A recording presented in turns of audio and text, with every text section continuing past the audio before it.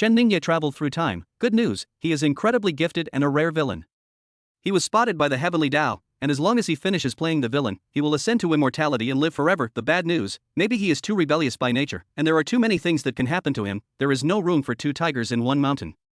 There is no room for two arrogant and domineering creatures like the protagonist in One World, Raging Dragon King, Cyber God, and Hadong Flame Emperor. Why are you fighting again, Emperor Gohan Feiyu? Stop plotting and put down the brick in your hand. Are you the one who instigated them again this time, Lord Jidao? If you want to kill your sister to prove your truth, just kill your own sister. What does the destined heroine of other protagonists have to do with you, an immortal lord? Could you please restrain yourself a little? You, as the protagonist, act more like a villain than me, the villain. I feel so stressed. In the sky, a spiritual boss held his head in pain. Why are there so many red centers in this world? I can't tell them apart. I really can't tell them apart. 001 Tongzi and I are sworn enemies. Aside from being a bit handsome, I'm nothing special in other aspects. How did I become the villain shared by a group of coward protagonists? It's too difficult. As the morning sun began to rise, its path was bright, and Chen Ningye aside from the bottom of his heart. On his left, the charming and graceful girl in white stockings is Lu Qingqing, the girlfriend of Yifan, the protagonist of Cyber God. On the right arm, the young woman Haitang Chun is sleeping in black stockings. She is Mu Ziki, the wife of Chu Tianyi, the protagonist of The Angry Dragon King. But don't get me wrong, he is not a thief. Everything is necessary for the plot to die in the early stage. It is the villain's job to dig into the protagonist's corner, create hatred, and hang out with the green tea female supporting characters. He also resisted, worked very hard, and paid a lot. That's right, Chen Ningye traveled through time and space, and this was a world where countless online novels merged together. The protagonists are everywhere and the villains have suffered too much loss. It is not something that ordinary people can do. Unfortunately, Chen Ningye, as a high-quality resource as a backup villain, was also chosen by the seven heavenly Taoists to be the ultimate villain. That he has to deal with a lot of things every day and work with the protagonist to advance the plots of 7 novels at the same time. But it's better in the early stage. There are not many scenes where the villain appears, so they can basically be avoided. I will be busy in the later stage. Maybe I will have to stop Hadong Yendi from going to Tiangshuanzong for the 3rd time in the morning. I went to the mental hospital in the afternoon and had a PK with Zuowang Daoxian to see who was crazier. I in the evening, the drama turns into martial arts drama, including the Demon Lord of Extreme Dao, the Immortal Lord of Great Love, the Forbidden City, the discussion of Gu in southern Xinjiang, and a sword coming from the west. When he has some free time, he will go to the group of Immortal Cultivation Masters and curse Go Daoxian D. Well, I still have to drink green tea and play poker in the second half of the night. Chen Ningye was a little panicked. He was working 7 jobs at the same time and didn't know if he could handle it. Fortunately, God did not let him work for nothing, and he was paid for his work. Every time you complete a villain story, you can gain 1 to 30 points of heavenly luck value based on the completion of the story. After the story is finished, you can return to the real world and exchange your luck points for rewards. The rewards are very rich, ranging from as little as 100 million Chinese yuan to as much as an 8. Supernatural powers and immortality. Chen Ningye was very tempted and decided to do a good job. Ding. Congratulations to the host for killing 2 enemies with 1 sword. Well done. Activating the God-level Destiny villain system. This system will help you punch the protagonist and step on the way of heaven. Each time you reverse the plot, you will gain 1 to 3 villain luck points depending on the degree of reversal.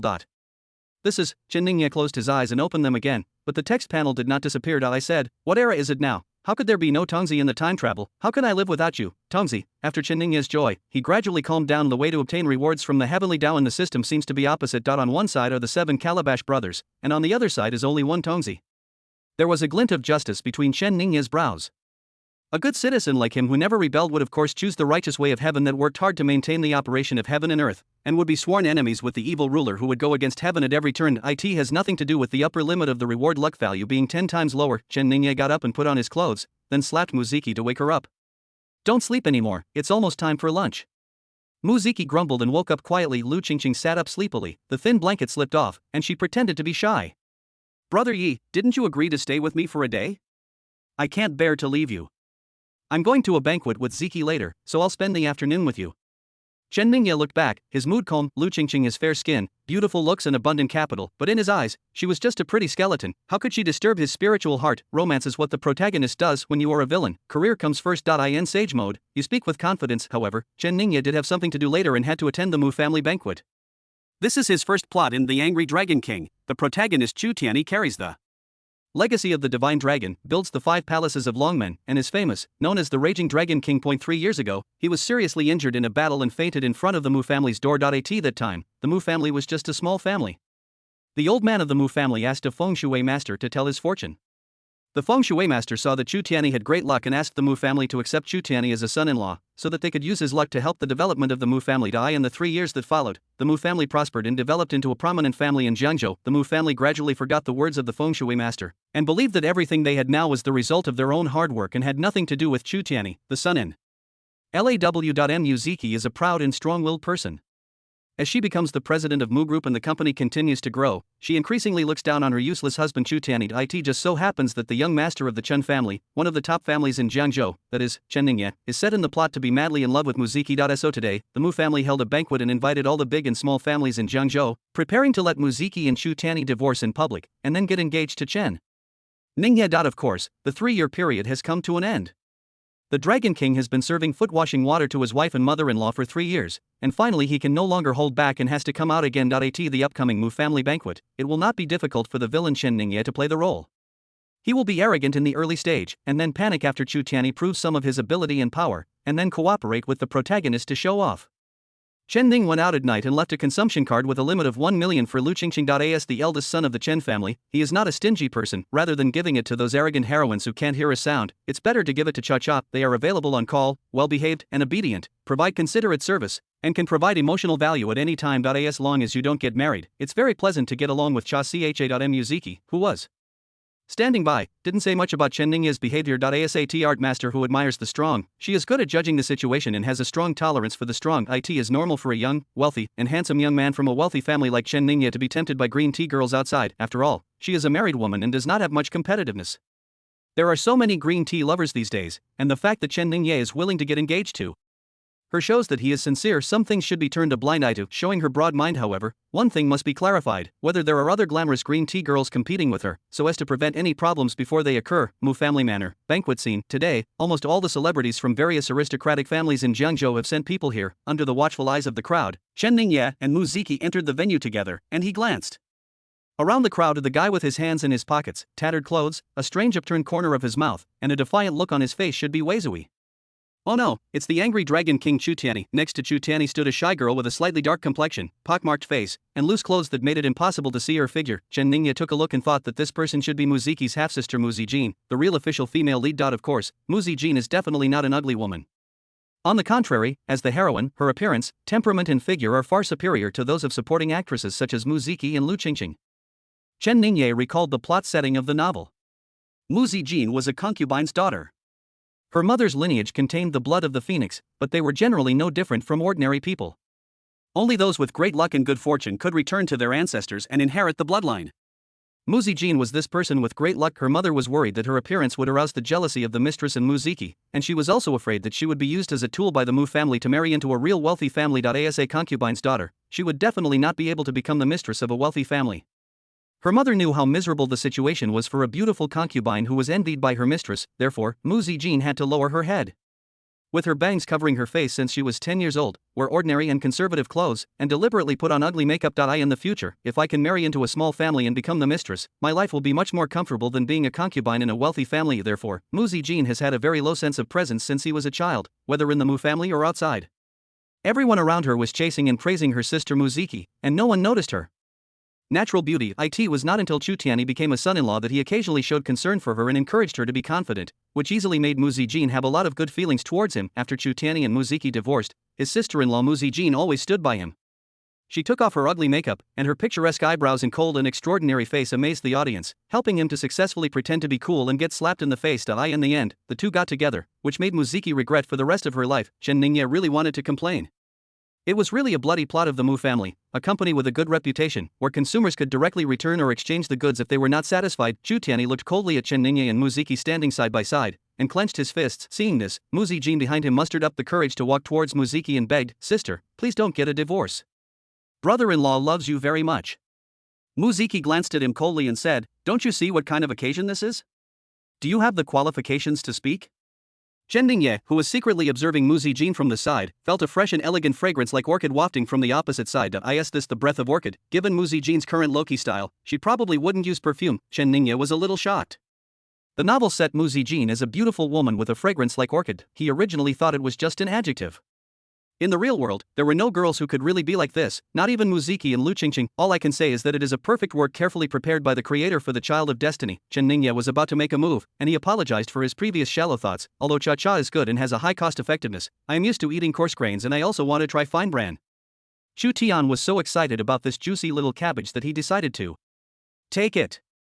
At worst, he could just return Muziki to her original owner. Ron. Chen Ningye was shocked. Beauty is the root of all evil. Only immortality is eternal. How could I have such an evil idea of reversing the plot? It must be Tongzi who is secretly trying to disrupt my Taoist mind. It was a close call. I almost fell into Tongzi's trap again. God-level destiny villain system, MMP. Muziki looked at Chu Tiani and took out the divorce agreement with a cold and arrogant expression. Sign it now. Don't have any delusions. How can a pheasant be with a phoenix? I'll give you 1 million, enough for you to live the rest of your life. Upon hearing this, Chen Ningye immediately collected his messy thoughts and cooperated with Muziki in putting on a cool and arrogant expression. This is the professional quality that a high-quality villain should have. As the Dragon King, Chu Tiani looked at Muziki's indifferent and charitable attitude, and his anger turned into a sneer, with the corners of his mouth raised into a square root.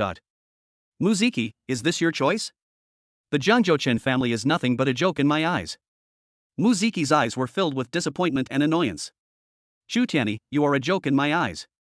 You use ridiculous words to maintain your humble and pitiful dignity.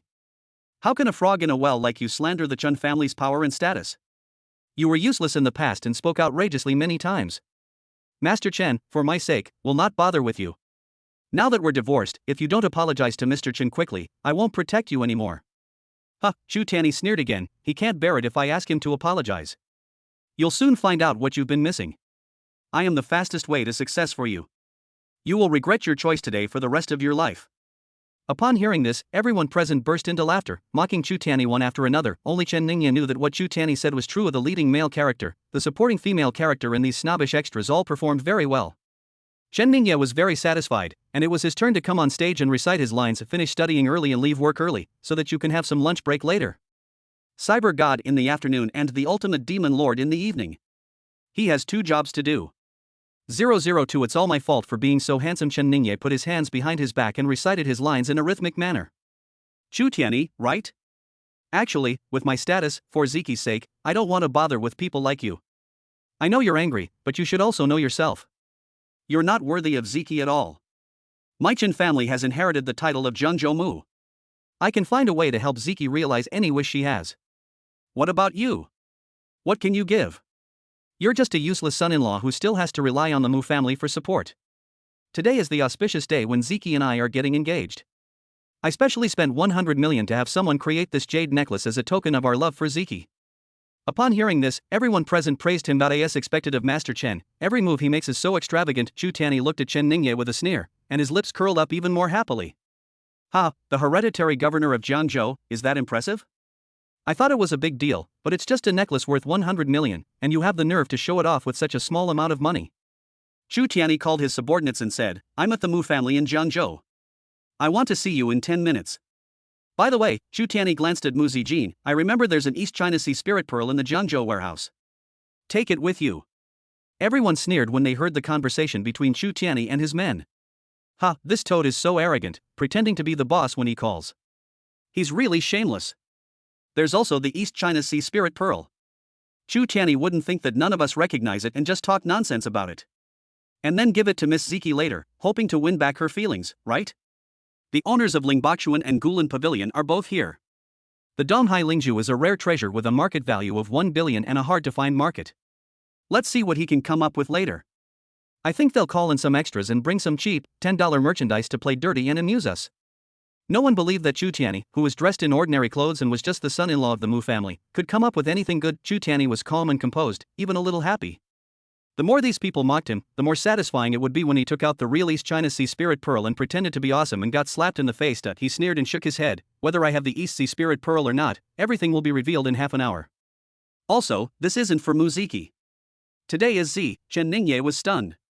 Today was Zijin's birthday, so why did he stop talking? This plot is quite crucial, as it concerns the relationship between the male and female protagonists. After Mu Zijin's mother passed away, no one remembered her birthday for many years. Chu Tiani gave Mu Zijin the East China Sea spirit pearl worth 10 billion, with the original intention of showing off and letting everyone see that the gift he casually gave was worth far more than any token of love, but this also made Mu Zijin like him more.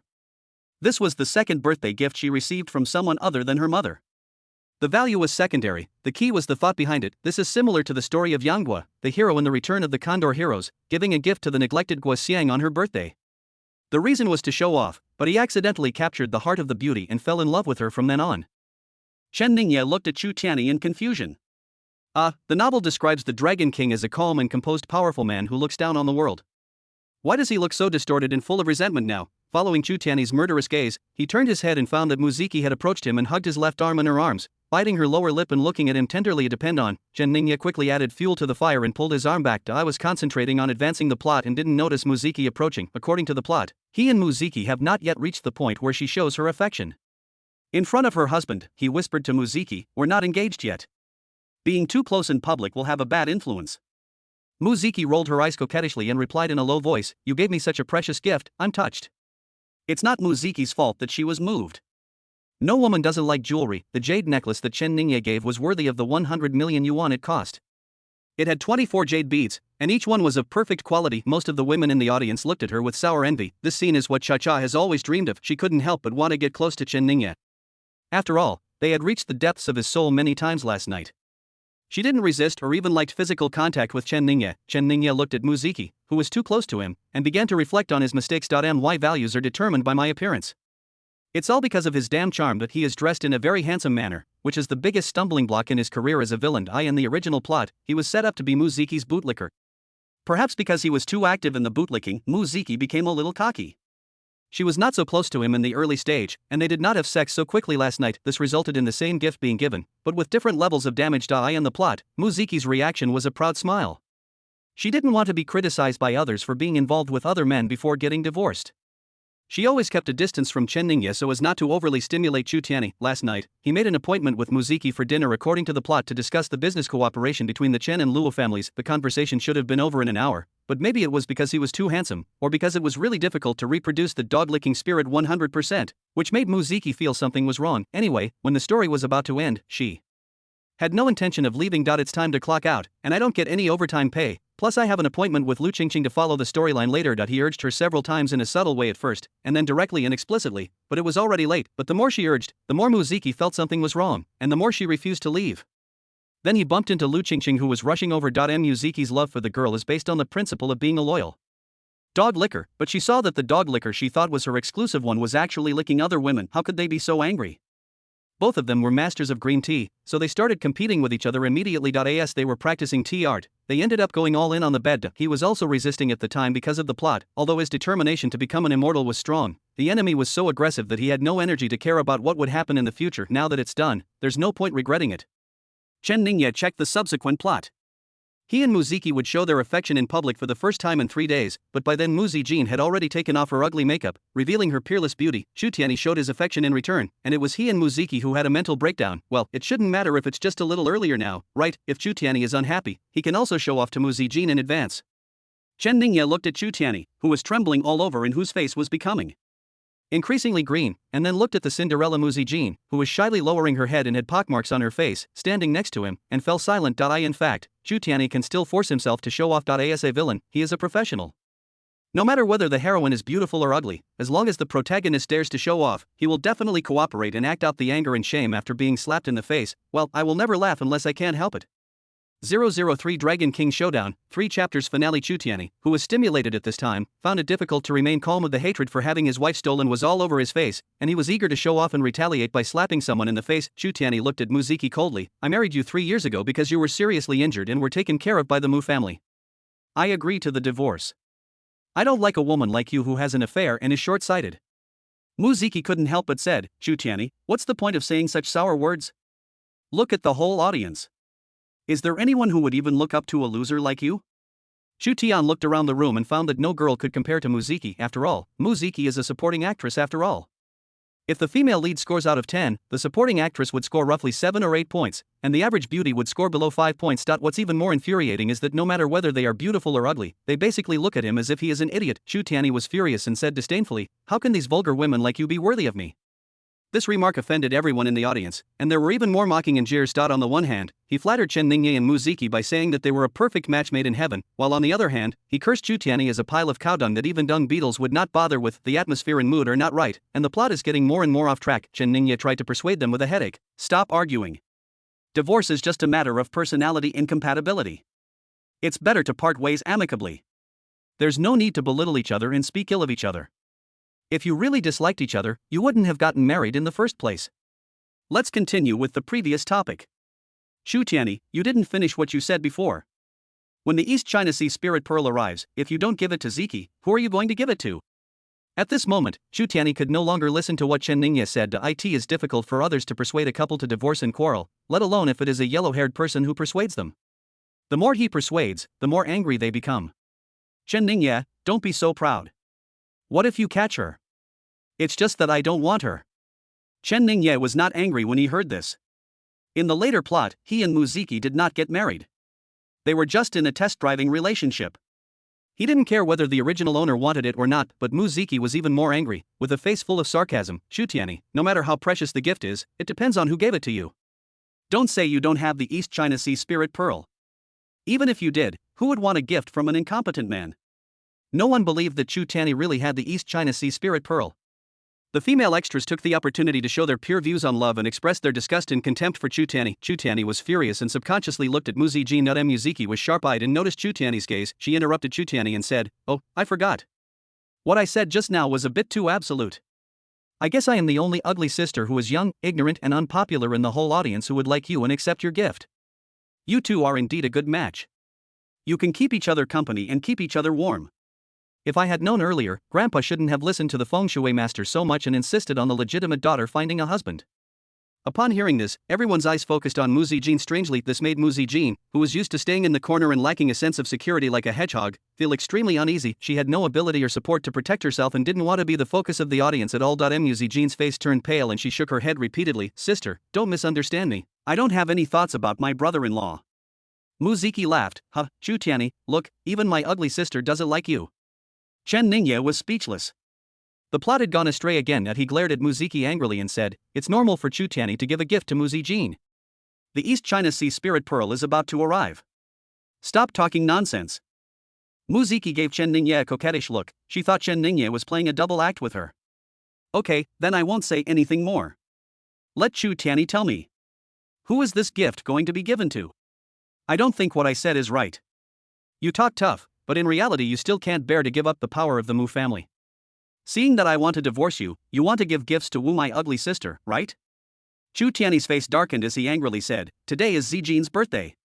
I simply gave her a gift. I had no other motives, and I certainly didn't care about the power of the Mu family." Mu Ziki's face was full of disdain. "You've been in the Mu family for 3 years, and I've never seen you give a gift before. But you gave one now that we're getting a divorce. TSK, it's the East China Sea Spirit Pearl. I don't know where you heard that from." The whole audience burst into laughter. This steaming gigolo, Miss Ziki really got it right. He still wants to continue being the son-in-law of the Mu family, but unfortunately he is too useless. Even if Mu Zijin is average-looking, he probably won't look down on him. Chen Ningye felt tired. Mu Ziki was like a wild horse that had broken free from its reins. She said that Chu Tianyi gave her a gift because she wanted to pursue Mu Zijin. Would Mu Zijin still dare to accept this gift? Sure enough, Mu Zijin was so anxious that she almost cried, and repeatedly said that her brother-in-law's gift should be given to her sister and she would not accept it. Chu Tian's face flushed red. He couldn't even give away the gift from the Dragon King. The lost face can only be washed away after the East China Sea Spirit Pearl arrives. Then, his phone rang. What? The East China Sea Spirit Pearl was stolen? When everyone heard this, they laughed even more happily. Ha, it was even snatched away by someone. This loser is a chain reaction. He had already thought about how it was going to end before he started bragging. But this ending is such an insult to our intelligence. In my opinion, we might as well just run away. Chen Ningye couldn't hold it anymore. The East China Sea Spirit Pearl was an important prop for the protagonist to show off. It was blessed by heaven and the protagonist had an aura. Who could snatch it away, unless? Chu Tianyi was completely furious when he heard the laughter from the crowd. "I was originally thinking of playing with you guys slowly as an ordinary person, but now you are courting death. Showdown, I am the Raging Dragon King." Angry Dragon King? Everyone was stunned when they heard this, then they clapped their legs and laughed. and the atmosphere became even more joyful.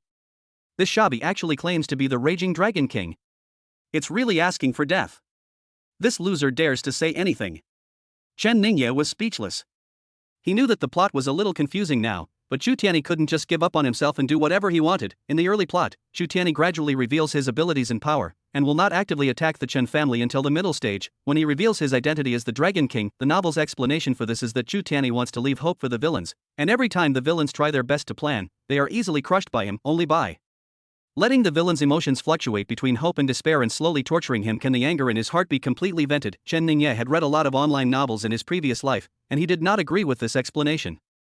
Instead, he thought it was just a 1,000-layer cake routine. Only by hiding the identity in the early stage can the villain have the motivation to fight to the end, and the protagonist can rhythmically pretend to be awesome and slap the opponent in the face, and tell the story in 10 volumes, hundreds of chapters and thousands of chapters. As a result, this is just the beginning of the first plot, and Chu Tianyi has to prove that he is the angry Dragon King. I've already done all the pretentiousness this time, how can I continue writing? The female villain gave up struggling and cried for mercy.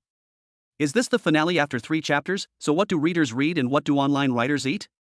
004 This is a King Kong wolf. Before Chen Ningye could figure out how to resolve the plot, Chu Tianyi let out a long roar to the sky. When the Dragon King is angry, the waves will surge like a raging storm. No one in heaven or earth can save you. Chen Ningye, let's start from your Chen family now. You are just a hereditary governor of Jiangzhou. I will let you know how terrifying Longmen is. Chu Tianyi called his subordinates again and asked all Longmen branch personnel in Jiangzhou and nearby states to go out. Within half an hour, I want to see you destroy at least 30 properties of the Chen family. When Chen Ningye receives the news that the Chen family's business has been destroyed, his panicked expression will be the best way for him to prove his identity as the Dragon King. Chen Ningye quickly spoke up to stop them. Don't give up on treatment so quickly. You can send someone to look for the East China Sea Spirit Pearl, or exchange it for another gift. There's still a chance to make amends. These days, even the Americans and the local tycoons are talking big in fighting turn-based wars. How could an all-out war break out so soon? Chu Tianyi grinned. Are you scared now? But it's too late. Once the Dragon King's order is spoken, it cannot be reversed. Chen Ningye sighed. Oh. Forget it, it's really too late now. Do whatever you want. I hope it will be as you wish. As everyone listened to Chu Tianyi's increasingly exaggerated words, they wanted to continue laughing, but Chu Tianyi, who had already decided to confront the issue, could no longer endure it. He practices martial arts, which is divided into 3 realms, acquired, innate, and grandmaster. As the raging Dragon King, he has reached the perfect level of cultivation in the innate realm. Chu Tianyi activated his internal energy and let out a dragon roar. Many people with average cultivation suddenly felt their eardrums buzzing and their eyes sparkling. As everyone knows, only masters, at least in the Xiantian realm, can hurt others with sound waves. Such a young innate master. Could it be that Chu Tianyi is really the angry Dragon King? Everyone quickly lowered their heads, sweating profusely. The most shocked person was Muziki. She felt the powerful might that Chu Tianyi unleashed and was very excited. Martial arts skills cannot be faked. A congenital master is enough to dominate an area. There is no need for Chu Tianyi to casually pretend to be someone else. He must really be the angry Dragon King. So, her husband of 3 years is the Dragon King, and Chen Ningye, to whom she is about to get engaged, is the young master of the Chen family. Is she the destined heroine? She has read several novels like The Domineering CEO Falls in Love with Me. No matter whether the male lead, the second male lead, or the third male lead, no matter how powerful he is, he will turn into a dog and kneel down at the feet of the female lead. This is very similar to her current situation. No, Chen Ningye's attitude towards her was quite subtle. He was not a bootlicker at all. This morning, on the way back to the Mu family with Chen Ningye, she secretly contacted someone to check Chen Ningye's emotional experience. Her original intention was just to see if there were any other competitors, since she was about to get engaged to Chen Ningye. As a result, my goodness, apart from Lu Qingqing, who fought alongside him last night, Chen Ningye was also madly pursuing Bailey Qingxue, the young master of Tianxin sect, Ninji Wexin, the saint of the southern Xinjiang 5 poison sect, and Gu Pan, the belle of the Lizhou mental hospital. This is not a bootlicker, this is wolf warrior. If she had known this earlier, she would have definitely rejected Chen Ningye's pursuit in a stern manner. Muziki glanced at Chu Tianyi. This waste, no, this husband is now the Dragon King. Although the Chen family can be considered powerful, as my husband said, they are just the hereditary governor of Jiangzhou. There are 13 states in Daxia. The local tyrant in one state cannot compare with Longmen, who was rampant throughout the world. More importantly, my husband is a good person. He is obviously the Dragon King, but he has let her order him around for the past 3 years. Even when she slaps him when she doesn't like his way, he basically doesn't get angry. Thinking about it now, she felt a little scared but also a little excited. This is an absolutely qualified bootlicker. Unlike Chen Ningye, who is known as the genius of Jiangzhou, he has only reached the perfect level of acquired cultivation. His cultivation and power are not as good as Chu Tianyi, and he is still so fickle. Muziki secretly regretted that she shouldn't have been so careless as to have sex with Chen Ningye last night, but then again, it's not entirely her fault, Chu Tianyi is also responsible. I don't know what he was thinking, but he concealed his identity so strictly. Are you trying to play the pig and eat the tiger? There's no need to act so convincingly, and to keep doing it for 3 years that if he reveals any ability or power, she will definitely treat him as Chen Ningye every day, serve him like a master. If Pan Jinglian married Wu Song, what would Shimin Qing have to do? At this moment, Chen Ningye had no idea that Muziki, the top TT master, could change her mind so quickly. He glanced at the remaining plot and was afraid that he would not be able to wait for the East China Sea Spirit Pearl. It's almost noon and there's no time to wait any longer. There is a little bit of finishing plot at the end, although it has collapsed, but he still tries his best to finish the role. When Tian Dao evaluates the task, perhaps he can get a few more luck points because of his dedication. Next was his engagement ceremony with Muziki. In the original plot, the birthday gift Chu Tianyi gave casually was worth 10 times the token of love. He was unable to produce a treasure of equal value, and in anger and humiliation, he ordered the Chun family warriors to attack Chu Tianyi. As a result, he was easily defeated by Chu Tianyi's longmen men. He and Muziki lost face and the engagement ceremony had to be hastily concluded. Chen Ningye reviewed the plot, then looked at Muziki. Ziki, let's get engaged. Muziki frowned when she heard this and first glanced at Chu Tianyi, who was looking angry. This reaction is not bad. It seems that she is still in his heart. What kind of engagement is this? On one side is the Dragon King's wife and the Dragon Gate mistress, who have been married for 3 years and have no parents-in-law. On the other side are countless competitors. It is not certain that you can get married after getting engaged, and it is difficult to become the legal wife after marriage. Even if you were lucky enough to win and become the legal wife, you will also be the young lady of the Chen family with countless uncles, aunts, and uncles. Even a fool knows how to choose, but now that the engagement news has been released, how can I fool him? No, how can I explain it to Chu Tianyi? In addition, if I refuse the engagement now, will Chen Ningye tell me what happened last night? Probably not. No, I absolutely wouldn't dare. She was afraid, and Chen Ningye was even more afraid. Now Chu Tianyi has asked longmen to attack the Chen family's business. If they knew about this, she might not be in trouble. After all, husband and wife are bound by 100 days of grace. It can also be said that Chen Ningye relied on the power of the Chen family and threatened the safety of the Mu family to force her to submit, but Chen Ningye will definitely be finished, and the entire Chen family will be destroyed. On the contrary, if Chen Ningye cooperated, and if she and Chu Tianyi reconciled, she could also persuade her husband not to take action against the Chen family. If it were the Chen Ningye of the past, he would have worried that he was a love-struck licker and would have said it without caring about the consequences, but now he is a playboy warrior, and he can definitely sort out the interests involved. Muziki quickly thought of a countermeasure in her mind and began to build up her emotions, then he burst into tears and choked up, saying, Mr. Chen, thank you for helping me. I've already figured it out, so there's no need to act anymore. Chen Ningye was confused. What did I find out for you? 005 Can I reach the other side in this lifetime? Muziki ignored Chen Ningye's reaction and began to interpret the plot freely and crazily. She looked at Chu Tianyi with sad, disappointed and affectionate eyes, and asked with great grief and indignation. Chu Tianyi, you bastard, are you worthy of me? Muziki spoke in a loud and powerful voice. At this time, when shifting the blame, the most important thing was to take the initiative and the momentum must not be weak. At this moment, Chu Tianyi was even more confused. He looked at Muziki blankly, with an angry expression still on his face. He stammered, No, what do you mean? How did you say I'm sorry for you? Aren't you going to get engaged to Chen Ningye? Muziki's momentum became even higher. Chu Tianyi, we are husband and wife.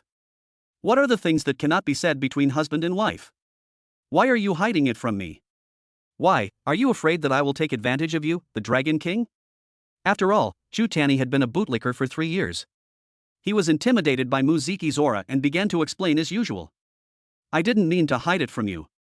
I'm just tired of the grudges in the martial arts world and want to live a low-key and peaceful life. Muziki's eyes were red. In the past 3 years, you seem to be low-key, but there are some edges, character, and pride that belong only to the strong that cannot be concealed. Some of what you said was true from the perspective of the Dragon King, but since you concealed your identity, others would think you were just talking big and offending people. I'm busy with company matters every day, and I have to help you apologize to others. If you were just an ordinary person who likes to brag, it would be fine. After all, you are the husband chosen by me, Muziki. Marry a chicken and follow the chicken, marry a dog and follow the dog.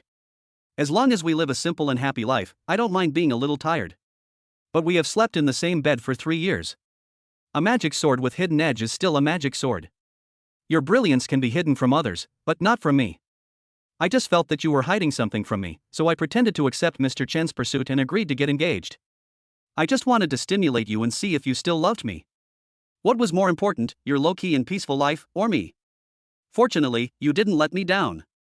Muziki burst into laughter at the end of her speech and ended with PUA. Chen Ningye opened his mouth wide and was silenced. As expected of a tea art master who can judge the situation, with a wave of whitewashing, he turned from a cheating wife into a victim of marriage. But since you are so awesome, what about my storyline? Chu Tian blinked his eyes, sounding a little happy as he listened, and glanced proudly at Chen Ningye, who was in a daze. Phrases like the character of a strong man and the radiance of the divine sword greatly soothed the anger in his heart. However, his ability to become the Dragon King was not solely due to his muscles. Somewhat suspiciously, he asked, "You just hugged Chen Ningye's arm. Doesn't this engagement look fake?" Muziki was very sad, and looked as if she was heartbroken.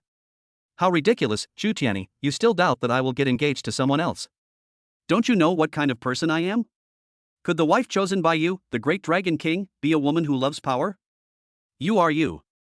Whether you are the Dragon King or not, your personality and charm are all there. I'm attracted to you as a person. Otherwise, how could I have married you for 3 years? What woman can afford to waste 3 years of her youth? As for my actions just now, the first reason was to provoke you, and the second reason is," Muziki looked at Chen Ningye, who had remained silent until now.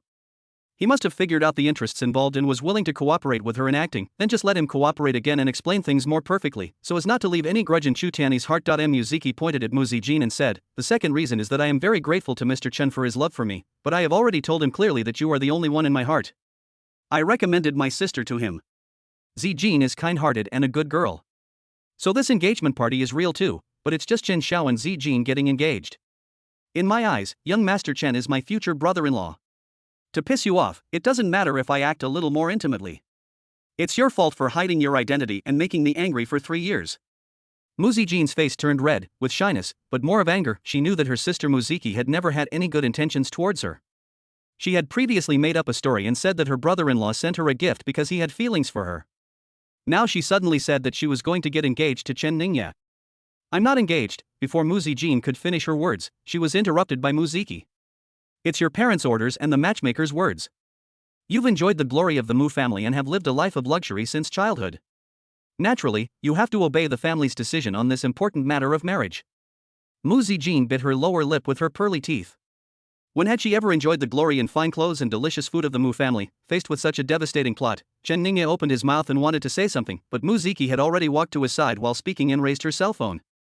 "Mr. Chen, this is a photo of my sister. Don't be fooled by her plain appearance. In fact, except for her dark skin, her face shape and figure are quite good. Of course she's a concubine. The Chen and Mu families have discussed this before. She's engaged as a concubine. Do you have any objections?" There were no photos on Muziki's phone. There was only a sentence she had just typed secretly in her pocket. "Agree to the engagement first. You and Chu Tiani will become brothers-in-law. I'll persuade them and keep the Chen family safe. It's just that I'm a concubine, and I really dislike her. You can regret it later." Muziki's words were rather concise, but Chen Ningye could understand the meaning. Chen Ningye was amazed. Muziki's scheming, shamelessness and decisiveness were all outstanding among people. Let the plot collapse. It's okay to play with this kind of terrible woman for a while, but he really doesn't want to get engaged to her. He would really be happy to change his engagement partner to Muzijin, but she is the heroine and the plot does not allow it. When Chen Ningye was hesitating about what to do, the settlement panel of Tiandao assistant appeared in front of him. The plot has seriously deviated. This mission is over and settlement begins. After testing by Tiandao assistant, the cause of the deviation was the theft of the East China Sea spirit pearl, which was caused by external factors. Villain employee Chen Ningye did not actively disrupt the plot, but actively protected and advanced the story, and was exempted from punishment. Based on comprehensive evaluation, the employee's attitude is positive, but their performance is seriously below standard. The lowest base salary of 1 heavenly luck point will be awarded. Damn it! It's you who didn't take good care of the protagonist's female supporting role. What does that have to do with me, the villain? I worked so hard to help the protagonist act cool. Even if I didn't get any credit, I still worked hard. As a result, the salary cap is 30 points, and I only get 1 point. It's too little." Chen Ningye complained and protested in his heart, but Tiandao assistant did not respond. This is either a cold and aloof celestial intelligence, or a mechanized celestial idiot. The god-level destiny villain system also began to settle. Congratulations to the host for perfectly reversing the plot, plundering the protagonist's luck, and obtaining the highest reward of 3 villain luck points. Chen Ningye thought to himself, ugh. If the East doesn't shine, the West will. It's a pity that this Tonzi doesn't have the magnanimity of the heavenly Tao. The highest limit is only 3 points. The god-level destiny villain system did not respond. Was it because it could not hear what he was thinking, or was it also wise? The luck values of both sides have arrived.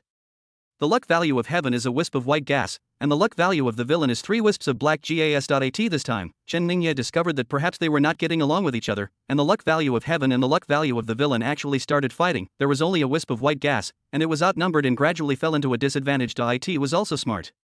Sensing danger, it chose one of the black gases and actively collided with and entangled itself with it, fighting and strangling it. As a result, the other 2 strands of black gas were unable to take action because they were concerned about their companions. What surprised Chen Ningye even more was that the white gas and the black gas actually slowly merged during the collision, and the hidden heavenly Tao and Tongzi's will were destroyed together, turning into 2 clear light golden Taoist auras. Of this, Chen Ningye had read countless online novels in his previous life, and his imagination was very rich. He had a vague feeling that his life was like walking on thin ice, and he should be able to reach the other side.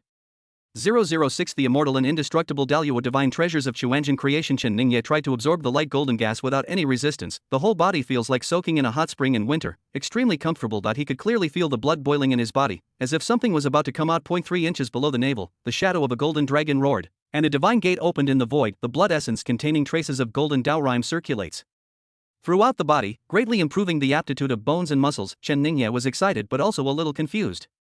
What exactly was this divine gate? He flipped through 7 novels, each with a different style and background, including modern urban, hot-blooded fantasy, and dark cultivation.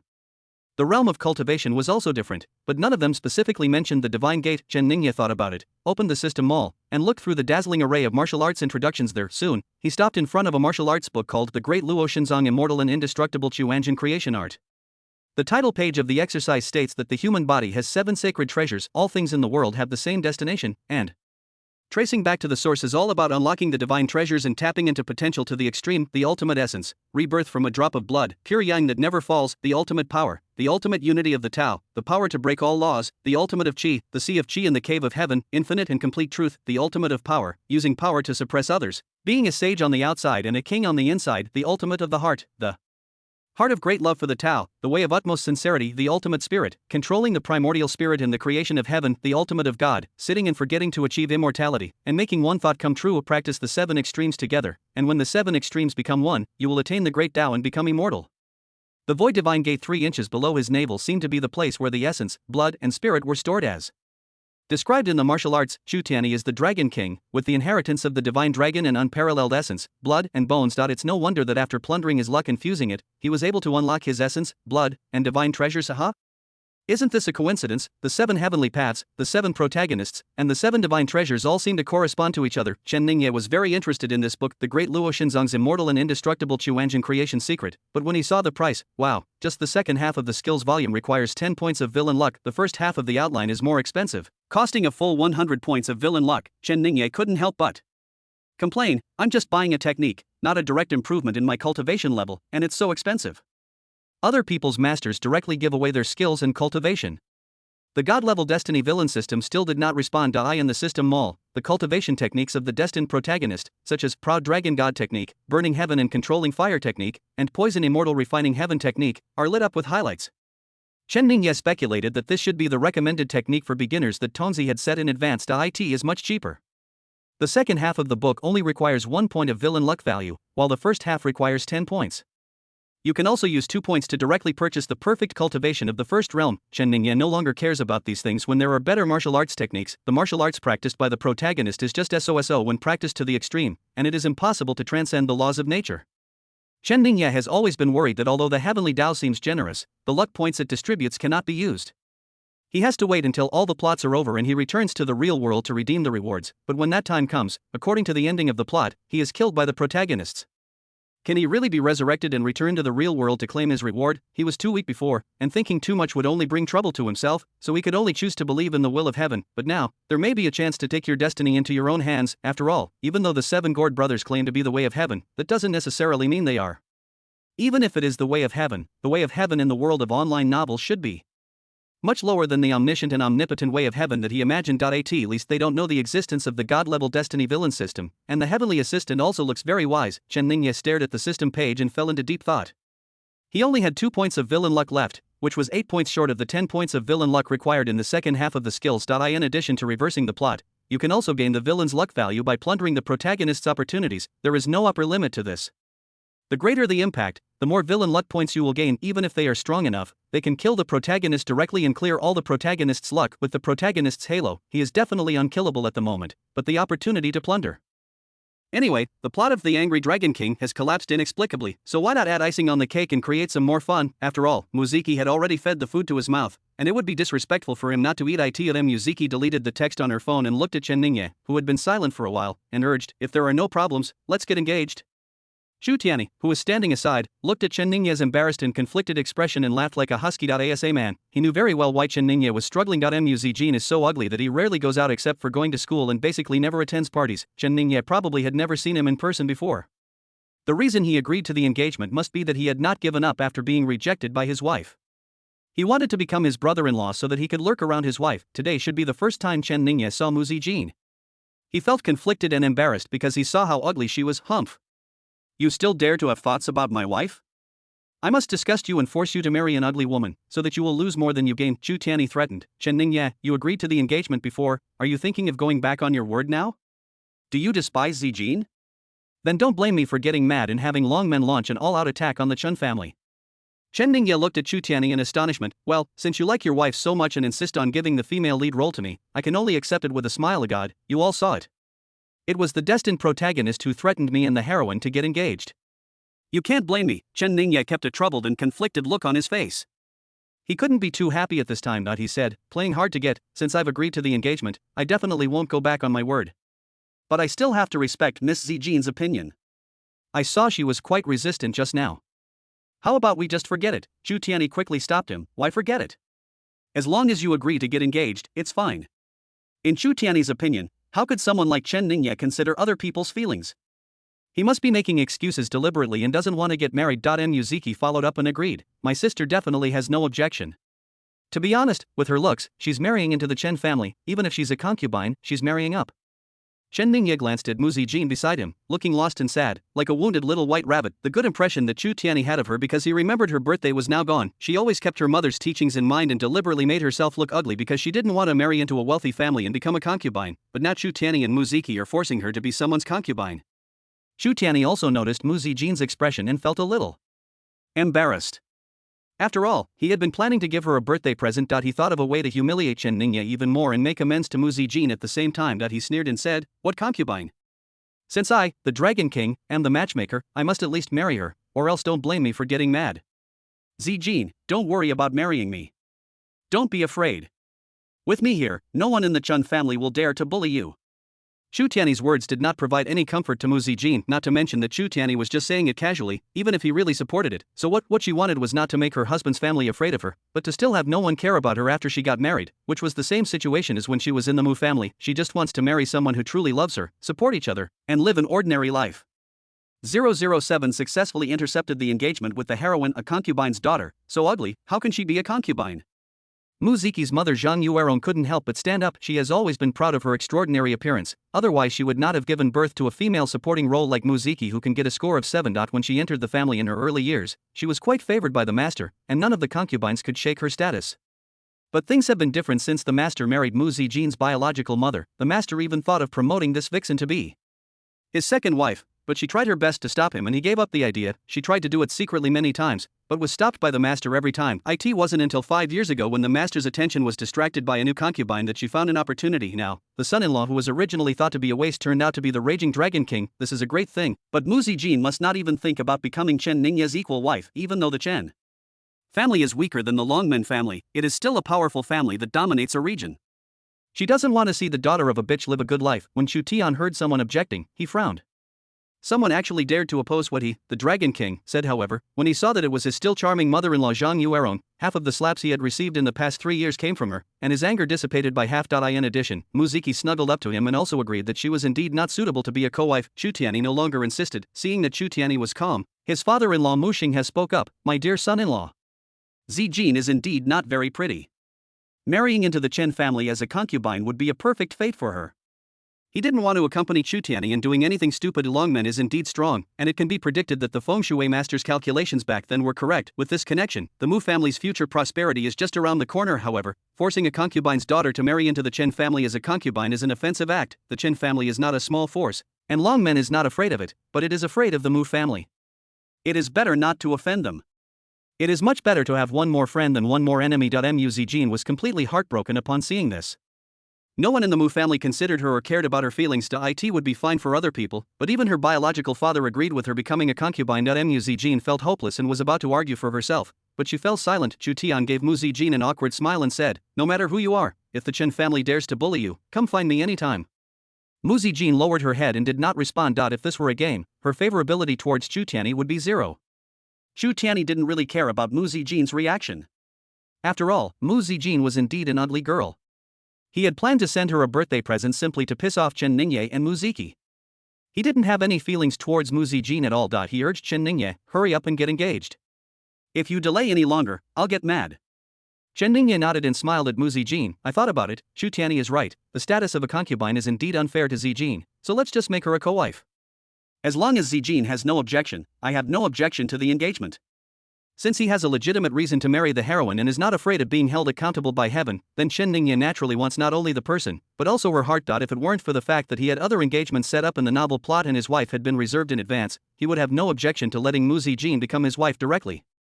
Everyone looked at Chen Ningye in astonishment. Chu Tianyi no longer insisted, and he actually took the initiative to ask to marry Mu Zijin as his co-wife. Mu Zijin was also surprised.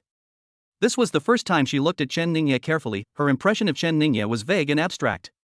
He was just a playboy who was madly pursuing her sister and was not a good person, but now it seems that her brother-in-law, whom she thought was the only good man in the Mu family, is just a so-so. On the contrary, Chen Ningye was the only one among so many people who kept asking for her opinion. I used to think that Chen Ningye used this as an excuse because she was ugly, but now he is willing to marry her as a co-wife. Does he really care about her thoughts? Mu Zijin looked at Chen Ningye's smile as he looked at her, and her cheeks felt slightly hot. No matter what Chen Ningye was thinking, at least his actions now showed her the greatest respect. Her mother's greatest wish was not to see her become a concubine, so this was her explanation. Zhang Yuerong wanted to object, but Mu Xinghe glared at him. Mu Xinghe had never thought that a concubine's daughter could become a co-wife of the Chen family. He felt very proud and said quickly, "Thank you, Master Chen, for your kindness. It is a great blessing for Zijin to marry into the Chen family. How could I possibly object?" Chen Ningye ignored Mu Xinghe and asked Mu Zijin, "Zijin, if you don't want to, just shake your head." After waiting for a few seconds and seeing that Mu Zijin didn't move, he said again, "Since you didn't shake your head, I will assume that you are willing. Let's start the engagement."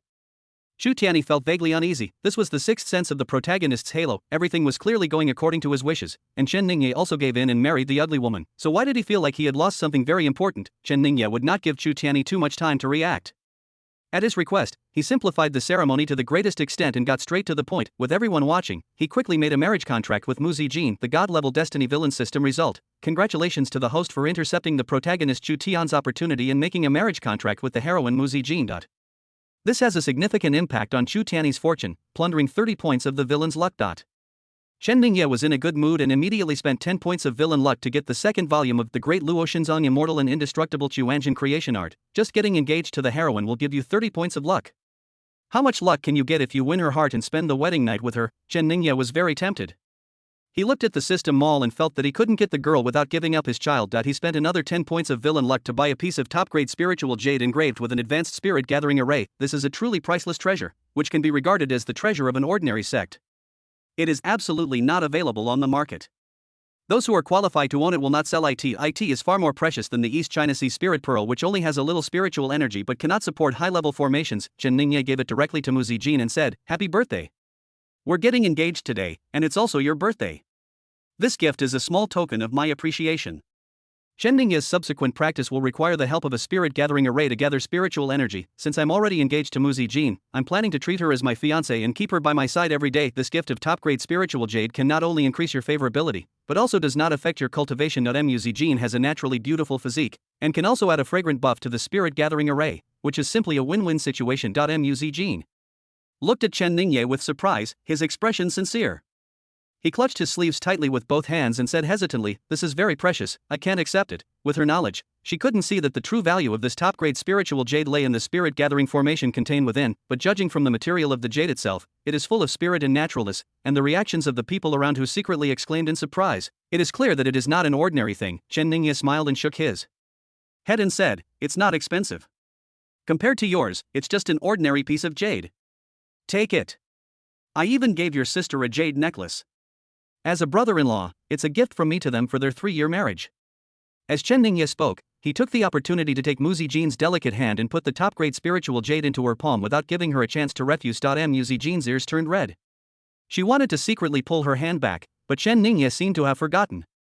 After giving her the gift, he kept holding her hand. She wanted to speak up to remind him, but the words were on the tip of her tongue and she didn't dare to say them. But this was the first time in her life that she had physical contact with a member of the opposite sex of the same age, and the gazes of the crowd made her feel a little nervous and short of breath. The warmth from Chen Ningye's palm made her, who was cautious and socially anxious, feel a sense of security and warmth, influenced by her mother. Muzi Jean is a very traditional girl. In her mind, since they were already engaged and Chen Ningye treated her well, he would be her future husband and a lifelong support. 008 The best wingman. Now that the story is over, Chen Ningye doesn't want to stay in such a smoky and chaotic place anymore. Chu Tianyi, thank you for your matchmaking. I'm now engaged to Zi Jin. I have something else to do this afternoon, so I'll leave first. Chen Ningye pulled Muzi Jin and walked out. Muzi Jin was a little panicked and hesitant. She didn't know whether Chen Ningye would change in the future, what the Chen family's attitude towards her would be, and what her future life would be like. However, the Mu family was never a place that could shelter her from the wind and rain. She had no particular attachment to this place, so she did not resist and followed closely behind. Chu Tianyi frowned, feeling more and more that something was wrong. He raised his hand and shouted, "Wait!" He originally wanted to see Chen Ningye make a fool of himself by marrying an ugly woman as his concubine and becoming the biggest joke in Jiangzhou, but in the end, Chen Ningye accepted it calmly, showing no resistance at all, and seemed more like he couldn't wait. In particular, he even took out a piece of top-grade spiritual jade and gave it to Muzi Jin. Everyone's attention was drawn to this piece of spiritual jade, and no one discussed the fact that Chen Ningye married an ugly woman. The bosses of Lingbaochuan and Gulan Pavilion were even discussing the value of the Lingyu, which was worth at least tens of billions. In fact, they were still not knowledgeable enough to see that the spirit gathering array in the spiritual jade was worth more than hundreds of billions. Muziki also heard everyone's conversation and felt very jealous. Her most expensive piece of jewelry is the jade necklace worth hundreds of millions that Chen Ningye gave her. How could this ugly girl be worthy of jewelry worth tens of billions? Muziki took Chu Tianyi's arm and said in a tone of envy and blessing, "Wow! Such an expensive jade ornament. I didn't expect Chen Ningye to be so generous. He is indeed the eldest son of the Chen family. It seems that he really loves his sister." Chu Tianyi felt unhappy when he heard this. He, the Dragon King, should be the most generous person. I used to think Chen Ningye was very sensible, but I was afraid of giving in, and now it seems that he is still unwilling to accept it. He cannot win in power and wants to regain some face in terms of wealth. Humph. You don't know your own limitations, Chu Tianyi said jealously. It's only a few billion. I have a lot of this kind of jewelry at Longmen headquarters. I'll have someone send it to you for you to choose from. Muziki was overjoyed, but on the surface she was still very embarrassed. Jewelry and other things don't matter. The most important thing is the thought. Chu Tianyi was very unhappy. Hundreds of billions of jade stones were all capable of supporting formations, but there were only a few of them at Longmen headquarters. This kind of natural treasure can fully realize its value when used to increase cultivation and combat power. Now that Chen Ningye is such a spendthrift, he can only be squandered as well. It is such a waste to treat such a good thing as mere jewelry, especially in order to show off his power as the Dragon King. If Chen Ningye gave him one piece, he would have to give him at least two pieces, and pretend to be very calm. Chu Tianyi's heart was bleeding. He stared at Chen Ningye intently and said disdainfully, "Chen Ningye, you should give gifts within your means. This piece of jewelry is worth tens of billions. I'm afraid the entire Chen family only has one piece, right? Can you explain yourself when you get back? Don't try to save face now and then take the gift back later." Muzi Jin felt a little dizzy after hearing this. She knew that the gift Chen Ningye gave her was very expensive, but she didn't expect it to be worth tens of billions. When she heard Chu Tianyi say this, she hurriedly wanted to return the spiritual jade to Chen Ningye. Chen Ningye held Muzi Jin's hand and pretended to be angry. "How can I take back the gift I gave you? Don't worry, this Lingyu is my personal thing and has nothing to do with the Chen family." Chu Tianyi's sarcastic words were the best wingman for Chen Ningye to pick up girls. Muzi Jin herself doesn't care about money, but she was also moved by Chen Ningye's kindness. The Chen family cannot compare to Longmen, but Chen Ningye is willing to give her his most expensive thing as a gift. Muzi Jin even had the urge to take off the ugly makeup on her face and help Chen Ningye save face. She didn't want people to say bad things behind Chen Ningye's back, like he spent a lot of money to marry an ugly woman. However, Muzi Jin is smart. She knows that Chu Tianyi and Chen Ningye are not on good terms now, and Longmen is more powerful than the Chen family. Since ancient times, beautiful women have been a source of disaster. Taking off her makeup might bring unnecessary harm to Chen Ningye, so she should confess her true appearance to Chen Ningye in private later. Chen Ningye had no idea what Muzi Jin was thinking, but Muzi Jin's little hand, which had been secretly struggling to pull away from his palm, now let him hold it without any resistance. The God-level Destiny Villain System settlement page appeared in front of him again. Congratulations to the host, the heroine Muzi Jin's favorability has increased significantly, and she has gained 30 points of villain luck. TSK, there's no way to spend it all. The villain's luck value has added up to 42 points. Unfortunately, the villain's luck value contains Tongzi's will, and he doesn't want to use it to directly improve his cultivation. Chen Ningye felt a sense of urgency in his heart. Among the 7 novels, it didn't matter if the angry Dragon King collapsed. It might even be a good thing, as it provided a massive amount of villain value, but the plot of Cyber God in the Afternoon cannot collapse again. Now the luck value of heaven is too low and we have to maintain balance. Only when the two are integrated and the will of heaven and Tongzi are destroyed together, can they be used to further open the 7 divine treasures. While Chen Ningye was still lost in thought, he felt a slight pulling force on his hand. When he turned his head, he saw Mu Zijin reminding him to leave the is this because they are worried that he and Chu Tian will conflict? It feels good to be cared for and worried about by others. Chen Ningye pulled Mu Zijin and walked out again. Let's go. There are too many people here, let's go find a quiet place outside to eat. Chu Tianyi said in a cold voice. Chen Ningye, did I tell you to leave? You don't think that insulting the Dragon King will be forgiven just like that, do you? Chu Tianyi is very unhappy now. He revealed his identity as the Dragon King, which shocked everyone, but that was the only feeling. The key point is that Chen Ningye, as the main opponent, did not show any anger or frustration, and was too calm. This greatly reduced the sense of satisfaction he felt from pretending to be awesome and then getting slapped in the face, and was seriously inconsistent with his expectations. Chen Ningye was also a little unhappy. The plot was over. Who the hell had time to accompany you to add more scenes? Not only him, but Mu Zijin next to him also pursed her lips, feeling for the first time that Chu Tianyi was too arrogant. Mu Zijin was worried that Chen Ningye would be embarrassed, so she said, "Brother-in-law, my sister has just explained that she was cooperating with the acting and wanted to find out your identity." Mu Zijin looked at Muziki, wanting her to help explain, but Muziki didn't say anything. Even if Chu Tianyi taught Chen Ningye a lesson, she just wanted to let the world know that her husband was the most powerful. Chu Tianyi shook his head. No matter what the reason is, the Dragon King cannot be insulted. If it was just me, it would be fine, but this also concerns the reputation of the entire Dragon Gate. Mu Zijin was very angry. Chu Tianyi's previous meaning was that Chen Ningye clearly agreed to get engaged to her, so forget it.asa result. Chen Ningye did everything he was told, but Chu Tianyi went back on his word and still wanted to take revenge. That's too much. No wonder he is married to her unruly sister. Unfortunately, she was just a concubine's daughter and could not help Chen Ningye in any way. Chen Ningye looked at the time. More than 20 minutes had passed since Chu Tianyi called his men and ordered a full-scale attack on the Chun family's business. He had a bad feeling and asked speechlessly, "Chu Tianyi, you are not still letting your men continue to attack the Chun family's business, are you?" Chu Tian smiled. He finally saw Chen Ningye's emotional fluctuations again. That's right. I can't take back what I said. For Ziki's sake, the Chen family can be spared from extermination, but there must be punishment. Just like I said before, destroy 30 properties.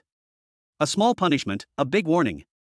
Chen Ningye sighed. It was too late to stop it now. In fact, he really wasn't worried about the Chen family being harmed, as he had originally intended to let the protagonists be destroyed according to the plot, but now that Chu Tianyi doesn't follow the rules, he's afraid that he'll cross the line and hit the big dragon that he shouldn't hit. 009 The young master of the Chen family of Chizhou. Chen Ningye's sigh caught Chu Tian's eye, making him even more excited. Chen Ningye, you shouldn't sigh, you should be thankful. I have already shown you mercy beyond the law. Otherwise, the Chen family would have been wiped out. Chen Ningye gave a final reminder. I advise you to stop Longmen, or just destroy the Chen family's assets in Jiangzhou. Chu Tianyi raised his head and looked at the ceiling. Ha ha. I can't take back what I said. I said I would destroy 30 industries, not one less. As for Jiangzhou, someone stole the East Sea Spirit Pearl and injured the Longmen branch staff in Jiangzhou. So, we won't touch the assets here for the time being. Wait until I find out. If this matter is related to the Chun family, I will definitely mobilize the Dragon Gate and uproot all the Chen family's businesses in Jiangzhou. A few minutes later, Longmen's men called. Chu Tianyi glanced at Chen Ningye with a half smile and answered the phone. Then, Chu Tianyi's expression changed. He listened to his subordinate's report silently, hung up the phone, and asked with a grim face. Chen Ningye, you said before that the Chen family was just the hereditary governor of Jiangzhou? Chen Ningye nodded, yes. What about the Ningzhou Chen family, Shizhou Chen family, and Chengzhou Chen family? Chen Ningye looked a little uneasy. Why do you care about them? Your opponent is my Jiangzhou Chen family. Then why would they take action and wipe out all the branches of Longmen in various states? Chen Ningye sighed. That's why I told you not to get so excited just now. You launched an all-out attack before you even identified the enemy. Perhaps your men mistook the Chen family's assets in other states for targets, and that's what angered them. Chu Tian gritted his teeth and said, they are all Chen, aren't you from the same family? Chen Ningye shook his head. How could they be one family? With your power, you should be able to find out. The 7 Chen families have no blood connection for 18 generations. They split up at least 500 years ago, and there is no connection at all now. Chu Tian could no longer hold back and roared angrily, "The Chen families of the 7 states are indeed not the same family, and there is no blood connection, but the young masters are all called Chen Ningye. Don't tell me you Chens like to have the same name. There are 6 other people with the same name as you." With the plot collapsing like this, Chen Ningye gave up struggling and regained his composure. "Oh, you're talking about this, why didn't you say it earlier? I also don't understand why the 7 Chen families, who have nothing to do with each other, would unanimously elect me as their young master." Chen Ningye didn't lie. There are 7 Chen families in 7 novels, which is very reasonable. The Chen family, which belongs to different fictional worlds, really has no connection with each other, but now that the world is united, there must be a reasonable explanation for his identity as the young master. The Chen family of Qizhou has no blood connection within 18 generations, but the 7 ancestors of the Chen family before them are united as one, and he is designated as the young master of the Chen family of Qizhou. Grass, Chu Tianyi was so angry that he wanted to vomit blood. Damn, shameless thief Chen, each of the 7 Chen families inherited a governor. Is this still a governor? Daxia only has 13 states in total. Seeing this, Chen Ningye comforted him, "Don't worry, just be patient and play slowly, focus on dealing with the Jiangzhou Chen family, and don't cross the line casually. The Chen family from other states will not take action." When Chu Tian heard this, his face turned purple, as if he was constipated. How could he not be worried about the 7 Chen families? At this moment, the whole audience was silent. Today's surprises were too many and too exciting. First, the son-in-law became the Dragon King, and Chen Ningye became the weaker party. Then it turned out that he was the young master of the Chen family in Qizhou. The wind is changing so fast that these fence-sitters don't know which side to lean towards. The news was so shocking that everyone couldn't believe it. Those who were capable began to secretly call people to investigate. The news is not difficult to verify. After all, the destruction of the Longmen 6 states branch caused a huge commotion. The young master of the Chen family in Qizhou is indeed Chen Ningye, but everyone had a strange feeling. How could they have ignored such a big thing before? It was like they were living in an information cocoon. Chen Ningye looked at the confused expressions of the crowd and sighed in his heart. This is how the worlds of the 7 novels merged into one. He also couldn't understand these heavenly ways. There were also 7 of them, so why couldn't they line up one by one like the Calabash brothers saving their grandfather? In fact, the 7 Chen families look powerful, but they are definitely not as powerful as the 7 Destiny protagonists. It's just that the other protagonists haven't made a move yet, and haven't developed to the middle and late stages, so Chu Tianyi insisted on showing off his strength and fighting alone against 7 people. It's normal for him to get beaten up. Unfortunately, the Raging Dragon King is a high-level martial arts worldview, where great power belongs to oneself. The destruction of the Longmen branch mainly caused Chu Tianyi to lose face, but not much loss in strength. After all, the Dragon Gate exists only because of the Dragon King. Even if the Dragon Gate is uprooted, as long as Chu Tianyi is fine and is a martial arts master who has reached the perfection of the innate realm, he can still build another Dragon Gate. Just look at Tongzi and you will know that the Longmen branch was destroyed and the villain luck value was not given at all. Chen Ningye walked out. "Chu Tianyi, everything is fine now, can we go now?" Chu Tianyi clenched his fists. He felt the change in Chen Ningye's attitude. He was so serious before, but now there was a bit of carelessness and perfunctoriness in his tone. It was even more hateful before. He was obviously the young master of the Chen family of Qizhou, but he was acting with him so seriously. No wonder he said he was the angry Dragon King. Others didn't believe him, but Chen Ningye didn't doubt it at all. It was obvious that they had already investigated his identity and were making a fool of him. The great Dragon King, and the person who stole the East China Sea Spirit Pearl must have been secretly sent by Chen Ningye. Chu Tianyi really wanted to attack Chen Ningye, but he didn't have much confidence. The Chen families of the 7 states are indeed not the same family.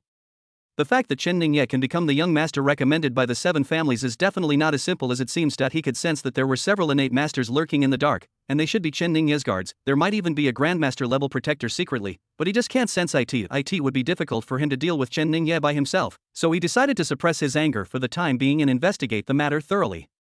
First, when Muziki saw this, Chen Ningye left still holding Mu Zijin's hand, and her expression was the most wonderful. She regretted that she only looked into Chen Ningye's romantic affairs and had no time to investigate further. If she had known earlier that Chen Ningye's status and power were more powerful than Chu Tianyi's, she would still choose Chu Tianyi.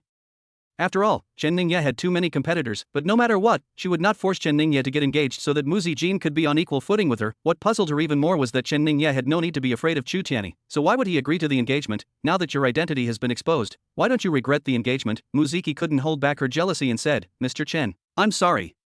I didn't know you were so noble. My sister is ugly and a concubine's daughter. She is really not worthy of you.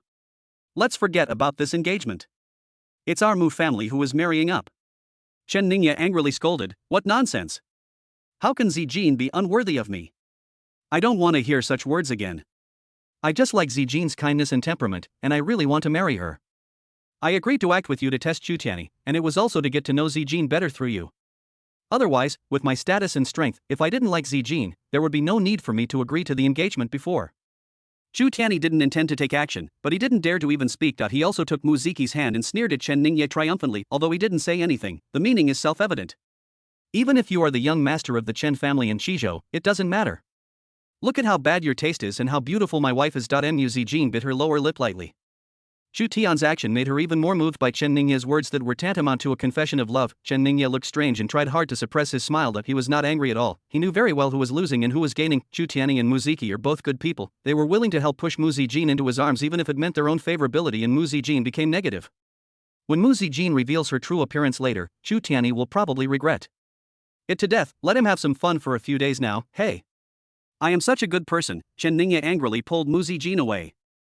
010. It is impolite not to reciprocate. Chen's Tianling restaurant. Chen Ningye and Mu Zijin sat face to face, eating lunch quietly. Perhaps due to the repressive and insecure environment she grew up in, Mu Zijin has a rather introverted and shy personality, and a delicate and sensitive mind. Since she is not familiar with Chen Ningye yet, she doesn't talk much and listens quietly most of the time, while carefully observing Chen Ningye's expression and actions. Like a little rabbit, Chen Ningye looked through the window at the Tianling Yiping Commercial Plaza opposite and the property sales center on the first floor of the mall. This is the plot point of the upcoming cyber god. In order to reduce the time he spends on set and ensure that the plot can be completed as much as possible, the 7 heavenly daos all gave in to each other, except for special copies in their respective states. Most other plots are in Tianling City, the center of these 7 states. Chen Ningye has already notified Lu Xingqing to come over. When they were shopping in the afternoon, they were spotted by the wealthy Yifan, and faced with Yifan's painful questioning, Lu Xingqing directly chose to break up. In anger, Yifan activated the godly rich system, with a starting capital of trillions of dog-licking gold, with the main goal of having no shortage of money. However, this dog-licking money cannot be used by yourself, but can only be spent on the person you like.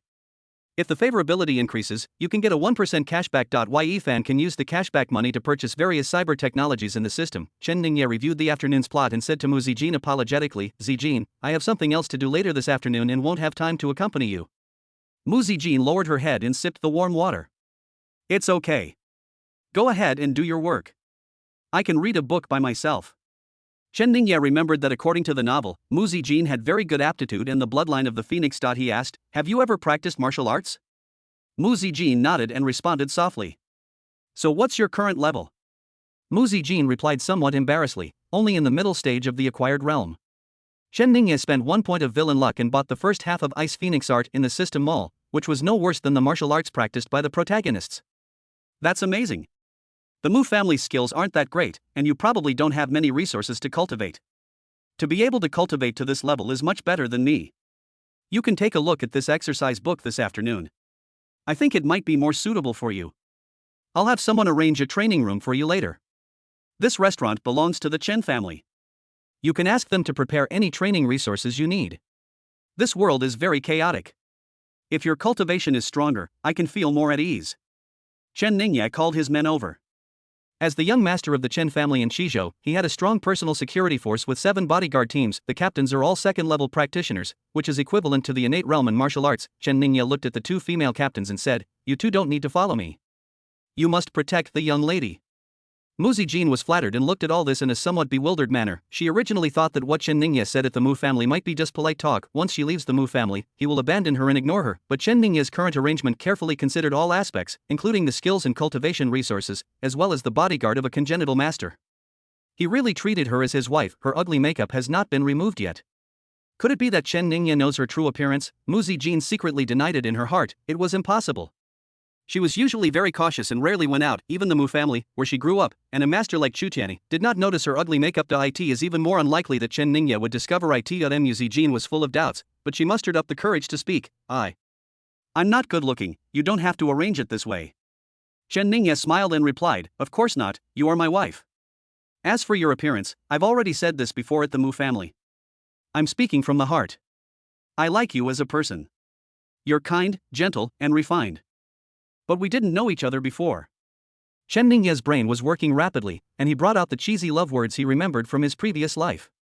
Do you believe in love at first sight? I didn't believe it until I met you.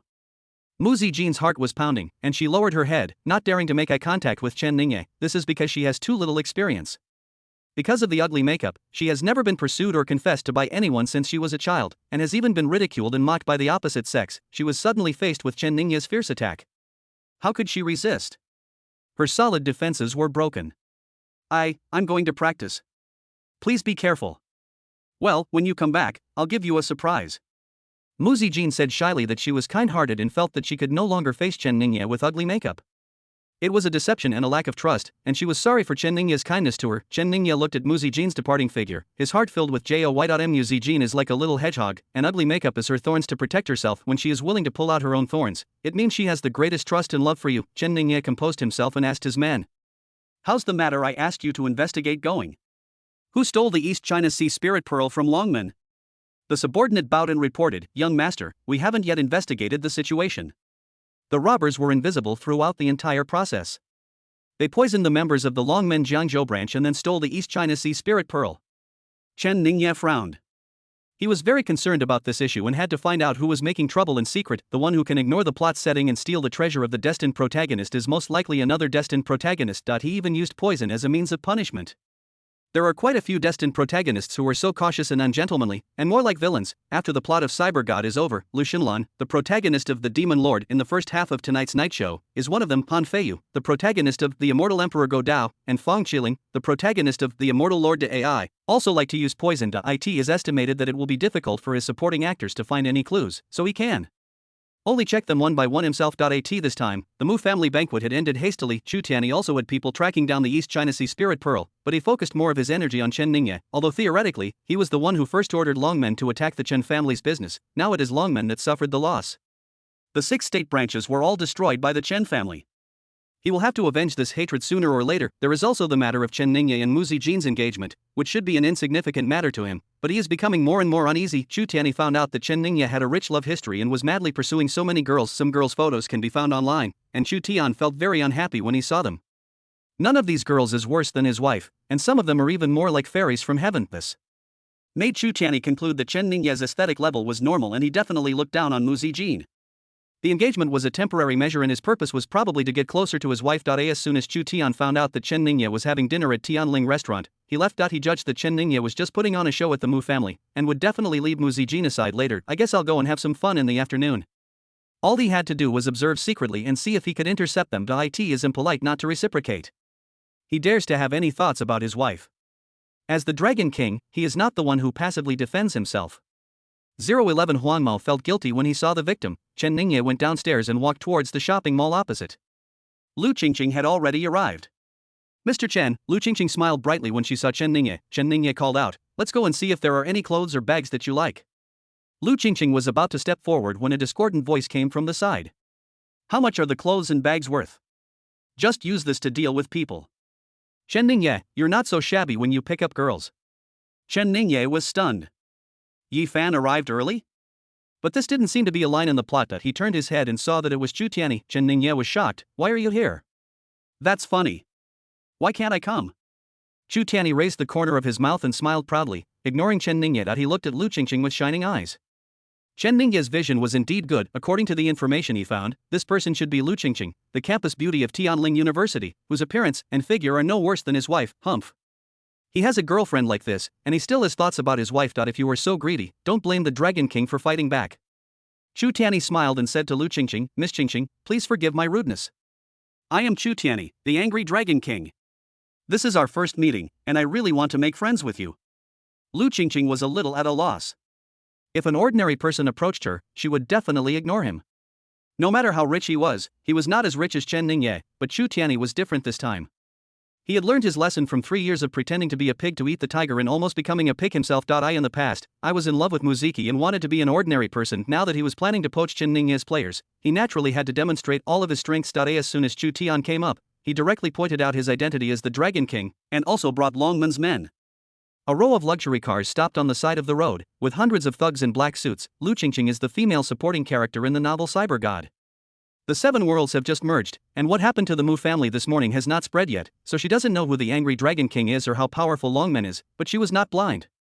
Looking at the situation and the fact that this Dragon King dared to directly challenge Chen Ningye, she knew that he must be very powerful. Chu Tianyi continued his offensive and waved his hand, and his men handed him an East China Sea Spirit Pearl. He hasn't found the original one yet, and this one was transferred from Longmen headquarters. He is known as the Raging Dragon King and is best at water.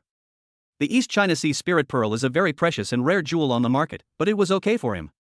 When he was practicing proud dragon god art under the sea, he went treasure hunting several times and collected more than 10 pieces in total. Most of them were distributed among his subordinates, and there were still 3 left in Longmen's account. 1 was snatched away, and the other was given to Muziki just as I was leaving the house, to make my wife happy. Otherwise it would have been difficult for me to come out. I brought this last one here originally intending to give it to Mu Zijin. After all, he said he would give a birthday present, and the Dragon King's words must count, but he didn't expect that Chen Ningye got engaged in the morning and continued to pick up girls in the afternoon, and the girl he picked up was so beautiful that I'll just embezzle it temporarily, and then I'll get the stolen one back and give it to Mu Zijin. But if you really can't find it, then don't send it to me. After all, Mu Zijin is already engaged to Chen Ningye, and this fine East China Sea spirit pearl cannot be given to Chen Ningye for free. Chu Tianyi thought indifferently that he really had no thoughts about Mu Zijin and her current ugly makeup. Chu Tianyi picked up the East China Sea spirit pearl and gave it to Lu Qingqing.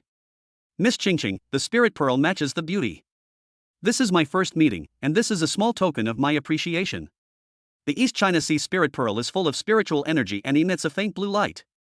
It is indeed very attractive. People shopping around came over curiously, their envious and surprised looks making Lu Qingqing's vanity inflated immensely. Longman's men were very perceptive. Seeing their boss flirting with girls, they were worried that Lu Qingqing didn't know the value of the East China Sea spirit pearl. Pretending to be a passerby, he exclaimed in the crowd, "This is the East China Sea spirit pearl with a market value of 1 billion, but in fact, there is no market for it. 10 billion can't buy it at all." Lu Qingqing's heart was trembling. She came from an ordinary family and had never owned jewelry worth 1 million, let alone 10 billion, in her life since she was a child. Before, she was from a very low social class, and there were many people chasing after her, but their quality was very low. There were only a few she liked, and most of them were caught by her as black carp. It was not until he met Chen Ningye that he made a qualitative breakthrough. In the morning, I gave her a consumption card with a credit limit of 1 million, and in the afternoon I took her shopping. Coupled with Chen Ningye's status and power, these were things that he had never dared to imagine before. Theoretically, she should be content, but Chu Tianyi gave her too much. 1 billion. I can't spend it all in my lifetime. How long will it take to serve Chen Ningye to earn 10 billion? What's more, she had several boyfriends before and had no innocent capital. There were so many women around Chen Ningye, and she didn't know when he lost interest in her. It was impossible for her to make 10 billion. Lu Qingqing looked at Chen Ningye in silence and hesitation. Now was a good time to drive up the market price as the rich kids were vying for attention. She wanted to see if Chen Ningye would offer a higher price. It's a deal anyway, the highest bidder wins. Chen Ningye was speechless. In the plot of Cyber God, the protagonist Yufan has not yet arrived, and Chu Tianyi has not even performed his own plot well, yet he still has the nerve to come and make a cameo appearance. You should go back quickly. You have the East Sea Spirit Pearl and you're giving it away so casually. Does your wife know? I don't have time to play with you now. I'll check my schedule and I'll come find you the day after tomorrow. The more Chen Ningye urged Chu Tianyi to leave, the more excited Chu Tianyi became. He felt that Chen Ningye was feeling guilty and must not have been able to come up with an equivalent gift. That's right. Even if the Chen family is wealthy and powerful, according to the information he found out, Chen Ningye is madly pursuing 7 or 8 girls at the same time, and there are more that he hasn't found out. No matter how rich the family is, it can't afford to give gifts worth hundreds of millions at every turn. Chu Tianyi sneered at Chen Ningye and said, "Who do you think you are? If you ask me to leave, I will leave. You're still looking for me the day after tomorrow. Are you the only one with too much to do? I'm busy the day after tomorrow and don't have time to talk to you, so why do you have to come to me now? I have plenty of East China Sea spirit pearls. If I lose one, I still have another. As long as it's a girl I like, I treat her the same and give her the same gift, no matter how much it costs. What about you? You got a piece of spiritual jade worth tens of billions for your engagement at noon. It must be a family heirloom, right? Can you give me a second piece? On one hand, there's a 10 billion engagement gift, and even the gift to please Ziki is a jade necklace worth hundreds of millions.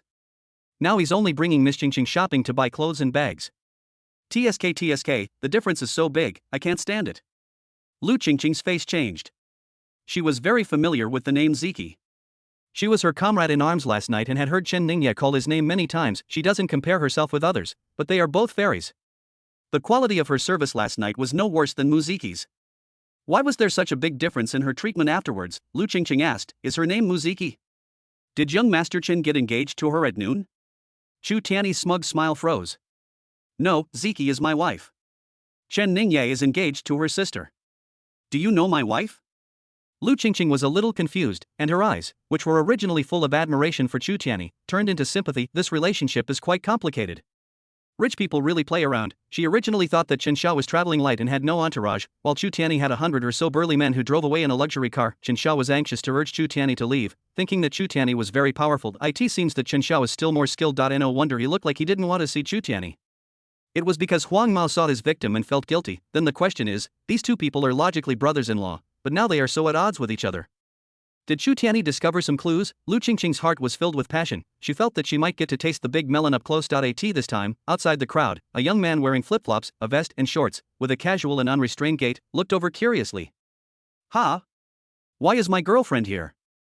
012 licking becomes more exciting. The person who came was Yifan.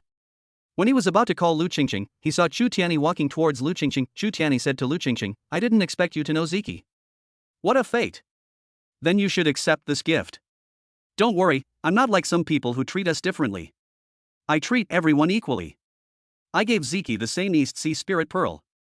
As Lu Qingqing was reluctant to give in, Chu Tianyi forced the East China Sea Spirit Pearl into Lu Qingqing's hands. He bent down and extended his hand to invite Lu Qingqing. "Miss Qingqing, let's go have a cup of afternoon tea.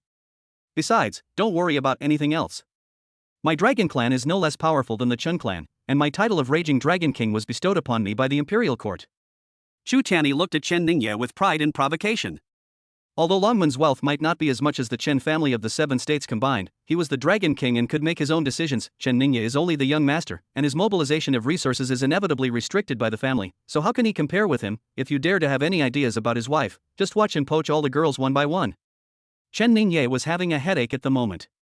To be honest, he really didn't care whether Lu Qingqing left or not. Cha-cha is the same as Muziki, just for fun. Not if he really wanted to compete, he would definitely be able to come up with a gift worth 10 billion, whether it was assets under his name or purchased in the system mall, he could do it easily. But the key point now is that this plot is not a rivalry with Chu Tianyi.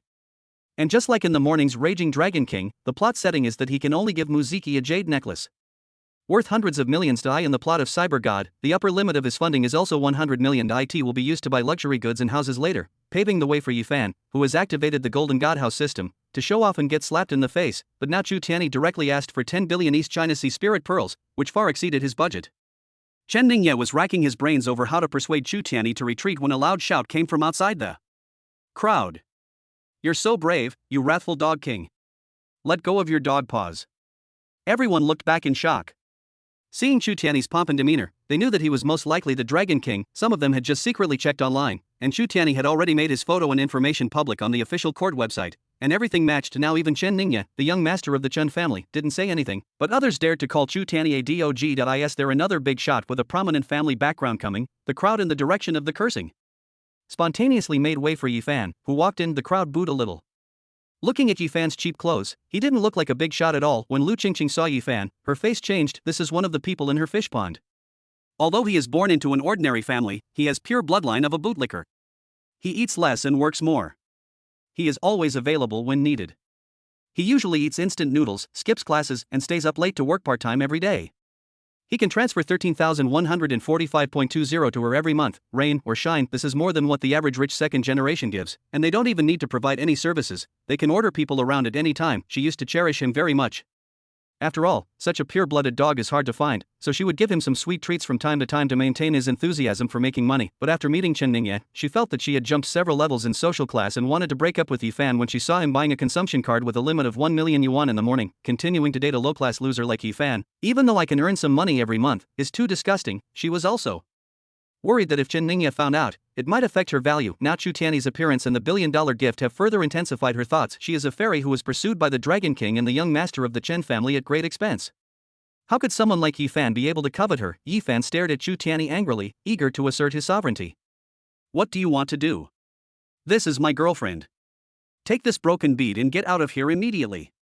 "Qingqing, don't worry, I will work hard to make money in the future and buy you better and more expensive jewelry." Chu Tianyi's face darkened. He had finally forced Chen Ningye into silence. At the moment when he was most proud, he was actually being scolded like a dog. He is the mighty Dragon King, and no one dares to offend him. "You? Do you know how much this East Sea Spirit Pearl is worth? 1 billion. You can't earn that much money in your lifetime. Do you know who I am? The Raging Dragon King. Anyone who insults the Dragon King will be killed without mercy. For Miss Qingqing's sake, I can spare your death sentence, but I can't escape your punishment. Come on, slap him." Chen Ningye's mentality was a little bit overwhelmed. Oh my god. The worst and most undesirable situation happened. He should have been with Lu Qingqing, and Yifan hated him. As a result, Chu Tianyi didn't play the protagonist role and stole his role as the villain. He now has a lot of villain luck points, but no heavenly luck points. The golden Taoist energy requires the fusion of the two, and the plot cannot collapse. When Chen Ningye saw that Longman's men wanted to capture Yifan, he quickly stepped forward to stop them. The flood washed away the Dragon King temple. We are all protagonists on the side of justice, so how can we fight among ourselves? Yifan probably hasn't activated the godly rich system yet. If he gets slapped in the face, they will become mortal enemies. Chen Ningye tried hard to save the situation and said, well, Chu Tianyi, you're going too far. You gave a gift to someone's girlfriend in front of her and even beat her up. Are you the Dragon King? I think you're just a bandit who runs rampant in the streets and preys on the people. Yifan looked at Chen Ningye's tall figure standing in front of him with gratitude. He was just hot-blooded and cursed Chu Tianyi on impulse. Now seeing this group of burly men rushing towards me, I still feel a little scared that he arrived late and didn't know Chen Ningye's identity. I didn't expect that there are still good people in this world. Facing this vicious dog king and so many subordinates, there are people who dare to speak up for justice and stand up. Yifan said to Chen Ningye sincerely, brother, I cannot thank you enough for your kindness. I, Yifan, will remember this. Chen Ningye felt a little awkward that the protagonist was actually thanking him. The villain, how can I advance the plot if you do this? No, the plot lines that need to be said must be said, even if the plot collapses. At least the most basic base salary of 1 point of heavenly luck is worth getting. Chen Ningye turned to Yifan and said, you really don't have to thank me. I also have feelings for Lu Qingqing.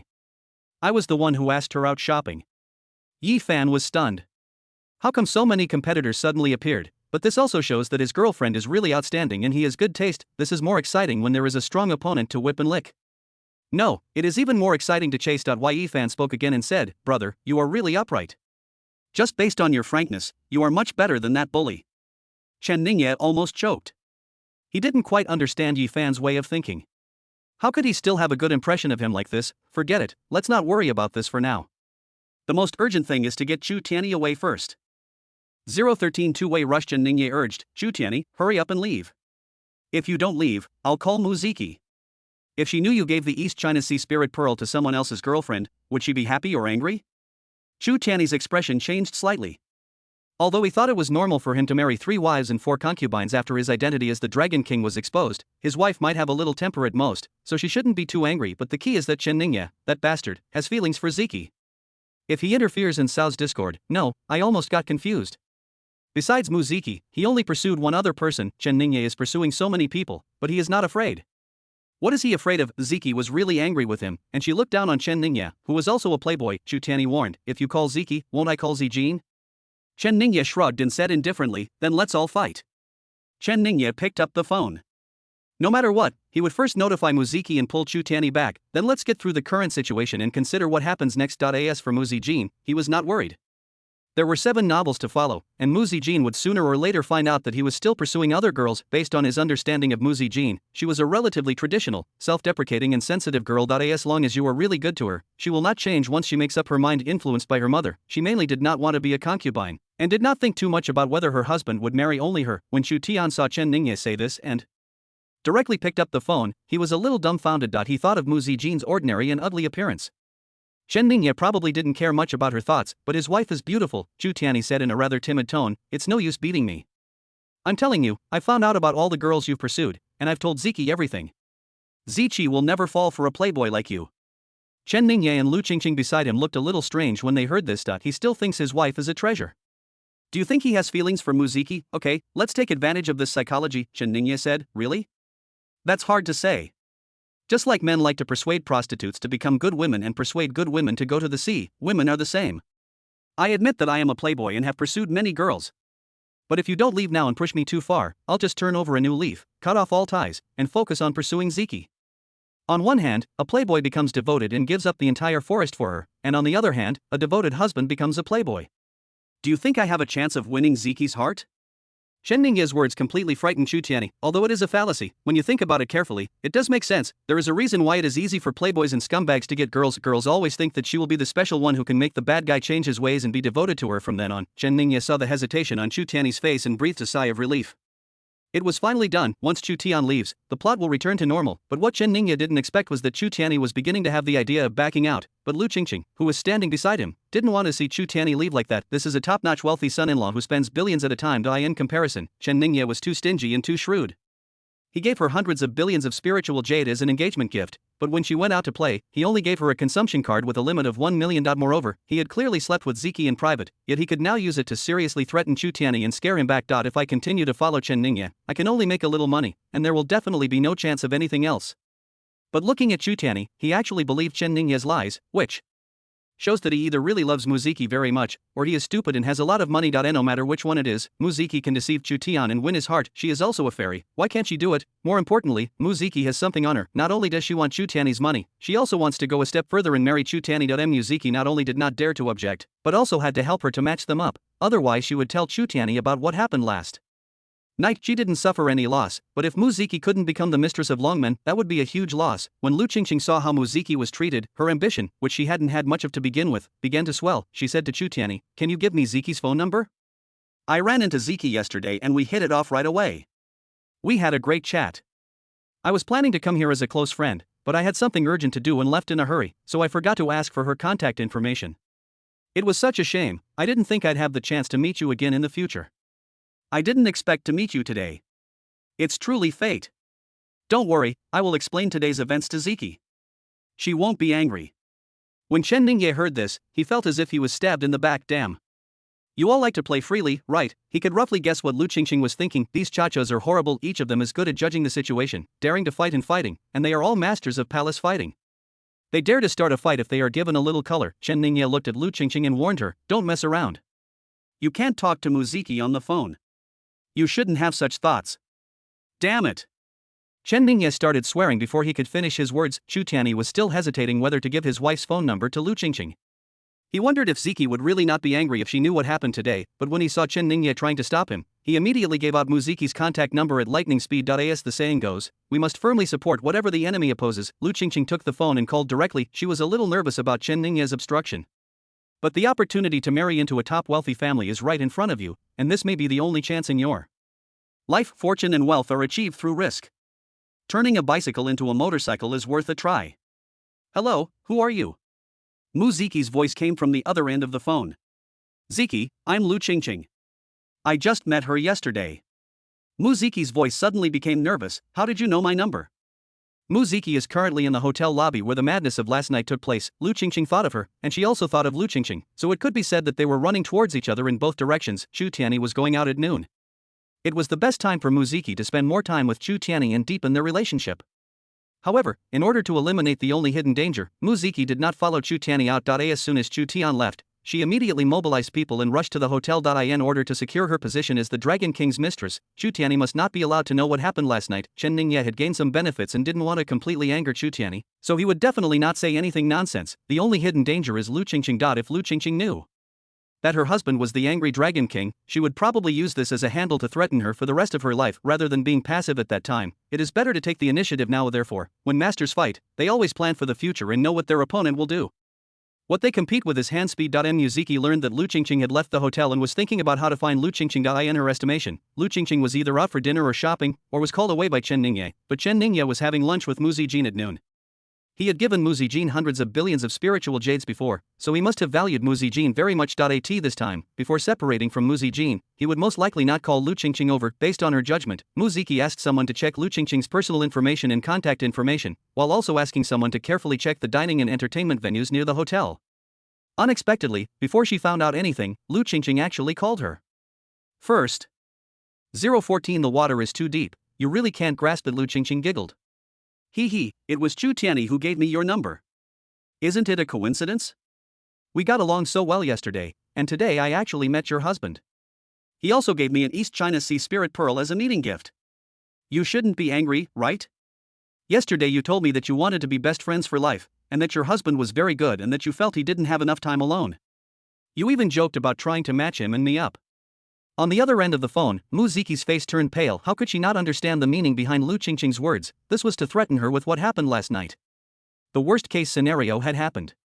She had known before that if Lu Qingqing could not be dealt with within a day or two, it would be very troublesome once Lu Qingqing and Chu Tianyi got in touch, but she didn't expect that Lu Qingqing would find Chu Tianyi so quickly, and what she wanted was more than she expected. Not only did she want money, she even wanted her to marry Chu Tianyi. Muziki took a deep breath and tried to regain her composure. The situation was already like this, and getting angry would not help. I can only agree to it for now and see if there is a chance to get rid of Lu Qingqing later. Muziki's face was grim, but her tone was full of smiles. That's really a coincidence. Lu Qingqing breathed a sigh of relief when she heard this. As she expected, Muziki was a smart person. She turned on the speakerphone on her phone and said to Chu Tianyi, "Look, I didn't lie to you. Ziki and I are good friends. She definitely won't be angry. She's very generous. She told me before that a woman can't tie down the heart of a capable man. She wants to marry him along with her best friends, right, Ziki? Muziki's heart was filled with murderous intent, and she gritted her teeth and said, "That's right. Let's talk later when we meet. I'm hanging up now." Lu Qingqing hung up the phone, her goal was achieved, and everything went perfectly. Chu Tianyi smiled widely. The meaning of Lu Qingqing's words was very clear.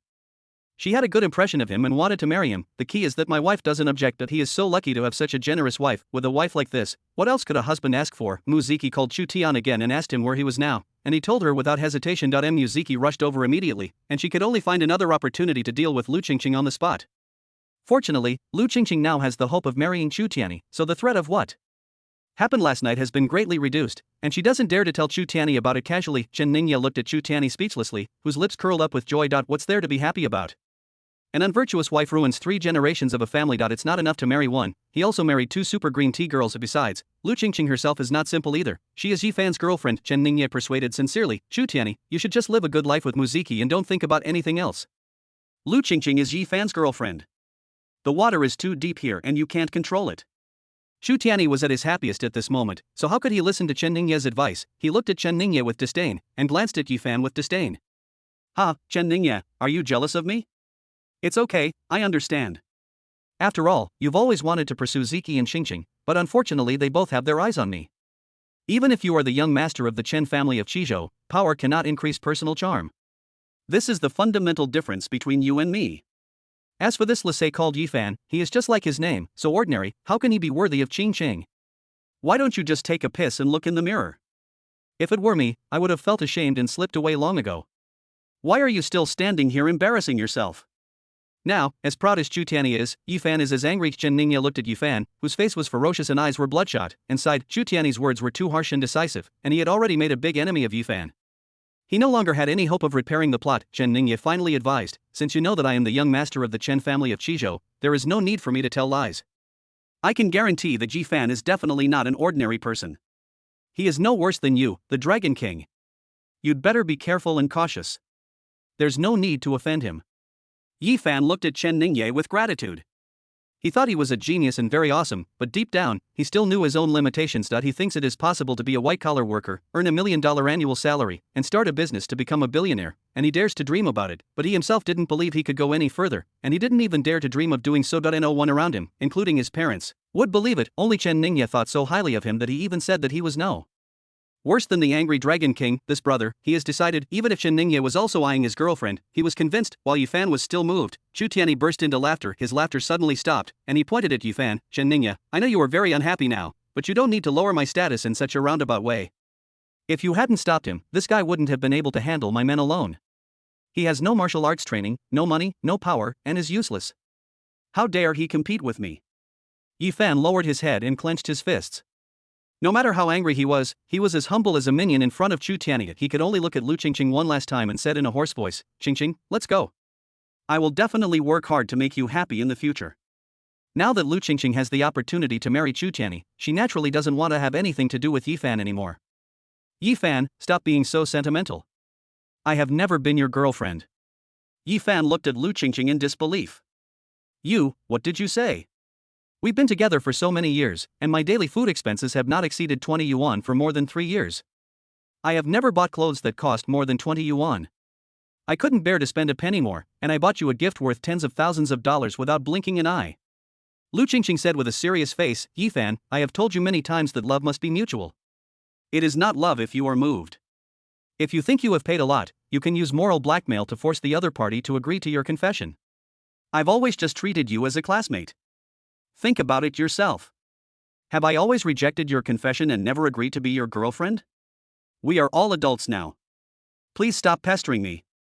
Let me go, and let yourself go.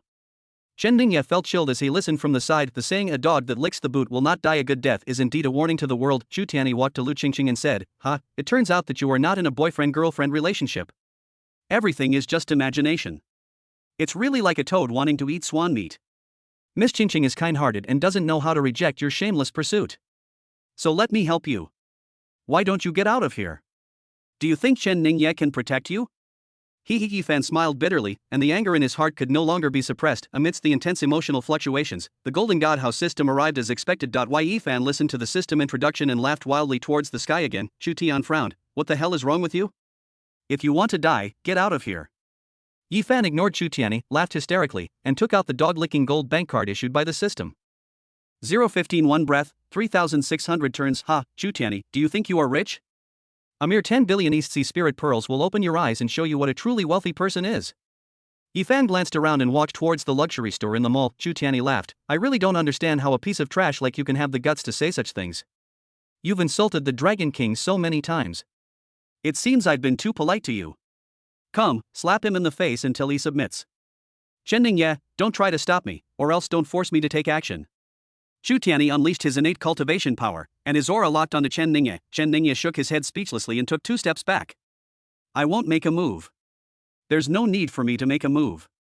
The burly men around Longmen surrounded Yi Fan. On Yi Fan's side, the Shinhouse system sensed the danger and directly distributed a novice gift package, providing Yi Fan with super soldier gene optimization liquid and individual exoskeleton armor. Under the effect of the gene optimization fluid, Yi Fan's body crackled, his muscles bulged, and he felt his whole body was filled with strength. He looked at the burly man surrounding him and felt like making a move. When you have a sharp weapon in your heart, you will naturally have murderous intentions. With one punch, the closest big man vomited blood and flew backwards 3 meters from the ground, and rolled to the ground with several big men behind him. Yi Fan was overjoyed. It was not an illusion. He was really strong now. The gene optimization fluid greatly increased his strength and agility. Yi Fan had been feeling aggrieved for so long that he took the initiative to find other people from Longmen. Although they were all burly and powerful-looking men, they were no match for him. The whole place was originally noisy, but suddenly it became silent. This plot development was beyond their expectations. Chu Tian was also stunned. He clearly sensed that Yi Fan had never practiced martial arts and there was no true energy in his body. Yet he had previously felt very weak, his physique even weaker than that of an average strong laborer, but now, the power contained in those punches and kicks far exceeds that of ordinary people. You guys step back, Chu Tian shouted, and he decided to take action himself. I didn't expect that. I underestimated you, but that's all. You're just a reckless man with only strength and no knowledge of martial arts. Just wait and see how I can capture you within 10 moves. Chu Tian used the Divine Dragon's 100 changes steps, splitting his body into 3 and attacking EFAN. Yi Fan had just gained power, but he was far inferior to Chu Tian in terms of subtle control. He couldn't tell which two were phantoms and which was the real Chu Tian. Yet he relied entirely on his quick reactions to fight the enemy. But he was distracted and Chu Tian seized his weakness and slapped him in the face. Chu Tian sneered, a salted fish that turns over is still a salted fish. I said I would slap you in the face, and I will definitely do it. Yi Fan was extremely furious. He never hit people in the face. It was always the protagonist who hit others in the face. Those who hit the protagonist in the face would usually end up being crushed to ashes. Yi Fan activated the individual exoskeleton armor, which is considered to be a relatively entry-level combat auxiliary armor of cyber technology, but flesh and blood are weak, and machinery ascends. Among the 3,000 great ways, the way of technology is still very advantageous in the early stage. This exoskeleton armor is forged from steel alloy, covering the human body 360 degrees, has a propulsion system, and built-in auxiliary tutorials for various fighting techniques. Yi Fan took the initiative to attack Chu Tian, and his armored fist was as big as a casserole. Chu Tian once again used the Divine Dragon's 100 changes steps to transform into a human figure, but this time, Yi Fan's exoskeleton armor directly used thermal infrared sensing to accurately identify the location of Chu Tian's true body. Under the powerful thrust of the armor, Yi Fan's speed increased dramatically and he punched. Chu Tian sensed something was wrong and tried to dodge, but was locked onto by EFAN. No matter how he leaped and counterattacked, Yi Fan's response this time was very methodical, and all his movements were clean and neat. Chu Tian was forced to retreat again and again. He felt ashamed. The mighty angry Dragon King actually ended up in a tie with an unknown little guy. Although he would not lose, it seemed that he was at a disadvantage on the scene. At least he was being chased and beaten by Yi Fan. There are many of Longmen's men around, and there is limited space to dodge. Chu Tian had no choice but to use the dragon power and was forced to punch Yi Fan. The airwaves rolled, and the people around fell to the ground in all directions. When the smoke and dust cleared, Chu Tian was revealed in tattered clothes, with a swollen fist and blood all over it. Being able to withstand steel armor with one's flesh and blood is the peak limit of human beings, but the scene is a little bit ugly. This time it was Yi Fan's turn to sneer triumphantly. He clasped his fists and looked at Chu Tian with disdain, sneering, "What a gimmick, what a dog king, what a useless embroidered pillow." The fight had just been fierce, and Lu Qingqing, seeing that the situation was not good, cleverly hid behind Chen Ningyi. At this moment, she looked at Yi Fan in astonishment, with her mouth wide open, unable to close for a long time. Who would have thought that my boyfriend, who was a loser before, would suddenly become a superman? She looked at Chen Ningyi in front of her, as if young Master Chen had been saying that Yi Fan was very powerful. Lu Qingqing asked in a low voice, "Mr. Chen, what is going on with Yi Fan?" Chen Ningye was trying to find joy in the midst of suffering. The collapsed plot could not be restored, so he just treated it as a monkey show. This real-life fight, involving both martial arts and cyber, looks quite interesting. He heard Lu Qingqing's question and shook his head helplessly, saying, I reminded Chu Tianyi before, but he just wouldn't listen. Yi Fan is no ordinary person if he can be my opponent. Lu Qingqing regretted that she should have seriously considered Chen Ningye's words before. She is Yi Fan's girlfriend. Yi Fan was so fond of her before, so why should he compete with Muziki for Chu Tianyi, especially now, in her opinion as an outsider? Chu Tianyi cannot beat Yi Fan. Most people have the same opinion as Lu Qingqing. Looking at Chu Tianyi's fist covered in blood, although he didn't dare to say it out loud, Chu Tianyi could clearly sense the suspicion towards Chu Tianyi and the admiration for Yi Fan in his eyes. Everyone is the protagonist of the King of Force, and Chu Tianyi can't stand others. Showing off in front of him, he took out the spear wrapped in black cloth from the storage ring and carefully removed the black cloth bit by bit. It's just the armor's defense. I've been in seclusion for 3 years, and this raging dragon spear has been sealed for 3 years. I had intended to stop caring about the troubles of the world from now on, but you are so arrogant and reckless. You are courting death. The raging dragon spear is a divine weapon, crafted from dragon bones, 1,000-year-old black iron, meteorite iron, and other natural treasures. Yi Fan's exoskeleton armor looks hard, but the material is far inferior to the raging dragon spear. Chu Tianyi attacked again, and his gun shot out like a dragon, stabbing towards Yi Fan's chest. Yi Fan received a reminder from the godly rich system and knew that the material of the dragon spear was extraordinary. He did not dare to resist it and dodged quickly. Chu Tian's stabs missed one by one, and he swept the tip of his gun across. Sparks flew on the surface of Yi Fan's armor, leaving a hideous wound, and fragments of steel parts fell to the ground. Chu Tianyi's raging spearmanship is extraordinary, and his spear moves like the waves of the sea, continuous and endless. He was agile and continued to attack. Every time Yi Fan failed to dodge, he would be cut into pieces. Yi Fan was stretched to the limit. After all, armor was not as flexible as the human body. The power under the armor's feet was activated, and it flew into the sky and stopped directly at a height of 100 meters. His eyes were red with anger because of Chu Tianyi's attack. Above the armored shoulder, a blue fire Gatling gun spun 3,600 times in one breath. You use a gun, and I use a gun too. 016 competitors are enemies, though offense and defense changed instantly. When Chu Tian saw the 6 gun barrels, he used his internal force to use the dragon spear to protect his body and did not dare to attack again. However, Longman's men next to him were not pushovers either, and they ran into the car one by one. Heavy firepower weapons make everyone feel helpless, but Longman relies on assassination as its main business to survive and grow. Wait, it's just a quarrel, there's no need to make it like this. The Imperial Court has prohibited the use of weapons of mass destruction in the city.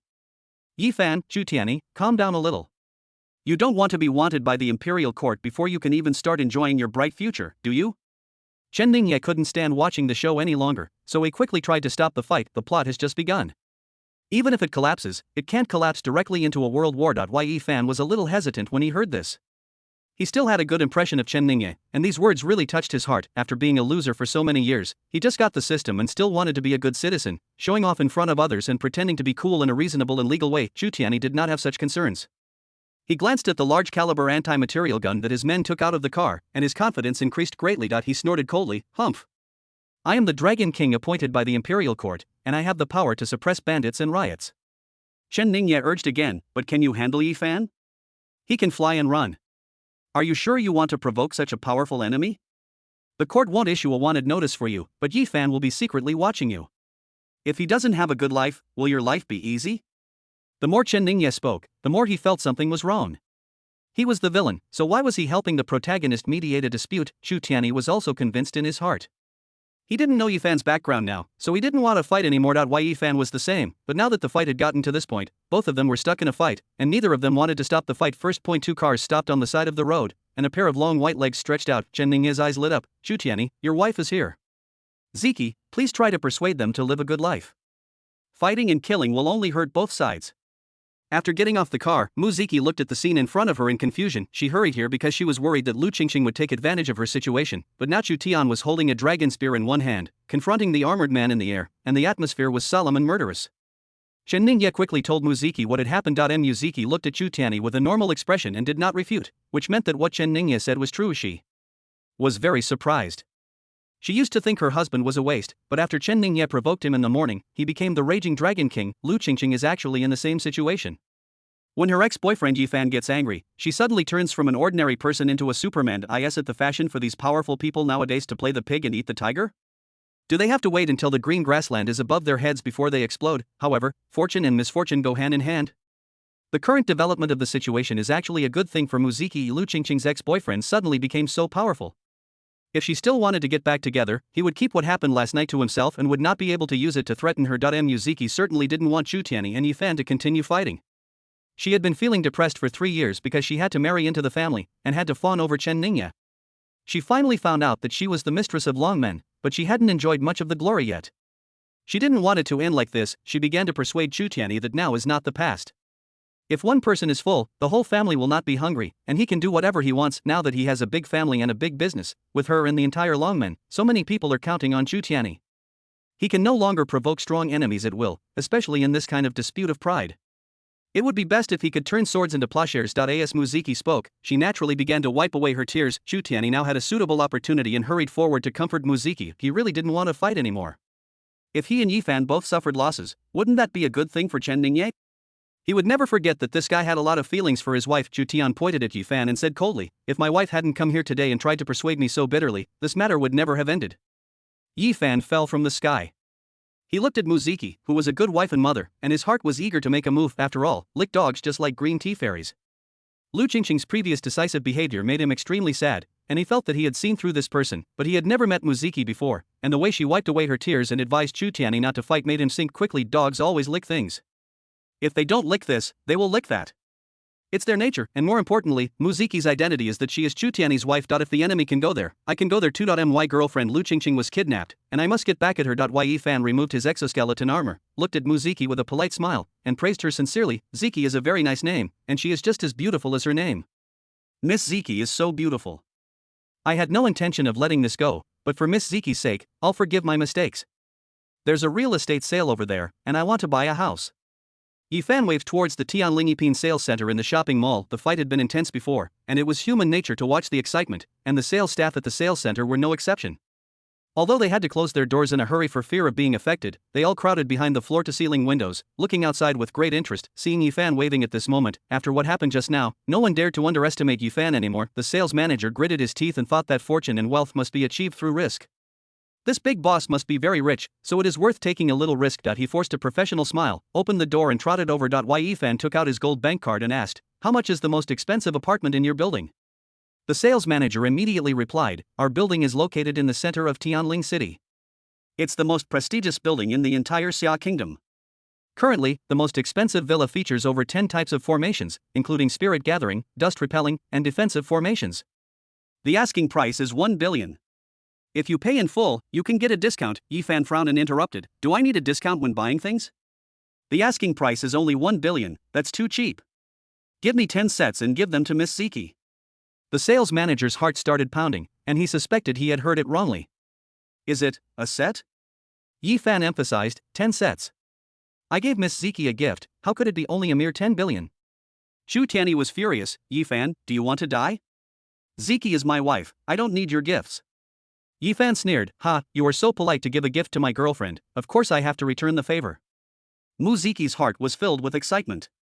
It was only now that she knew Chu Tianyi's identity as the Dragon King that she would have been unable to control herself. Otherwise, she would have nodded in agreement long ago. She refused to accept the gift, but she felt very sorry in her heart, and her favorability towards Yi Fan also increased sharply. This is another dog with pure bloodline that is no less pure than Chu Tianyi. It would be great if she could maintain her character and waver between Chu Tianyi and Yi Fan. The most important thing is that there is no one to grab the rice. As long as there is someone to grab it, the rice fields will all smell good. Once competition arises, there will be a premium. If she takes advantage of both, she can't even imagine how rich she will be. Lu Qingqing also thought of this at this time. She and Muziki looked at each other. She seemed calm and smiled faintly, but in fact, there was thunder in the silence and murderous intent surged. Colleagues or enemies? They both realized at this moment that as long as the other was gone, those two licking dogs would belong to them alone. 017 Do you want me, the villain, to take over again? Lu Qingqing looked at Yi Fan with envy. There is always someone better than you. She didn't expect Yi Fan to be even more generous than Chu Tianyi. Even the East China Sea spirit pearl in his hand was not as fragrant. She looked at Muziki, who was still refusing Yi Fan's gift, and realized that she had to learn from Muziki, stabilize the basic situation, and reverse her previous personality which had performed somewhat poorly. Lu Qingqing looked at Yi Fan with moist eyes. "I didn't know you were so powerful. I was afraid you would get hurt, so I deliberately said those words against my will. I wanted you to leave first and then explain to you later." Yi Fan sneered. Although he licked, he was not a slut, Lu Qingqing said again with a painful look on her face, covering her bulging conscience. "When I said those words, I felt even more heartbroken than you did. I know you might not believe it. If I were you, I would also doubt it. But you hid your strength from me before, and you clashed with Chu Tian. He is the raging Dragon King. I am really afraid that you will offend him. Oh. Forget it, it's just that we are not destined to be together. You are so powerful now, and I am just an ordinary girl. I really don't deserve you. Let's break up. I'll give you this card. It contains the money you transferred to me before. I rarely use it, and the money I earn from my part-time job is also in it. The total amount is definitely more than what you transferred. Don't say I spent your money. I've always known that you're a very talented person and work hard to make money. I was worried that you'd spend it recklessly, so I asked you for money. I was planning to save it together with the money from my part-time job as a wedding fund, but I was overthinking it. Let's part ways amicably. I wish you smooth sailing and great success in the future. Lu Qingqing took out the bank card neatly and threw it to Yifan. She had never saved Yifan's money. She was used to spending lavishly. However, she had many suitors around her, and the money coming in and out of her card should be more than what Yifan gave her. This tactic is to retreat in order to advance. If it really doesn't work, there won't be much loss. Now that I have the East China Sea Spirit Pearl in my hand, I really don't care about the little money I saved in the past. Yifan subconsciously took the bank card and looked at Lu Qingqing, who had a heartbroken face and was about to leave, and his mind was a little confused. He hesitated and said, wait a minute, explain your words clearly. Lu Qingqing maintained a sad expression, but she felt happy in her heart because her trick worked. She decided to keep trying and completely whitewash her image. Lu Qingqing is a decisive person. She believes that only by giving can one gain. She suppressed her heartache and threw the East China Sea Spirit Pearl back to Chu Tianyi. Mr. Chu, thank you for your kindness, but I cannot accept such a precious gift. I had always refused before, but you were too enthusiastic and kept asking for it. Plus, I later learned that Ziki was your wife, and since we were close friends, I accepted it. After Lu Qingqing finished speaking, she turned and left with a sad face. Ziki secretly curled her lips. How shameless. She saw through this retreat to advance tactic at a glance. However, she herself was not clean either, so she could only suppress the urge to expose Lu Qingqing's true face. Yifan looked at Lu Qingqing's thin and sad back and became even more shaken. In addition, Chu Tianyi chased after her and wanted to give the East China Sea Spirit Pearl to Lu Qingqing again. After all, there is no reason for him to take back the gift given by the Dragon King. He is not such a mean and stingy person, especially now that Lu Qingqing and Yifan have broken up. This is a great opportunity for him to win the heart of the beautiful woman. Yifan was so stimulated by Chu Tianyi that he had no time to think about it and subconsciously chased after him. He didn't completely believe what Lu Qingqing said, but it didn't matter whether it was true or not. He couldn't just watch his woman, even if she was his ex-girlfriend, being pursued by Chu Tianyi. Doesn't this mean that his charm is less than Chu Tianyi's? What's more, his super-rich system originally required him to use the dog-licking money on women. Ordinary women are not enough, they must be beauties recognized by the system. There are not many beauties like this. Lu Qingqing and Mu Ziki both meet the requirements. It doesn't matter if you lick one more of them. You can use up the dog-licking gold faster and improve your own strength. Yifan stopped Lu Qingqing. Qingqing, I'm sorry, I misunderstood you. Lu Qingqing began to get into the mood, acting like crazy, looking at Yifan tenderly. Afan, I have always been grateful for your love for me over the years. Now that you have become so powerful, I insisted on leaving just now. On the one hand, I was sad that you misunderstood me, and on the other hand, I felt inferior and felt that I was not worthy of you. Thank you for believing in me. It's you who melted me with your love and persistence, and made me realize that even mountains and seas can be leveled by love. Phew. This plot is getting more and more outrageous. Chen Ningye, who was about to lie down, looked at Lu Qingqing in shock. Last night she was talking about a dragon and 2 phoenixes, and she just accepted a gift from Chu Tianyi. This was clearly Jillian's script, so how could she speak the lines of such a pure love tragedy so naturally? Chen Ningye coughed lightly and prepared to speak his lines. Although the plot had collapsed, he still had to speak his lines. He called the real estate sales manager and said, I want a large flat worth 100 million yuan. It will be registered under Miss Qingqing's name. This young master is not short of money. Chen Ningye was a little embarrassed. According to the plot setting, he could only spend 100 million this time, but he was supposed to take out 100 million to show off his wealth first, and then be slapped in the face by Yifan with more money. Now Yifan and Chu Tianyi took the initiative and spent tens of billions or hundreds of billions. It would seem a bit stupid for him to spend another 100 million to pursue a girl. Lu Qingqing was stunned for a moment. She didn't expect that Chen Ningye would not give up at this time and wanted to give her a gift, but he only gave her 100 million, which was too stingy. Chen Ningye is such a smart person. He knew that Yifan was going to give 10 villas worth 10 billion yuan at once, and even Chu Tianyi gave 1 billion yuan.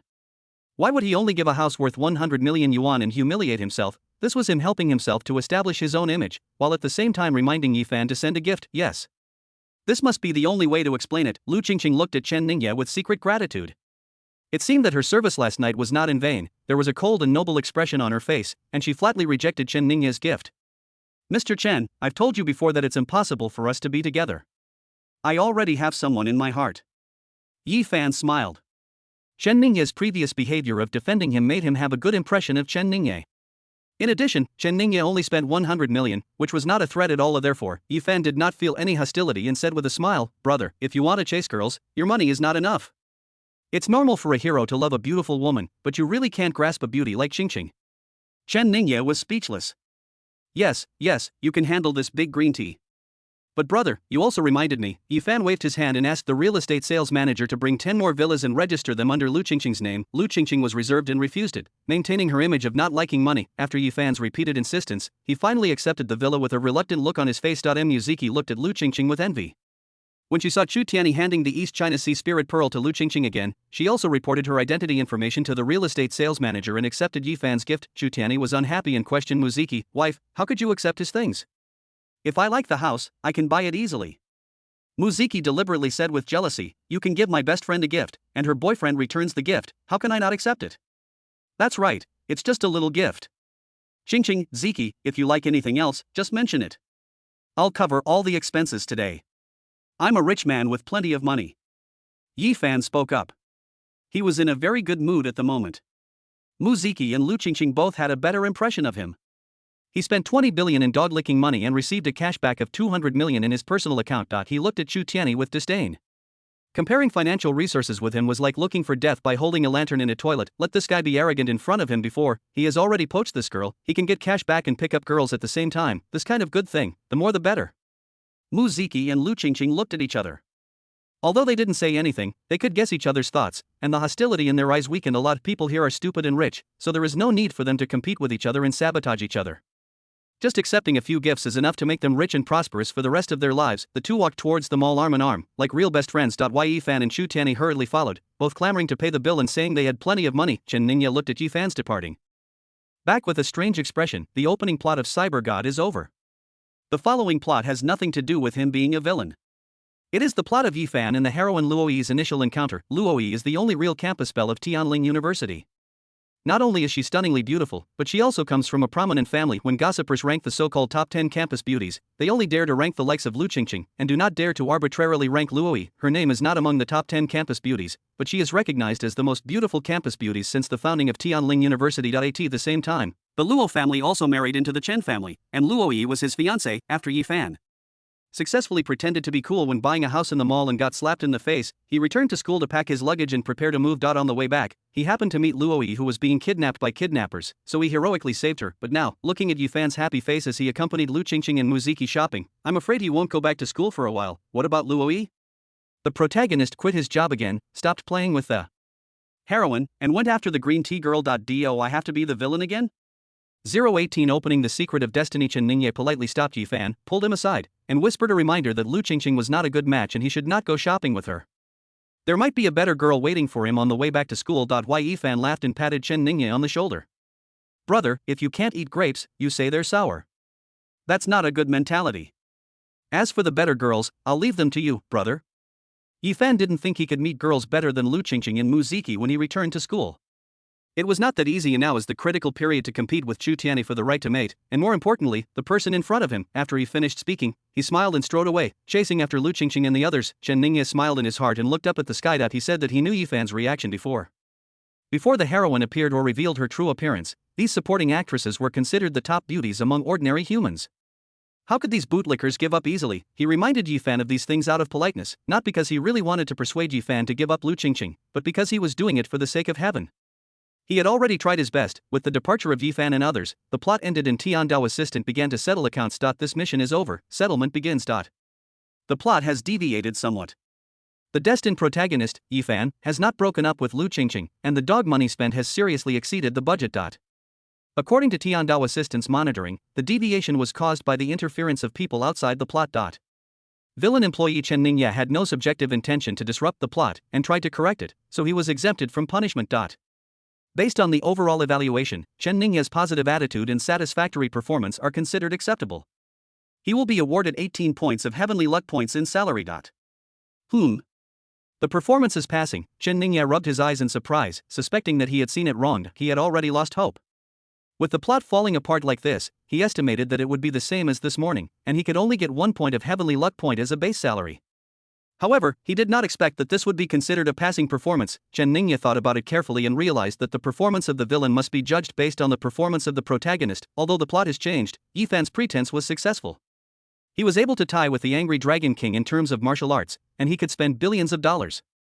His generosity not only made his girlfriend Lu Qingqing change her mind, but also made his wife Muziki like him more. The only thing wrong is that the person who was slapped in the face became Chu Tianyi.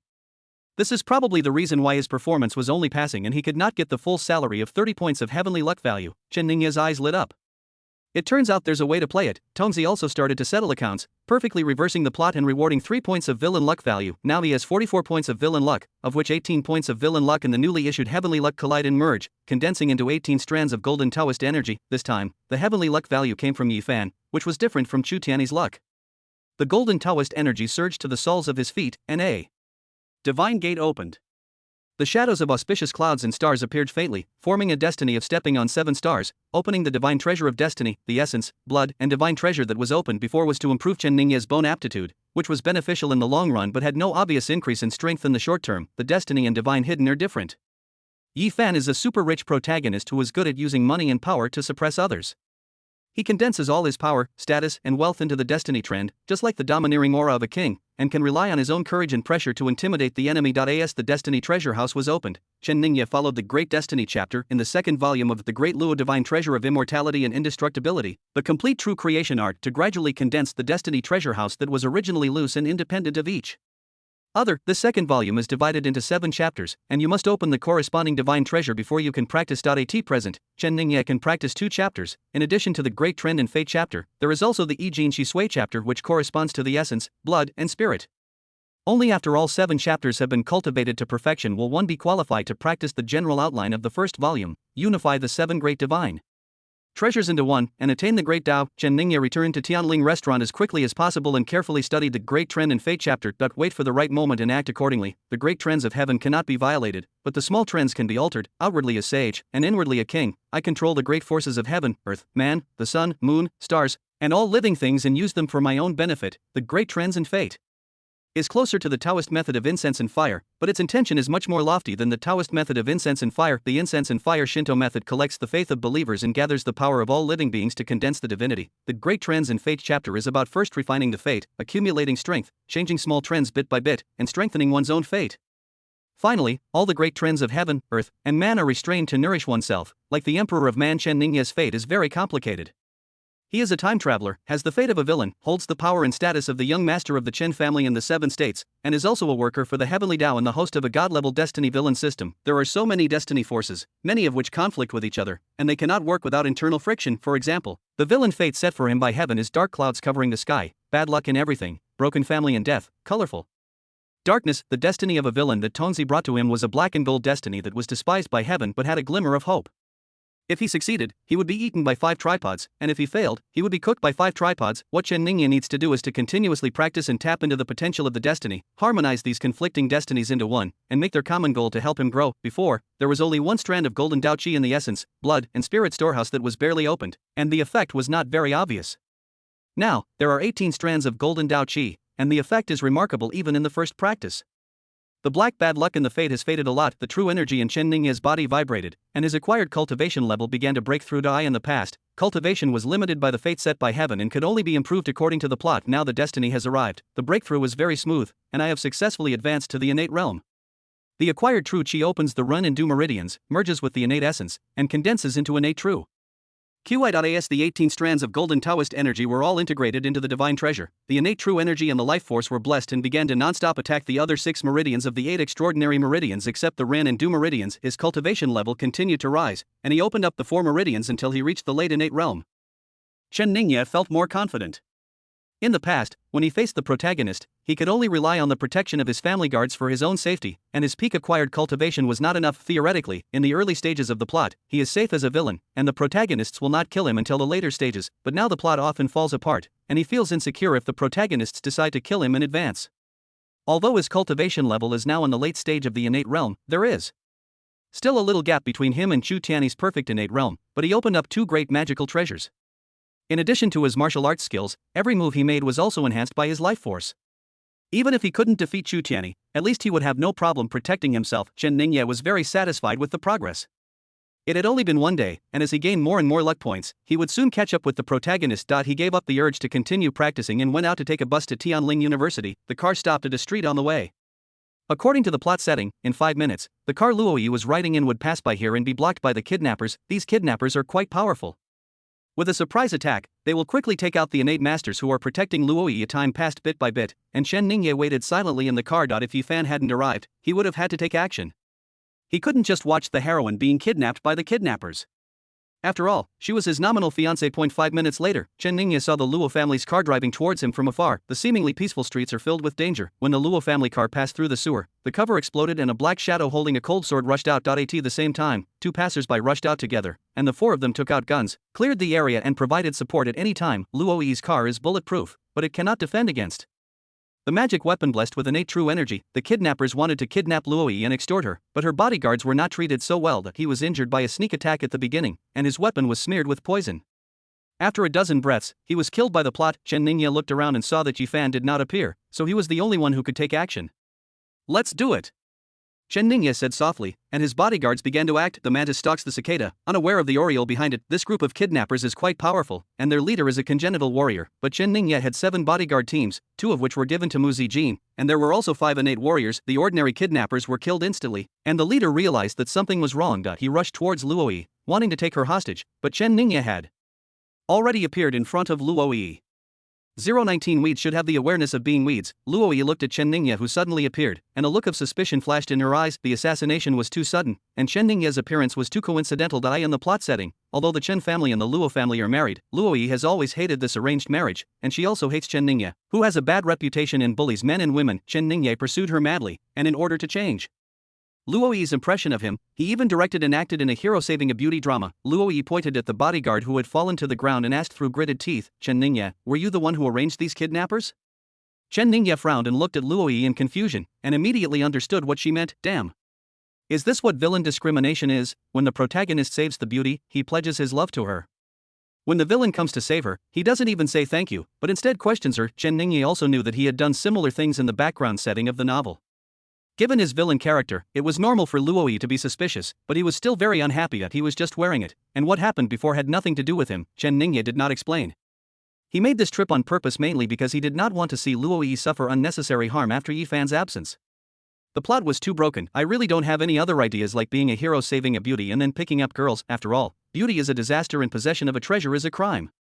For a heroine like him, having Mu Zijin is enough. Having too much would cause public outrage, and with his current strength, he wouldn't be able to protect them all. What's more, the heroines are all very beautiful, but they have different personalities. Mu Zijin, who has been in a humble status since childhood, has a much easier personality to get along with, and he is willing to take care of her. He had no interest in a young lady like Luoyi, who had lived a life of luxury since childhood, even if she was pretty. This time, the kidnapper leader was at the end of his rope. Looking at the 6 innate masters around him, including Chen Ningye, he fell into despair. He stared at Chen Ningye fiercely, like a poisonous snake, and had already recognized Chen Ningye's identity. Of course, as a minor villain in the early stage of Cyber God, he recognized Chen Ningye's identity as the young master of Ijo. His voice was hoarse as he threatened, "Chen Ningye, I advise you to mind your own business."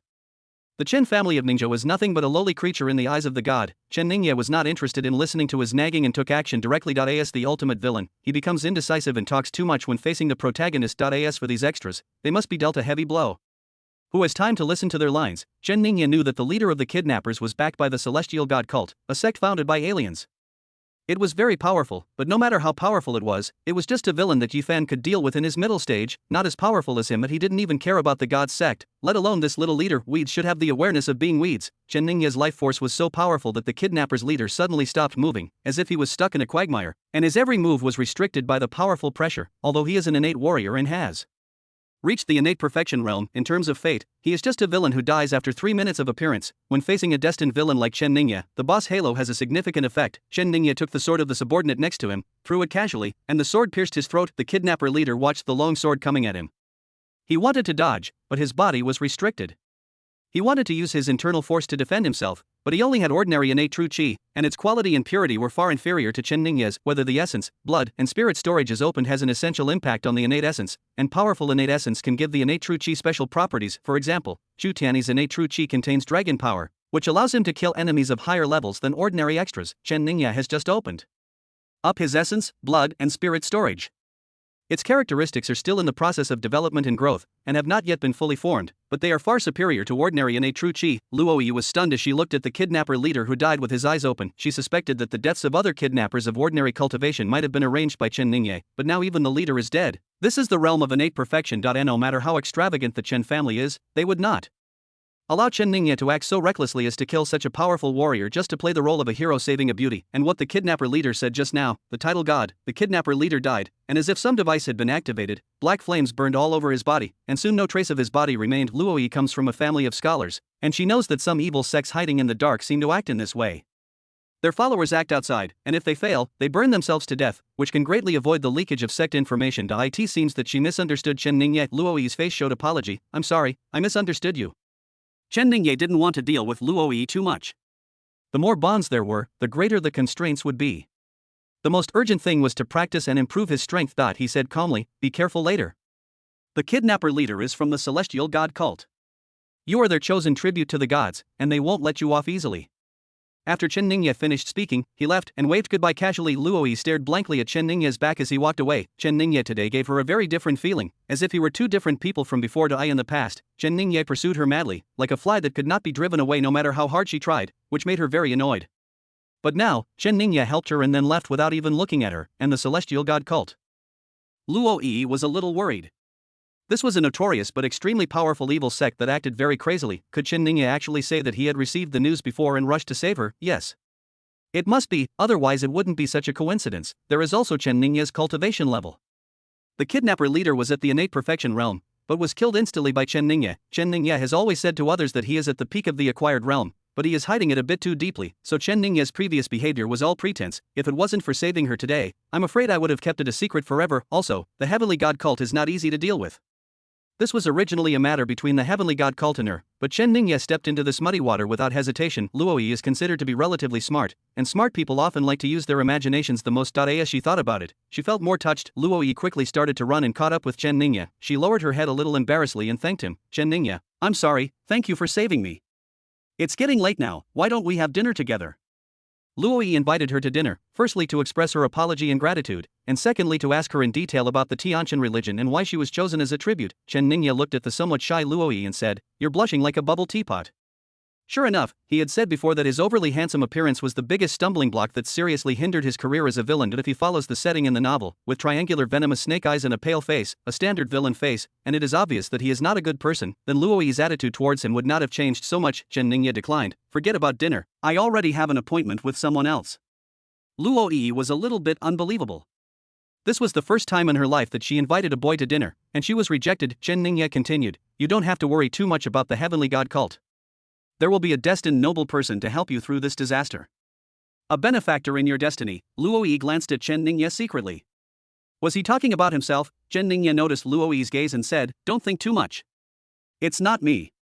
The noble man didn't come today because of something, but he will show up automatically later. Your Luo family's people are already nearby. I'm leaving." Chen Ningye got into the car, started it and left. Luoyi was a little depressed, so she didn't think too much about it.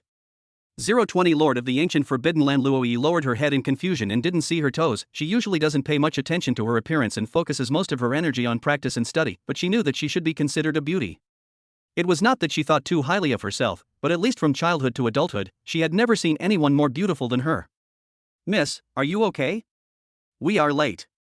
Luo family support personnel arrived. Luoyi shook her head and pointed at the bodyguard lying in a pool of blood, feeling a little sad. "I'm fine.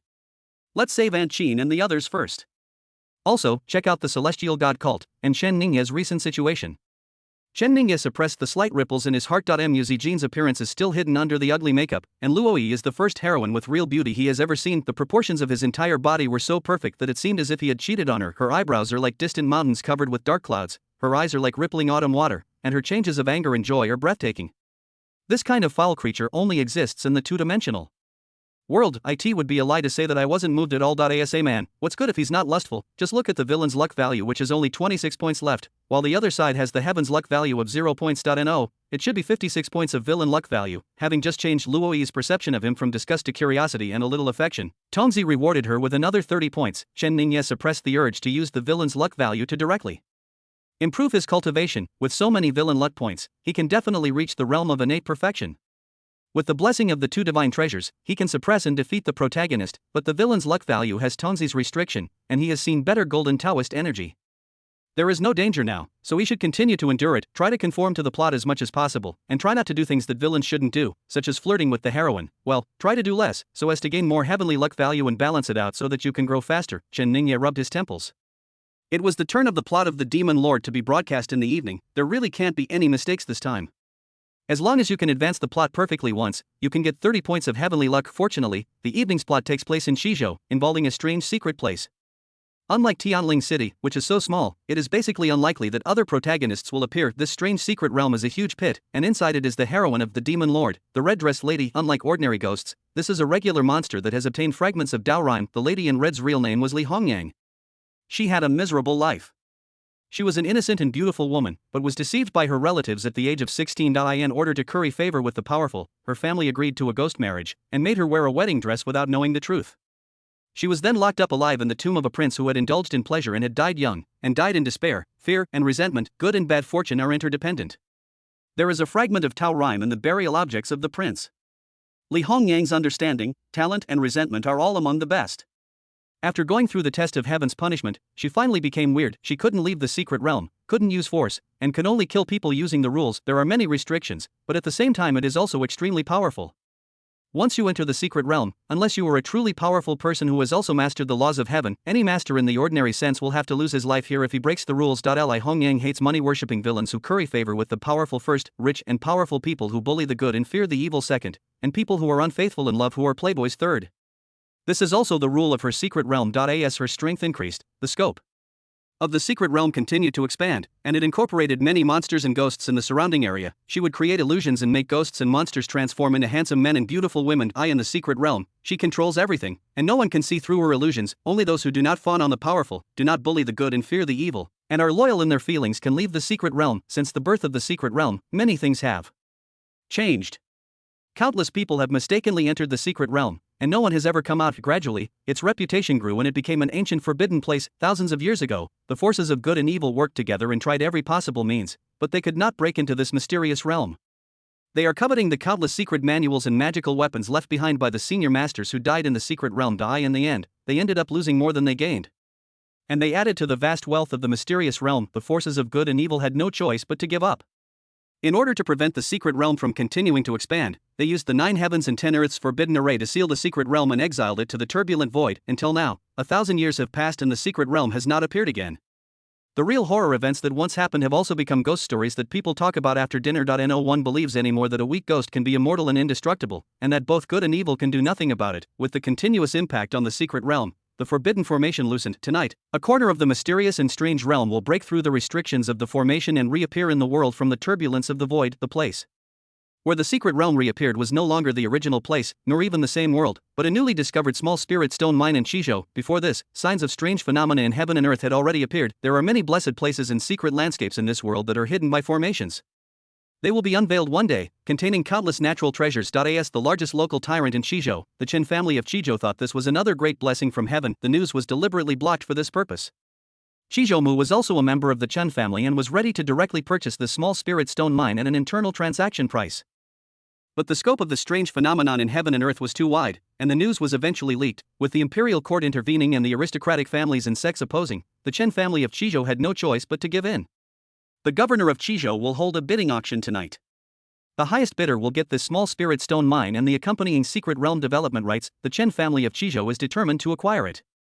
What Chen Ningye has to do tonight is to rush to Shizhou to attend the auction. Then he successfully bid for 200 billion and became the sucker. When the strange secret realm appeared, they found that it was not a paradise. Not only was the secret realm so strange that people could not get out, but even the spirit stone mines occupied by the secret realm could not be mined. It was a huge loss. Naturally, the Chen family was unwilling to suffer such a loss, so they would select some rangers in ordinary martial arts schools that did not have deep backgrounds and connections with various parties, and force them to explore the secret realm first. These people were not prepared to let them live. They would either die in the secret realm or, if they managed to come out alive, be killed and robbed of their treasures. Obviously, this setting is prepared for Lu Xinlan, the protagonist of The Demon Lord. This is a very low-key muscular protagonist.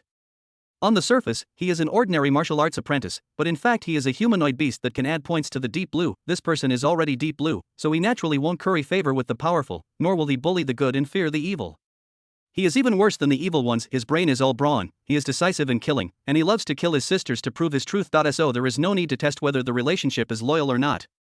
This is just a fighting machine without any emotions. He perfectly complies with the 3 laws of the secret realm and is the only person who has walked out of the strange secret realm alive. Then what Chen Ningye had to do was to lead his subordinates to control the situation, questioning first and then taking action. Then the protagonist was slapped in the face by the pretentious guy and escaped, and a deep hatred was formed between them. By the time Chen Ningye finished reviewing tonight's plot, the car had returned to Tianling restaurant. The auction starts at 8 o'clock in the evening, so you can go there after dinner with Mu Zijin. Chen Ningye glanced at the Tianling shopping mall across the street and saw 4 familiar figures moving among the luxury stores. He asked his subordinates and found out that he had left people at the mall to monitor Yifan and Chu Tianyi at any time. According to the report from his subordinates, Chu Tianyi looks gloomy and seems unhappy. Why Yifan, the most showy one, has already begun to threaten to buy the entire street and give it to Muziki. Chen Ningye was silent. This was indeed in line with Yifan's wealthy and flamboyant personality. He never blinked an eye when it came to spending money, but Yifan's current spending speed far exceeds the progress of the plot. This is the most prosperous street in Tianling City. It would cost hundreds of billions to buy the whole street. As a wealthy man, Yifan is not short of money, but the key is that his target is wrong. He starts to spend hundreds of billions on female supporting roles like Muziki. How much will it cost to meet the heroine later? No matter how much money you spend on the super rich system, can you really get unlimited gold coins? Chen Ningye shook his head. This was not something he, the villain, should worry about. He walked quickly into the restaurant. Today's story between Chu Tianyi and Yifan had ended, and he didn't want to have anything to do with these idiots after get off work. Or go find Mu Zijin, the beautiful and charming heroine. Isn't she attractive? 021 Can't you just calm down for a bit? At this time, Chu Tianyi, who was annoyed and embarrassed and was about to leave the mall, also saw Chen Ningye entering Tianling restaurant across the road. He gritted his teeth in hatred. He had originally come here to cause trouble for Chen Ningye and poach his talents. As a result, they uncovered a mine while poaching, and a fool like Yifan suddenly appeared out of nowhere. He wears tattered clothes but treats money like toilet paper. What's even more infuriating is that it was Chen Ningye who harassed Lu Qingqing, and then Yifan used money to crush Chen Ningye, while he just watched the fun from the side. As a result, Chen Ningye saw that the situation was not going well, so he just patted his butt and left, leaving him and Yifan, the idiot, to confront each other. Chu Tianyi found it hard to accept that he lost in the competition of wealth, but from Chen Ningye's point of view, this was normal. Chu Tianyi is a dragon king who relies mainly on force, and Yifan is a wealthy man. It would be strange if they could win in a competition in their professional fields. Why Yifan's money was given by the godly rich system? It came too easily. The money was meant to be spent on women. He spent it without any regrets and had no concept of money. It was just a string of numbers. In contrast, Chu Tianyi and Longmen are mostly industrial enterprises, and their working capital is not as much as Yifan's. He saved the money bit by bit, and he had so many subordinates to support. It was okay to compete with Yifan in wealth at the beginning, but seeing Yifan spending more and more extravagantly, he couldn't stand it anymore. What's more troublesome is that Yifan's protagonist halo is the halo of a super rich man. In the setting of super rich literature, everyone has corresponding value. The only problem is that the money is not given in place. There is no person or thing that cannot be settled with money. Every penny of licking dog money by Yifan is accompanied by the aura of a wealthy man who can overwhelm and win people's hearts. Except for the heroine, who is specially set up as a noble-minded heroine in the novel, ordinary people who accept Yifan's gifts will be influenced and unknowingly increase their favorability towards Yifan. The key targets are money-worshipping green tea girls like Muziki and Lu Qingqing, who are a perfect match made in heaven, with Chu Tianyi's protagonist halo offsetting them. Muziki and Lu Qingqing were able to remain rational and did not throw themselves into Yifan's arms, but their favorability towards him continued to rise. Chu Tianyi gradually realized that something was wrong. Muziki's attitude towards Yifan was obviously more enthusiastic than Lu Qingqing's. How could this be possible? He hadn't even reached the high ground yet, and his crystal was about to be stolen. Chu Tianyi was in a dilemma. He actually wanted to give up Lu Qingqing and keep his distance from Yifan. He tried the Dragon King Ugly Kingdom-style reconciliation and allowed Yifan to take Lu Qingqing away, but Yifan, who was enjoying the money from bootlicking, would never accept it. Once the war started, the power to end it would no longer be in the hands of the weaker party. Chu Tianyi didn't want to continue shopping and competing with Yifan for wealth. He pointed at Tianling restaurant and suggested to Muziki that they go there for dinner. That's the restaurant opened by the Chen family. The decoration and taste are considered good in the whole Tianling city. We've been walking around for so long, let's go eat something delicious. I just saw Chen Ningye go in. Zijin should be here too. They're getting engaged today, and as their sister and brother-in-law, we should go and congratulate them. Chu Tianyi planned to find Chen Ningye. He wanted to get back at Chen Ningye for the frustration he felt from being suppressed by Yifan for money. Chen Ningye was the young master, and the money he could mobilize was definitely not as much as he did. Muziki reaped a lot today, including all kinds of real estate, luxury cars, jewelry, and clothes. Whenever one of these two guys gave her something, the other would immediately double the amount. All these gifts combined could almost buy the entire Mu family. Muziki also noticed that Chu Tiany's expression was gradually becoming somewhat ugly. She knew that she could no longer exhaust all the resources, as today's harvest had far exceeded her psychological expectations. It would be nice to go across the street for a meal. I could show off my gift in front of Mu Zijin and get back the face I lost this morning. She wanted to let Mu Zijin know that a concubine's daughter would always be a concubine's daughter, and not think that the spiritual jade worth hundreds of billions that Chen Ningye had given her before was anything great. The gifts she casually received today totaled over 10 billion. On the other hand, Lu Qingqing had no objection to going out for dinner. When they were shopping earlier, Chu Tiany would immediately make up for whatever Yifan spent, so she didn't lose out. But later when they went shopping, Chu Tiany spent less money. Most of the money was spent by Yifan, who always bought double. Yifan didn't feel bad about spending the money, but she felt sad just seeing it. After all, she is Yifan's official girlfriend now, and Yifan's money is her money. Why should she use her money to buy gifts for Muziki? The four of them walked towards Tianling restaurant in pairs, side by side. There was a strange harmony in the tense atmosphere. Chen Ningye saw the actions of the four people out of the corner of his eye, frowned, quickened his pace, and walked into the restaurant. I originally planned to go find Mu Zijin to chat, but Mu Zijin is a very self-disciplined and hard-working person, and is still practicing in the training room. She had top-notch talent in martial arts. She had not had the right resources for the practice before, but now that she had everything, the training room and the dual spirit gathering formation of the top-grade spirit jade allowed her to break through from the middle stage of the acquired realm to the late stage of the acquired realm when she first practiced the Ice Phoenix art. She was now consolidating her cultivation. Seeing that there was still some time before dinner, Chen Ningye decided to practice for a while. The sudden increase in the strength of the golden Dao Qi requires practice to become familiar and solid, but before they had practiced for a while, they heard the sound of fighting and noise outside the restaurant. What happened again? Chen Ningye asked with a frown, having a bad feeling in his heart. The subordinate reported, "Master, Miss Luo's car just passed by here. She should be going back to the Luo family, but the road is mostly blocked by Longman's convoy, so only one car can pass slowly." The Luo family must have been worried that someone would try to assassinate Miss Luo again, so they asked Longmen to get out of the way. Longmen was not happy about this, and while the two sides were confronting and negotiating, several people from Longmen suddenly tried to assassinate Miss Luo and were detained by the Luo family. The situation is very chaotic right now. Longmen has surrounded the Luo family and is demanding they hand over someone. The Luo family is small, so they're asking us for help. Chen Ningye was speechless. There were so many ways for Luo Yi to go back to the Luo family. Why did she have to pass through here? What's wrong with Longmen? How could two unrelated forces in the novels assassinate her? Could it be that Yifan was held back by Chu Tiany before and did not meet Luo Yi, thus missing the plot of the hero saving the beauty? Therefore, God let Luo Yi fall into danger again, and let Yifan play the hero to save the beauty and fix the wrong plot. After all, he is the child of destiny, and it is normal for heaven to follow him like an old nanny and feed him. But Chen Ningye thought about it carefully and denied this. Guess. Yifan is the son of destiny, and so is Chu Tiany. We are all human beings, so we shouldn't let Chu Tiany's men be the bad guys to help Yifan fix the plot. Moreover, there are already conflicts between the two of them, and deepening the hatred will only make the plot worse. Heaven shouldn't be so stupid that it's impossible for it not to think of this. So what was the reason? Were those assassins from Longmen bribed by the celestial god cult? It is also unlikely. This is only the first day of the plot. The celestial god cult is a villain force with tool attributes. This concerns the safety of the heroine and is beyond the plot. It is not something the celestial god cult can do. Chen Ningye had a headache and stopped guessing. He's been busy from morning till night. Can't he take a break and let this office worker villain who has to work 3 jobs a day rest for a while? The Tiandao assistant mission page appeared in front of Chen Ningye, triggering a temporary mission. The heroine Luo Yi is assassinated outside the plot. Please ask the villain staff to eliminate the interference of external factors and assist the destined protagonist Yifan to complete the hero rescue plot. After the mission is completed, you will be rewarded with 1 to 30 points of heavenly luck points based on your completion. Chen Ningye, who had originally insisted on ignoring these trivial matters after get off work, perked up again. It's nothing, it has nothing to do with rewards. He was born with the body of an ox or a horse, and he just likes to work. Chen Ningye read it carefully twice. This temporary mission contained a lot of information. He was specifically told to eliminate interference from off-field factors. This is Yifan's plot. Does the off-field factor refer to Chu Tiany? But there should be no reason for Chu Tiany to suddenly order his men to assassinate Luo Yi. Chen Ningye walked to the window, gathered his inner strength in his eyes, and looked outside. The 4 people detained by the Luo family should be Longmen's assassins. Chen Ningye observed carefully and found that the expressions of these 4 people were not right. Their eyes were dull and wooden, and there was a dark aura lingering between their brows. It seemed that they were controlled by someone's confused minds. Chen Ningye thought again of the East China Sea spirit pearl that was inexplicably stolen from Chu Tianyi at the Mu family that morning, and the murderer has not been found out yet. Is it possible that the offsite factor is the same person as the one in the morning, and this method of confusing the mind? Chen Ningye recalled the behaviors of the 7 protagonists and roughly guessed who it was.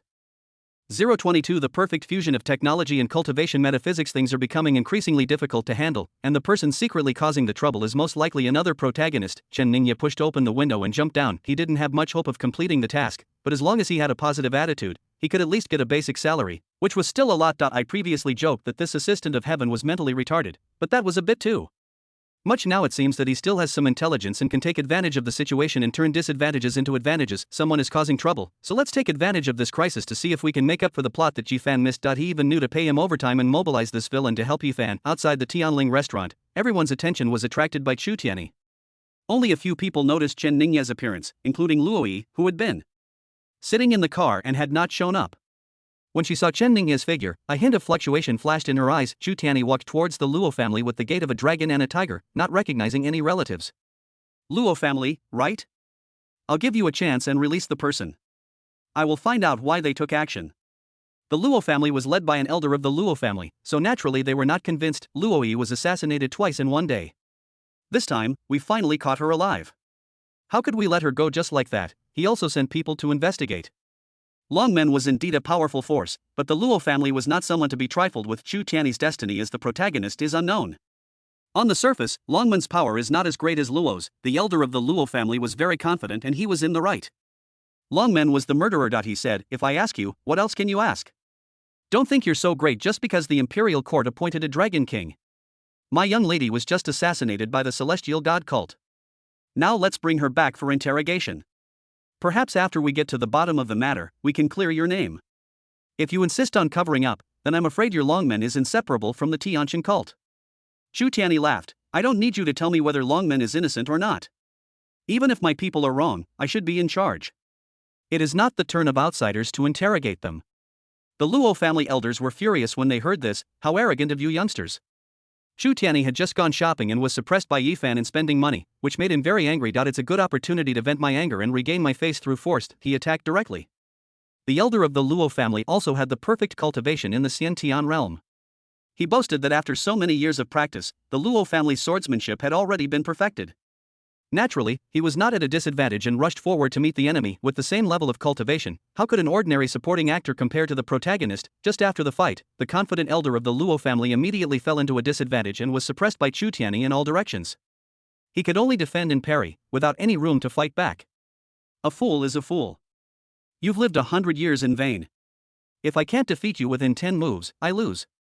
Chu Tianyi was very high profile and strong, and he even had the leisure to look at Muziki and Lu Qingqing, showing his heroic demeanor like a peacock spreading its tail. What he didn't know was that although it was beautiful when a peacock spread its feathers to court a mate, it looked quite ugly when viewed from behind. Inside the Luo family's car, there was a girl who was much prettier than Muziki and Lu Qingqing. She was frowning and looking at him with disgust. The car windows are all bulletproof and peeping-proof glass, and there is a defense and isolation formation operated by spiritual stones. It is a perfect combination of high technology and spiritual cultivation. People outside cannot see into the car, but people inside the car can observe the situation outside. That was why Chu Tianyi didn't see Luoyi's appearance, otherwise his attitude would have changed 180 degrees. Chen Ningye walked to Yifan's side. This guy was enjoying the show with great interest. Yifan, Chu Tianyi's actions are too unethical.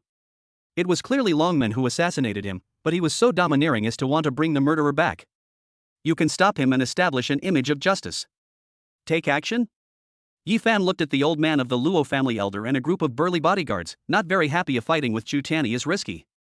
When they fought before, the intelligence system built into the individual combat armor reminded him that Chu Tianyi's raging dragon spear is a top-level magic weapon that can easily penetrate armor, so he was reminded to be careful to dodge. The large anti-material firearms brought out by Longmen's man also pose a certain threat. After all, his individual combat armor is the entry-level model in the Shinhao system mall. It can only be regarded as a first-generation mecha, and the defense of ordinary alloy material is not very strong. The fight started because Chu Tianyi had gone too far. Now it's a reciprocal revenge. As soon as Chu Tianyi had feelings for Lu Qingqing, he pursued Muziki and even gained the upper hand. Why would he resort to force if he could use money to suppress Chu Tianyi? Moreover, it was for some irrelevant people. Yifan is very careful about his life now, so he activated the system. Good days have just arrived, and he doesn't want to take too much risk. He shook his head and said, forget it. I don't really like fighting. Chen Ningye looked at Yifan with a serious face. If he didn't know the plot later, he would have been deceived. This guy is a violent person. After obtaining the system, he has the face of a nouveau riche. When facing the villains and extras, he will punch and beat them violently if they disagree with him. Now you say you don't like fighting. Chen Ningye knew where the problem lay. He said calmly, the person in the car is Miss Luo. I heard she's a peerless beauty. Yifan, who was originally lazily eating melons, straightened up instantly and became serious, just like a cat that suddenly smelled fish while basking in the sun. He said indignantly, Chu Tianyi has indeed gone too far. For the sake of justice, I should take action to suppress this scum of the world. Lu Qingqing, who was standing by, felt uncomfortable after hearing this. She had finally managed to calm Yifan down and restore their relationship as boyfriend and girlfriend, but she didn't want to see Yifan become a hero and save the beauty for the sake of Miss Luo. Originally, because of the negative distance, she felt a little guilty and didn't want to have too much contact with Chen Ningye, let alone offend him, but this time, Chen Ningye went too far. He helped Yifan pursue the beauty and seriously infringed on her interests. Lu Qingqing grabbed Yifan, who was about to take action. Brother Fan, don't listen to people's nonsense. If that Miss Luo family is really a peerless beauty, would he not go to save her himself, but instead encourage you to go? Yifan stopped halfway through his steps and said, yeah. He looked at Chen Ningye suspiciously. He had a good impression of Chen Ningye, but he also did not forget that Chen Ningye had feelings for his girlfriend. Would it be possible for someone who also likes beautiful women to give him the opportunity to be a hero and save the beauty? Chen Ningye sighed in his heart. Replacing the heroine with green tea characters like Muziki and Lu Qingqing would definitely be a huge profit, but at a time like now when he wanted to complete the plot, it would also have a huge impact, especially after thinking about it. He really couldn't find any way to restrict them. In the plot, they were supposed to follow him, the villain, and only die in the finale. It was also impossible for him to take action against them and actively violate the plot, giving Tiandao's assistant the opportunity to punish him. He could only avoid Yifan and Chu Tianyi and try to talk to them in private. Now, all we can do is try our best to persuade Yifan, do our best, and leave the rest to fate. If Yifan is really determined not to save her, then he will have to do it himself reluctantly, but he saved the damsel in distress twice in a row, and he's so handsome. Chen Ningye fell into anxiety. Luo Yi was really attracted to him, and he was not the coward who would push a girl away. It was impossible for him to give Yifan another chance, but if we take this and that, what will happen to the plot? The villains have accumulated a lot of luck points, but the luck points of heaven are not enough. His previous performance was acceptable because Chu Tianyi took the blame for it, but the protagonist is uncontrollable and this kind of luck cannot be at every time without sufficient strength. Even if you can recruit all the heroines in the short term, you will not be able to protect them later. 023 How hungry you are. Chen Ningye decided to persuade him one last time for the sake of his luck value. I definitely want to stop Chu Tianyi and leave a good impression on Miss Luo, but my strength doesn't allow it. I am no match for Chu Tianyi. Also, the young lady from the Luo family is called Luo Yi. She's a freshman at Tianling University. She doesn't go to school very often, so you may not have seen her. But she's really beautiful. There should be photos of her online. You can look for them yourself. Yifan took out his cell phone.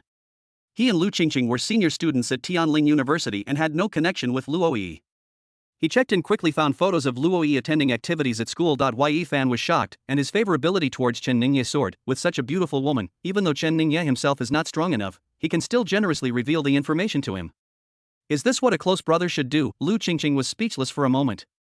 She was different from Yifan. Yifan usually worked hard part-time outside of school most of the time and had never heard of Luo Yi's name, but she had heard and seen that she was listed as one of the top 10 beauties in Tianling University. However, some people said privately that the top 10 beauties combined could not compare to one of Luo Yi's fingers, but no one dared to list Luo Yi as a school beauties. She was not convinced, so she found out Luo Yi's class time and went to see it secretly. Then it became emo.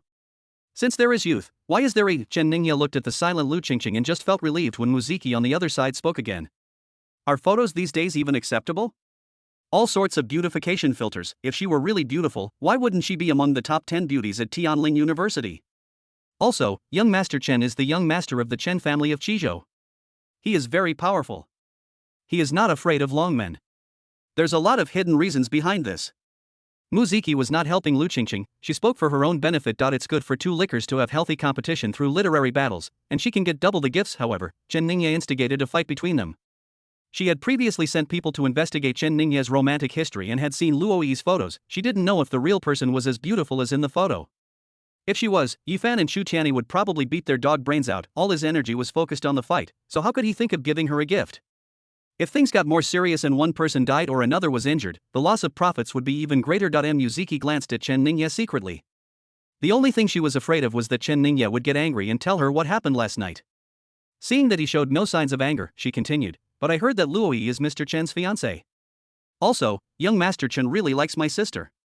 Originally, my Luo family thought that my sister was a concubine and unworthy of young Master Chen, and wanted to marry her as a concubine, but today young Master Chen insisted on getting engaged to her as a co-wife. This is a photo of my sister. You will know how much Mr. Chen loves her. Muziki took out Mu Zijin's ugly photo and handed it to Yifan. Yifan fell silent. Mu Zijin was deliberately making herself look ugly, and Muziki also used a dark filter on purpose, which made Mu Zijin look even darker. Yifan looked at Chen Ningye with strange admiration. He was madly pursuing Muziki and Lu Qingqing, and at the same time was engaged to such an ugly concubine as his co-wife. How hungry and thirsty must this be? He doesn't care about his diet, whether it's meat or vegetables, such an aesthetic with no bottom line. When he saw his fiancée being stopped by someone, he obviously had enough strength, but he didn't show up, and instead instigated him to be a hero and save the beauty. All these signs indicate that Chen Ningye's fiancée Luoyi is so ugly that even his good teeth can't stand it. Yifan was a little scared. If he was really tempted by Chen Ningye's advice to be a hero and save the beauty, Luoyi might have feelings for him. Not only would he have to take the blame for Chen Ningye, but Muziki and Lu Qingqing, who were originally in a good situation, might also be taken advantage of by Chen Ningye and Chu Tianyi. Yifan patted Chen Ningye's shoulder and said, "Brother, you are being disloyal. You arranged the marriage yourself, no matter how ugly it is, you have to accept it with tears. You can't let it go and hurt others." Chen Ningye explained tiredly, "Luoyi is not ugly, she is very beautiful." Yifan pointed at Mu Zijin's ugly photo and asked, "How does it compare to your newly engaged wife?" Chen Ningye glanced at the photo and said, "This photo is not taken correctly. Luoyi and Zijin are equally beautiful. They are equally beautiful."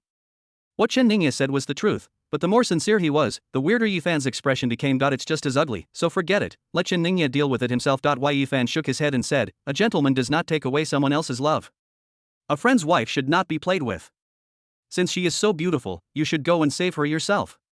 Don't worry, if you really are no match for Chu Tianyi, I will support you." "Okay then," Chen Ningye nodded. He didn't have much hope in the first place. If it weren't for the fact that he wanted to give an explanation to Tiandao's assistant, he would have tried his best. Otherwise, he wouldn't even bother to tear Muziki and Lu Qingqing on the side breathed a sigh of relief. In the field, Chu Tianyi also defeated the elder of the Luo family cleanly and neatly within 10 moves, making him vomit blood and fall to the ground. "Why don't you let them go?" Chu Tianyi walked step by step towards the car where Luoyi was, bringing extremely strong pressure to the Luo family bodyguards around the car. They hesitated whether to let the person go.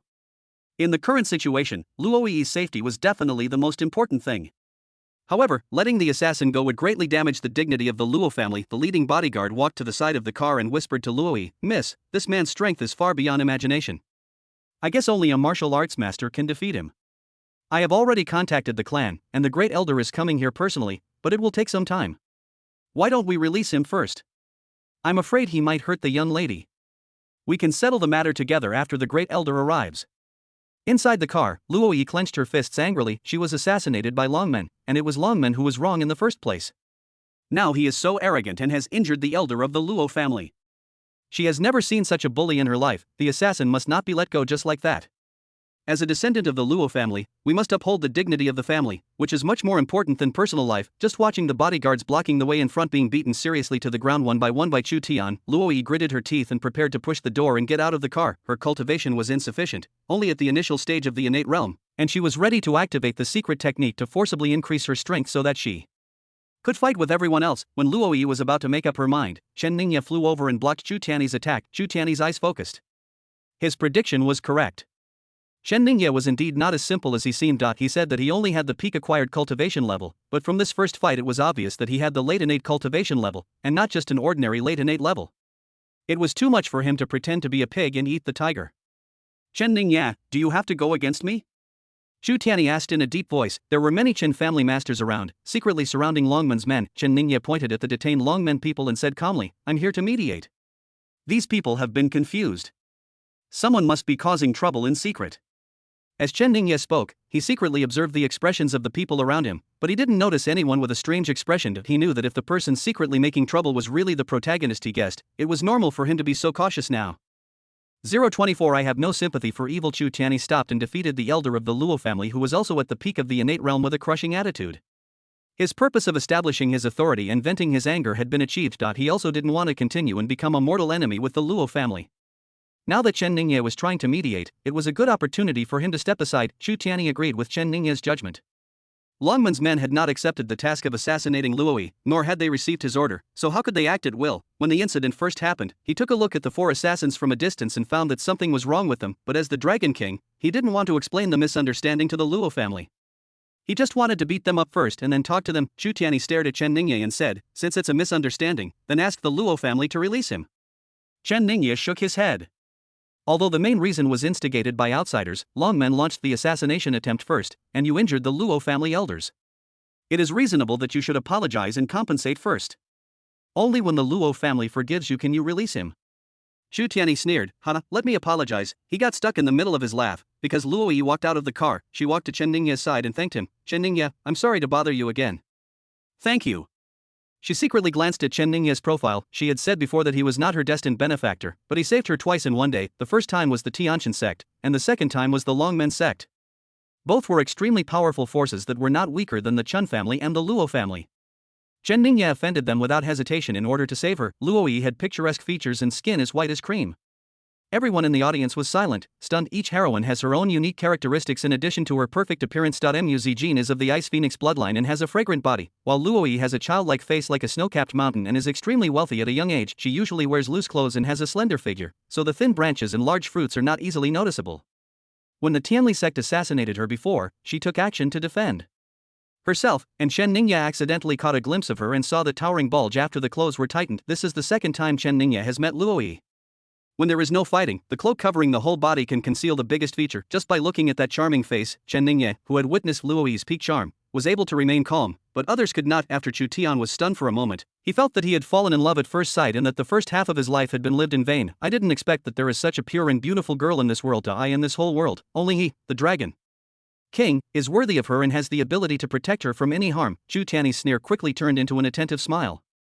I should apologize. He wanted to say that there must have been a misunderstanding, that he was too impulsive, and that he should apologize and compensate, but before he could finish his words, he felt a thorn in his side. Yi Fan had already put on his individual combat armor and kicked him with great force. While launching a sudden attack, he loudly declared his righteousness, in broad daylight, in clear view. Chu Tianyi, I know that your Longmen is a killer organization, but I didn't expect you to be so cruel as to kill people in the street, especially to target a beautiful and innocent girl like Miss Luo.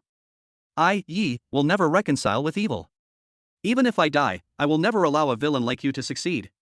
Like Chu Tianyi, Yi Fan fell in love with Luoyi the first time he saw her. His heart was bleeding. Chen Ningye had just asked him to be a hero and save the beauty, but he had stupidly refused. He wanted to slap himself a few times when he thought about it, but he couldn't figure it out. The logic he had used before was correct. He thought Luoyi must be ugly, otherwise Chen Ningye would not have given him the opportunity. Who could have imagined that Luoyi could be so beautiful, and even less could anyone imagine that Chen Ningye could be so generous. Woohoo, it was because he judged others by his own standards that he missed the opportunity. Yi Fan can only try his best to make amends now. Fortunately, he has an advantage over the idiot Chu Tianyi. Longmen actually wants to assassinate Luoyi. When he saw Chu Tianyi's smile change, he knew that this guy was going to apologize. How could this be possible? If the bad guy apologized, what would happen to him? A bystander who hadn't entered the scene. I would rather die than let my friend die. Yi Fan acted decisively. In order to show his glorious image in front of Luoyi, he completely disregarded Chu Tianyi's feelings and frantically put the blame on others. Fuck. Chu Tian was furious. Yi Fan's behavior was too bad. He used him as a stepping stone to pursue the goddess. Chu Tianyi blocked Yi Fan's attack. He had no intention of fighting back. He just wanted to apologize to Luoyi and explain that it was a misunderstanding, but Yi Fan was like a chicken with its blood pumped up. Unlike the previous fights where he ran in the sky, this time Yi Fan was very reckless.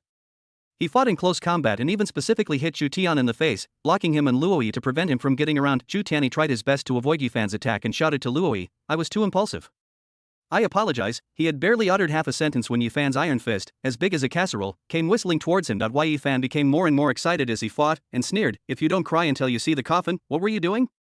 You were so arrogant just now, you had to wait until I showed up and you couldn't beat me before you apologized. It's too late. Chu Tianyi's face turned pale. With Yi Fan talking nonsense beside him, he couldn't explain himself properly. He summoned the dragon spear, and the first priority was to get rid of Yi Fan. Now the battle between the two sides has become more intense. Muziki and Lu Qingqing on the side had gloomy expressions. They looked at each other and felt a sense of crisis in their hearts. Even though they were all women, they had to admit that Luoyi was so beautiful that she could captivate men just by standing there quietly. Chen Ningye looked at Yi Fan and Chu Tianyi, who were fighting fiercely, but did not try to mediate, nor could he mediate. He was secretly keeping an eye on his surroundings. The situation was so chaotic now, and the people who were secretly making trouble were likely to strike again. Sure enough, there were changes in the field at this time. Longman's men, armed with large-caliber anti-material guns, had their guns most accurately aimed at Yifan's side and were ready to provide support at any time. However, Yifan and Chu Tianyi were fighting each other, and they were afraid of accidentally injuring each other, so they didn't dare to shoot and were waiting for an opportunity. Among them, there were 4 more people with dark auras rising between their brows. Suddenly, they turned the muzzles of their guns and directed them at Luoyi. The incident happened too suddenly. Except for Chen Ningye, no one else, including Luoyi, noticed this unusual behavior. Chen Ningye quickly reached out and hugged Luoyi's waist, circulated his internal energy, and moved away. The 4 men blocked the area with their shooting. Chen Ningye dodged 3 bullets, but could not dodge the last one. He quickly bought a golden cicada silk robe at Tonzi Mall using 10 villain luck points. It is a very good defensive equipment in the early stage. Except for magic weapons, cold and hot weapons made of ordinary materials are difficult to break through the defense. Chen Ningye twisted his body and blocked the last bullet with his back. This is an anti-material firearm, which is far more powerful than ordinary firearms. The bullet has strong kinetic energy.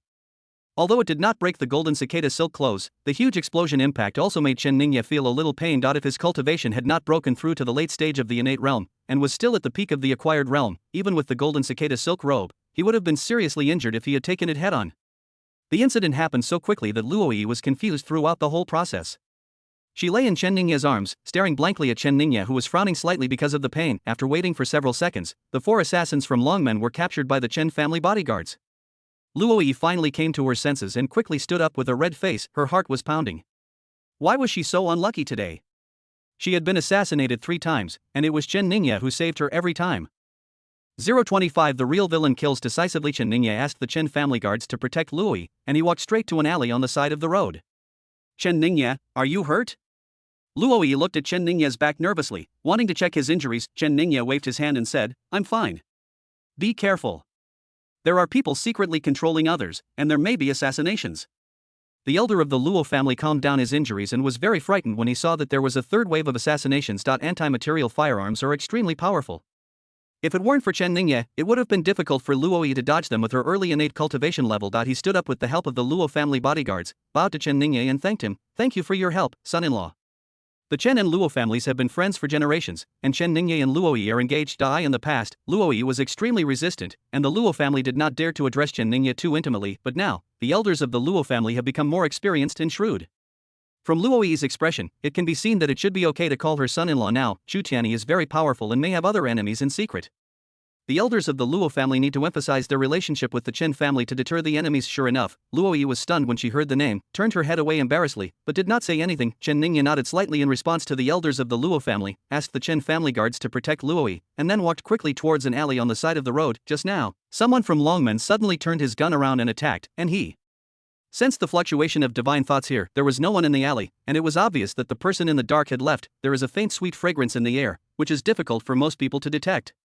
Chen Ningye had roughly guessed the identity of the person who was secretly making trouble and the means of controlling him in advance. It was only after a targeted inspection that I noticed the fragrance for the first time. He guessed correctly that the person who was secretly making trouble should be Feng Qiling, the protagonist of the novel The Great Love Immortal. This guy follows the Gu Road route, and his style of doing things is purely demonic. The fake villain is fussy and evil only on the surface. A true villain is decisive and killing, has no women in his heart, and focuses on his career. Feng Qiling's personality is similar to that of a real villain. The only difference is that he is favored by fate. Among the 7 destined protagonists, he is the only one who can be so cruel and ruthless as to kill Luoyi directly. The means of controlling people should be the heart-eating insect. The child insect enters the target's body and is remotely controlled by the mother insect, but every time you use the goo, you need to feed it with colorful konjac. The sweet and greasy aroma is emitted when the mother goo eats the colorful konjac. Chen Ningye secretly had a headache. Although he had confirmed the identity of the troublemaker, it did not mean that the problem could be solved. Feng Qiling is a reborn big man. In his previous life, he killed countless people and collected resources from all over the world in order to refine the 9-turn life goo and the heaven goo, but because he was a loner, he killed both good and evil people, which angered the public. He was ambushed and killed by 2 masters of the righteous and evil sex, but the initially refined Liantian goo snatched a glimmer of hope and was reborn as a teenager. This Liantian goo is very weak now, but it can not only devour natural treasures to grow, but also refine conceptual non-existent things such as luck and karma fire. There is also the Chen family in Panzhou, southern Xinjiang.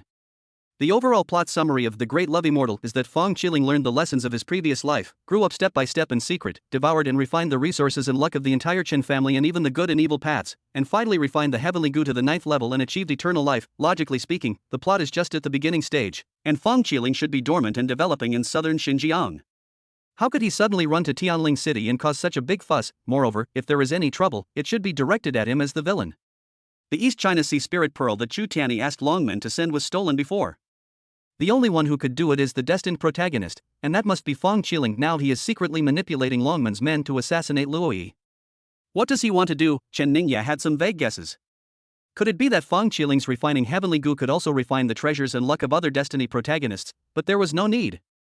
The Panzhou Chen family was there, and his great luck as a villain could be refined step by step according to the plot, without any risk at all. Why would he have to run out and do such a dangerous thing? He stole the East China Sea Spirit Pearl, which is not a precious treasure. How much luck could he steal? He also tried to sow discord between Longmen and the Luo family.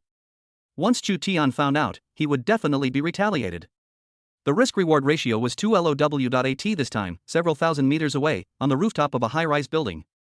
My path is complete. A young man in black robe laughed loudly. It was really necessary for him to come out of southern Xinjiang this time, but he is impatient and always insists on taking revenge after rebirth. One uses the experience and information advantages of the previous life to develop and grow rapidly. At the same time, he has been secretly collecting information about his enemies, and will take action as soon as there is a suitable opportunity. Among them, Chen Ningye, the main villain who had a grudge against him in his previous life, was naturally his main target of attention, but he found that this life was very different from his previous one. There are not many differences within southern Xinjiang, but outside of southern Xinjiang, the changes are huge. There are many more things called technology, and the ways of cultivation are also varied, not just the way of goo. More importantly, there are more people with great luck. For example, the angry dragon king Chu Tianyi, and the one named Jifan. How sweet that golden luck was.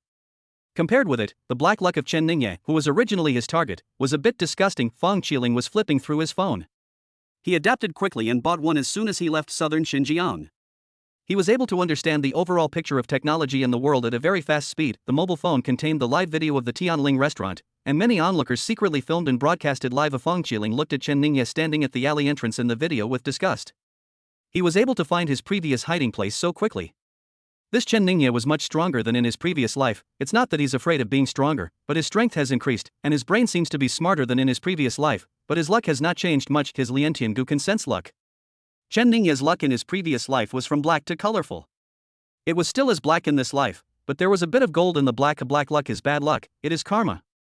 It can be refined by refining the heavenly goo, but it takes more time and most importantly, it doesn't taste good even if it is black and gold now. With gold in the shit, it is still shit. If it weren't for these people with golden luck, he would have had no choice but to attack Chen Ningye, but now there is golden luck that tastes better and is more beneficial to the growth of Liantian Gu.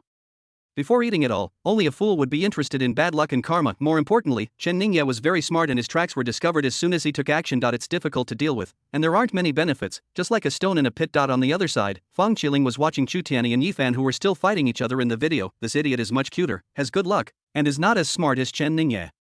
He is just a fool with a lot of money. He secretly investigated Chen Ningye in the morning and chased him to the Mu family manor, where he saw a group of people delivering the East China Sea Spirit Pearl. This is also a rare treasure. Its value is not high, but the golden luck attached to it is particularly attractive. He tasted the sweetness and found a better target than Chen Ningye, so naturally he wanted to expand his victory. So he controlled Longmen's men to assassinate Luo Yi, and continued to provoke Chen Ningye and Chu Tianyi, letting them fight each other and escalate, so that he could secretly plunder more treasures and luck. Unexpectedly, there was an unexpected surprise. Following Chen Ningye, I actually discovered another destined person. Yifan of Feng Qiling looked up at the clouds in the sky, his ambitions growing. His biggest goal before was to refine the 9 transformation heavenly refining goo, but now, he really likes the second life with many people of great luck. As long as he has enough luck, the 9th transformation is not the end. He wants to refine the unprecedented 10th transformation, step by step, to the peak and surpass the way of heaven. 026 Apology and compensation. Chen Ningye turned around and returned to the Longmen men who intended to assassinate him. There was no need to do anything. With the blessing of the great power god, a domineering aura burst out and crushed the poisonous insect in the body to death. The heart-eating insect can confuse people's minds. It has terrifying functions. It has strengths and weaknesses, and its body is very fragile. Except for the extremely powerful poisonous insects, most poisonous insects are very secretive. Once discovered, they are easier to deal with than other cultivation methods. The eyes of the Longmen people, who had originally had dull expressions, began to brighten up. You can let them go now. They were previously controlled by Gu Dao, but I've already dealt with it. Chen Ningye spoke. The Luo family bodyguards were a little hesitant. Although there were reasons for this, these people from Longmen were under control, but no matter what, he had assassinated Luoyi, and he just let her go. Luoyi was about to speak. According to Chen, Luoyi was a little hesitant. She didn't know how to address Chen Ningye. He had saved her twice in a row, and using his full name would be a bit unfamiliar and impolite, but calling him Ningyi or Brother Chen was too corny and she couldn't bring herself to say it. The elder of the Luo family had an anti-smile on his face. The Chen family was very powerful, and Luoyi had always been resistant to marriage. This was a big hidden danger for the development of the Luo family, and now Luoyi has finally changed her opinion of Chen Ningye, and everyone is happy. The Luo family elder feigned anger and scolded the bodyguards. What are you waiting for? Why don't you just do as I say? Don't you listen to what my son-in-law says? The Luo family bodyguards quickly released the detained Longmen people. Chen Ningye quietly explained to Luoyi and the Luo family elders, this is secretly instigated by a third party. That person is from southern Xinjiang and is very powerful. I will find a way to deal with it later. We don't know if that person will continue to attack the Luo family. Plus, the celestial god cult wants to kidnap Luoyi. The Luo family already has a lot of hidden enemies. Longmen is not a small force. We should try to reconcile if possible. I will talk to Chu Tian later and ask him to apologize and pay some compensation. The elders of the Luo family nodded repeatedly. Son-in-law, you are so thoughtful. Chu Tianyi and Yifan, who were originally fighting, became less and less excited and stopped at this moment. Although they were fighting, they were always paying attention to Chen Ningye. Before, when I saw Chen Ningye heroically saving the beauty and hugging Luoyi, they no longer had the passion to fight each other, and my heart was bleeding. They all knew that Chen Ningye and Luoyi were engaged, but they also heard that Luoyi had always been against it and hated Chen Ningye, so they all felt that they had a chance. But now, looking at the attitude of the Luo family and Luoyi, the annoying elder of the Luo family kept calling him son-in-law, and Luoyi did not object, and stood beside Chen Ningye like a young wife. Yifan looked at Chu Tianyi angrily and complained in a low voice, you idiot, aren't you? It's okay to assassinate him once, but you just ordered your men to assassinate him a second time, creating an opportunity for Chen Ningye. Yifan suspected that Chu Tianyi felt that he had offended the Luo family so much that he knew he had no chance, so he gave up and decided to not get Luoyi either. He fought with Chu Tianyi, clearly to stand up for the Luo family, but Luoyi didn't even look at him. Chu Tianyi was now extremely annoyed and glared back at Yifan, don't you use your brain? Didn't you hear Chen Ningye say that their minds were controlled and someone was secretly instigating them? After Chu Tianyi finished speaking, he walked towards Chen Ningye. He smiled and apologized to Luoyi, this is a misunderstanding. Someone is secretly trying to stir up trouble. I will be responsible for Elder Luo's injuries and all losses of the Luo family. Chu Tianyi looked at Chen Ningye again after he finished speaking. You just said that my men were poisoned by a gu. My dragon sect has never set foot in southern Xinjiang before, so it's unlikely that we would provoke someone who practices the gu dao. I've heard that the Panzhou Chen family is also a leading clan in southern Xinjiang. Could this be a case of the thief crying thief, playing the hero saving the damsel in distress, and deceiving Miss Luo? Chen Ningye did not respond. He was lacking in heavenly luck and needed to advance the plot. It was not easy for him to reveal that the person secretly making trouble was Fang Qiling. The fight between the two protagonists, Chu Tianyi and Yifan, was already chaotic enough. If one day the plot completely collapses, or he no longer needs the luck value of heaven, he can watch these protagonists fight each other and even add fuel to the fire. Chen Ningye looked around and said, there are too many people outside. The people behind the scenes may continue to cause trouble at any time. Let's go into the hotel to discuss how to end this matter. I will arrange a meeting room. Chen Ningye took the lead and walked towards Tianling restaurant. Chu Tian gritted his teeth and secretly hated her. His face was cold, but he had no choice. Luoyi followed Chen Ningye into the restaurant and also ignored his words. It was obvious that she had no doubts about Chen Ningye. Chu Tianyi has always had a psychological advantage over Chen Ningye. Even if all the Chen families in the 7 states were added together, their power and strength would not be weaker than that of Longmen. But Mu Zijin, the woman Chen Ningye was engaged to, was far less beautiful than his wife Mu Ziki.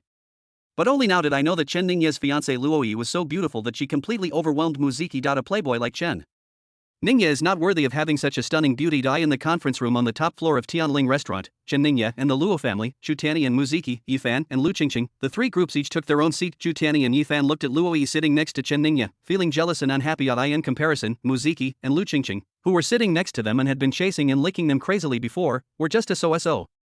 How could a worm compete with the bright moon? Chen Ningye began to mediate. From the current situation, it seems that someone is secretly stirring up trouble, but Longmen did the assassination after all, so they need to apologize and compensate the Luo family. Chu Tianyi snorted coldly, Chen Ningye, I will apologize and compensate Miss Luo without you having to tell me. But this matter is not over yet. I will definitely find out who is behind this instigation. Before this, Chen Ningye, you are the biggest suspect, so don't be so quick to pretend to be a good person. Chen Ningye ignored Chu Tian's implicit accusations and looked down at the time. There was still the next plot in the evening, so he didn't want to waste too much energy here. If you're willing to apologize and compensate, that would be great. You two can discuss the specific compensation. I have something else to do later, so I'll leave first. Chu Tian was stunned and emphasized, it's not just about apology and compensation. I suspect you are a serious suspect. Shouldn't you explain it? Are you in such a hurry to leave? Are you guilty of something? Chen Ningye said calmly, do I need to explain to you? After he said that, he stood up and left. It was not the plot time now, and he had no obligation to indulge the protagonist. Chu Tianyi was very unhappy now. Chen Ningye was completely ignoring him. Not only that, Luo Yi next to him also stood up and left with Chen Ningye that if Luo Yi were here, he would wish Chen Ningye would leave so that he could repair his relationship with Luo Yi. But now, Luo Yi handed the matter of compensation negotiation to the elders of the Luo family. What was there to discuss with the old man? Chu Tianyi hurriedly stood up and stopped Luo Yi. Miss Luo, don't be fooled by this superficial phenomenon. Chen Ningye is really a big suspect. I've been hiding my identity for the past 3 years. Apart from Chen Ningye, I don't have any powerful enemies. He's the only one who has the motivation and ability to cast a curse on my Longmen men. I can get revenge, sow discord between Longmen and the Luo family, and pursue you. I can kill 3 birds with 1 stone. The motive for committing the crime is very sufficient. A hint of anger flashed in Luo Yi's eyes. Chu Tianyi had brutally and unreasonably injured an elder of the Luo family. She already had a very bad impression of him and didn't want to have any contact with him at all. Now he had even falsely accused Chen Ningye many times. Luo Yi now trusts Chen Ningye very much. When the Tianqian cult tried to assassinate her before, she had suspected Chen Ningye and had always regretted it. In her opinion, Chen Ningye did not refute or explain Chu Tianyi's false accusation. It was not because he was guilty, but most likely because he wanted to keep the peace. For her safety, he did not want the relationship between the Luo family and Longmen to become strained again. Luo Yi was deeply touched. In order to save her, Chen Ningye would not hesitate to become enemies with the Tianqian sect in Longmen. For her safety, he would also bow his head and endure the slander of others. Chen Ningye didn't say anything about all this and did it silently, but she was not stupid and saw it all. 027 A perfect explanation for the dead love. Please don't slander others casually. Chen Ningye is my fiancé. I believe he would never do such nonsense as you mentioned. Luo Yi said to Chu Tianyi with a firm expression. Chen Ningye looked over subconsciously. Luo Yi, who was originally angry, quickly shifted her gaze when she saw Chen Ningye's eyes, her cheeks slightly red. On Chen Ningye's side, Tiandao's assistant and the villain Tongzi began to settle accounts. The temporary mission ended, and the plot did not achieve the expected goal according to Tiandao assistant's monitoring. The plot deviation has nothing to do with the villain employee Chen Ningye. Based on comprehensive evaluation, the employee's work enthusiasm is acceptable, and the minimum base salary is 1 point of heavenly luck. On the villain Tongzi side, the plot was reversed by 3 points of villain luck value, and Luo Yi's favorability increased significantly, which was another 30 points of villain luck value. The 1 point of heavenly luck that he had just obtained and the 1 point of villain luck merged in the collision, condensing into a wisp of golden Taoist energy, rushing into the soles of his feet, continuing to tap into the potential of his destiny. Chen Ningye looked at the remaining 78 points of the villain's luck value and felt a little anxious. He had to advance the plot. Luo Yi's trust in Chen Ningye made Chu Tianyi and Yifan feel uncomfortable, as if they had eaten a fly. Chu Tianyi continued anxiously, Miss Luo, don't be fooled by Chen Ningye. He is a dandy who bullies men and women and does all kinds of evil. By the way, you recognize him as your fiancé, but he's quite the playboy. This morning, he got engaged to Mu Zijin, the second daughter of the Mu family. Luo Yi's expression was slightly unnatural. You don't need to tell me about this. I know that most capable men are a bit fickle. Having 3 wives and 4 concubines is normal. Luo Yi felt a little uncomfortable about this matter.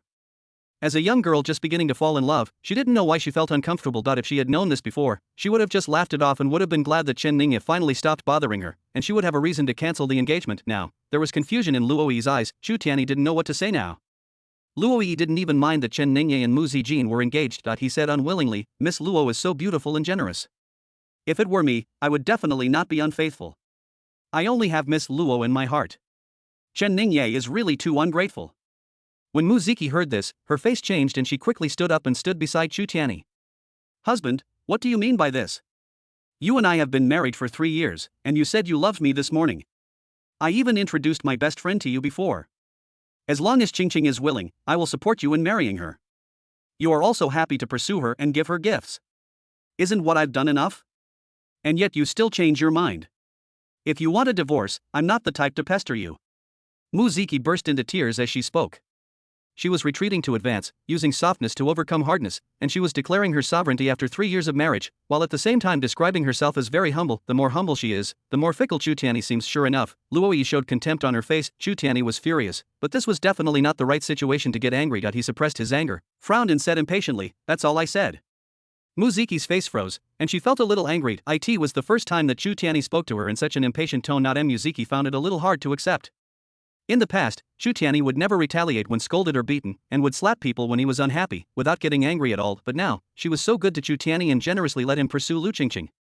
As a result, Chu Tianyi was not only not grateful, but also became worse and had feelings for Luo Yi. She just gave him a few casual reminders, but he didn't even consider her feelings at all and spoke so impatiently. Mu Ziqi was very annoyed and found it hard to accept Chu Tianyi's signs of changing his heart. As a little fairy, she can change her mind and cheat, but how can Chu Tianyi, the former bootlicker, change his mind? Mu Ziqi looked at Luo Yi jealously. She was very beautiful, but among those fake girlfriends she used to hang out with, some were as good looking as her, but Chu Tianyi never even looked at them, and only had eyes for her. Although Luo Yi is prettier than those girlfriends, Mu Ziqi's intuition tells her that this should not be the main reason for Chu Tianyi's attitude change. This time, Yifan, who had been silent all the time, became excited. Whether he is unfaithful or not, Chen Ningye and Chu Tianyi are not qualified to say. But he can, because he has never been married. As for Lu Qingqing, she was just his ex-girlfriend, and she was the one who asked for the breakup. Pursue Luo Yi first. Luo Yi is generous and doesn't mind having 3 wives and 4 concubines. It's not impossible to take in Lu Qingqing later. Anyway, no matter what, he had no better choice before. Now, he has the godly rich system, and someone like Lu Qingqing is definitely not qualified to be his wife. Yifan stood up and glanced at Chen Ningye. He had a good impression of Chen Ningye before. When Luo Yi was in danger, Chen Ningye persuaded him to be a hero and save the beauty. This brother is indeed loyal, but 3,000 pieces of friendship are not worth 2 ounces. You will stab your brother twice for his sake, and you will stab your brother twice for your woman. I heard that Chen Ningye has feelings for Mu Ziqi. At worst, it can be a 1-for-1 trade, and he can help Chen Ningye pursue Mu Ziqi later, then everyone will be happy. Yifan said, "Miss Luo, you are wrong. Not all capable men in this world are fickle. I am different from those vulgar and superficial men." Seeing that Lu Qingqing wanted to speak, Yifan continued, "So far, I have only been in love once, and I loved her deeply and gave everything. Before today, I hadn't found an opportunity. I was just an ordinary person. I worked hard part-time every month and gave all my earnings to my ex-girlfriend. I ate instant noodles every day and bought clothes and jewelry for her without any regrets. Any investigation would reveal all these things. But unfortunately, my ex-girlfriend met a philandering man named Chu Tianyi. She changed her mind and broke up with me." Lu Qingqing didn't expect Yifan to bring up the matter of breaking up. She said in astonishment, "Yifan, how can you say that? I explained it before. I was afraid that Chu Tianyi would hurt you, so I said I wanted to break up and let you leave safely first." Yifan shook his head and smiled. He had some doubts about Lu Qingqing's intention to break up. There was no need to mind it before. As long as Chu Tianyi had feelings for Lu Qingqing, he would have the opportunity to pursue Mu Ziqi with justification, regardless of whether it succeeds or not. At least the money earned can be spent. So he accepted Lu Qingqing's explanation directly, but now, in order to establish an image of being loyal, this matter has to be taken seriously. "Lu Qingqing, you're trying to fool me with this far-fetched explanation. Do you really think I'll be fooled by you? If I hadn't been lucky enough to get the opportunity today, would you have come to me to get back together?" Lu Qingqing's face turned pale, and she explained guiltily, "No, it's not what you think. If you don't believe me, why did you give me a gift just now?" Yifan hadn't said anything just now because he was thinking about how to respond to these questions. He said with a sad face, "That's because I can afford it now, so I buy you everything I wanted to buy you before but couldn't afford. This doesn't mean I forgive your change of heart. It's just that I'm giving a perfect explanation to my dead love. From today on, the past Yifan is dead. I will look for my next relationship, the next girl who is worth protecting for the rest of my life." As Yifan spoke, he secretly observed Luo Yi's expression. There was a hint of sympathy on Luo Yi's face, but other than that, there were no extra emotions, as if she was listening to a story. Chen Ningye was a little surprised. Considering Yifan's previous foolish behavior, he didn't expect that he could actually say such a long and beautiful paragraph to establish his character, but these words feel familiar. Chen Ningye flipped through the plot of Cyber God and found the original sentence. These words were said in the original plot when Yifan saved Luo Yi, who was assassinated by the celestial god cult. Because he suddenly became rich, Lu Qingqing came to him again, and Yifan explained this to Luo Yi. It is no wonder that the lines in the script set by Tian Dao himself are far beyond Yifan's own level. Only, the same lines will have a completely different effect depending on whether there is a hero saving the beauty before them or not. 028 The person I want to protect for the rest of my life. Chen Ningye's judgment was correct. While he was still thinking, Luo Yi, who was standing by, looked at him and asked in a puzzled voice, "There's nothing going on here, shall we go? It's almost dinner time, let's eat together. I've been wanting to treat you before." Yifan is just a stranger to Luo Yi, and no matter how touching his words were, Luo Yi would just listen to the story and forget about it without taking it to heart. What she wanted to do more now was to thank Chen Ningye for helping her several times, to understand what was going on with the Heavenly God cult and the southern Xinjiangu master who was secretly making trouble. And she also wanted to know what kind of person Chen Ningye was, and who Mu Zijin was, who was engaged to Chen Ningye. That morning, when Yifan heard Luo Yi say this, he became a little anxious. Perhaps it was because of the destiny that Luo Yi was supposed to be his destined heroine, so Luo Yi's appearance and figure were perfectly in line with Yifan's aesthetic, but it was no use for Yifan to worry, because the lines arranged by the plot had already been said. It didn't have the desired effect on Luo Yi, so from now on he can only rely on himself to perform freely. Seeing Luo Yi about to leave, Yifan quickly said, "Miss Luo, you are the one I will protect for the rest of my life. I am very loyal. I can buy you anything you like." Yifan's words stunned Luo Yi. Originally, when she heard Yifan say that he was tragically abandoned by his ex-girlfriend, she felt quite sympathetic, but how did this suddenly involve her, the person you want to protect for the rest of your life? This is our first meeting, we don't know anything, and you've chosen him so quickly, and what are you talking about? You can buy her anything, what kind of person does this make her? Besides, she is the eldest daughter of the Luo family and has no shortage of money. Yifan's tone of speech was very different before and after. In the beginning, he was still an affectionate person, but in the later part, he exuded a strong air of a nouveau riche. Comparing the past and present, Yifan's previous words seemed too fake. Before, he looked sad and painful, as if he had suffered a great emotional injury. If you are really so affectionate, how could you want to pursue someone else so soon, or pursuing in a nouveau riche way by spending money? Is this something a person who is purely in love would do? This made Luo Yi's originally good impression of Yifan turn into a complete reversal. She began to question what Yifan had said before. Perhaps there was another hidden reason behind the breakup, and Lu Qingqing was not as materialistic as Yifan said. However, Luo Yi was too lazy to spend energy to investigate. She had no interest in knowing what kind of person Yifan was and just wanted to stay away from him. Luo Yi ignored Yifan and looked at Chen Ningye. "Let's go." "Yeah." Chen Ningye nodded. He didn't want to hear Chu Tianyi and Yifan say these nonsense anymore. The two walked out the door together. Yifan was a little angry and embarrassed. This was the first time he was ignored when pursuing a girl after obtaining the godly rich system. Chu Tianyi on the side chuckled, "Yifan, money is not everything in this world. You have to put your heart into pursuing a girl. Money and copper will only taint pure love, but I think it's hard for a nouveau riche like you to understand this." Chu Tianyi knew that his image in Luo Yi's mind was very bad and it would be difficult to reverse it in a short period of time, so he would not let Yifan have an easy time either. Previously, in the shopping mall across the street, Yifan spent money in an extremely lavish way, which made him feel embarrassed and ashamed. He also hated the aura of this nouveau riche. Yifan didn't have time to argue with Chu Tianyi, so he quickly said, "Miss Luo, I'm sorry, I'm not very good at speaking. I didn't mean anything else by saying this, I just wanted to say that I'm willing to give you everything I have." Luo Yi continued walking, and said coldly, "No need, you should give it to someone else." At the door of the conference room, the waiter saw Chen Ningye coming out and came forward to report, "Master, dinner is ready, the restaurant is just across the street." "Well, okay, has the young lady finished her training now?"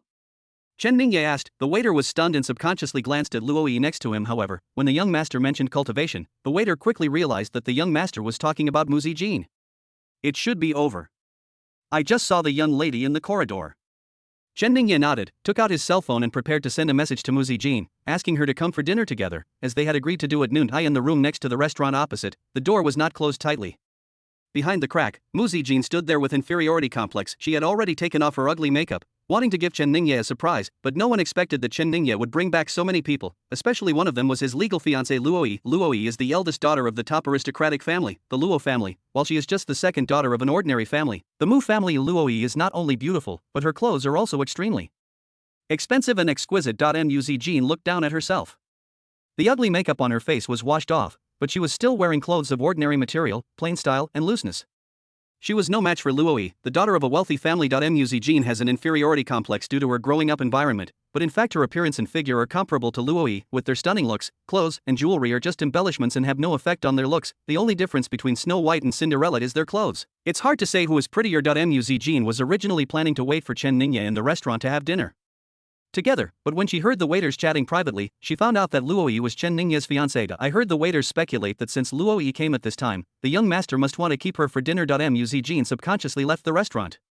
She didn't want to embarrass Chen Ningye, but before she left the corridor, someone in the conference room was about to come out, so she had to hide in the next room. When she heard that even though Luo Yi was present, Chen Ningye still called her young madam. When she saw it, her phone vibrated and a message from Chen Ningye popped up. Is cultivation over?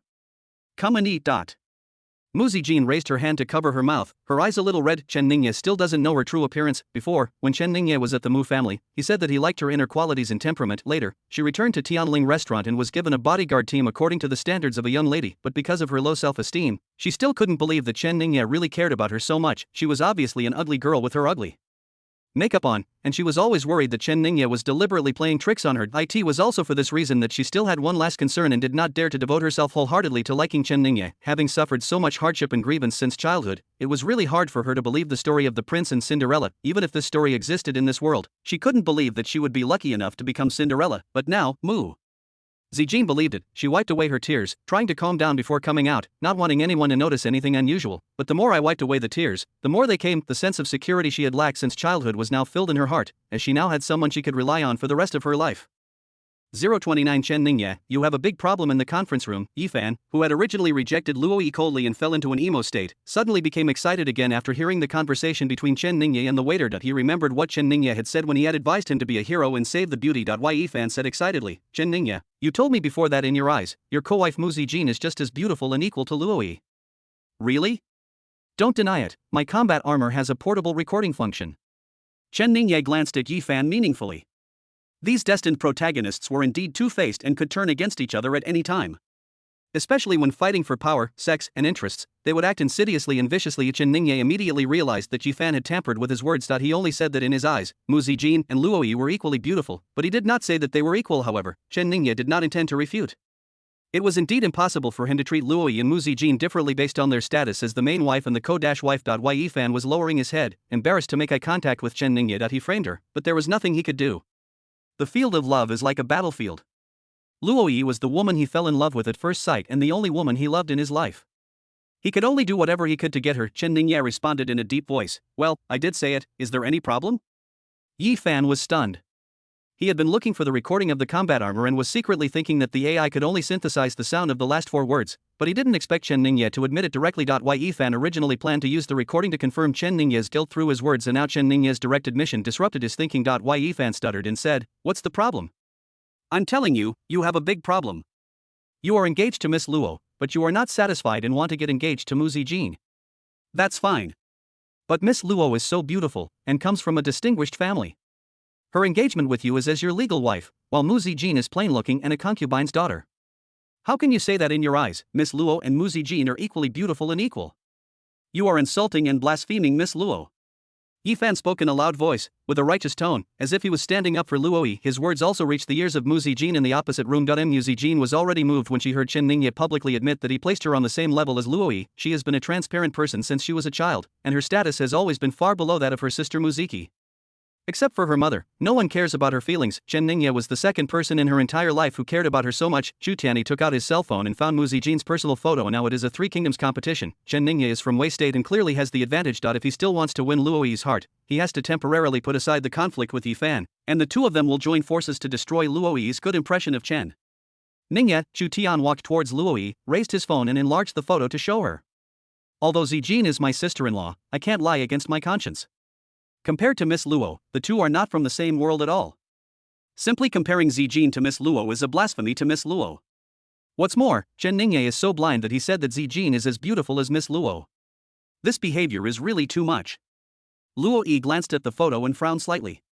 She felt a little uncomfortable with Chen Ningye's behavior. If others are having a good time drinking and partying outside, they will definitely try their best to cover it up in front of their fiancé. If Chen Ningye lied and denied what he had said, it would mean that her fiancé was definitely more important than Mu Zijin. She would also get angry because she didn't like being lied to. Chen Ningye was like this in the past. He was obviously having affairs with other women and had a bad reputation, but he still concealed the truth in front of her, sending her good morning and good night messages every day, saying that all the negative news outside was just slander against him, and that she was the only one in his heart, pretending to be very devoted and caring. At that time, she was very disgusted and felt sick to hear these words. She told Chen Ningye not to explain so much. Whether he was having affairs outside was none of her business, and she didn't care. And now Chen Ningye has changed. When they meet, he is no longer like a dogskin plaster that cannot be driven away. He even directly admits that in his mind there are other women who are as beautiful and equal to her. It was honest, but for some reason, Luo Yi felt even more annoyed. She didn't know that the more people care about each other, the more jealous they become. When Zhu Tian saw Luo Yi's expression, a look of joy appeared on his face. His provocation finally worked. He took 2 steps forward and said, Miss Luo, you probably don't know about Chen Ningye and Mu Zijin's engagement this morning. Let me tell you in detail. Yi Fan also came over. He had already finished the recording and used AI to imitate Chen Ningya's voice and added a few words. He said, I sorted out the recording. Miss Luo, let's add each other as friends. I'll send you the recording. No need for that. Luo Yi took a few steps back towards Chen Ningye. Even if she felt uncomfortable, at least Chen Ningye was an upright gentleman who admitted what he had said in any occasion. Chu Tianyi is not a disgusting guy. He publishes other people's photos and says bad things about them behind their backs. Especially since he is Mu Zijin's brother-in-law, it's too disgusting. Yi Fan is also a mean person. How could he record conversations at any time? Chen Ningye can chat with him, even if their relationship is not very good. At least they should not be enemies. As before, Longmen and Luo family had a conflict. Luo Yi contacted the family to investigate Longmen's intelligence, and saw the video of the battle between Yi Fan and Chu Tian at noon. Many onlookers took pictures at that time. Just now, Yi Fan talked about his breakup with Lu Qingqing and how infatuated he was with her. Luo Yi showed some sympathy because she had watched the video of that time. Luo Yi remembered that in that video, Yi Fan was sad and cursing at the beginning, and Chu Tian wanted to attack him, but Chen Ningye stepped forward to help Yi-Fan.at that time. Yi Fan was grateful to Chen Ningye and called him a brother. As a result, not even a few hours have passed and he has turned his back on me. Not to mention repaying the favor, at least he can't repay kindness with hatred. The smiles on Chu Tianyi and Yi Fan's faces froze. They had sharp spiritual perceptions and could feel that Luo Yi was even more disgusted with them. The two of them didn't know why this happened. Chen Ningye had clearly admitted it, so why did Luo Yi subconsciously lean towards Chen Ningye? They told the truth. Why do people hate them even more? Chen Ningye's face darkened. Yi Fan and Chu Tianyi's actions touched his bottom line. It doesn't matter whether you say he is a villain or not, he is there to set off the protagonist, but Mu Zijin is not an option. This is the girl he chose in his heart regardless of the plot. Chen Ningye walked up to Chu Tianyi and Yi Fan with a stern expression. I don't care what you think. I'll say this one last time. Zijin is my fiancée. I think she's gentle and kind, and the most beautiful girl in the world. That's enough. Chen Ningye really felt that even with her ugly makeup on, Mu Zijin was still pretty. After all, Mu Zijin has a very good foundation, with a cute oval face and picturesque features. It's just that she put some paint on her face, making her skin a little darker, and has some freckles on both sides of her cheeks, less perfect, but more cute. It might be because of Chen Ningye's preconceived notion. He thought that Mu Zijin, covered by ugly makeup, was not as good as Luo Yi, but definitely not worse than Mu Ziki, Lu Qingqing, and the like. In addition, Mu Zijin is naturally fragrant and has a good personality. Let alone putting on ugly makeup, even if she really looked like this, he would definitely be willing to be with Mu Zijin. 030 feelings. Luo Yi stared blankly at Chen Ningye's back. She had practiced the Luo families, concentrating the mind and tempering the spirit, which could strengthen her spiritual perception and sense the good and evil in human nature. She could hear the sincerity in Chen Ningye's tone, and he was speaking from the heart. Mu Zijin, who was in the opposite room, also felt the sincerity in Chen Ningye's words. At this moment, she completely let down her defenses against the world, and in her closed heart, besides her mother, there was a second person. The reward page of the Destiny Villain system appeared in front of Chen Ningye. Congratulations to the host for gaining the friendship of the destined heroine Mu Zijin, achieving the achievement of falling in love, and gaining 30 points of villain luck. Beyond the level of affection, there are 3 more levels: deep affection, mutual support, and life and death commitment. Please continue to work hard, host. Chen Ningye looked around and saw that Mu Zijin's favorability suddenly increased. It was obvious that he was standing by and heard the conversation here. This time, Chu Tianyi raised the corner of his mouth and sneered. He raised his mobile phone and pointed at the photo on it. Chen Ningye, is it fun to lie with your eyes open? Zijin is not pretty, and this is generally acknowledged. Not to mention, compared to Miss Luo, even ordinary girls are prettier than Zijin. I don't believe you don't know this. Of course, it's possible that you just have such a weird taste. Chen Ningye glanced at Chu Tianyi as if he was looking at a clown. Misfortunes sent by heaven can be survived, but misfortunes brought upon oneself cannot be survived. In the plot setting, Chu Tianyi was in a bad situation in the Mu family before. He never laughed at Mu Zijin's appearance, who was in the same situation.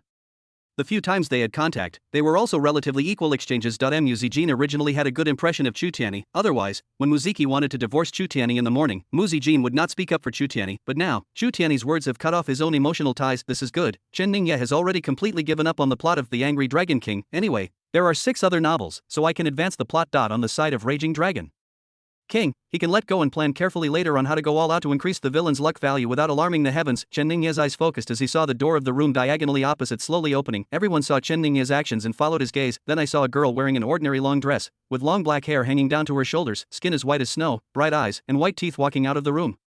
The lotus emerges from clear water. Naturally, without any decoration, the girl had no makeup on her face, but she looked flawless. Her eyes were slightly red, obviously she had cried before, but it did not affect the girl's beauty at all. Instead, she had a delicate temperament like Shizi holding her heart, which made people want to protect her. Not only her face, but also her long skirt, which was tied at the waist, outlined her extremely slender waist, and her figure was equally perfect. This is a girl who was as beautiful as Luo Yi in every aspect. Muzi Jean pinched the hem of her skirt with her fingers, feeling a little uncomfortable. This was the first time she had worn a skirt in front of outsiders since she was a child. She walked up to Chen Ningye and said shyly, "Is it good looking? I promised to give you a surprise." Make a fortune, Chen Ningye sighed in his heart. The 7 heroines in the 7 novels are all of the same level in appearance. The main difference is their personalities compared to other female protagonists such as Luo Yi, who has a ladylike personality, the evil and weird lady in red, the neurotic Gupan, etc. When he was reading the plots of the 7 novels, he liked Mu Zijian's well-behaved and gentle personality the most. It's like Wei Xiaobao's 7 wives. When Chen Ningye watched The Deer in the Cauldron in his previous life, he didn't envy anything else but envied him for having schwanger. So when the plot collapsed in the morning and Muziki tried to arrange for him to get engaged to Mu Zijin, he didn't resist at all. And now that Mu Zijin has taken off her ugly makeup, her appearance and figure are all in line with Chen Ningye's aesthetic standards. You are Mu Zijin? Muziki's face suddenly changed. Although she doesn't usually interact with her younger sister Mu Zijin, they grew up together after all. There was a hint of familiar eyebrows and eyes, a darker skin, and a few more freckles. That was the Mu Zijin of the past. Yeah. Mu Zijin nodded slightly. The whole audience was in an uproar. No one thought that it would be Mu Zijin. Everyone looked at Chu Tianyi with strangeness, sarcasm, and contempt in their eyes. Mu Zijin didn't need to say anything. The moment she appeared, she responded to Chu Tianyi's ridicule of Chen Ningye with silent actions. Who has the worst taste? At the same time, they all had great respect for Chen Ningye. As expected of Master Chen, the most romantic man in the 7 states, he either doesn't make a move or when he does, it's all stunning. Muziki's face turned pale. She couldn't believe it. The appearance that she was proud of was shattered into pieces by Mu Zijin in seconds. Luo Yi is prettier than her, and apart from a little jealousy, her mood is not too volatile. But Mu Zijin was someone close to her, the one who had been trampled under her feet since childhood. But she suddenly turned the tables. All kinds of emotions such as jealousy, malice, anger, etc. surged in my heart. Why did you deliberately make yourself look ugly and even hide it from your family? Muziki was jealous and could not control her emotions and asked angrily. She took out her cell phone and said, "I'll notify my father and the others to come over now." I want to see how you explain it. Muziki stopped talking midway, because Chen Ningye stared at her with cold eyes. It was only then that Muziki realized that she had been blinded by jealousy and had forgotten that Mu Zijin was no longer the same person she was before, and that she now had the support of a towering tree. Chen Ningye said calmly, "Explain? Do you need any explanation?" His expression and tone were calm, but the content of his words was domineering and unquestionable. Muziki quickly forced a smile and regained her composure. No, I was wrong. This is a great thing. I'll inform my family and let them be happy too. She felt very uncomfortable. Chen Ningye was really ruthless. She had been treated so badly by him last night that she had to stand up and pedal someone else's bicycle, but now he didn't show any regard for their old friendship. In fact, she didn't need to ask Mu Zijin why she deliberately made herself look ugly. They were all smart people. She was very clear about Mu Zijin's situation and wondered what would happen if she didn't make herself look ugly. As a concubine's daughter, all matters concerning her marriage were controlled by her mistress. It is impossible for her mother to choose a good husband for Mu Zijin. She will only marry Mu Zijin to a top-level strong man or a wealthy family as a concubine. She will not consider the other party's temperament or age, but only consider the other party's power and strength. She may even maliciously choose a strong man with a bad reputation, cruel temperament, or disabled or old-aged. Her father would not stop her and would be happy to use his concubine's beauty to gain benefits and help the Mu family move to a higher level. There was fear and hatred in Muziki's eyes when she looked at Mu Zijin. She herself has evil intentions, and she sees others in the same way. In her opinion, Mu Zijin was too scheming and selfish. He had the capital but was unwilling to help the family. He deliberately concealed his appearance and put his personal interests above the interests of the family. No wonder Chen Ningye agreed to get engaged to Mu Zijin in the morning. This must be because Mu Zijin had already contacted Chen Ningye privately in advance and revealed his true appearance to Chen Ningye. This must be the case. Otherwise Chen Ningye would never be willing to marry an ugly illegitimate daughter as his concubine. No, it's impossible, absolutely impossible. Chu Tianyi's facial muscles twitched, and he stared with wide eyes at Mu Zijin standing obediently beside Chen Ningye. He felt a mixture of anger, regret, and other mixed emotions, and he regretted it so much that he found it difficult to accept this cruel fact. He would rather the girl who suddenly appeared and looked just like Luo Yi was a stranger than Mu Zijin. Just this morning, Mu Zijin was still standing behind him. Such a peerless beauty should have been his, together with Muziki and the sisters of Huang and Vying, an elegant thing in ancient times, but he pushed it to Chen Ningye. He remembered that in the morning, Chen Ningye pretended to be unwilling and declined at first, but he proudly forced Chen Ningye and Mu Zijin to get engaged. What a stupid thing this is.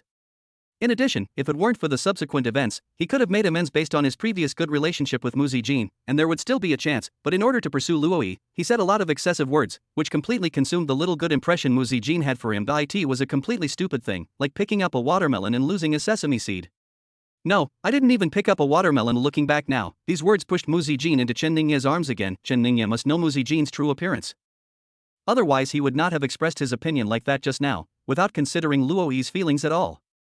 He must have been smiling in his heart. Chu Tiany's mentality collapsed. If there weren't so many people watching, he would have wanted to slap himself hard. 031 Stunning the audience. Chu Tiany was filled with pain and regret, while Yifan's emotions were much simpler. He didn't know Mu Zijin, and now when he looked at Chen Ningye, there was only pure jealousy in his heart. Why? Both of Chen Ningye's fiancées are so beautiful, and they seem to be completely devoted to Chen Ningye. He obtained the godly rich system. According to the online novels I've read before, shouldn't he be the protagonist? Why don't I have such a high-quality partner around me? It would be fine if it wasn't of high quality, but even people like Lu Qingqing and Mu Ziki have to fight like pigs against each other for food in the pig trough, competing with Chu Tiany, a idiot. The atmosphere was silent and depressing. Chen Ningye withdrew his cold gaze from Mu Ziki and turned to look at Mu Zijin with a gentle and doting look. This is indeed a big surprise.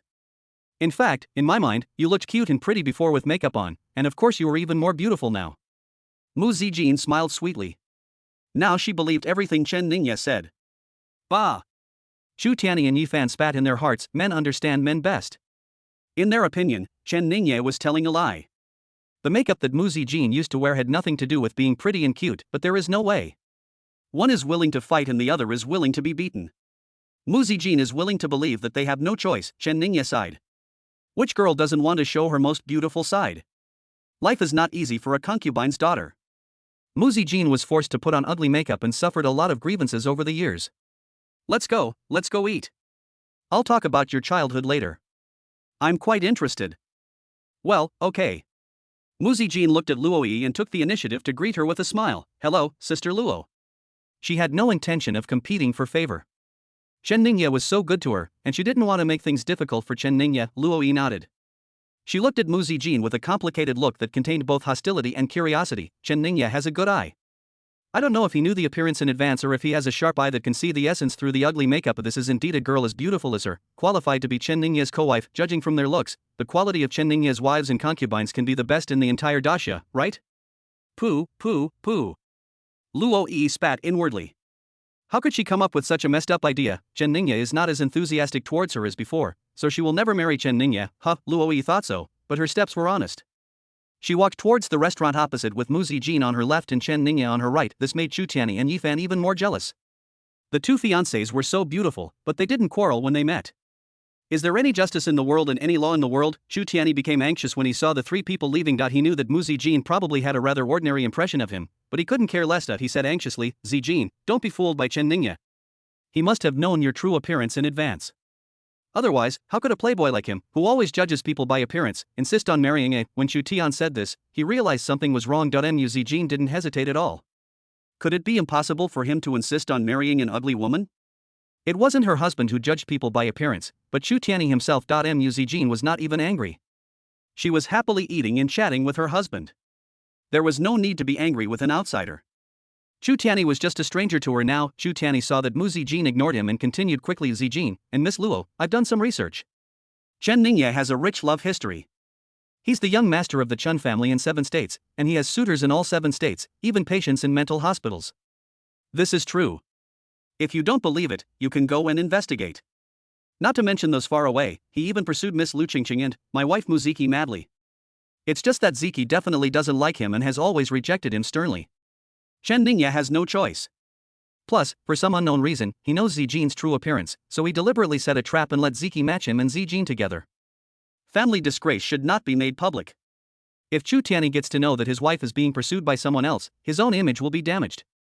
But in order to make Luo Yi and Mu Zijin believe him, he has no choice but to give it all. But when Chu Tiany said this, Chen Ningye was not anxious yet, but Lu Qingqing was anxious first. Originally, Yifan brought up the breakup again, and the seemingly innocent bootlicker seemed to be quite smart, which made her very upset. And now Chu Tiany wants to ruin her reputation. She had to drag her and Mu Ziki into this, and even described Mu Ziki as pure and innocent. Bah! Your wife's stern refusal is bullshit. We are all comrades in arms sleeping in the same bed. Chen Ningye continued walking towards the restaurant without stopping. He didn't need to explain Chu Tiany's words. As a villain, he did have to pursue many female protagonists and supporting actresses at the same time. In order to ensure the normal progress of the plots of the other 5 novels, he needs to maintain the image of a playboy and a playboy villain. As for internal matters, there is plenty of time to explain to Mu Zijin in private. As for Luo Yi, her favorability towards him has only increased for the time being. If she really develops feelings for him, she will explain it then. Muzi Jin followed Chen Ningye closely. She was a very simple and stubborn girl. Since she had chosen Chen Ningye, she would stick with him till the end. She used to be of low status and surrounded by bad people, but Chen Ningye was genuinely kind to her, and that was enough. Luoyi was different from Muzi Jin. She paused slightly and stopped. Chu Tiany's face lit up with joy. Did what he said finally have an effect? But Luoyi didn't even look at Chu Tiany. If you say something bad about someone, you need evidence. Luoyi asked someone to play the video of the conversation between Chu Tiany and Yifan at noon, which she had found out earlier, on the big screen in the conference room. There's no need to waste time explaining, Chen Ningye said. No, Luoyi shook her head. You saved me today. I can't watch you being framed by others. Luoyi has a somewhat arrogant and strong personality. In her opinion, as long as the engagement has not been cancelled, Chen Ningye is still her fiancé, and it is not the right of others to say bad things about him. Chu Tiany said that Chen Ningye was pursuing so many women at the same time. Was this an insult to Chen Ningye? It was clearly an insult to his fiancée for not being attractive enough. Chen Ningye saved her several times today, but his attitude was always cold. Even when she took the initiative to invite Chen Ningye to dinner, he was rejected. What kind of playboy is he? Chen Ningye didn't even actively pursue his beautiful fiancée, so how could he possibly pursue other vulgar women, especially those like Muziki and Lu Qingqing? Appearance is secondary, the key is their character. Just like her father's pretentious concubines, she had seen that tea smell many times before. She is not qualified to say that she has not been able to win over her fiancé despite his mad pursuit. This is lowering her status. Luoyi saw Muzi Jin standing beside her and added something in her heart. Even if Chen Ningye pursues her, he would at least choose someone as pretty as Muzi Jin. Chen Ningye was too lazy to explain, but she couldn't just watch Chen Ningye being framed. Whether it was to repay the life-saving grace today or to maintain her own image, the video started playing on the big screen, starting from the moment Chu Tian appeared.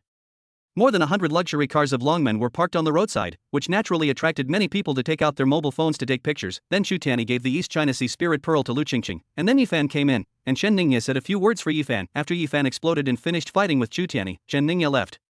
The video ends with Yifan and Chu Tiany competing fiercely for wealth, competing to give gifts to Muziki and Lu Qingqing. Luoyi said calmly, it's obvious that Chen Ningye didn't pursue Muziki and Lu Qingqing. It was you two who were madly pursuing them. Luoyi's words were somewhat heartbreaking, and the video was right there, leaving Chu Tiany and Yifan at a loss as to how to explain it. Why Yifan glared at Chu Tiany with reproach. He was really shooting himself in the foot. Chu Tiany squeezed out a sentence. Chen Ningye was pursuing Lu Qingqing before, but he didn't have enough money and couldn't compare with us, so he was forced to withdraw. Luoyi shook her head and smiled. Chen Ningye is the young master of the Chen family of Qizhou. As long as he wants to spend it, he has plenty of money. Even after being mocked by you in the video, he didn't get angry and compete with you in wealth. He just laughed. This is enough to show that he has no feelings for Muziki and Lu Qingqing. Luoyi glanced at Muzi Jin. There was something she didn't say, that is, if Chen Ningye really met someone he liked, he would be able to give her top-grade spiritual jade worth hundreds of billions without any hesitation. Luoyi felt a little sad when she thought of this. Chu Tiany was speechless. Now he and Yifan were both regretting it. They really shouldn't compete for wealth at noon, at least not for Muziki and Lu Qingqing. It makes them look too low-class. They have to try their best to pursue ordinary beauties, but they will only be looked down upon by top beauties like Luoyi. Chu Tiany finally struggled and said, let's not talk about Ziki and Lu Qingqing for now. Chen Ningye is pursuing many people in Qizhou at the same time. This can be found out. Luoyi smiled. Do you know how vast the 7 states is? Does Chen Ningye have so much time and energy to pursue girls in all 7 states at the same time? Also, even if we take a step back, what happens to Chen Ningye has nothing to do with you. Whether he's unfaithful or not is still unknown, but you are unfaithful, so do you still have the right to criticize him? Chen Ningye's face looked a little strange. Luoyi didn't know that there was such a profession as a time management master in this world. He appreciated Luoyi's kindness, but if she continued to say so, his image as a villain would become too glorious, and how could he continue with the rest of the novel's plot? Chen Ningye spoke to smooth things over. Okay, let's go eat. Luoyi is in a very good situation at the moment. She has maintained the image of Chen Ningye and herself very well, so she doesn't want to leave. Chen Ningye had no choice but to use his inner strength to transmit his voice. Chu Tiany and Yifan are both very powerful. You are still being targeted by the celestial god cult, so don't offend them again. If they really go too far, I'll handle it myself. Luoyi felt sweet in her heart. Chen Ningye was very concerned about her safety. Humph. Hard on the outside but soft on the inside. He had pretended to be so cold to her before. He should have just taken care of his obedient little wife Muzi Jin, but he still wanted to control her. Luoyi obediently followed Chen Ningye to eat. 032 seashell this time. Chu Tiany really couldn't find any words to say. He could only watch Chen Ningye, Muzi Jin, and Luoyi enter the restaurant and close the door. Muziki beside him felt very embarrassed. Chu Tiany's performance this time was really too poor. She pulled Chu Tiany's sleeve and said, let's go. We're going back too. Let your men go and discuss the compensation. No, I can't go back, Chu Tian shook his head. He was really unwilling to do so. Forget about Luoyi, Mu Zijin should have been his. Given the current situation, Mu Zijin will definitely not go back to the Mu family after dinner. That night, a man and a woman were alone together and got engaged. Would that bastard Chen Ningye let her go? Chu Tian felt heartbroken when he thought of this. He said to Muziki anxiously, Chen Ningye is not a good person. He definitely knew Zijin's true appearance in advance. It's absolutely impossible that he fell in love with Zijin because of her kindness. Zijin is still young and inexperienced.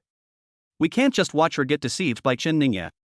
Muziki certainly knew that Chen Ningye was not a good person. While being engaged to her younger sister, he also took the opportunity to play with her older sister last night. How can he be a good person? However, these things cannot be said. Muziki can only bury them in her heart and swallow this loss in silence. The most important thing now is how to maintain his base.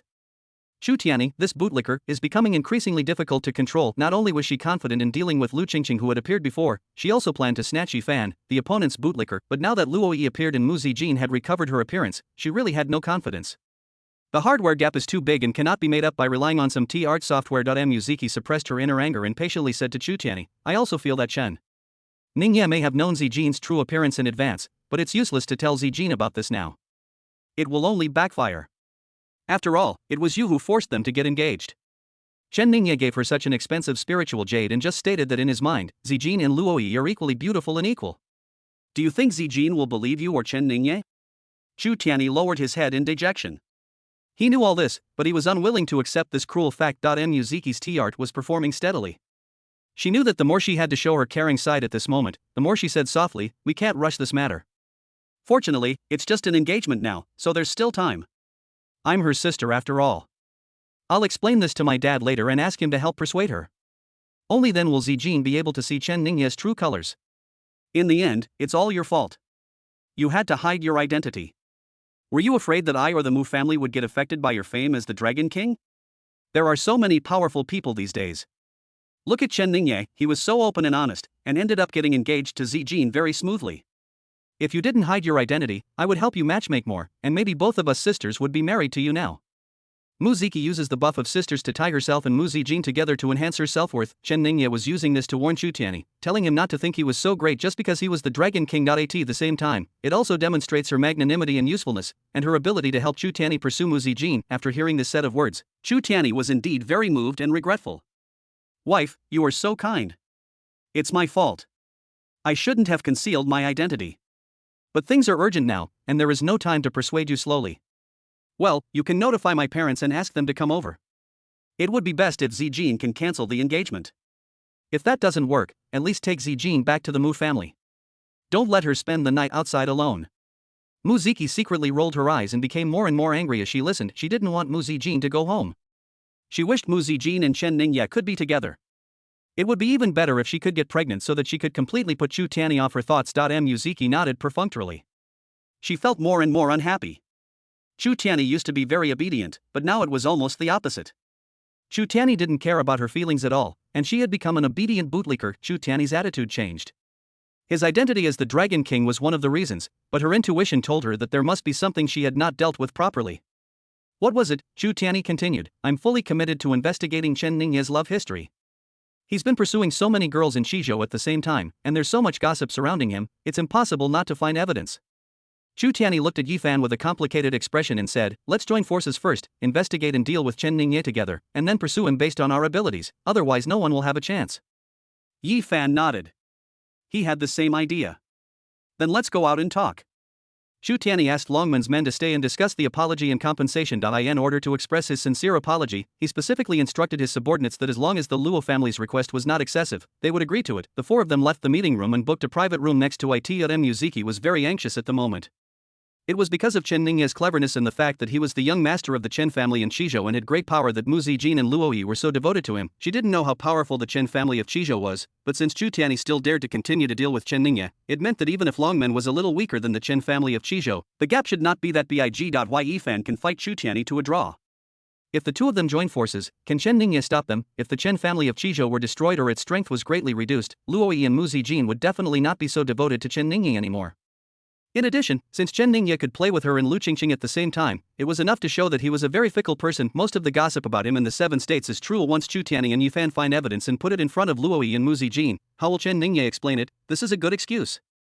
Luoyi and Mu Zijin will definitely take this opportunity to cancel their engagement with Chen Ningyi. That time, Xu Tianyi and Yi Fan will take advantage of the opportunity and each take one. If Mu Zijin made any request, such as becoming his legal wife, Xu Tianyi would probably agree based on his performance today. Muziki herself is a snob who despises the poor and loves the rich, and believes that when a couple faces disaster, they should run away separately. So in her opinion, Luoyi and Mu Zijin are people just like her, and she doesn't believe that there are fools in this world who would share weal and woe and life and death with each other. Over the years, she has been stepping on Mu Zijin. Now Mu Zijin has become Chen Ningye's co-wife.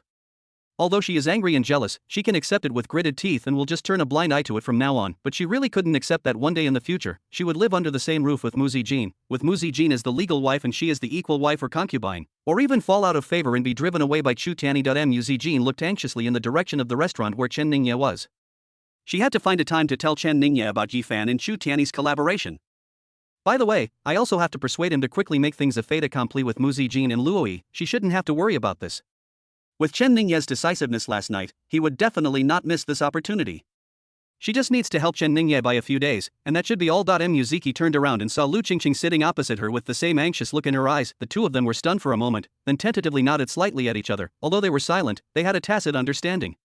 If Xu Tianyi and Yi Fan could join forces, then they could also join forces. Before talking and joining forces, Xu Tianyi and Yi Fan successively used their respective shielding methods. Xu Tianyi activated his internal energy and deliberately chose the box next to Chen Ningye, wanting to listen to what Chen Ningye was talking about. Only by knowing yourself and your enemy can you win every battle. But Tianling restaurant was covered by a defensive soundproof formation, and his internal energy was blocked. Yi Fan used the cashback money to purchase a high-tech eavesdropping device from the Shinhouse System Mall, but was also interfered with. Xu Tianyi hesitated a little and took out a shell as crystal clear as jade from the storage ring. This item is an imitation of the Songhai shell, a good treasure he obtained outside the Dragon Palace of the Dragon Heritage.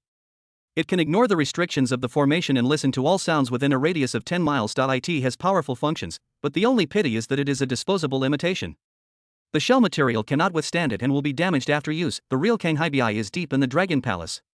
His current cultivation level is not high enough, so he cannot go deep into the Dragon Palace. Xu Tian gritted his teeth and thought of Mu Zijin and Luoyi. It was all worth it. 033 Self-deprecation. Xu Tian only had this imitation of the Songhai shell in his hand. Although he felt pained, he still pretended to be generous since he had decided to use it. Xu Tianyi channeled his internal energy into the shell and aimed the opening of the shell at the restaurant next door where Chen Ningye was. Silently, with no response from the defensive soundproofing formation, the conversation between Chen Ningye, Luoyi and Mu Zijin came out from the shell. Xu Tianyi looked at Mu Ziki and Lu Qingqing, who were shocked, and his depressed mood improved a little. He said calmly, "This is the difference between the strong and the upstarts. There are many rare treasures in this world that cannot be bought with money." Yi Fan frowned. Was he being pointed at? Xu Tianyi, what do you mean by this? Do you still want to cooperate? Xu Tianyi looked surprised and said, "Yi Fan, you think too much. I just told you the truth. Don't put yourself in my shoes. A person with integrity has nothing to fear." Yi Fan was very annoyed. This guy had just been offended by Chen Ningye and looked depressed as if his parents had died. Now he was shaking. There is no spirit of cooperation at all, yet you still want to join forces with him. Xu Tianyi didn't think he had done anything wrong. It was not him who unilaterally asked for cooperation. Yi Fan also needed to join forces. Now Yi Fan is helpless, and he took out a one-time treasure and spent a lot of money, but he didn't ask Yi Fan to pay half of the money. He just mentioned the value of the treasure a little. Is it too much? Yi Fan wanted to open his mouth to fight back, but Xu Tianyi stopped him and said, "Stop talking. Listen to what Chen Ningye says. Don't miss any important information. This treasure is a one-time use. I only have one." Yi Fan was not one to suffer a loss, so he muttered, "It's just one thing, not much background." Xu Tian was furious and was about to speak, but this time it was Yi Fan's turn to stop him. "Chen Ningye is talking, hurry up and listen carefully." At this time, Luoyi's voice came from the shell. She asked Chen Ningye why he didn't explain after being framed. This information was very important. Xu Tianyi also wanted to know what Chen Ningye was thinking, so he could only suppress his anger and listen attentively. Chen Ningye listened to Luoyi's words and responded casually, "There's no need to explain to them." Luoyi looked around and found that all the waiters had gone out, leaving only her, Chen Ningye and Mu Zijin. Mu Zijin was drinking water in small sips. Luoyi hesitated for a moment. She originally wanted to let her go out for a while, but thinking that Chen Ningye must trust Mu Zijin very much, she let it go. There's a soundproofing formation here, so it shouldn't be eavesdropped on, right? Chen Ningye looked at Luoyi in confusion. He thought about it over and over again, but couldn't think of anything important that Luoyi wanted to say to him. Conventional means definitely can't eavesdrop. The formation will give an early warning. Unconventional means. Chen Ningye paused for a moment. The formation set up at Tianling restaurant was just an ordinary one, which was enough under normal circumstances. Even a master-level expert could break the formation, but it would be difficult to bypass it quietly. However, the protagonist of Destiny is different from ordinary people and must have some unusual magic or treasures. He remembered that Chu Tianyi had a treasure that could do this, but it was a one-time use and was related to his future entry into the Dragon Palace to obtain the complete dragon inheritance. It was impossible to use it easily for trivial matters, as the gain would not outweigh the loss. You tell me, this formation has an early warning function, and it will alert you if you're being eavesdropped on. Luo Yi nodded, then asked confidently, Chen Ningye, I think the reason you don't explain is that you are trying to hide your own shortcomings, right? Chen Ningye's face looked a little strange when he heard this. Is he trying to hide his own shortcomings? Does Luo Yi have such a big imagination? I swear to God, he is a brainless villain, not a hero. Seeing that Chen Ningye was silent, Luo Yi thought that Chen Ningye agreed. She blinked her clear eyes and said sincerely, Chen Ningye, I know you are the young master of the Chen family in Shizhou. Many people are afraid of you, so it was right for you to hide your shortcomings in the past. If you don't play the role of a playboy, I'm afraid you won't have enough time to grow up. But now, in order to save me, you have exposed your true cultivation level. I have implicated you. Luo Yi felt very guilty. Among the 13 states of Daxia, the Chen families in 7 states had no contact with each other and were a loose sand. But now there was Chen Ningye, the young master of the Chen family in the 7th state. How could the royal family of Daxia not be afraid? Chen Ningye was obviously aware of his situation. He carried so many insults without any explanation and grew up with a heavy burden. In the end, all the efforts and hard work over the years to save her were in vain. When the Tianqian cult tried to assassinate her, Chen Ningye should have let his men do it instead of doing it himself. However, Chen Ningye must have seen the critical situation at that time and was only concerned about her safety, without considering the danger he might encounter if he was exposed. Luo Yi felt extremely anxious and distressed when she thought that the royal family had known the news and might have sent out assassins. Chen Ningye really loves her so deeply that she must accompany Chen Ningye to face the ups and downs together. No matter what happens, no matter how powerful the enemy is, they must live and die together. When Mu Zijin heard Luo Yi's words, she looked at Chen Ningye nervously and worriedly. From childhood to adulthood, she rarely went out except for going to school. In her room, she practiced and read books, and she also dabbled in history and politics. She knew that if a certain vassal had such great power that he occupied half of the country, he would definitely be a mortal enemy of the royal family. Chen Ningye had no idea that Luo Yi had imagined so much. He waved his hand and said nonchalantly, You think too much. There's nothing to worry about. Besides, I'm not trying to hide my shortcomings. I'm just really frustrated. The less Chen Ningye cared, the more distressed and guilty Luo Yi felt. From the Chen family's point of view, not to mention overthrowing Daxia, even for the sake of self-protection, they should try their best to unite all forces. As a result, in order to save her, Chen Ningye offended the Tianqian sect, Longmen, and Yifan, who had a mysterious origin and suddenly rose to prominence. After paying so much, he still insisted that there was nothing to worry about. Men all care about their reputation. No normal man would say that he is really a loser. Chen Ningye really. Luo Yi couldn't help but want to cry. Luo Yi choked up and said, Chen Ningye, don't say that about yourself, and don't deny it. There are no outsiders here. I know you don't want me to feel guilty, but now everything is clear. If you weren't trying to hide your own shortcomings, why did you publicly claim that your cultivation was only at the peak of the acquired realm, yet you were known as the #1 prodigy in the 7 states, causing many people to mock you privately? Do you know how harsh their words are? They say you're a frog in a well, an uneducated drunkard, and you've used all the Chen family's resources to build up a peak-level acquired cultivation.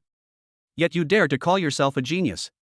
It's only because you're relying on your family's power that no one dares to openly oppose you.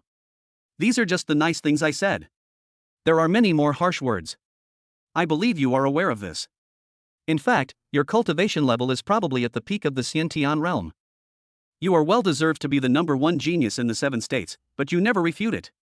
Also, those rumors about you bullying men and women and pursuing girls everywhere are all over the 7 states. To be able to cultivate to this level, you must have been extremely hardworking on a daily basis. How could you have put so much energy into such things? It's obviously fake, but you still don't deny it. After all these things, you still say you're not hiding your own shortcomings? 034 It's hard to wash away the black mark. Chen Ningye looked at Luo Yi, who was brainwashing herself, in confusion. If you put it that way, he really seemed to be hiding his own shortcomings. It was bad enough that his strength grew too fast, which did not match his character of a brainless villain, causing a backlash. We must learn from this lesson and not act rashly unless it is absolutely necessary. Chen Ningye scratched his head, wondering how he should get through this level. His cultivation level had already been exposed, and there was no denying that. However, there were no outsiders in the box, so Luo Yi's words did not have any negative impact on him. Chen Ningye explained, In fact, my martial arts talent was really not good before. I was only at the peak of the acquired realm. I have only recently gained some insights. I am not at the peak of the innate realm, but at the late innate realm. Luo Yi looked at Chen Ningye helplessly. He was too stubborn. Who could suddenly gain enlightenment in martial arts practice and breakthrough from the peak of acquired martial arts to the late stage of innate martial arts in such a short period of time? You are only in the late stage of the innate realm now? That is too powerful. This is even more terrifying than the peak of the innate realm, Luoyi said in surprise. Chen Ningye was even more confused. He really couldn't understand Luoyi's train of thought. How could the late stage of innateness be more powerful? Luoyi explained. The kidnapper leader sent by the god cult was at the peak of Xiantian cultivation, but you killed him instantly. So I always thought you were also at the peak of Xiantian, but I didn't expect you to be in the late Xiantian stage. This kind of instant victory over a higher level opponent shows that your martial arts foundation is incredibly solid and that you have great potential for the future. This is certainly more impressive than defeating a peak level opponent of the same level. Luoyi felt half admiration and half jealousy. This perverted monster actually said that he had no talent in martial arts. Then what about her talent? Chen Ningye had a headache. Luoyi looked unconvinced, and Mu Zijin beside him was also looking at him with admiration. Oh. He's still too handsome. It is difficult to whitewash those villains who are ugly, disabled but strong-willed. No matter how hard they tear white as for him, it's hard to clear his name. Chen Ningye sighed and said, I won't talk about my cultivation, but most of the 7 states gossip is true. I did pursue many people madly at the same time. Chen Ningye admitted it directly. He didn't want to be a good guy and make his image too positive. Not only is it restrictive, but it is also difficult to maintain. Once there is a little black spot, it will backfire and the image will collapse. The character design of the villain Chao Zhe is quite good, because he will not be morally kidnapped and can do whatever he wants. Yu Buchu suffered this loss. The image of the gentleman's sword was too noble, and he was immediately abandoned by his friends and relatives after he did something bad. As Wu Lingchan, who also did bad things but was portrayed as a villain from the beginning, has many loyal fans around him. Die in the box next to them, Xu Tianyi and Yi Fan, who were eavesdropping, were very excited. Haha, he admitted it. Humph. Luoyi has too little experience. Chen Ningye is only in the late Xiantian stage. What kind of genius is he? What's there to brag about?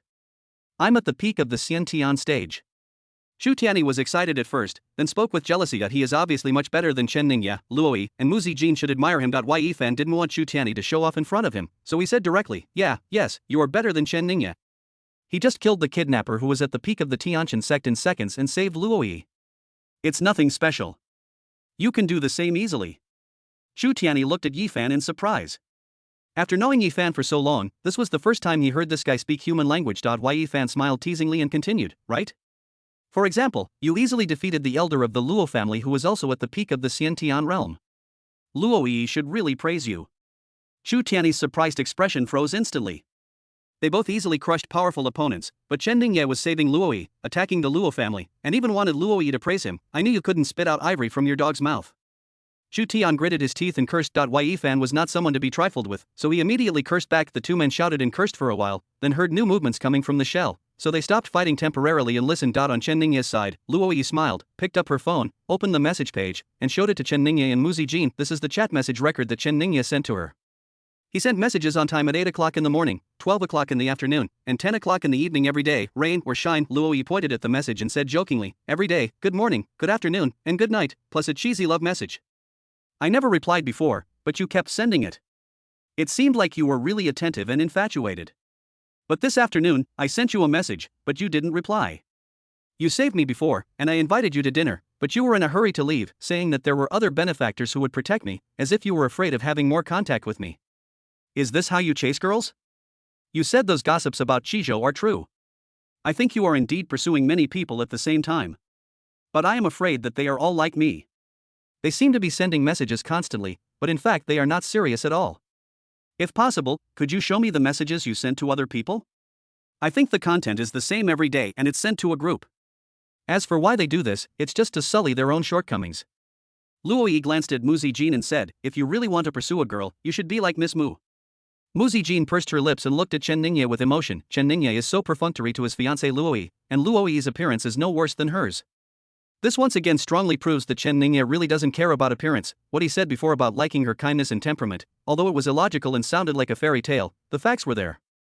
After eliminating all impossibilities, no matter how impossible the rest was, it was the truth. Who says there are no fairy tales in life? Chen Ningye blinked his eyes. According to the plot, he had to send messages every day, madly pursuing the heroines and making them disgusted, but there are too many heroines, so he doesn't have the energy to think of sweet words for each of them. This morning and noon, just as Luoyi said, the same content was sent to a group of people. Although it was not true, Luoyi's reasoning was based on the current reality, making it difficult for him to refute it. Never mind, no need to refute. Chen Ningya's thoughts changed quickly. He had previously thought that the lack of heavenly luck value was necessary to advance the plot, but now the plots of Raging Dragon King and Cyber God have collapsed like this. Chu Tianyi and Yifan are mixed up again, interfering with each other's plots, and even stealing each other's homes and targeting each other's wives and ex-girlfriends. This is such a mess that Chen Ningya has no idea how much heavenly luck points he can get. If the positive side doesn't work, then you have to plan carefully. At least the villain's luck is worth taking a little more, especially the relationship lines with Mu Zijin and Luoyi. Every time the favorability increases, it can provide a large amount of villain luck value, which must not be destroyed. He is pursuing few girls now. When the plot of the novel comes up later, he will pursue so many girls at the same time. Not to mention the eldest lady Luoyi, even the gentle and well-behaved Mu Zijin. It is hard to guarantee that he will not get jealous. After all, love is selfish. The more you love, the more you care.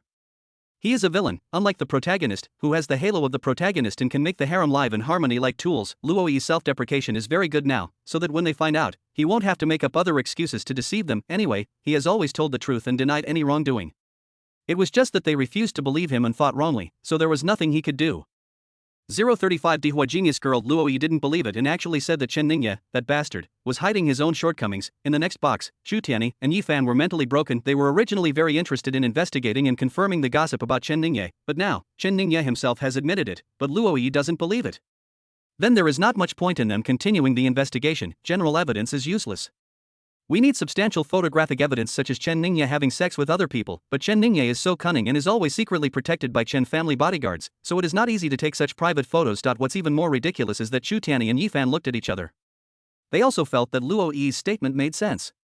The bastard Chen Ningya was just pretending to be a pig and eating the tiger, and he rushed to do the things they wanted to do, take their path and leave them with nowhere to go. Chu Tianyi and Yifan are very anxious now. They can't do anything now and can only watch Chen Ningya possess Luoyi and Mu Zijin. As for Chen Ningya, Luoyi took his speechless look as a sign of agreement. Luoyi sighed and looked at Chen Ningya sincerely. This self-deprecation has been your way of protecting yourself for so many years. I'm not saying this to force you to admit it. I just want to say that, given the current situation, you might want to change your strategy. Saving me has exposed your strength, and it's no longer appropriate to hide your own weakness. Your current cultivation strength is sufficient, and coupled with the vast foundation of the Chen family and the 7 provinces, no one will believe you even if you continue to slander yourself. I personally think you can use this opportunity to clear up previous misunderstandings and start building your reputation. The Chen family of the 7 states is a thorn in the eyes of many people. They are originally a loose group, and their only connection is you, the young master. If you can truly unite the Chen family of the 7 states, you will control half of Daxia. I don't know what else you can do, but at least you will be able to protect yourself. No one will dare to move rashly. Chen Ningya, you were exposed to save me. Although I am not as strong as you, I will definitely be responsible for your future safety as much as possible. Don't worry, the business world is like a battlefield. I've been quite successful in my entrepreneurial endeavors over the past few years and have weathered many battles. I'm confident in my ability to offer advice. I've carefully considered these suggestions. What do you think? The more Luoyi spoke, the brighter her eyes became, and she felt like she was emitting the aura of a goddess of wisdom. Chen Ningya just thought that her appearance as a servile military advisor was quite cute, and as for the suggestions she made, he would not consider them. In the plot of Cyber God, Luoyi is a genius and beautiful girl president. She uses her pocket money that she saved to start her own business. The company is booming and has a market value of hundreds of billions in just a few years, but in fact, in the later plot, her company always encountered various problems in its operation, and she was helpless, and then Yifan came to the rescue, although this is to pave the way for the protagonist to show off and forcibly lower his IQ to kill him off. Luoyi's various behaviors always feel unrelated to the character of a genius girl president. In addition, there is an information gap between Luoyi and him. His enemies are not just these superficial forces. If he really wants to protect himself, his current strength is far from enough. Chen Ningya pondered for a moment. Let's talk about it later. You don't have to worry about my safety. After all, I'm the young master of the Chen family in Shizhou. Even if others want to deal with me, they won't dare to do it openly. Your situation is more difficult. The celestial god cult will not let you go. Luoyi was puzzled by Chen Ningya's choice. The celestial god cult is just a rat hiding in the dark. They were not prepared before. There will be no problem on my side later. But on your side, Chen Ningya raised his hand and said, let's not talk about my business for now. Time is precious. I will tell you about the situation of the heavenly god cult while we eat. After dinner, I have some things to do tonight. Chen Ningye's tone did not allow for refusal, so Luoyi could only suppress the confusion and curiosity in her heart. In the following time, Chen Ningye, through his understanding of the novel, told everyone about the personnel structure of the Tianqian cult and the possible methods of assassination in the future. Now that the plot has collapsed like this, he is also afraid of the butterfly effect, and Luoyi is really captured by the Tianqian cult in advance. When Chen Ningye said that the so-called god believed in by the celestial god religion was real and was an advanced alien civilization, Luoyi and Mu Zijin were stunned. Chen Ningye, you are serious, right? Are there really aliens? Chen Ningye was also feeling a little uneasy. What could he do if the novel had such a ridiculous setting, not to mention aliens? Other novels also include invasions by alien races from other worlds, the arrival of immortals, and other doomsday disasters. In short, this is an era of great conflict. Without natural disasters and man-made disasters as the background, how can the 7 protagonists have fun? Chen Ningye suppressed his complaining mood, and did not reveal his expression. He looked at Luoyi and Mu Zijin seriously. There's no way I'm joking about security matters like this. The celestial god cult is very powerful. What many forces know currently is just the tip of the iceberg. If that so-called celestial god were to truly descend, he could destroy the entire planet with a snap of his fingers. But there's no need to worry too much. The current heavenly god cult isn't much stronger than the Luo family. The heavenly god can't descend yet. When he does, we'll see. Chen Ningye kept the last half of his words in his heart. If the god really came later, he would cry. The protagonists here are all perverted and evil.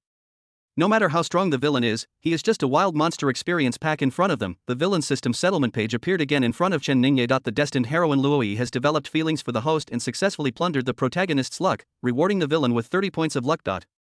Chen Ningye looked at Luoyi in surprise. How come her favorability increased again after just a casual chat? Luoyi didn't know that Chen Ningye didn't take the so-called god seriously. In her opinion, Chen Ningye knew that the god cult really had gods from outer space, but he still offended the god cult without hesitation for her. She now someone understood Chen Ningye's previous choice and said with emotion, Chen Ningye, my previous suggestion was indeed wrong. I didn't take the celestial god cult into consideration. Clearing up misunderstandings and cultivating reputation are self-preservation tactics that may be useful to other forces, but if the aliens arrive, everything will be determined by strength. It's all my fault. You've been practicing hard for so many years. You could have relaxed and had a good rest, but now you can only continue to practice arduously. Luoyi's voice was choked with sobs, her eyes blurred with tears. She felt that she was really a bit of a beauty who brought disaster upon herself and had implicated Chen Ningye. She even made suggestions in a self-righteous way. Chen Ningye has been hiding his incompetence for so many years, how could he not have thought of what she was thinking? But now the god has put too much pressure on him, and whether or not he can clear up the misunderstanding and restore his reputation is no longer an important matter. Chen Ningye was really impressed by Luoyi's imagination. No wonder his favorability has increased. As soon as he got some new information, he was able to explain all the unreasonable things in a logical and self-consistent way. What a talented girl from Dihua who is good at self-development. 036 The disciple surpasses the master. No. It's not hard. I don't need to practice. Chen Ningye didn't know what to say when facing Luoyi, who was immersed in self-admiration. Luoyi was even more moved. He was just being stubborn. Even in such a bad situation, he still said that it was not hard. How could he have such a powerful cultivation level now without hard work? Chen Ningye scratched his head awkwardly. Let's not talk about this anymore. I've already explained the general situation of the celestial god cult. Try to reduce your outings. The celestial god cult doesn't dare to act too recklessly right now, so you'll basically be safe staying at the Luo family. However, the Luo family may also be bribed by the celestial god cult. If you encounter unusual circumstances that require you to go out, you can contact me first. There was a huge power struggle within the Luo family. In the later plot, Luoyi's third uncle became an insider of the Tianqian cult, leading to Luoyi's kidnapping. Chen Ningye was worried about the butterfly effect, which might bring the plot forward, but he couldn't point out the culprit directly, lest Tiandao's assistant blame him for the collapse of the plot. He could only give a brief reminder. Luoyi nodded. She was the eldest daughter of the Luo family who was loved by everyone. In her world, everyone in the Luo family was a good person and everyone greeted her with a smile. She didn't think the Luo family would be bribed by the heavenly god cult, but Chen Ningye wouldn't say that for no reason, so she kept these words in mind. Chen Ningye looked at Mu Zijin apologetically. He originally wanted to have a good meal with her and deepen their understanding of each other. As a result, with so many things happening, I basically spent all my time chatting with Luoyi. Chen Ningye put down his chopsticks and looked at the time. I'm done eating. I have something else to do tonight, so I have to leave. Zijin, have you finished your meal? I'll take you back to the manor. Mu Zijin has a small appetite and had already finished eating. She nodded, feeling a little nervous. The Mu family was in a state of chaos, and she had no intention of going back, but now I live with Chen Ningye. I am willing, but I feel a little embarrassed. Go ahead and do what you want. No need to send me off. I'll go back by myself later. It's okay, it's just on the way. In fact, going to Chizhou at night is not in the same direction as the manor, but Chen Ningye was worried. Who knew if the plot would be revised or if Chu Tianyi would do something wrong? Although he arranged 2 teams of bodyguards to protect Mu Zijin, they could only deter some villains. If Chu Tianyi really wanted to do something, they could not stop him. By the way, don't wait for me at night. I won't be back until at least midnight. Mu Zijin felt distressed when she heard this. After getting to know Chen Ningye in depth, she found that he was not a carefree playboy at all. On the contrary, he was very busy and tired. Unfortunately, she has no ability and her cultivation is not enough, so she can't help Chen Ningye. I must seize the time to practice and grow up as quickly as possible, at least not become a burden to Chen Ningye. Luoyi looked at this scene and felt a little sour in her heart. At the same time, she was also a little curious. Chen Ningye, what are you busy with so late at night? It's okay, it's just some family affairs of the Chen family. Chen Ningye didn't explain in detail, so as to prevent Luoyi from following him out of curiosity and affecting the plot of the evening. Then we'll be leaving. Be careful when you go back at night. It's best to ask the Luo family to send some more experts. You are related to the coming of the god, and the god cult will never let you go. Chu Tianyi and Yifan scratched their heads after hearing this. Like Luoyi, they were also curious about what Chen Ning was busy with at night. Chu Tianyi immediately called his men and asked them to investigate what big event had happened to the Chen family in Chizhou tonight. Yifan was very curious about the celestial god religion. According to Chen Ningye's description, the so-called alien celestial god also followed the technological route. Just like him, Chu Tianyi asked Muziki, have mom and dad arrived? Zijin is too naive. How can you stay at Chen Ningye's place at night? You must go home. Muziki nodded reluctantly. She didn't want her parents to come, but Chu Tianyi mentioned it several times, so she could only contact them by phone. My parents are at the door, but I feel like their presence is useless. Zijin probably won't listen to them. Besides, they're already engaged, and Chen Ningye has good conditions in all aspects. Chu Tianyi didn't want to hear this. In fact, he knew that it was probably useless, but he really couldn't just watch Mu Zijin live with Chen Ningye at night. Zijin was deceived by Chen Ningye. We can't just watch her fall into the fire pit. Even if she doesn't want to go back, she can let her parents live with her at Chen Ningye's place. This elder is coming to stay, Chen Ningye can't refuse, right? Chu Tianyi put away the broken shells, opened the door, and came out of the box, only to see a heartbreaking scene. That bastard Chen Ningye actually took Mu Zijin's hand and walked into the elevator.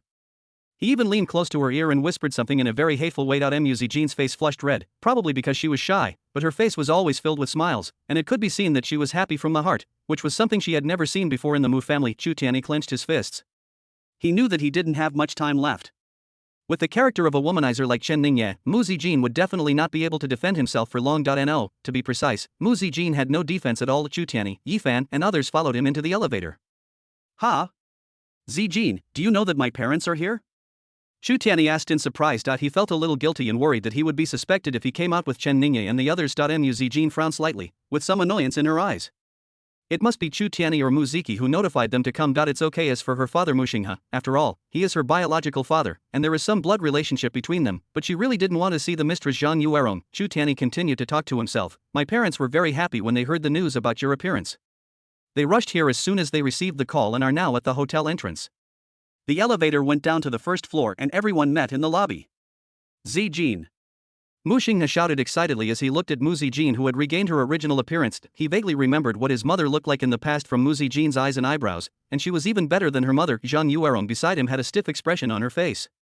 She wanted to pretend to be the graceful and elegant mistress of the Mu family, but the moment she saw Mu Zijin, her defense was broken. Muziki was in a bad mood, so she just said a few words to her on the phone, mentioning that Mu Zijin was a bit pretty. She didn't take it too seriously, but she didn't expect Mu Zijin to be so beautiful, much more beautiful than her vixen mother. Zhang Yuerong regretted it very much. She was too careless. She had been puzzled before as to why Mu Zijin had a dark complexion and pockmarks. At that time, she thought it was retribution for that vixen. She was secretly happy in her heart and did not think too much about it. Otherwise, if she had discovered it in advance, she would never have allowed Mu Zijin the opportunity to contact Chen Ningye. She would have definitely found someone with weak ability and violent temper among her relatives from her mother's family and married Mu Zijin off as a concubine, leaving her no chance of turning things around. 037 The chief of the 4 evil youngsters of Dasha Zijin meets father. Mu Zijin looked at Mu Xinghe with mixed emotions. She had lived cautiously in the Mu family over the years, and her father had never seen her in his eyes, but no matter what, he is still my biological father, and I must be polite to him. Hello, mother. Mu Zijin continued to salute Zhang Yuerong, but was interrupted by Zhang Yuerong. Zhang Yuerong was already furious, and when he saw Mu Xinghe's agitated look, he became even more upset. She said in a sharp tone, "No, you are engaged to Master Chen now. I dare not become your mother. Why did you put on ugly makeup and even hide it from your family? I'm not your biological mother. It's fine if you're hiding it from me, but you're even hiding it from your father. Who are you trying to protect yourself from? Since you were a child, has the Mu family ever lacked food and drink for you? Do you know that if this matter gets out, the Mu family will become a laughingstock in the entire daxia?" Mu Zijin was about to explain when Chen Ningye patted the back of her hand and sneered, "Today is the day Zijin and I get engaged. It's also the day Zijin lets down her guard and finally dares to show her true self. It's not the happiest day of her life, but at least it's the most relaxing day of her life. I welcome you to come and congratulate us, but if you ask us questions and ruin our mood, I'd like to ask, Zijin is so gentle and kind, and girls love to be beautiful, but she is forced to wear ugly makeup. How much injustice has she suffered in the Mu family?" Zhang Yuerong was choked. When Chen Ningye was pursuing Mu Ziki before, he was very polite to her. She knew that Mu Zijin, this little vixen, had climbed up the social ladder and must have said a lot of bad things about her in Chen Ningye's ear. Zhang Yuerong was a little uneasy. Mu Zijin's biological mother died of illness at a young age. Although she was not the one who did it directly, she did take advantage of the situation and used some shady means to. I wonder how much Mu Zijin knows. Zhang Yuerong looked at Chen Ningye and forced a smile. "My dear son-in-law, you and Zijin are engaged. No matter what, I am still your elder. Isn't it a bit inappropriate for you to speak like that? I think a big family like the Chen family should pay more attention to the principles and etiquette. As the young master of the Chen family in Shizhou, many people are watching you." Zhang Yuerong was afraid of the Chen family's power, but she also had some confidence. Ethical principles are more important than anything else. Mu Zijin is a concubine's daughter, so her biological mother can only be her aunt, and her only mother is her, the mistress. Unless Chen Ningye cancels the engagement, he will marry Mu Zijin as his equal wife, and she will be Chen Ningye's elder. If Chen Ningye was too arrogant and rude, the Chen family would probably have objections. Chen Ningye shook his head and smiled. "You're telling me about moral principles and etiquette. Don't you know that I'm the most lawless person? I've done a lot of things, such as bullying men and women, and even breaking the rules. Do you think the title of the leader of the four evil young masters of daxia is just groundless?" In the original plot of The Angry Dragon King, Mu Zijin would be scolded by Zhang Yuerong if he revealed his true appearance. Xu Tianyi also threatened to counterattack, but it didn't have much effect. Perhaps he belongs to the Protagonists' righteous camp, acts according to the rules, and cannot deter the evildoer's daughter. Perhaps the plot requires Zhang Yuerong to continue to play the clown villain and stir up the anger of the readers. In any case, Zhang Yuerong ignored Xu Tianyi's identity as the Angry Dragon King and continued to use all kinds of disgusting means. Xu Tianyi also had various reasons, such as she was Mu Zijin's mistress after all. She wanted to see what the clown could do. It would be too easy for her to kill him directly, etc. So even though she had an absolute advantage in status and power, she just didn't take direct action. He endured until the people were angry and the readers could no longer bear it, and only then did he deal with the Mu family in the later stage. But Chen Ningye is different. He is the villain boss and the villain in all 7 novels. Every novel says that his character is extremely bad and he is the scum of the human race. Now that 7 novels have been added together, the negative buffs are really maxed out, and the characters are as dark as they can be. So when he heard his threat, Zhang Yuerong immediately turned pale. Chen Ningye acted so gently today that she almost forgot about the rumors that Chen Ningye would kill entire families at will. This guy is the most trustworthy villain. If he says he will kill an entire family, he will kill the entire family. Zhang Yuerong thought he was not a good person, but in front of Chen Ningye, he was nothing. She saw Chen Ningye looking at her leisurely, his eyes fierce and murderous, and her legs couldn't help but feel weak. Mu Zijin turned her head to look at Chen Ningye. She also noticed Chen Ningye's fierce expression, and her heart felt particularly sweet. It feels so good to be cared for and protected by others. Ningyi, stop joking and scaring people. Let's go. Mu Zijin took the initiative to pull Chen Ningye's hand and walked out. She knew that Chen Ningye was such a good person and those rumors were all false. She didn't want Chen Ningye to take the initiative to admit those false bad reputations and be criticized in order to protect her. Xu Tianyi was anxious.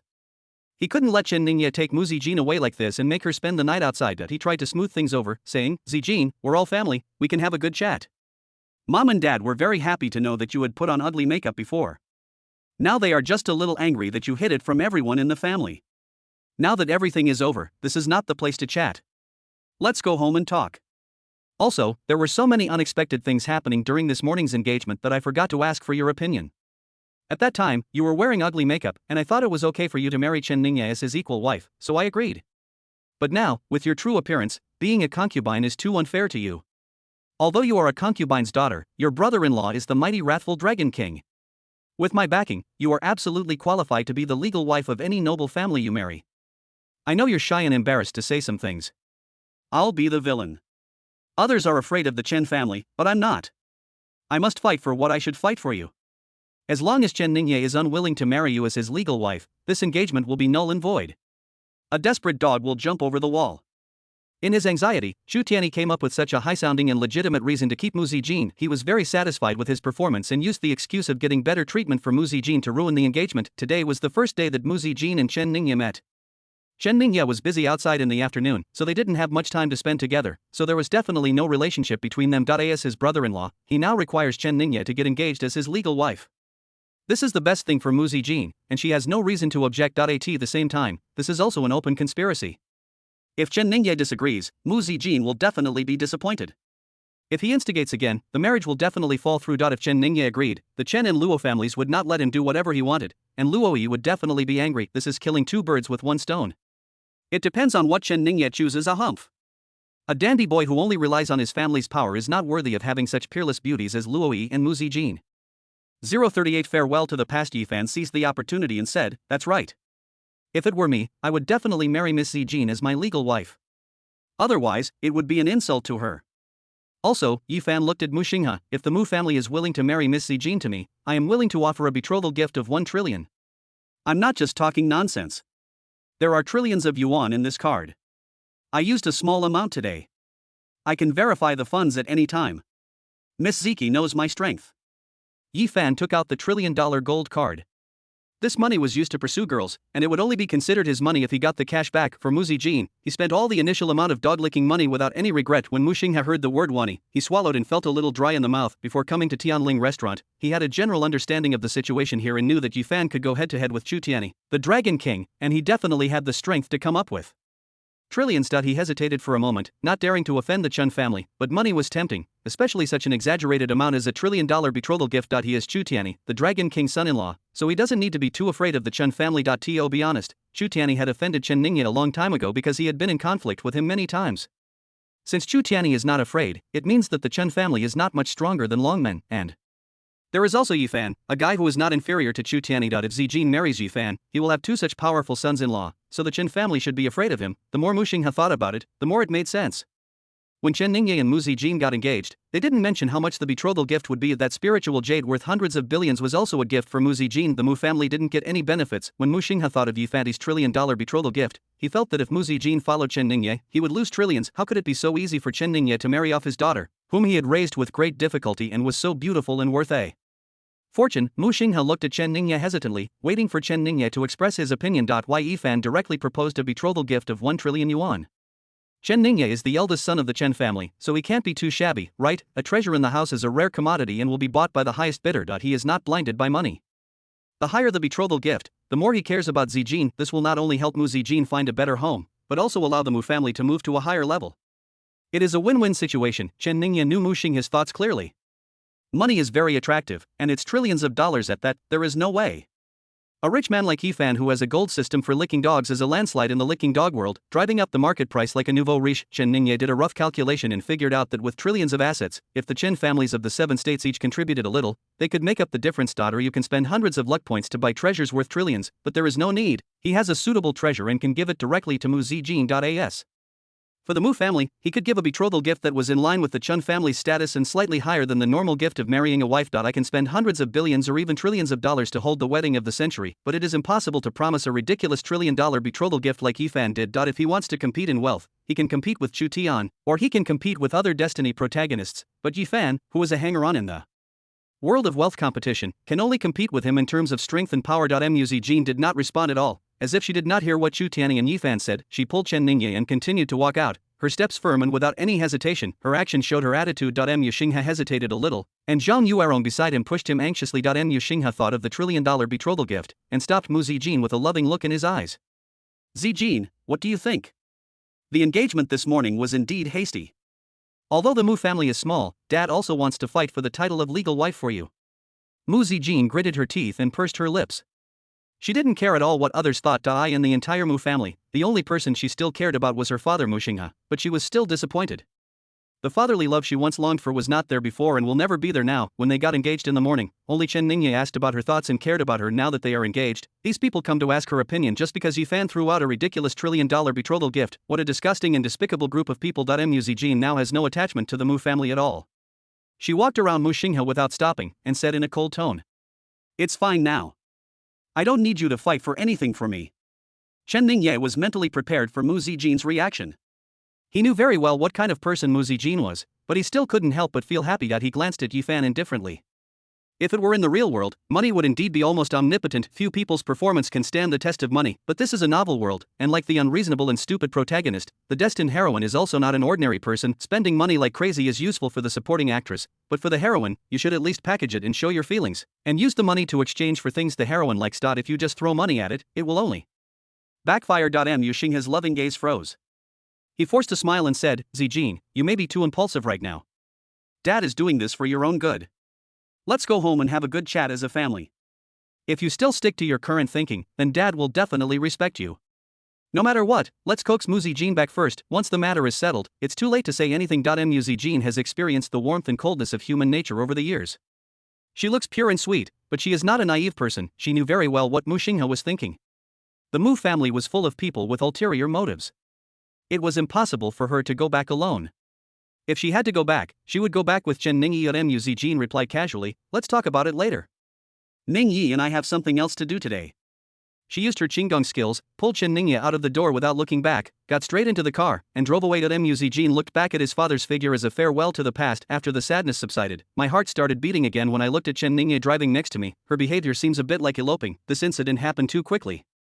Just as Chu Tianyi and Yifan were about to start chasing, they were blocked by Chen family bodyguards at the entrance of the restaurant. When they came out, it was getting dark and Chen Ningyi and Mu Zijin's car had disappeared into the night. Everyone present was extremely shocked. They didn't understand why Mu Zijin's attitude was so resolute. I don't know what kind of magic potion Chen Ningyi, the playboy with a long history of evil deeds, fed to Mu Zijin. He could have fought for the title of wife, but he just gave up. Zhang Yueron cursed angrily, and only dared to shout after Chen Ningyi left. Parents' orders, matchmaker's words, this damn girl is really getting ahead of herself. She even dares to make her own decision. Also, we're only engaged, not married yet, and you're not going home to spend the night. If others find out, they'll say we didn't teach well. Standing in the corridor on the second floor, looking down at the hall, Luoyi breathed a sigh of relief. The IT seems okay for a girl like Mu Zijin, who is straightforward and noble, to be her sister and not compete with her for the wife. At the same time, she looked at Chu Tianyi, Yifan, and the Mu family with disdain. What a disgusting group of people. 039 This year's protagonist is too difficult to lead. Inside the car, the atmosphere was charming and sweet. Chen Ningye smiled faintly and tilted his head, carefully looking at Mu Zijin's perfect profile. Mu Zijin's behavior was beyond his expectations. He knew what Mu Zijin was thinking, and that he was worried that he would have a direct conflict with those people. Although the Chen family is still in a strong position at the beginning, he is not afraid even if Chu Tianyi and Yifan join forces, but for now, it is best not to fight. After all, his opponents are two destined protagonists, and his god-level destined villain system has only plundered a small amount of luck. Who knows what kind of trouble will happen in a direct conflict? It is better to plunder and weaken your luck step by step. Boiling a frog in warm water is the best way. Chen Ningye found a topic about martial arts to break the silence and started chatting with Mu Zijin. He had been in this world for too short a time, and the first thing he came into contact with was top-level martial arts, but he only had a superficial understanding of the basic knowledge of martial arts. Mu Zijin is careful and serious, has a photographic memory, and has a very solid foundation in martial arts theory. At first, she thought that Chen Ningye's cultivation had reached the late innate realm, and it was unlikely that he did not understand the basic knowledge of martial arts in the acquired realm. He must have asked these simple questions to accommodate her, but she discovered that Chen Ningye really didn't understand.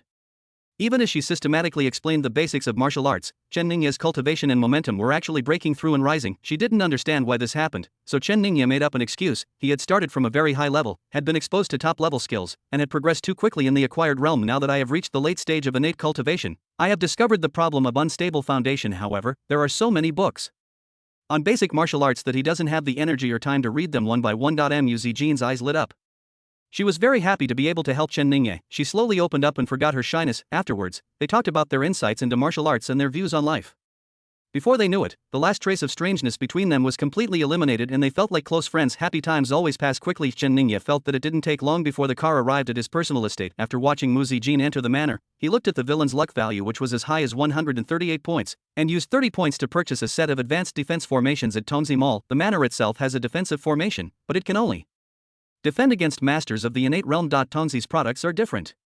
This advanced defense formation can resist the Grandmaster and is enough in the early stage. This is not just to protect Mu Zijin, he also needs it. A man is innocent unless he is in possession of a treasure. Neither of these two novels follows the plot. If the destined protagonist is desperate, he also needs a safe place to practice well and sleep peacefully. After Chen Ningye finished setting up the formation, he turned and headed for Qizhou. His arrangement was necessary. More than 10 minutes later, Xu Tianyi found the manor under Chen Ningye's name and rushed here with the Mu family. He wanted to take advantage of the fact that Chen Ningye was away on business and the Mu family would play the emotional card to persuade Mu Zijin to go home, but after trying it out and looking at the defensive formation that was seamlessly connected to the earth veins, he could only hold back his anger and give up. He has a secret treasure inherited from the dragon, but his cultivation is not enough. He can only break through the formation by force after breaking through to the Grandmaster level. In desperation, Mu Xingha asked the Chun family guards to report and requested a meeting as a father. Mu Zijin didn't want to see him and directly refused with the excuse of practicing in seclusion. Xu Tianyi glanced at his men and asked, "Have you found out? Which of the Chen families in the 7 states has a big event tonight?" Longman's men reported, "Some states are too far away, and the news hasn't come back yet. But from what I can see right now, it seems that the Chen family of Qizhou will hold a bidding meeting for a small spirit stone mine tonight. It's rumored that a strange phenomenon occurred in the sky above this spiritual stone mine a few days ago. It is speculated that a new paradise is about to appear in the world."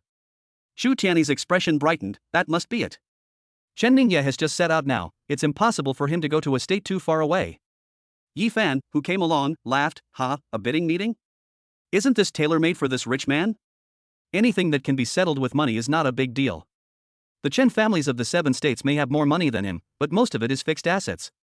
Who can spend trillions of dollars to attack others like he does?" On the other side, the head of the Luo family, Luo Tianming, Luo Yi's grandfather, rushed to Tianling restaurant. Luo Yi also found out about the Qizhou bidding meeting, and she changed her original plan to go home. Her grandfather had the cultivation level of a martial arts master, which was enough to deter villains. Chen Ningye must have gone to Qizhou. The bidding meeting was a hot topic in Qizhou and it was not difficult to investigate. If she can find it, then Xu Tianyi, Yi Fan, and the like can definitely find it too. She was saved twice by Chen Ningye. Now she has her grandfather with her. If someone really causes trouble, she can help. Chen Ningye. Luo Tianming himself dotes on his granddaughter, and he is also very interested in the paradise that is about to appear in Qizhou. Chen Ningye is his grandson-in-law, so perhaps the Luo family can get a share of the pie. He immediately agreed to Luo Yi's proposal to go to Qizhou. By the time Chen Ningye arrived at the bidding site, it was already completely dark, but above the Lingshi mine, there was a brilliant red glow and colorful lights. Everyone's face was flushed and they were extremely excited. Judging from the appearance, such a huge phenomenon in heaven and earth indicates that the secret realm that is about to appear in the world is of a high level and is very likely a paradise. Chen Ningye looked up at the bright moon with a hint of crimson. Only he knew that this was the mysterious and treacherous realm of the Lady in Red, which would only bring bloodshed to ordinary people. The only one who can take advantage of the situation and gain benefits is Lu Xinlan, the destined protagonist of the Demon Lord. Chen Ningye prayed silently in his heart, "Little matchmaker, please help me. The plot cannot deviate any further tonight." He took out his cell phone and closed his eyes to rest on the way here.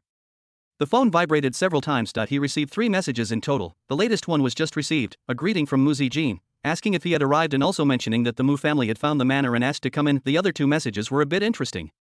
They were sent from 2 unknown numbers and were about the same thing. Xu Tianyi and Yi Fan were coming to Qizhou. Chen Ningye's face was solemn. He was not surprised that someone had tipped him off, and not many people know the whereabouts of Xu Tianyi and Yi Fan, except those people who were at Tianling restaurant before, and there is someone with a motive for doing this, and it's not hard to guess who it is. It was normal for Xu Tianyi and the others to find the manor. He had specially purchased the formation just to hold him and Yi Fan back, so that they wouldn't show up again and ruin tonight's plot. Logically speaking, he is a lustful villain. He brought Mu Zijin home tonight because he was not interested in other things and was eager to sleep with Mu Zijin. Xu Tianyi and Yi Fan should be trying to sabotage the manor, so how could they be so sure that he was in Qizhou and rush over directly? Chen Ningye thought about it carefully. He spoke very little in front of Xu Tianyi and Yi Fan, and did not mention where he was going that night. He only told Luo Yi and Mu Zijin that he had something to do tonight and would be back very late. At that time, Xu Tianyi and Yi Fan were in the next box. Could it be that they eavesdropped? Tianling restaurant has a defensive soundproof formation. The only way to bypass the formation and eavesdrop is to use extraordinary treasures. Chen Ningye flipped through the Raging Dragon King and the Cyber God. He couldn't eavesdrop on Yi Fan for the time being, so the only way to eavesdrop was through the replica of the Sanhai Bei that Xu Tianyi got from the periphery of the dragon inheritance, but that was a necessary plot prop for him to obtain the complete dragon inheritance later. It's used now. Eavesdropping on such trivial things is not a good thing. If they get angry and insist on joining forces to bid against him, then this deal, which originally meant the Chen family would suffer a huge loss, will be ruined. Why? Chen Ningye sighed with a headache. This protagonist is so difficult to lead. 040 Qizhou bidding meeting. Chen Ningye guessed correctly. After he entered the bidding venue and dealt with some simple social interactions, he saw Xu Tianyi, Yi Fan, and his party arriving with a nonchalant attitude and applying for bidding qualifications. Xu Tianyi walked up to Chen Ningye proudly and said, "Chen Ningye, you didn't tell me about such a good spiritual stone mine during the day and sneaked over here at night. How rude of you." Yi Fan felt a little embarrassed.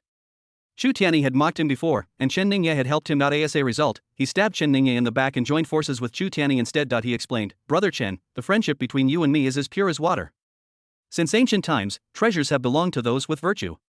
As a wealthy man with a natural business talent, I must fight for the spiritual stone mine in such a blessed place." Chen Ningye looked at the two of them helplessly. If it wasn't related to the plot of The Ultimate Devil, he wouldn't care if these two guys got into the trap, and he might even push them. He patiently explained, "The secret realm above the spirit stone mine is not a paradise, but a desolate and dangerous place." Chu Tianyi smiled, "Ha, Chen Ningye, do you think we are fools? If it was a dangerous place, when this strange phenomenon first appeared, would your Chen family immediately block the news and try to take it all for themselves?" Yi Fan had a reserved smile on his face, his eyes full of clear wisdom, and it was obvious that he also didn't believe it. Chen Ningye sighed, he knew this would be the result. He tells the truth, but no one believes him, there is no point in telling lies. If you say that this spirit stone mine is indeed a blessed land, Chu Tianyi and Yi Fan will only bid more enthusiastically. Chen Ningye wanted to say a few more words when another person came over. "Mr. Chen, this bidding is open and fair. Anyone who meets the financial requirements can participate." The man who came was handsome and dignified. He was Zhong Jianjun, one of the 4 secret agents of the Imperial City Bureau. He was sent by the royal family to monitor the bidding meeting to prevent the Chen family from dominating the market, but before he came, he thought he was dealing with the Chen family of Qizhou. Although the power was huge, he could still have a certain deterrent effect with the power of the royal family and the Imperial City Bureau. After investigation, it was discovered that Chen Ningye was actually the young master of the Chen family in Qizhou. In this case, his little arms and legs would not be very attractive to him. He was anxious and helpless at this time. When he saw someone dared to go against Chen Ningye, he immediately came forward to respond. Chu Tianyi smiled and gestured to Zhong Jianjun, then said, "Chen Ningye, if you think this is a dangerous place, why not withdraw from the bidding? I don't lack this little money. Longmen has always taken it as its mission to slay demons and monsters. If we really buy a dangerous place, it will only eliminate a great harm to the world, which is also a happy thing." Zhong Jianjun bowed and said with admiration, "Wrathful Dragon King, you are righteous.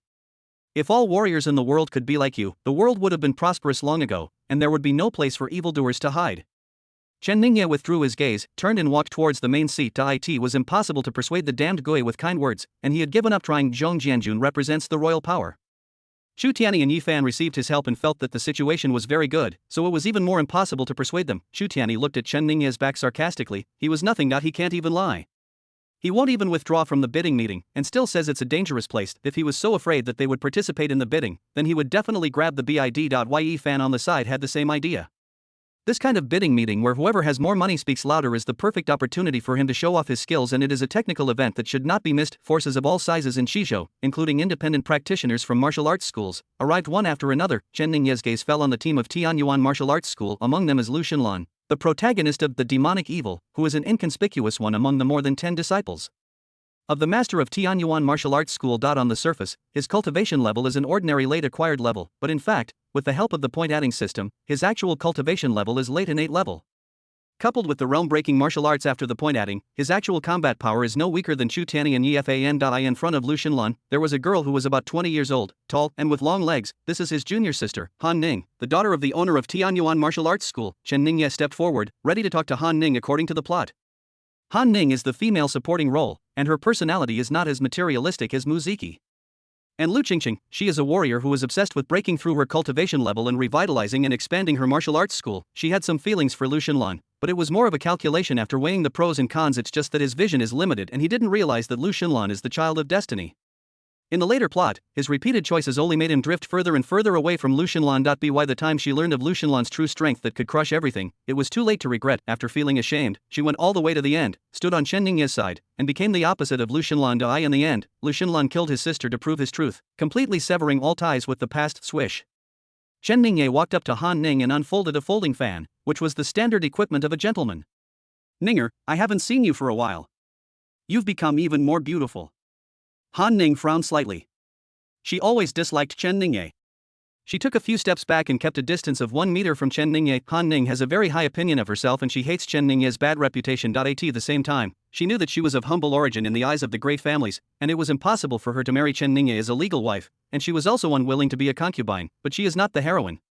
As the young master of a martial arts school, she has class weaknesses. With the young master of the Chen family pursuing her, the development of Tianyuan Martial Arts School will be much smoother. On a daily basis, there are fewer obstacles from the government and fewer competitors than before. Despite this benefit, Han Ning herself didn't know that deep down in her heart she didn't dare to offend the Chen family and could only avoid Chen Ningye within a limited range. Her face was stiff. Suppressing the disgust in her heart, Mr. Chen, we are not that familiar with each other yet, please call me by my full name.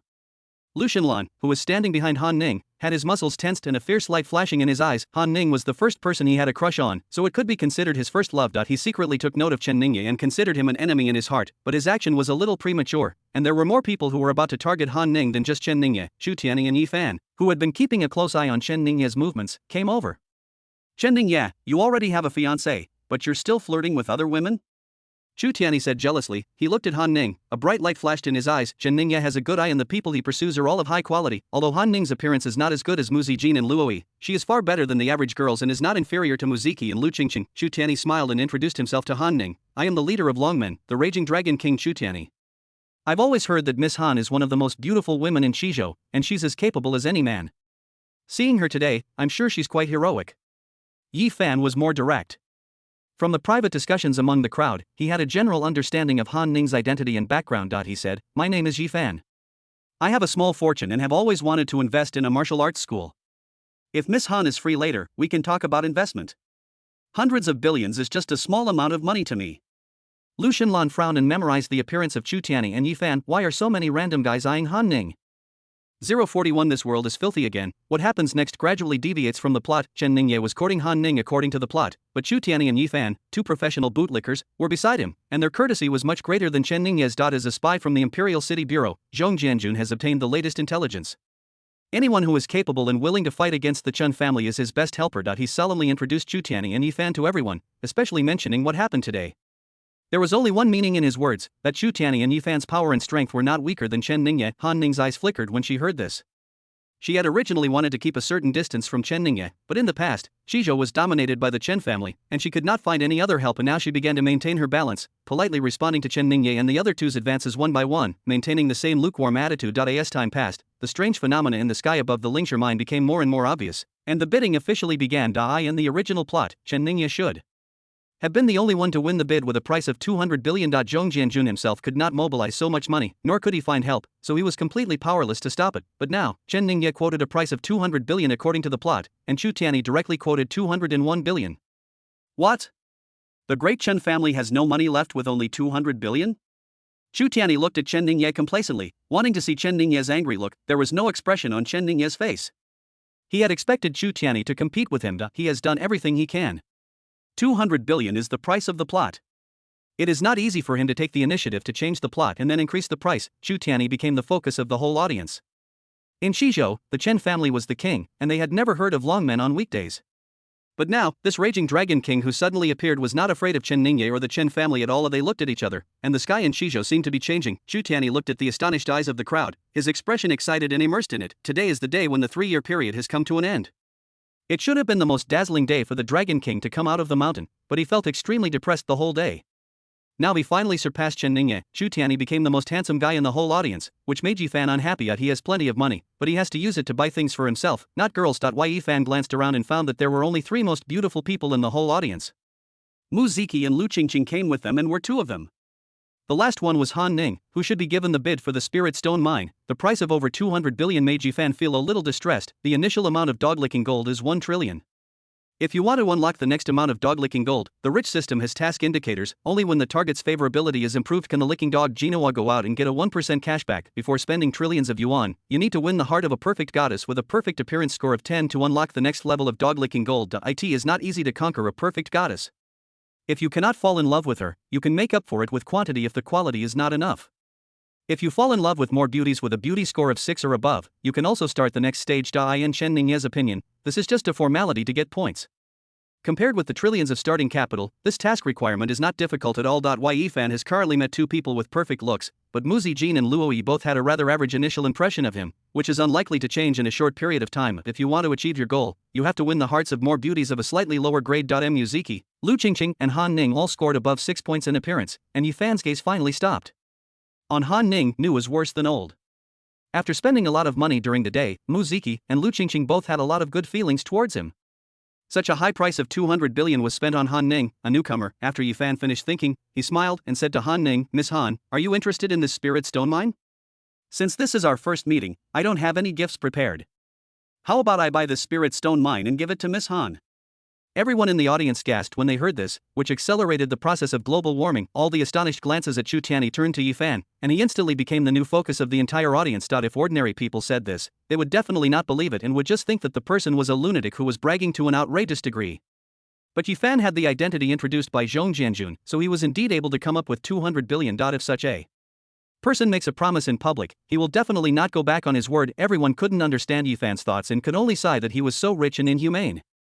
This guy really spent a lot of money to pick up girls. Yi Fan's words also frightened Han Ning. This is a bid worth 200 billion, and you're just going to give it to her like that. She really wanted the Spirit Stone Mine, and most importantly, the secret realm above the Spirit Stone Mine. There is a high possibility that there is a paradise inside. Once it is obtained, Tianyuan Martial Arts School will be able to rise rapidly and become a powerful family, but this gift was too expensive, and it would put Han Ning in opposition to the Chun family. Han Ning didn't dare to accept it, as the small Tianyuan Martial Arts School didn't have such a good reputation. Thank you, Master Yi, for your kindness. This gift is too valuable. I cannot accept it. Yi Fan thought Han Ning was embarrassed, and smiled wickedly, acting like a wealthy boss. Compared to Miss Han, this mere gift is nothing. It's an astronomical sum for ordinary people, but it's just a small amount of money for me. Behind Han Ning, Lu Xunlan was in the crowd. His expression seemed calm, but there was a dangerous light in the depths of his eyes. He originally had hostility towards Chen Ningye, Chu Tianyi, and Yi Fan, but now all his hatred was basically concentrated on Yi Fan. Many passers-by took videos of the battle between Yi Fan and Chu Tianyi at noon and uploaded them to the internet. It was very popular and he had just watched it secretly. Liu Xunlan glanced at Lu Qingqing beside Yi Fan. Before today, Yi Fan was still a poor student who had to work part-time day and night to barely meet Lu Qingqing's material needs. But at noon today, he suddenly transformed himself and spent hundreds of billions without blinking an eye. Lu Xunlan is very familiar with this kind of thing because he also has a deep blue system. However, he is a humble and cautious person. In addition, the deep blue system is just a small opportunity. He needs to work hard to grow step by step. He can't reach the sky overnight like a nouveau riche like Yi Fan, so he has always been very low key. So far, no one except himself knows how much powerful strength is hidden under his tall and strong body. Liu Xunlan looked carefully at the back of Yi Fan's round head, wondering from which angle it would be most convenient to hit him with the brick. Although he has the physique of a warrior and the strength of a top laner, he likes to work as a jungle assassin, spreading lime, poisoning, and hitting with clubs, doing whatever is convenient and using every possible means. Yi Fan continued to brag in front of Han Ning, jumping around and showing off. The more happily he danced, the tighter Lu Xunlan clenched his fists hidden under his sleeves. This world has become filthy again. There are too many people who can get ahead without any effort and are just garbage. This kind of trash who got rich overnight is even more hateful than a playboy like Chen Ningye. Whether for his own sake or for the sake of fairness and justice, he has a responsibility to clean up the world. Only through hard work and arduous practice step by step can he achieve what he has today. Dark blue, add some. 042. There is no one like him in the world. It's my business whether I send it or not, and it's your business whether you accept it or not. 300 billion. I'll pay for it and put it in Miss Han Ning's name. Yi Fan waved his hand gracefully, and with one word, the decision was made, and the aura of the rich protagonist was fully activated. The previous bidding had been increasing by hundreds of billions, and Chu Tianyi even offered an outrageous price of 201 billion. Yi Fan increased the amount to 300 billion in one go, and his lavish spending spirit really increased his personal charm. Except for a few wealthy people, most people looked at Han Ning with envy and jealousy. Chu Tianyi's face was gloomy and ashen, and his limelight was completely stolen by Yi Fan. He wanted to get angry, but thinking about how powerful Chen Ningye was and the fact that he had to join forces with Yi Fan to deal with Chen Ningye, he gritted his teeth and endured it. But what he couldn't bear was that, not only Lu Qingqing, but even Muziki opened her eyes wide, looking at Yi Fan with shock, desire, and a little anger, while looking at Han Ning with envy and gritted teeth, although Muziki quickly adjusted her expression. Chu Tianyi still noticed it. Chu Tianyi didn't blame Muziki. This was a very normal reaction. Any girl would be envious when seeing other girls receiving expensive gifts. Damn it, do I, the Dragon King, need money? Even if Longman runs out of money and goes bankrupt, I can still build another one. And since Chen Ningye came all the way here to bid, and he's such a cunning and treacherous person, the Chijochen family must have conducted a detailed investigation beforehand. They're very confident that the secret realm above the Spirit Stone Mine is a blessed land. This isn't gambling, it's investing. If I find a truly blessed place, not only will I have the face I need and the beauty I'll marry, I'll also make a killing. Chu Tianyi roared in his heart, and he decided to go all out, 310 billion. While Chu Tianyi was quoting a new price, he was also calculating his family's financial situation and how much liquid funds Longmen could come up with at most. The whole audience was silent, waiting for what would happen next. Chu Tian was stunned for a moment, then he understood what he meant. Everyone was watching to see whether he would send it or not. Yi Fan gave it away generously as a gift. If he didn't give it away, he would be called stingy even if he spent the money. Chu Tianyi was very angry. He had to pretend to be so cool, so he might as well keep pretending. He could only blame his fellow bootlickers for being too arrogant. Well, it's also registered under Miss Han Ning's name. He was so focused on competing with Yifan and Chen Ningye that he didn't pay attention to the wording. Why Yifan was able to give it directly to Han Ning in front of Lu Qingqing because he and Lu Qingqing had no official relationship, not to mention the fact that Lu Qingqing had sex with Chen Ningye last night, but her attitude towards Yifan at noon today. Although she explained it away later, she had no idea whether Yifan really believed it. So no matter how angry she was, she could only endure it and not dare to lose her temper, but Mu Ziki was different.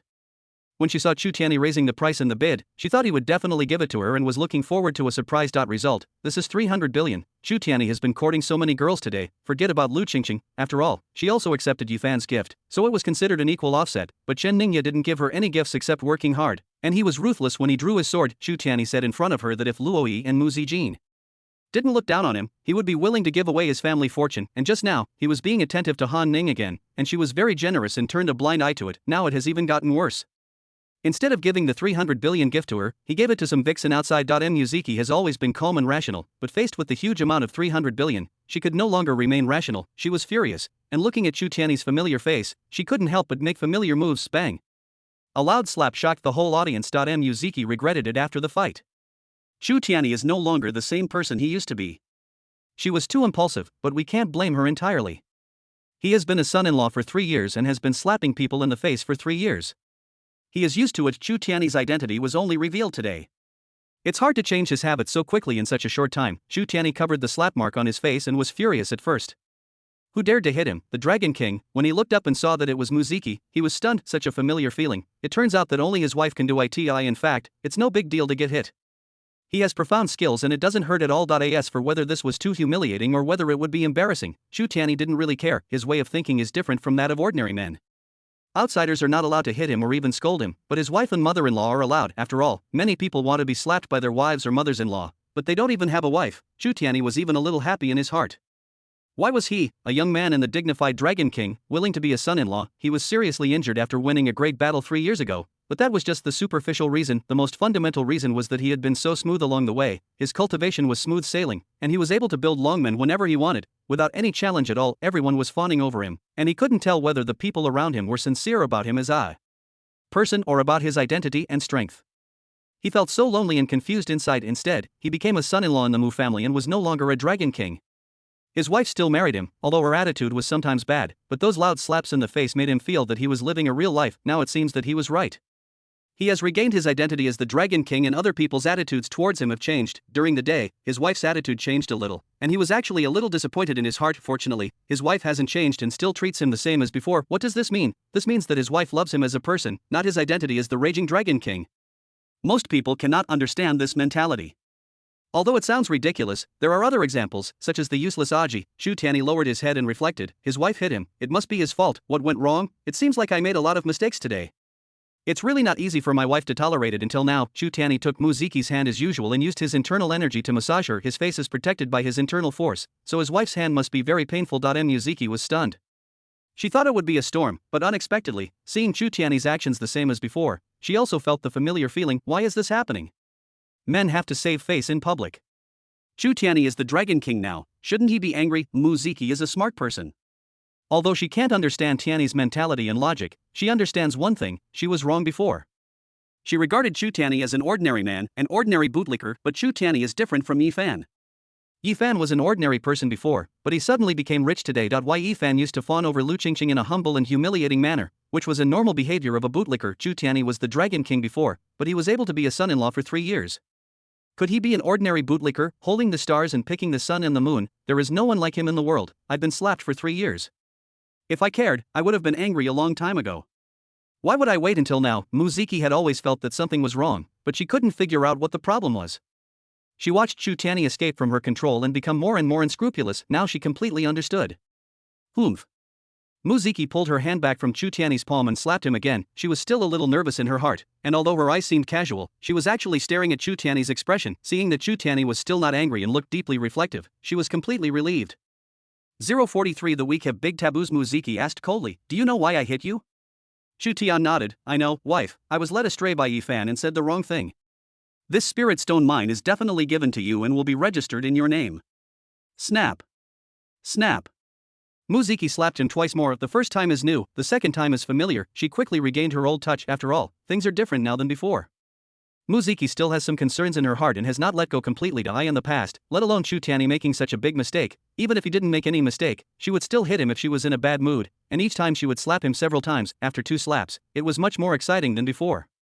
She didn't dare to continue. After all, she was slapping the Dragon King now. Muziki looked at Chu Tianyi's puzzled eyes and snorted coldly, "You still don't know where you are wrong. We are husband and wife. Does it make any difference whether it is registered under my name or not? Even though you hid your identity and had nothing, I still married you. I love you as a person. It has nothing to do with your other identities, power, or status. What I value is your heart. If your heart changes, what's the point of having this spirit stone mine? Today you suddenly told me that you are the Raging Dragon King, the ruler of Dragon Gate. I think a man always needs to maintain some dignity when he's out in public, and you have so many subordinates here. So I endured it a little, wanting to give you face, but I didn't expect you to go too far. I have no objection to you pursuing other girls. It's normal for a man as capable as you to have 3 wives and 4 concubines. This shows that I have good taste in people.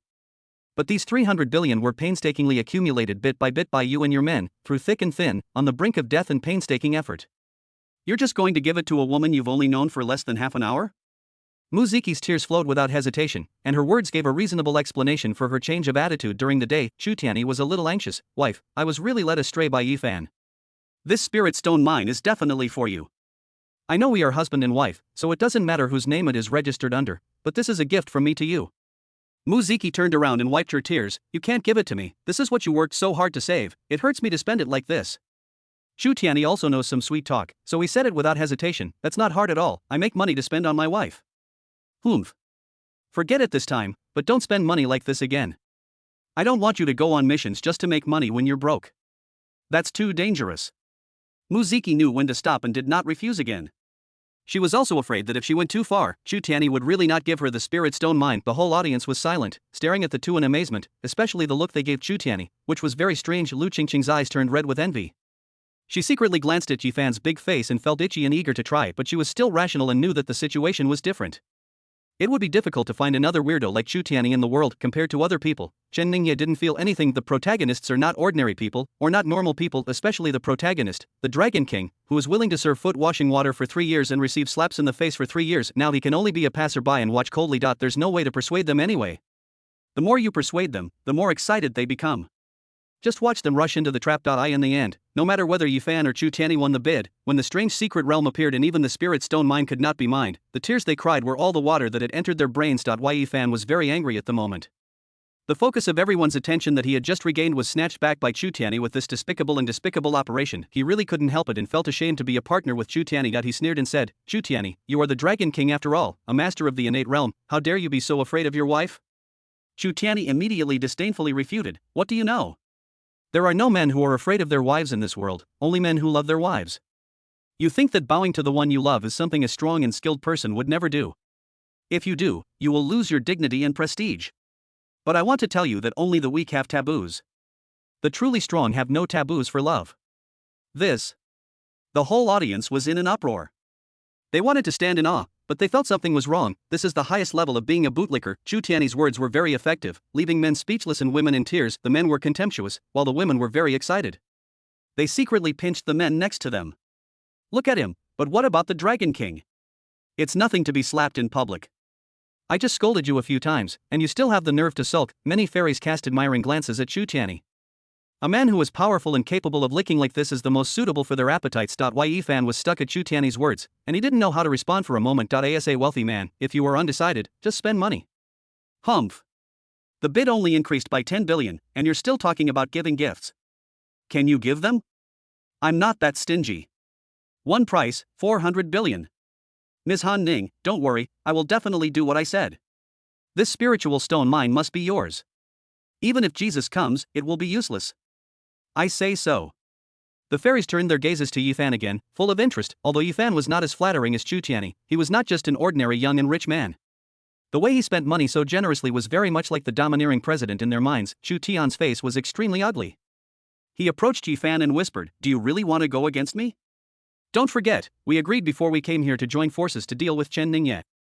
Yifan replied in a low voice, "I haven't forgotten. Now that I have snatched Chen Ningye's bid, isn't that just dealing with him? Now we are bidding, that is a gentleman's competition. It's not me against you, it's you against me. You and Muziki are already an old married couple, so you don't need a gift like this.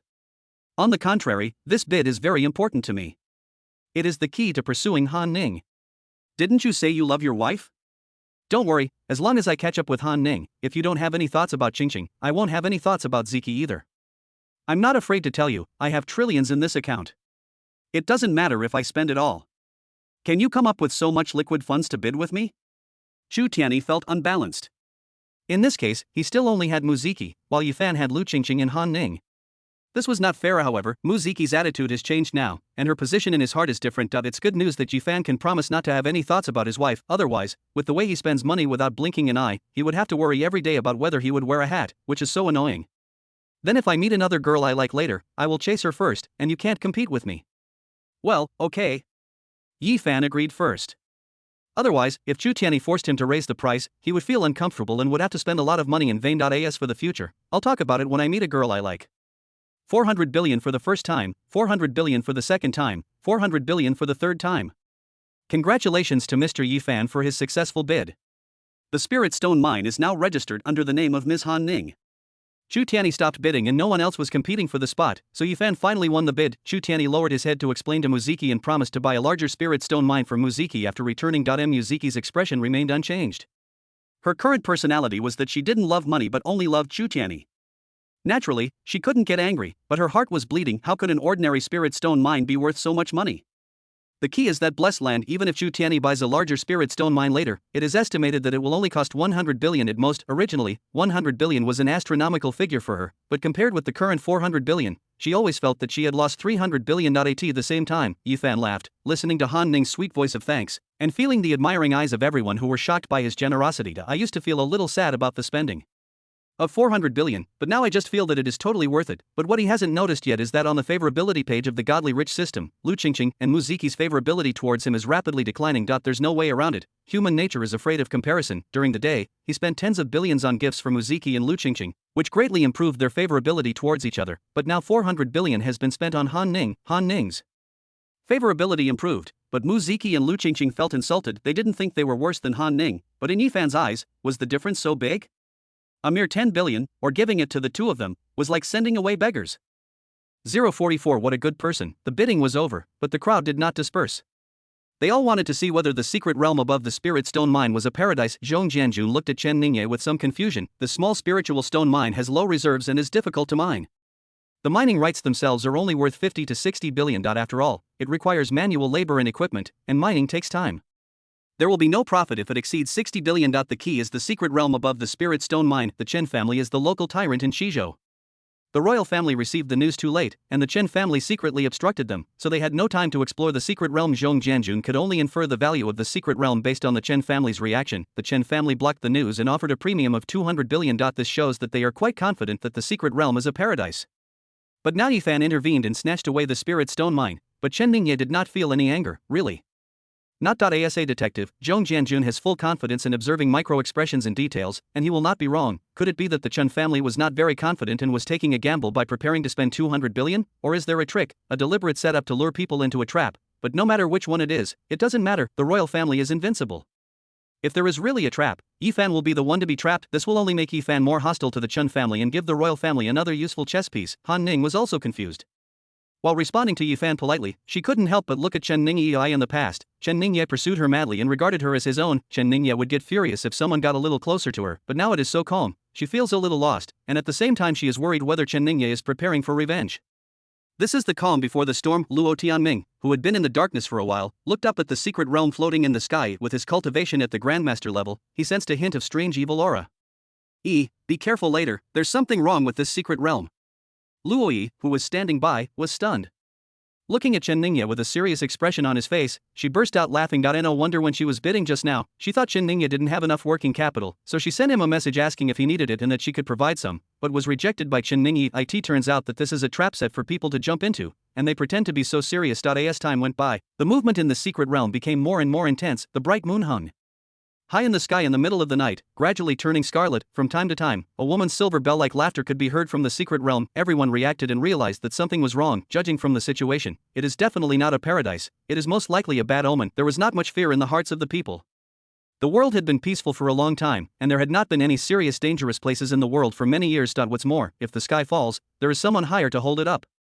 The Chen family and the Imperial City Bureau are here, so no matter how dangerous the place is, they can't turn the world upside down. They only looked at Han Ning and Yifan with gloating eyes. Many people with dark thoughts were jealous of Han Ning for getting such a huge unexpected fortune, and they also secretly hated Yifan for being in the spotlight. They prayed secretly, hoping that this secret realm would become even more dangerous, preferably to the point where even the spirit stone mines could not be mined. The words came true. The laughter in the secret realm became louder and louder, and the moonlight and lights turned completely red. After the spirit stone mine was transferred to Han Ning's name, the disciples of Tianyuan Martial Arts School were closest to the spirit stone mine and were ready to receive this unexpected wealth. The situation is not right now. They want to retreat, but they can't. Those with profound cultivation can still barely control their bodies, while those with shallow cultivation can't help but lift their feet and walk towards the secret realm. In their eyes, fear was replaced by joy, and they saw a group of beautiful girls waving to them in the secret realm. Han Ning was extremely shocked and angry at this moment. Although it was unexpected money, it was already registered in her name. After all, human nature is like this. She is not so open-minded. If the spirit stone mine cannot be mined, she will not remember that she did not spend a penny, but will only feel that she has lost a lot of money. As the daughter of the owner of Tianyuan Martial Arts School, her cultivation was not weak. She subconsciously spoke, wanting to wake up these fellow disciples, but fell silent again. Among the disciples of the martial arts school, those with shallow cultivation all come from poor backgrounds. They cannot pay extra tuition on a daily basis and do not have many resources to help them practice. Such a disciple is just right for exploring the secret realm. After all, this is a spirit stone mine that was purchased for 400 billion, so we must find a way to break the secret realm. If something really happens, the martial arts school can easily suppress it. It's a transactional relationship of paying tuition for teaching. At most, the martial arts school can pay some funeral expenses. The school has done its best. Liu Xinlan, who was standing behind Han Ning, saw Han Ning's red lips move slightly and then stopped. He frowned slightly and looked a little unhappy. In his mind, Han Ning was always a kind and gentle senior sister who was younger than him. On weekdays, he was not very enthusiastic towards these common disciples, but when he met them, he would smile and nod, which was much better than those arrogant rich disciples. This was also the reason why he fell in love with Han Ning during his boring training career. In his heart, Han Ning is different, but now it seems that he casually accepted gifts from others, bowed to money, and wanted to use civilian disciples as cannon fodder. The filter that Han Ning had in his mind was shattered, and he seemed to be no different from those rich students. Liu Xinlan secretly used his internal energy and whistled, "Come back." The martial arts disciples who were originally walking towards the secret realm with confused expressions had the illusions before their eyes and the seductive music in their ears broken by their shouts. They all came to their senses immediately, and quickly retreated in fear, expressing their gratitude to Liu Xinlan. Han Ning looked at Liu Xinlan in surprise. Liu Xinlan was usually very low-key and kept a low profile. His cultivation remained at an upper-class level among the disciples in the martial arts school. I didn't expect that he would suddenly show off his skills this time. The cultivation level he revealed was extraordinary, and I'm afraid he has reached the innate level. Han Ning was surprised and annoyed. The secret realm has not yet been fully revealed to the world, but it can already affect the outside world and confuse people nearby to enter. It is probably an unusually dangerous place. It's so dangerous outside. If she enters the secret realm, even she might not be sure that she can escape safely. After finally finding a cannon fodder to explore the secret realm, it was interrupted by Liu Xinlan. No matter how angry Han Ning was, he couldn't get angry at Liu Xinlan in public about this matter, so he can only look at Yifan. Chen Ningye walked over and finished his lines. "Don't worry, there will always be brave men under a big reward. Anyone who is willing to explore can take 10 spirit stones from this spirit stone mine." Yifan, who was feeling upset and couldn't think of a solution, was stunned. He didn't expect that at this time, Chen Ningye would still be willing to come forward to help him. Don't think he didn't see it. After discovering that something was wrong with the secret realm above the spirit stone mine, Chu Tian couldn't contain his expression of secret relief and gloating, and he had already lowered his head and laughed secretly several times. A friend in need is a friend indeed. When Chu Tianyi humiliated him at noon, it was Chen Ningye who stood up for him. Now he and Chu Tianyi teamed up to make trouble for Chen Ningye, but Chen Ningye still helped him regardless of the past grudges. This is such a good person. 045 What do you understand? Chen Ningye has to complete more than just one line of dialogue under his orders. The Chen family's affiliated forces subtly surrounded the entire venue. The men were confused. "Master, this is the spirit stone mine they bought. Should we help them?" Chen Ningye nodded and said, "Do as I say." Some people who wanted to leave when they saw the situation was not good were persuaded to come back. We are all smart people. Although we didn't say anything, we all understood what this meant. There are risks in eating melons. For those who don't have any background, you must visit this secret place. If you don't leave, you will die. If you leave, the secret realm looks dangerous, but the real situation is unknown, and the chance of life or death is 50-50. If they can come back from the secret realm, it's hard to say about the people behind them, but at least the people in front should be let go in order to prove their integrity and attract more people to enter. Chen Ningye sighed in his heart. He didn't want to be a bad guy and make things difficult for these wandering cultivators. Unfortunately, there is no way. These casual cultivators are like the warm-up monsters in the game. The heaven of this world created them, and they died just to advance the plot at this moment. If Tian Dao himself doesn't feel sorry for her, then it's not his turn to care. Now Yifan was really touched. What is brotherhood? This is brotherhood. Even he himself, faced with such a huge loss, did not dare to make up his mind to use force to surround the entire place and force others to enter the secret realm. Chen Ningye could have stayed out of it, but he didn't gloat over it. He didn't care about his own reputation at all and did it without hesitation. Brother, thank you. Yifan said sincerely. Chen Ningye was too lazy to respond. If it weren't for completing the plot, he wouldn't have gotten involved in these things. He knew very well what kind of person Yifan was. He's your brother when you need him, but when you don't, he changes his attitude faster than turning the pages of a book. Chu Tianyi and Zhong Jianjun on the side were stunned into silence. They seemed to be irreconcilable just now, but now they are brothers. Chen Ningye pointed at Chu Tianyi and Zhong Jianjun and said, "Don't worry, everyone. Everyone from my Chen family, Longmen, and the royal family is here. We will definitely fulfill our promise. After leaving the secret realm, you can take the spirit stones and leave. No one will make things difficult for you." Chu Tianyi and Zhong Jianjun's faces darkened when they heard this. They really couldn't understand what Chen Ningye was thinking. It was clearly Yifan's business. Why did Chen Ningye intervene? Forget about stepping forward, just do it yourself. Why drag them into these messes that will affect your reputation? Zhong Jianjun pondered for a moment. Generally speaking, the royal family should oppose whatever the Chen family wants to do, regardless of the person or the matter. Now the Chen family is forcing independent cultivators to explore dangerous secret areas, which is a disregard for human lives. It is impossible for the royal family to follow behind and guarantee the Chen family. As long as they oppose it, once the matter gets out, the royal family's reputation among the independent cultivators will be much better, while the Chen family will become infamous. But there is also a problem, that is, Yifan, who I just wanted to win over, is likely to lean towards the Chen family. Zhong Jianjun made a quick decision. Compared with the reputation of the world's independent cultivators and the royal family, Yifan was nothing. Even if he is a genius, aren't there enough geniuses in this world who are used by the royal family? He said loudly. Chen Ningye, what do you mean by this? You know the dangers of the secret realm, but you still bully the weak and force everyone to enter. I will definitely report this to the court. And you guys, there's still time to turn back. Are you sure you want to join in the fun? From a general logic perspective, Zhong Jianjun's choice was not wrong, but unfortunately, what he didn't know was that this was the world of online novels, and a protagonist like Yifan was much more important than the reputation of the world's independent cultivators and the royal family. It was just so unreasonable. Chu Tianyi was in a difficult situation. He wanted to join forces with Yifan and they had just reached a gentleman's agreement that both of them would give up their thoughts about each other's wives and girlfriends. If we don't support Yifan now, I'm afraid the agreement will be torn up again, but if he supports it, he doesn't want his good reputation to be affected. He is not Chen Ningye, who bullies men and women, does all kinds of evil and has a bad reputation. Although Longmen works as a mercenary killer and has committed no less murders and arson than Chen Ningye, he knows that he is a good boy. Well, there's no way around it. This is the weird setting of the protagonist in the Dragon King novel. Why Yifan's face darkened as he looked at Zhong Jianjun, who was talking big, and Chu Tianyi, who remained silent. He was extremely regretful. He deserved to die for joining forces with outsiders to deal with his own brother. Why Yifan looked at Han Ning and said, "Just do as my brother Chen said." Han Ning nodded, thanked Chen Ningye, and made a promise of 10 spirit stones as suggested. Money makes the world go round, and some independent cultivators who have secret ways to escape began to be tempted. 10 low-grade spirit stones are worth 1 million, and the 10 spirit stones promised by Han Ning are not limited to the grade. If the person who picks first is lucky enough to find 1 or 2 high-grade or even top-grade spirit stones, he will be richer. With so many people present, including Zhong Jianjun, the secret agent from the Imperial City Bureau, there is no need to worry that Han Ning will break his promise. More than a dozen independent cultivators stepped out from the crowd and walked cautiously towards the secret realm. They all used the heart-clearing mantra, and the mind-bewildering aura emitted by the secret realm had no effect on them. One by one, they successfully reached the secret realm, with smiles on their faces. This time, they made the right bet. The secret realm looked fierce, but it was just a facade. They rushed in, completely unaware that their current mood was completely different from the cautious character they had developed as independent cultivators surviving in the cracks. Spirit stones, so many spirit stones! Their exclamations of joy were heard from within the secret realm. Many of the people outside were ready to make a move. The red light emitted by the secret realm seemed to be much weaker. Through the illusory doorway, one could see cranes flying, deer drinking from the stream, birds singing, and flowers blooming. Ginseng dolls, horses and carriages, and Ganoderma lucidum were curiously looking at the strangers coming in. The spiritual stones that were everywhere on the ground were as common as pebbles by the rivers in the mortal world, but they were the least valuable in the secret realm. What a fairy-like atmosphere of a paradise! Many people involuntarily walked towards the secret realm. Only a few with advanced cultivation were able to maintain their composure and wait and see. The things you see in the secret realm are not illusions. They are all real, but when things are abnormal, there must be something wrong.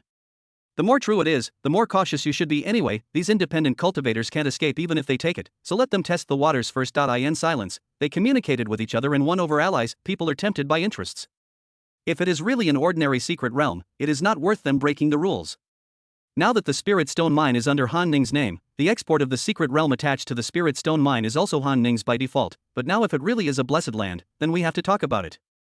The Spirit Stone Mine is the Spirit Stone Mine, the secret realm is the secret realm, and all Han Ning has under his name is the Spirit Stone Mine. If Han Ning has any objections, there is no need for Tianyuan Martial Arts School to exist. Those who try to eat alone will not have a good ending. Chen Ningye's side was the most popular, and everyone kept communicating with him. The Chen family is the local tyrant.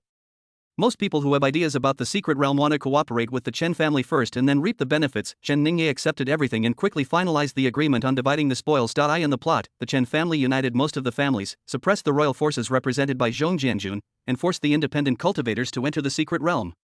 The only thing that surprised him a little was that Luo Yi not only came herself, but also invited her grandfather Luo Tianming, a master in another novel, to come and make an appearance. Luo Tianming couldn't understand Chen Ningye's actions. It was obvious that the Spirit Stone Mine had nothing to do with the Chen family, but Chen Ningye would rather offend all the independent cultivators and small forces at the bottom to help Yifan and Han Ning. That if it was the playboy Chen Ningye he had always imagined, he would not be surprised. Chen Ningye had done even more outrageous things before. If the Chen and Luo families were not deeply bound together and the Luo family had no way to extricate themselves, he would have wanted Luo Yi to cancel the engagement, but Chen Ningye's performance today, as well as his hidden powerful cultivation, clearly showed that he was an extremely intelligent genius, and he must have his reasons for doing so. Luo Tianming was an old fox who cared a lot about his reputation. He didn't understand but didn't ask the reason. He just sent a message saying that girls cannot be kept at home when they grow up. Luo Yi was worried about his safety and insisted that he, an old man, come here late at night. He never mentioned anything about getting a share of the pie, but he said it so nicely. Given the marriage relationship between the Chen and Luo families, if Chen Ningye really wanted to do something big, how could he have the nerve to not express it at all? Chen Ningye replied through voice transmission, Grandpa Luo, the secret realm is very dangerous. I've read ancient books and found that there should be a very powerful trick here. You should take Yi away from here. A hint of surprise flashed in Luo Tianming's eyes. He didn't expect that Chen Ningye was so clear about the situation in the secret realm. No wonder after the bidding just now, Chen Ningye stopped bidding, and he didn't want Yi's money even though she sent him a message to help and now helping Yifan and Han Ning again. This may seem like a thankless task, but in fact, Luo Tianming felt that he had figured it all out. His virtuous grandson-in-law was indeed very calculating. He praised in a voice transmission, you're old. You only realized it now. Ning Yi, don't worry. My old bones can still swing a punch. I will arrange for the Luo family to cooperate. Chen Ningye was stunned, and then became a little anxious. He didn't say anything. What do you understand? 046 The sarcasm is so genuine. Chen Ningye opened his mouth and raised his hand, which looked a bit like Erkong's emoticon. He originally planned to ask what Luo Tianming understood, but Luo Tianming acted decisively and had already taken Luo Yi to retreat far away, using his likeness skills to move at a very fast speed. When leaving, I saw Chen Ningye raise his hand and gave him a look that said, you are very smart, I am optimistic about you. Forget it, Chen Ningye could only give up the idea of asking further questions. No matter what he understands, he is just a supporting role with a higher level of cultivation. Just leave that the most important thing now is to keep an eye on Yifan and Chu Tianyi who are making a mess. Everyone looked at the mountains of treasures in the secret realm, and at first they approached slowly and cautiously. But seeing so many people preparing to enter like themselves, they felt emboldened by the number of people. At the same time, under the influence of the red light of the secret realm, they began to get restless and rushed to speed up their pace, fearing that if they were too late, the good stuff would be snatched away by others. Liu Xinlan watched coldly.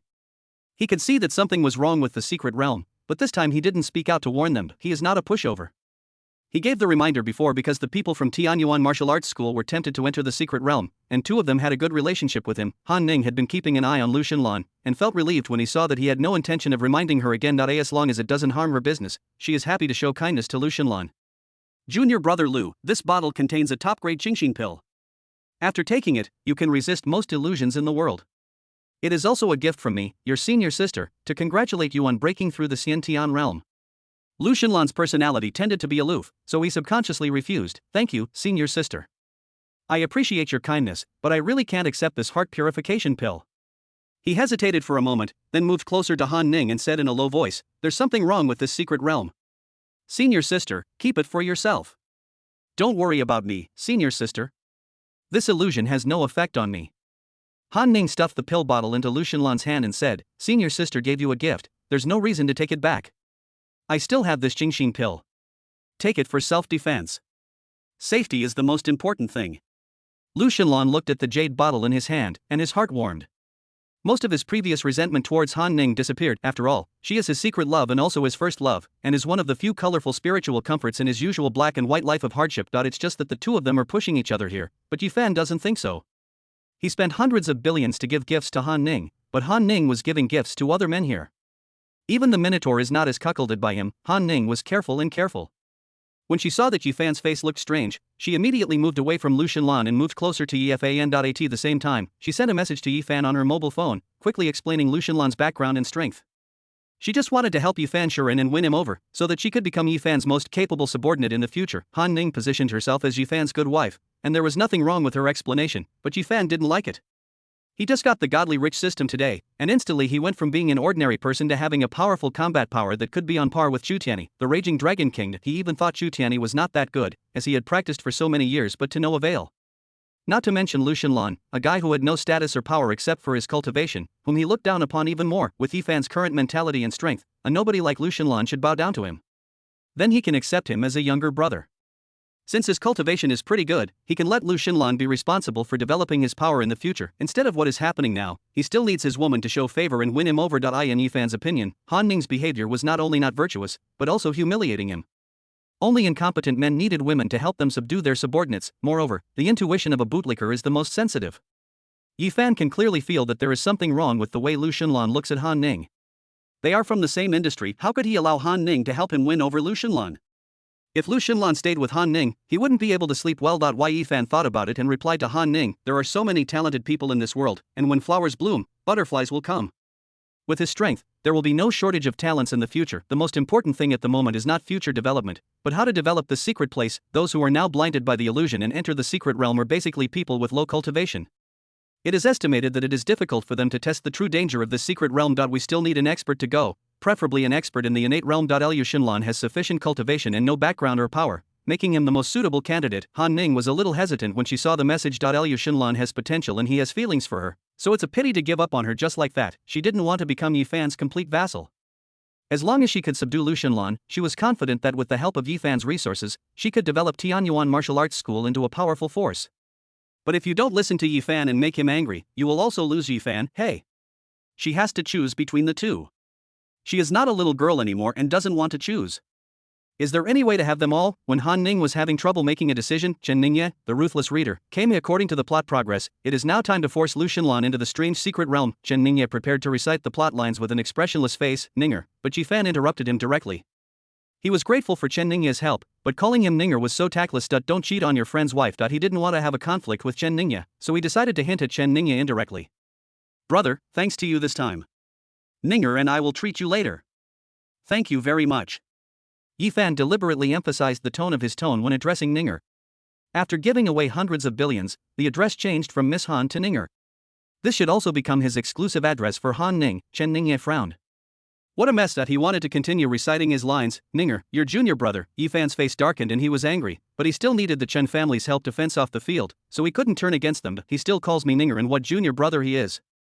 Oh, junior brother, I almost forgot about this. Yi Fan glanced around and his gaze stopped at Lu Xinlan, who was following closely behind Han Ning. Then the nameless anger in my heart burst out all at once. You are Ninger's junior brother. Your name is Lu Xinlan, right? Don't say that I, as your senior brother, don't take care of you. There are so many treasures in the secret realm. Your cultivation is okay, but judging by the way you're dressed, you probably don't have a lot of money. With the Qingxin pill Ninger gave you, you can definitely go to the secret realm and test your skills. Then you'll have the resources for cultivation later, won't you? A real man must ultimately rely on himself. You can't just give hundreds of billions to a girl you love like I did, but you can't just take the resources she's worked so hard to save. Chen Ningye looked at Yi Fan in astonishment. This guy stole all his lines and even sublimated them. The sarcasm in his voice was even stronger than that of the villain himself.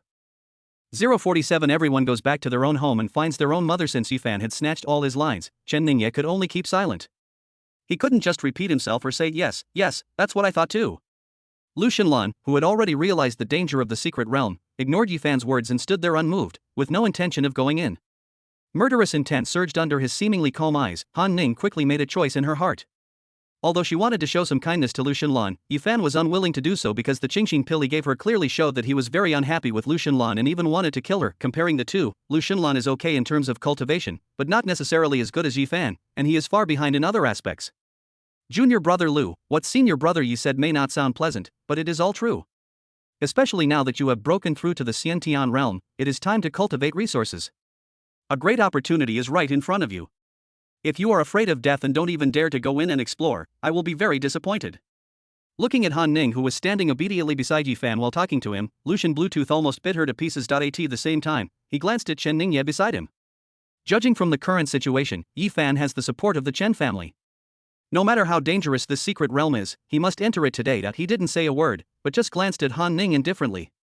The grudge that had been mostly dissipated by the Qingxing pill came back tenfold and 100-fold. Then he jumped into the secret realm. Looking at Lu Xinlan's disappearing back, Yi Fan showed a smug smile at the corner of his mouth. You poor bastard, dare you to covet my woman? Now that you're in there, just die in there. Obviously, as one of the 7 Destiny protagonists, with the reminder of the godly rich system, he also felt that this secret realm was not simple. Han Ning beside him couldn't help but shiver. She and Lu Xinlan had known each other for a long time, but for some reason, the look in Lu Xinlan's eyes before entering the secret realm made her feel very strange, even a little scared. She quickly shook her head vigorously, throwing the strange feeling aside, not to mention that she now has Yi Fan's big leg to cling to. Even without Yi Fan, she herself has the cultivation level of the innate realm. A mere Lu Xinlan cannot pose a threat to her.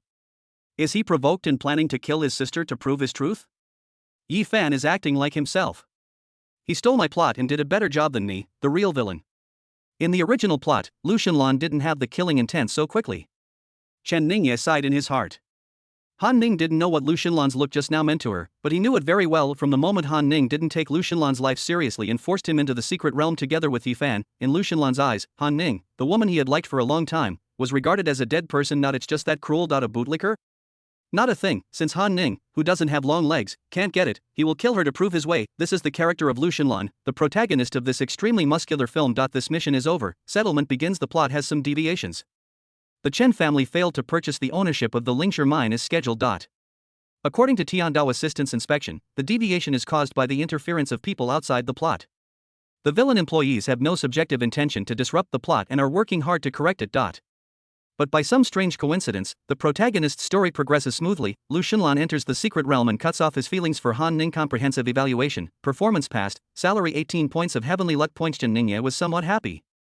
With Chu Tianyi and Yi Fan showing up and taking out 400 billion to grab the Spirit Stone mine, he knew that it was impossible for him to get the maximum reward from heaven today. However, at noon, Chu Tianyi destroyed Yi Fan's opening plot, but did not affect Yi Fan's main plot of pretending to be cool, so he gave him a passing grade in performance. He guessed that the result was more important than the process in Tiandao Assistance Assessment. Now Lu Xinlan's evaluation of the plot has confirmed his speculation. Then it won't be that difficult to obtain the heavenly luck value later. He tried his best to avoid other protagonists from making cameos. If he really couldn't stop it and he couldn't continue playing the villain, he would guide the protagonist who made a cameo appearance to be the villain. You need to figure out the purpose of the protagonist in the current plot. Whether it is to show off or to enter a place of opportunity, as long as the goal is achieved, you can get a passing score. This is much better than Chu Tianyi's plot in the morning where he only got 1 point of heavenly luck value. However, when thinking of the full salary of 30 points, Chen Ningye still had some opinions about these laws.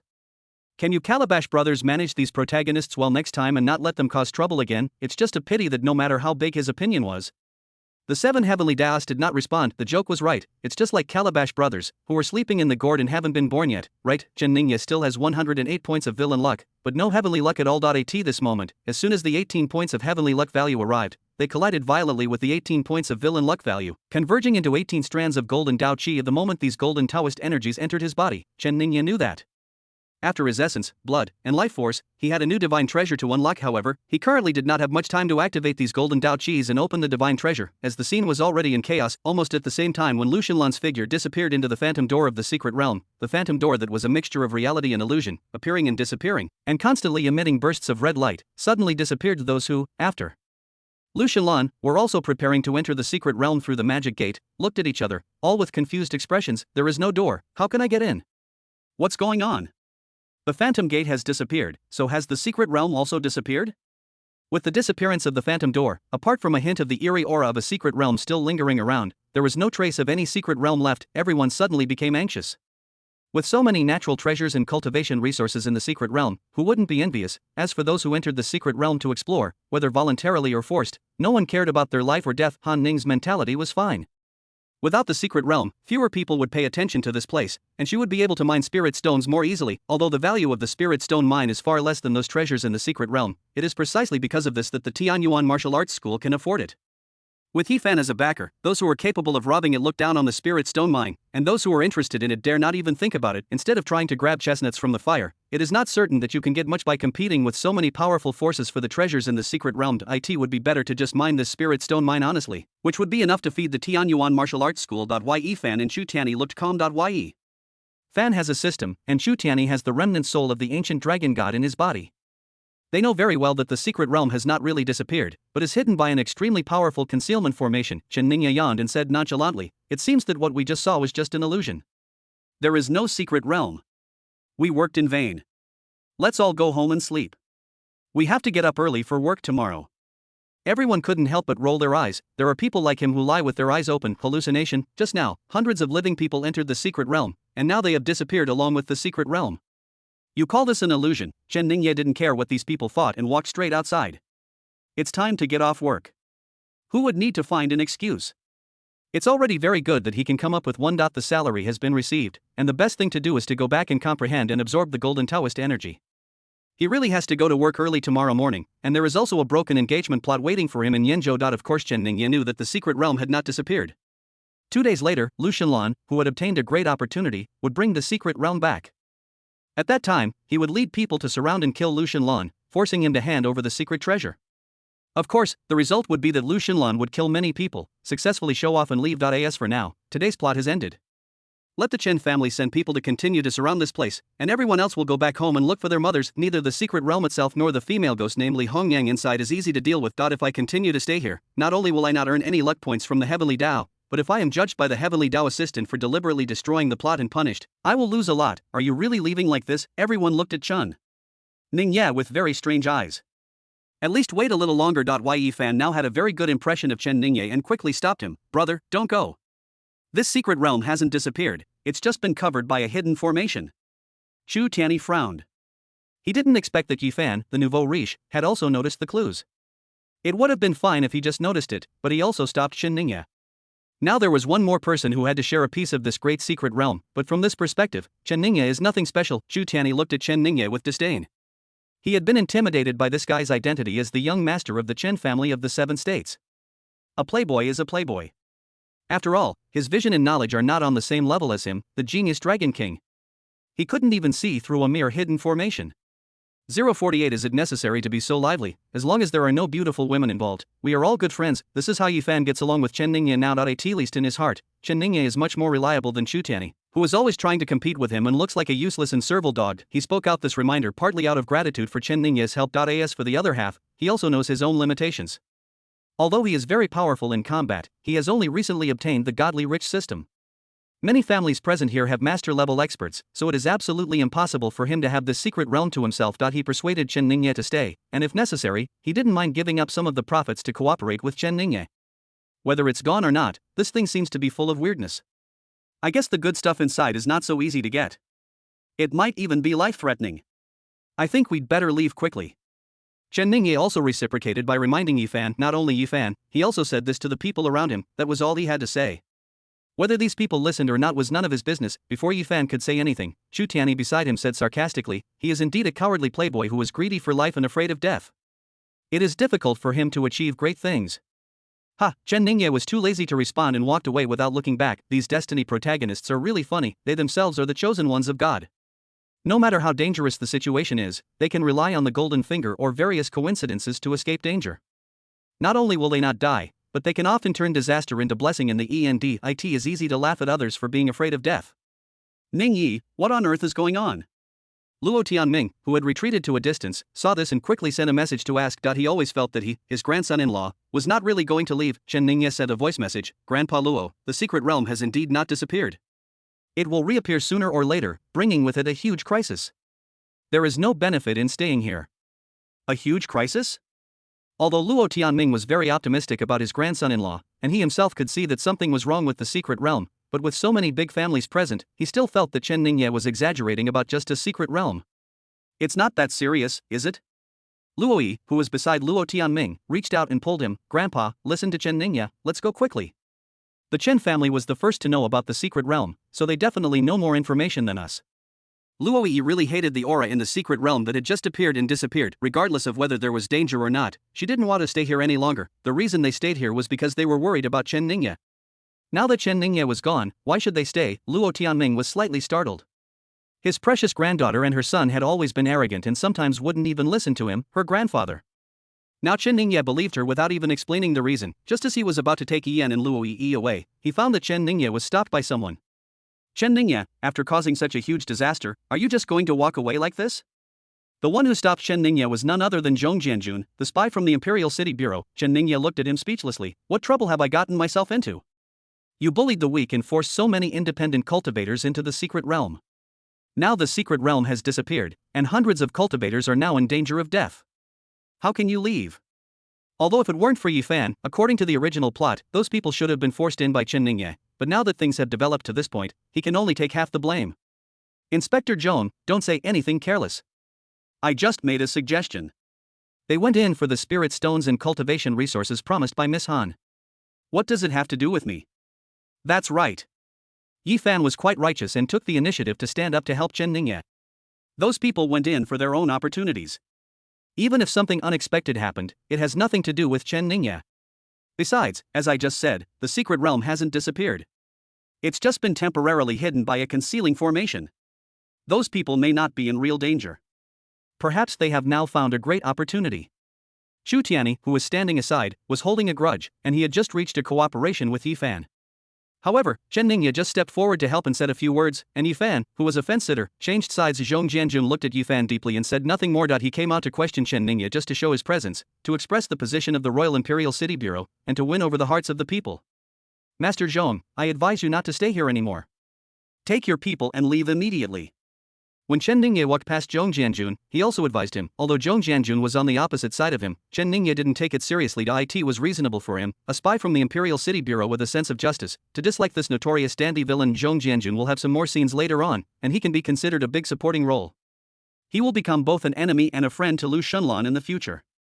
Now Yi Fan and Chu Tianyi are still here. If there is a butterfly effect and they cause some trouble, they will be fine, but it is hard to say about Zhong Jianjun. What if he dies and there is a plot where he appears later, who will replace this supporting role? However, Zhong Jianjun turned a deaf ear to Chen Ningye's advice. Chen Ningye was too lazy to care about him. He had just taken a few steps when the task page of Tian Dao Assistant appeared. The Heavenly Dao Assistant has detected that the 9 heavens and 10 earths forbidden formation in the ancient Forbidden Land has loosened ahead of time. The true Forbidden Land will also be revealed ahead of time. The specific reason is unknown. An unexpected incident caused the protagonist Lu Shunlan to be unable to obtain the opportunity. Triggering a temporary mission, ask the villain employee Chen Ningye to investigate the cause of the incident and assist the destined protagonist Lu Shunlan in obtaining an opportunity. After completing the task, you will be rewarded with 1 to 30 points of heavenly luck points based on the completion status. The forbidden formation of the 9 heavens and 10 earths was loosened ahead of time? Chen Ningye had no choice but to see the line of content displayed on the panel. As expected, something unexpected happened, but what does this have to do with him being a villain? It's already time to get off work, but he still has to work overtime to save the day. If it weren't for the heavenly Dao luck value, Chen Ningye fell into deep thought. This secret realm was called the Ancient Forbidden Land in ancient times. Thousands of years ago, the forces of good and evil joined forces to create the 9 heavens and 10 earths forbidden array to seal the Forbidden Land. The hidden formation detected by Yi Fan's Shinhao system and Chu Tianyi's ancient dragon remnant soul is a subformation in this forbidden formation. According to the original plot, after Lu Xinlan gets his opportunity in the forbidden area, the master of the forbidden area, the cunning Empress Li Hongyang, will use him to completely break the Forbidden Formation. The secret realm that appeared before everyone's eyes before was only a small part of the entire ancient Forbidden Land, and as the Forbidden Formation loosens, the entire ancient Forbidden Land will be completely revealed. Yi Fan silently estimated in his mind that by then the area within 1,000 miles would be covered by the Forbidden Area. Everyone on the mine, including him, will be passively involved in it, but this should happen in 2 days. How come it suddenly came earlier? And it wasn't because Lu Xinlan got his chance that it came early, but because of unknown factors that even Tian Dao's assistant couldn't detect. Chen Ningye turned around and looked at Chu Tianyi and Yi Fan, who were not far away. These 2 guys were staring at him right under his nose, so they should not have caused any trouble yet, right? Also present was Han Ning. These characters in the Demon Lord would have to travel to the ancient Forbidden Land in 2 days according to the plot, but what about Luo, Lu Qingqing, Mu Ziki and others? They don't have much combat power, nor do they have any golden fingers to rely on. Once they are all dragged into the Forbidden Area, the expression on Chen Ningye's face began to become very interesting. Do you have to be so lively? 049 Fake. All fiction. Ningye was well aware of the terrifying nature of the treacherous Empress Li Hongyang. She has 3 regrets in her life. What I hate most is the materialistic villains who curry favor with the powerful. Second, I hate the rich and powerful who bully the good and fear the evil. Third, I hate people who are fickle and unfaithful in love. The ancient Forbidden Land was originally formed because of Li Hongyang. Over the years, her will has continuously influenced the Tao rhyme fragments in the Forbidden Land, and has formed a powerful force of rules. Everyone who steps into this forbidden area will be tested by these rules. No matter whether you are a novice in the acquired realm, a grandmaster, or even a master of a higher level, as long as you have not comprehended the laws of heaven or obtained the recognition of the Tao rhyme fragments, you will not be exempt. Those who pass the test will live. If you fail, you will die. Under the rules here, all beings are equal. It has nothing to do with strength, and even less to do with identity. Over the years, countless people from both good and evil have entered and fallen, and no one has been able to walk out of the forbidden area alive. It's not that there are people in this world who bully the good and fear the evil, and who worship money. But if you don't come from a wealthy and powerful family, and don't try to curry favor with the powerful, then unless you are the protagonist of destiny, it will be difficult for you to achieve success in cultivation, and you will not be qualified to approach the forbidden area at all. Even if there are some people who are eccentric and have good moral character, there is still a third emotional test. Li Hongyang is a strange being formed by resentment, and the tests she sets are very extreme, especially the emotional test, corresponding to the psychological orientation of the test taker. A group of ghosts transformed into handsome men and beautiful women, a grand feast, a pool of wine and a forest of meat. Human nature is like this, which cadre can withstand such a test. It is precisely because of this that this ancient position has such a grand appearance, so that the righteous path, which has been stripped of its underwear, will no longer hold up the archway of justice and will not hesitate to join forces with the evil path to seal it up. In the original plot, Lu Xinlan, the destined protagonist of the Supreme God, became the first person to pass the test of Li Hongyang's will rules, and not only did he leave the forbidden area alive, he also gained a great opportunity in the forbidden area. Chen Ningye looked at the group of people not far away who were completely unaware of the impending danger, and his expression was quite interesting. Lu Xinlan has an extremely firm heart of Taoism, so he can pass the test. But what about them, not to mention Han Ning, Mu Tianqi, Lu Qingqing, and other green tea girls, as well as those guys who covet the good things in the secret realm and have their own ulterior motives? Even Yifan and Chu Tianyi, the 2 destined protagonists, felt that it was difficult enough for Chen Ningye. Although they are also the destined protagonists, they take a completely different path from Lu Xinlan. Li Hongyang's third hatred was destined to be an insurmountable red light for them. Of course, their identities as the destined protagonists are there, and they are protected by the heavens. Even if they fail the test, they will most likely be fine in the end. Others will hardly be so lucky. Chen Ningye subconsciously looked at Luoyi. Are you going back to Tianling Hotel now? As soon as Chen Ningye looked over, he found that Luoyi was also looking at him. Luoyi, who was about to leave with her grandfather, found that Chen Ningye stopped halfway and did not move forward. She felt very strange and immediately came over. Chen Ningye spread his hands and said, "I can't leave." Ha? Luoyi was puzzled. Why? Be careful, there will be an illusion that will confuse your mind. Chen Ningye wanted to give a few more reminders, but found it was too late, and looked down at the ground under his feet. Here we go. Fortunately, Luoyi is the heroine and has great luck, so basically nothing will happen to her. The test in the secret realm has nothing to do with cultivation. According to her character in the novel, she is cool and noble like a flower on a high mountain. The 3 tests are nothing to her. Get ready to work overtime. Actually, it's not considered overtime. The formation loosened in the forbidden area appeared. This was originally a plot that he needed to participate in 2 days later. It was just because of that unknown factor that the forbidden area appeared ahead of time, and his work was also brought forward. Work was brought forward and the tasks changed. But Chen Ningye said it didn't matter. No task was important, as long as he got paid for overtime. When Luoyi saw Chen Ningye lowering his head, she subconsciously lowered her head and looked at the ground. When he saw this, he was completely stunned. How could this happen? She didn't ask a single question, and her expression froze again. Where was the shadow of Chen Ningye in front of her at this moment? It's not just Chen Ningye who was missing, her grandfather and everyone in the mine were gone. It should be said that the mines are also gone. Where is the mine where she is standing? In an instant, night turned into day. In front of me is a road that is about several meters wide and has no end in sight. It seems like a majestic path pouring down from the sky, which is extremely spectacular. Is this the heavenly road? Luoyi's heart was suddenly shaken and she was extremely excited. Grandpa once told her that when a cultivator's cultivation and understanding reach a certain level, a magnificent road will appear before your eyes. It is called the heavenly road, also known as the road to ascension. If you cross the heavenly road, you can ascend to become an immortal for countless years. There have been countless practitioners in this world, however, those who can actually trigger the manifestation of the heavenly road and ascend to become immortals are rare. Anyone who has seen the heavenly road will not have the chance to stay in this world. So although there are countless legends about the heavenly road in this world, no one knows what the real heavenly road looks like. Almost every practitioner has his or her own longing and fantasy for the heavenly road full of mystery and sacredness. Luoyi is no exception. Ever since she embarked on the path of spiritual practice, she couldn't help but fantasize During many quiet and boring nights of practice, when will I be able to trigger the heavenly road to appear and become an immortal? What will your own heavenly path look like? The majestic road before her was a perfect match for the heavenly road she had imagined countless times. Luoyi immediately mobilized all the innate true energy in her body and flew towards the heavenly road. However, the road to heaven was right before her eyes, seemingly within reach, but no matter how hard she tried, she couldn't get up. Just when Luoyi was exhausted and could only sigh in despair at the road ahead, a handsome young man in white clothes stepped on auspicious clouds and slowly flew down from the end of the road, finally stopping in front of her. He smiled and extended a hand to her. Come, I will lead you across this heavenly road. Looking at the handsome and ethereal man in front of me, Luoyi's heart almost jumped into her throat. This man's facial features, body shape, and temperament all perfectly meet her current aesthetic standards. Looks very much like Chen Ningye. Apart from his appearance, I couldn't climb up this heavenly road no matter how hard I tried, but he was able to come down from the end of the heavenly road. It can be seen that his strength has reached a level that I can only look up to. Luoyi asked excitedly but also with some confusion. Chen Ningye, why did you fly down from the sky? The young man's smile grew increasingly brilliant and charming, his voice filled with captivating magnetism. I'm not some Chen Ningye. I'm a celestial being, and I'm here to pick you up. Are you willing to cross the heavenly road with me, become a Taoist couple, and travel the heavens together? These are what you've always wanted, aren't they? Come, give me your hand, and I will help you achieve all this. Luoyi was surrounded by the bewitching peach blossom miasma, and her excited expression turned cold when she heard the words. If it wasn't Chen Ningye, then who was this guy? They actually had the same face. Immediately, a series of questions surged from her heart. When she began to doubt, the power of the illusion began to weaken. She remembered what had just happened. Chen Ningye was clearly by her side half a minute ago. By the way, I also reminded her to be careful of hallucinations. I'm only at the level of an innate cultivator. How could I possibly trigger the manifestation of the heavenly road? Isn't this heavenly road too worthless? This person isn't Chen Ningye, and we're not even related, so why would he come all the way to pick me up? And what kind of immortal couple are we supposed to be? Fake, this is all definitely fake. As her thoughts gradually became clearer, the sky road and the young man in front of me disappeared in an instant. She soon discovered that the space she was in had changed again, but it was still not the mining square she was in before. 050 There is no good thing in the world. For thousands of years, countless people have come here, but no one has been able to pass my test. Yet, 3 of them suddenly appeared this time? This world is so strange.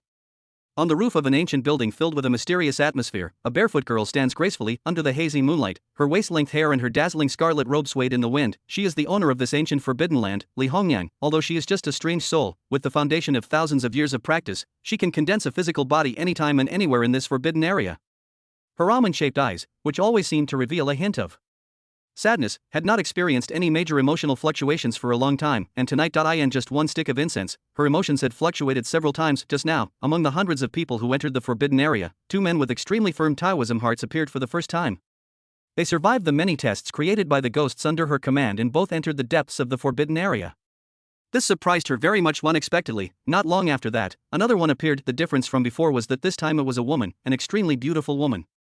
Are there really so many good people in this world, or has my willpower weakened? Li Hongyang couldn't help but feel confused. Go on, I want to see how much she likes that man named Chen Ningye. Following her mental command, countless strange creatures in the forbidden area rushed towards a certain place. Li Hongyang's delicate body also rose up in the wind, left the roof of the ancient building and flew out, but she was not flying in the direction of the beautiful woman who had passed her test once, nor the new group of people, but deep in the forbidden area, where the 2 men were before. And now that you have passed her test, you can explore opportunities in this forbidden area. What opportunities they can get depends entirely on their own luck. Normally, she wouldn't care, but one of the 2 men, a guy with a square face, accidentally broke into the area of the Cliff of Broken Souls, and caused the 9 heavens and 10 earths forbidden formation that had sealed her in this forbidden area for thousands of years to loosen a little. Naturally, she had to go there and take a look, as there was something very important to her there. Li Hongyang's ordering of the ghosts under her command to create another illusion to test Luoyi was somewhat futile. The previous illusion of the heavenly road came so suddenly that Luoyi was completely caught off guard. After a brief period of infatuation, she quickly came to her senses. After waking up and realizing that they were all fake, she had already sounded an alarm in her heart.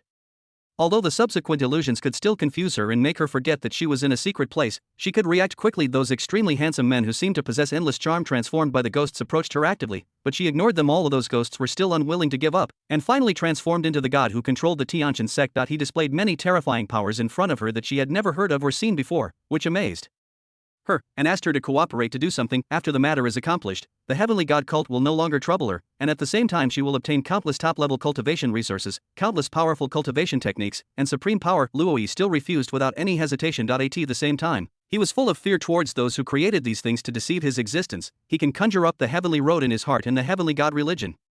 that he fears, and use them to confuse his mind. This means that the existence can see into some things in one's heart and find some of one's weaknesses. Fortunately, after the god behind the celestial god cult disappeared from sight. A long time passed, the scene in front of her finally became quiet, and there were no more messy scenes or people. Is it over?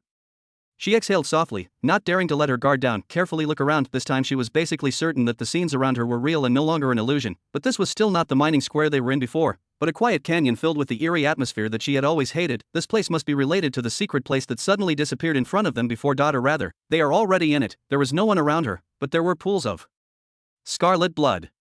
Chen Ningya, where are Grandpa and the others?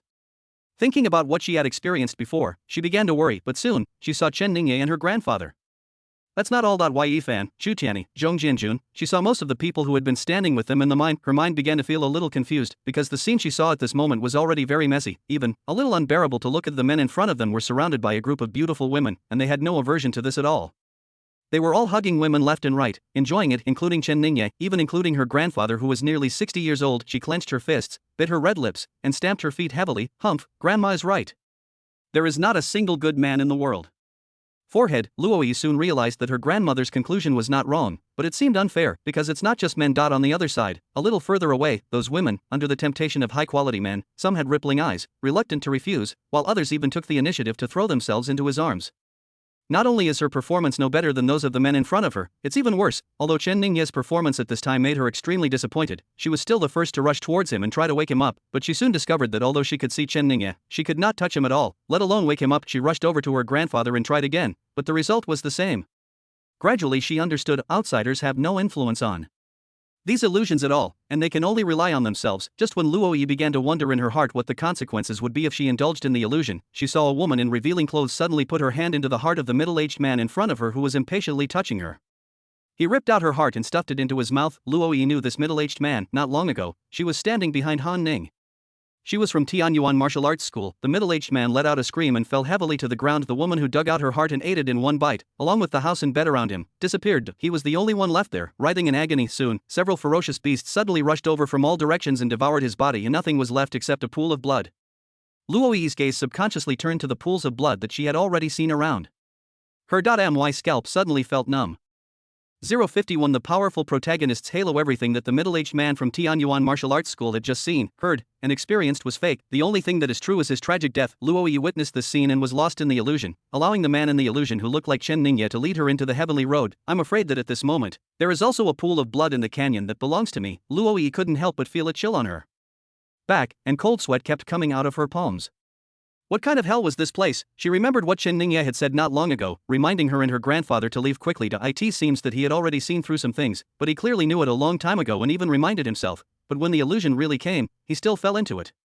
This shows how strange and terrifying this illusion is. Looking at her grandfather and Chen Ningye, who were trapped in the illusion not far away and unable to extricate themselves, although they had not fallen completely yet, they seemed to be not far from falling completely. She was anxious thinking about the fate they would face next. Even though nothing can be changed, she continued to run back and forth between Chen Ningye and his grandfather, constantly trying to wake them up. This is the only thing she can do at this moment. On Yifan's side, the mining square had just been shrouded in the forbidden area, and the illusion began to activate, but it had not yet taken shape. The voice of the godly rich system rang in his ears, reminding it to be careful of illusions. Everything he saw and heard next was fake, so he should never get addicted to it. As long as he can keep his mind clear from beginning to end and firmly believe that all this is fake, the illusion will disappear. But even with the system's reminder, Yifan only sank into it a little later than others. Although the women who appeared before him were far from the level of Luoyi and Mu Zijin. At most, he is similar to Han Ning, Mu Tianqi, Lu Qingqing, and others, but these women are so charming, so enchanting, and so provocative. Although Yifan is also the protagonist of destiny, he does not have as strong a heart of Tao as Lu Xinlan. In just a few minutes, he gradually put the system's reminder behind his mind and surrendered to those charming women. At this moment, a pair of fair jade hands were wrapped around his neck. The owner of the jade hand looked into his enchanting eyes that were full of spring, and suddenly a fierce murderous intent flashed in her eyes. Her seemingly soft and boneless hands suddenly burst out with extremely terrifying strength, and were about to break his neck. Yifan's eyelids twitched, and he vaguely felt a hint of crisis, but at this moment, his neck was already tightly clamped by the woman, and he was unable to make any effective response. At this critical moment, in his system space, which originally only contained half a bottle of gene optimization liquid, a set of individual combat armor and a golden bank card, there was suddenly an electromagnetic metal ball the size of a marble, with lightning arcs jumping all over it. The metal ball only flashed in the system space for a moment, then left the system space directly and came in front of Yifan. There was Only a loud bang, the hands that almost broke Yifan's neck and her owner, along with the sisters around her, all turned into nothingness in the loud noise. They were originally transformed from strange creatures, and under this violent explosion, not only did the illusion disappear, but even their original souls were blown to ashes, and they died very completely. From a scientific point of view, ghosts are a special magnetic field state, and electromagnetic bombs can interfere with the threat. A cheater is a cheater. Yifan is fine as expected. On the other side, Chen Ningye, who was enduring a strong sense of nausea and acting with several beautiful girls, suddenly rolled his eyes and complained in his heart that he knew that Yifan and Chu Tianyi would definitely not be able to pass the test of Li Hongyang's will rules. As the destined protagonists, they will definitely not die here. So since they were forcibly dragged into the forbidden area, the illusion began to invade everyone apart from Luoyi. The two guys Chen Ningye paid the most attention to were these two. He just wanted to see how they would overcome the danger of Li Hongyang, which was far beyond their current strength, by intruding into this plot that did not originally belong to them. I didn't expect that the way to escape danger in the end would be so simple and crude. When Yifan was powerless, the system threw out some black technology to forcibly resolve the crisis. At the same time, it also took revenge and directly killed the bunch of ghosts that almost took his life. This level of cheating is really beyond reason. No hurry, I haven't had enough to drink yet. Come on, keep drinking. I'll teach you how to play landlord. It's really fun. Whoever loses will have to drink 3 cups of wine as a penalty. This young master really likes to drink this kind of fancy wine. The women in front of him, with graceful figures and half-naked clothes, couldn't wait to pull Chen Ningye into the inner room, but he just waved his hands and kept pouring wine for them. His eyes looked very frivolous when he looked at the women, but his hands were very still. He just kept pouring wine and playing cards, and didn't do anything out of line towards them. He was completely exploiting Li Hongyang's bug. It seemed as if he was bewitched by the women transformed from ghosts in front of him, but he was not completely bewitched. As long as he does not cross the red line of Li Hongyang's will, these ghosts feel that there is still hope of successfully seducing him, so they will not attack him. In the original plot, 2 days later he would be dragged into a secret realm and sink into an illusion. It was the Chen family elders who rescued him with the treasure bestowed by the ancestor. For the sake of the plot, his character of bullying the good and fearing the evil, and being lustful and lustful must be maintained, but he himself didn't know whether it was because of his good character, or because he had opened 2 great treasures and was protected by the villain system. In short, these illusions had no effect on him at all. When he thought that these so-called beauties were actually shabby ghosts with pale faces and missing limbs, he wanted to stay away from them. It was completely the work ethics of an ox or a horse. He could only hold on until now for the overtime pay that earned him a little bit of luck. Come on, you lose, drink 3 cups. Chen Ningye finished speaking, then he saw Chu Tianyi on the other side also emerging from the illusion. As a senior practitioner of bootlicking, his performance in the illusion is better than Yifan, but not much. Finally, when he was about to die tragically at the hands of those ghosts, the remnant soul of the ancient dragon that was sleeping and recuperating in his body took action, helped him overcome the crisis, and killed those ghosts. Chen Ningye didn't know whether Yifan would have to pay any price for the system to help him do this, but Chen Ningye was certain that the ancient dragon within Chu Tian's body would be injured a lot more seriously if it was forced to wake up and attack this time. Chu Tianyi, who was fully aware of what had just happened, was terrified, and beads of sweat kept pouring out of his forehead. He soon saw Yifan not far away. Although his hair and clothes were disheveled and he looked like a beggar, he was still alive and well. I thought to myself that even I was fooled and almost died in that illusion, but this guy was able to come out alive. He must be quite capable. Why Yifan's thoughts were similar to Chu Tianyi's. In this strange canyon. At this time, there is no illusion around him and he is still alive. There are only 3. The two of them looked at the same time at the graceful and cool figure not far away, Luoyi. 052, who was the one who can truly remain calm in the face of temptation. Everyone around, regardless of their level of cultivation, regardless of gender. At this moment, they were all shrouded in illusions, and some had already sunk, were sinking, or had already died and turned into a pool of blood, and Luoyi was able to get rid of the illusion and remain safe and sound. Yifan and Chu Tian, who had long been obsessed with her perfect appearance and figure, suddenly became even more obsessed. Both of them rushed towards Luoyi impatiently. I've already told you that Chen Ningye isn't a good person and isn't worthy of you. You didn't believe me. Do you believe me now? Seeing that Luoyi's voice was a little hoarse and she was still trying desperately to wake up Chen Ningye from the illusion, Chu Tianyi felt very sad. Luoyi looked at the 2 people in front of her whose illusions had disappeared, very confused. How did they escape? Her current focus has been on Chen Ningye and her grandfather. I didn't care about other people at all, but when she just came out of the illusion, she saw very clearly that the performance of these 2 people in the illusion was obviously much worse than Chen Ningye's. Although she was quite disappointed with Chen Ningye's performance, at least until now, he had not done anything out of line towards those evil women in the illusion. However, these 2 men had long been taking advantage of those evil women and were very dishonest. According to normal development, they should be even more immersed in the illusion than Chen Ningye. How did he suddenly escape? Luoyi was puzzled, but no matter how confused she was, it was none of her business. She ignored Chu Tianyi's words and continued to keep an eye on Chen Ningye's movements. Chu Tianyi felt even more bitter. Luoyi, don't you understand? These illusions are meant to test human nature.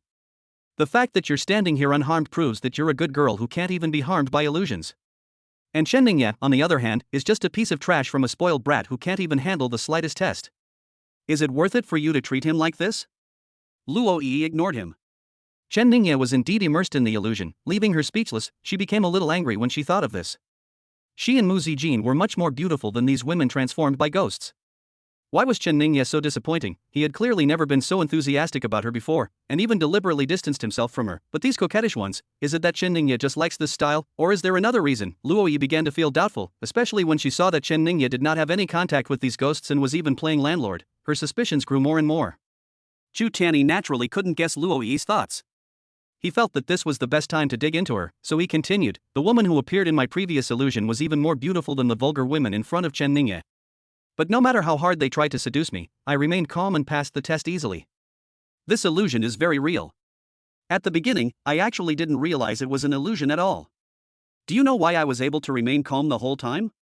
He looked at Luo Yi with eyes that became affectionate. You might not believe this, but when faced with the temptations of those beautiful women, what was in my head? Stop, please respect yourself. Besides, you didn't call her Yi. Luo Yi frowned and took several steps back. Also, if you know I won't believe you, don't say it. You are the only one who remains calm in the face of such temptation. How could there be such a shameless person? What were you like in the illusion before? Do you really think I didn't see it? Also, isn't that woman named Muziki your wife? She is having an affair with another man now. Even though it's just an illusion, she is still your wife. Do you still have time to say such disgusting things to me? You don't even care about your wife's life or death. Why are you pretending to be so affectionate with me? Although Luo Yi still doesn't know how this guy got rid of the illusion, but she was 100% sure that it was definitely not because she passed the test. Yi fan on the side couldn't hold back anymore. Although he had a good impression of Chen Ningye, he also wanted to be brothers with Chen Ningye, but Luo Yi is so charming. Moreover, she is an excellent girl who can pass the test of illusion. If he could get it, he wouldn't trade it for any number of Han Ning, Muziki, or Lu Qingqing. I'm sorry, old Chen, you already have Mu Zijin. No, you will probably die in this illusion. Can't waste it, right? He quickly said. Don't listen to Chu Tianyi's nonsense. He can't even walk when he sees a beautiful woman. How can he remain calm? If you really want to talk about remaining calm, I'm the one. He pointed at his clothes, ripped to shreds by the system's high-tech pocket bombs. I remained indifferent to the temptations of those women in the illusion. Then, when they got desperate, they forced themselves on me. Do you know how ruthless they were? Look at how my clothes have been torn to pieces. Even so, I fought desperately, and in the end, I retained my last bit of dignity with my strong willpower, and only then did I pass the test. Luo Yi, I think we should be the same kind of people. Another scoundrel who talks nonsense. Faced with such a guy, Luo Yi didn't even bother to expose their lies. She turned around and walked towards Chen Ningye. Hey, don't go, what I said is true. Yi Fan went to chase Luo Yi, but out of the corner of his eye he saw Han Ning, who was in an illusion about 10 meters away. The man who was hugging her tightly suddenly raised an evil smile at the corner of his mouth. How could he not know that Han Ning was about to die? Not only Han Ning, but also Lu Qingqing, who was not far from Han Ning, was in a very bad situation. I had to give up Luo Yi temporarily and rushed over there quickly. The same goes for Chu Tianyi.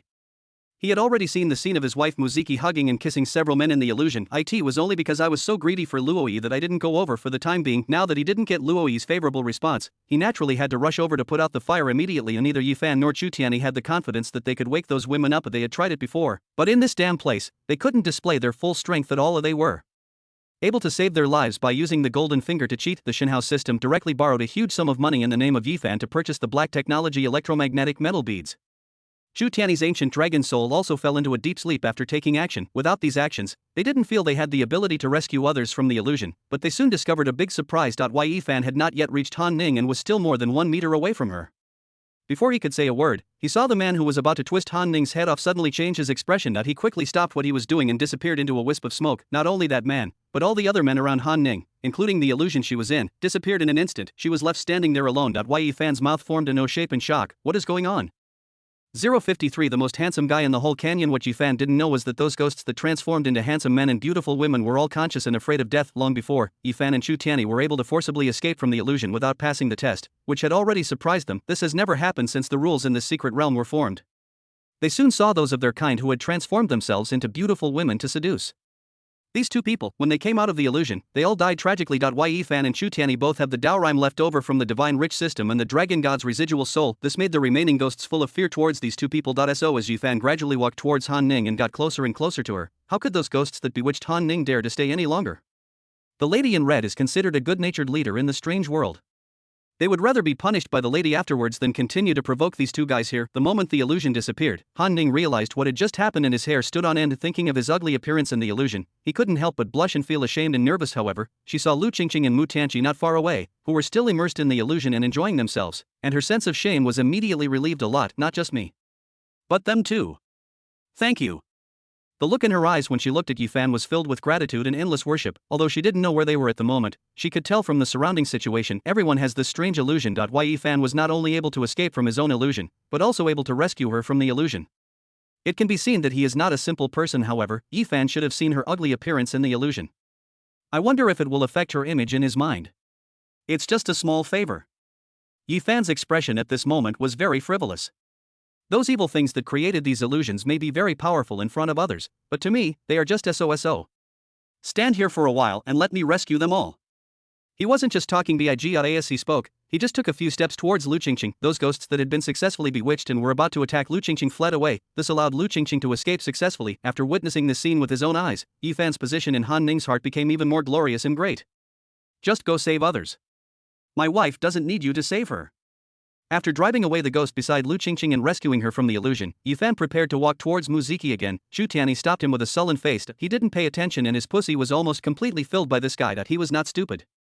At this time, he knew in his heart that Yifan probably had a creature in his hand similar to the remnant soul of the ancient dragon in his body. That's why at noon, he was able to instantly turn from an ordinary loser into a master who was only slightly worse than him. Why Yifan escaped from the predicament before? Probably because he killed a group of ghosts, which made these ghosts very afraid of him. It's okay to be afraid, but I'm afraid that these ghosts have no consciousness or emotions. Chu Tianyi was unwilling to fall behind and couldn't let Yifan show off alone. The ancient dragon in his body had killed many of those evil ghosts when it took action last time. There is no reason to be afraid of Yifan or not afraid of him. Sure enough, as soon as he rushed to Muziki's side, the men around her, along with the illusion, disappeared in an instant. In an instant, Yifan and Chu Tianyi became the most handsome guys in the valley. Whoever they walked next to, the illusion around that person will automatically disappear. There were more than 100 people standing on the top of the mine together and being forcibly forced into the forbidden area at the same time. Among these more than 100 people, most of them died tragically at the hands of those ghosts because they failed to pass the test of the illusion. Only a dozen figures were still struggling. These people are undoubtedly lucky. Well, I can't say I'm lucky.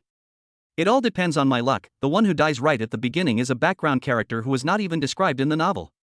It is like the monster in Huagua Mountain, which is mentioned in one sentence about the 72 caves of monsters. Han Ning, Lu Qingqing, and others were able to hold on until the rescue, not because they were smarter than others, but because they were like the Maluo from Huagua Mountain. No, they were the monkey general beside the great sage. Their abilities may not be stronger than those of the monsters in the 72 caves, but their status is extremely precious, the heavenly soldiers and generals surrounded the Flower Fruit Mountain, and Maluo was only captured at last. Among the rescued Marua, in addition to the female supporting characters such as Han Ning and Muziki, it also includes the Imperial City Bureau's spy Zhong Jianjun and his two subordinates, as well as two people from the Tianyuan martial arts school who came with Han Ning.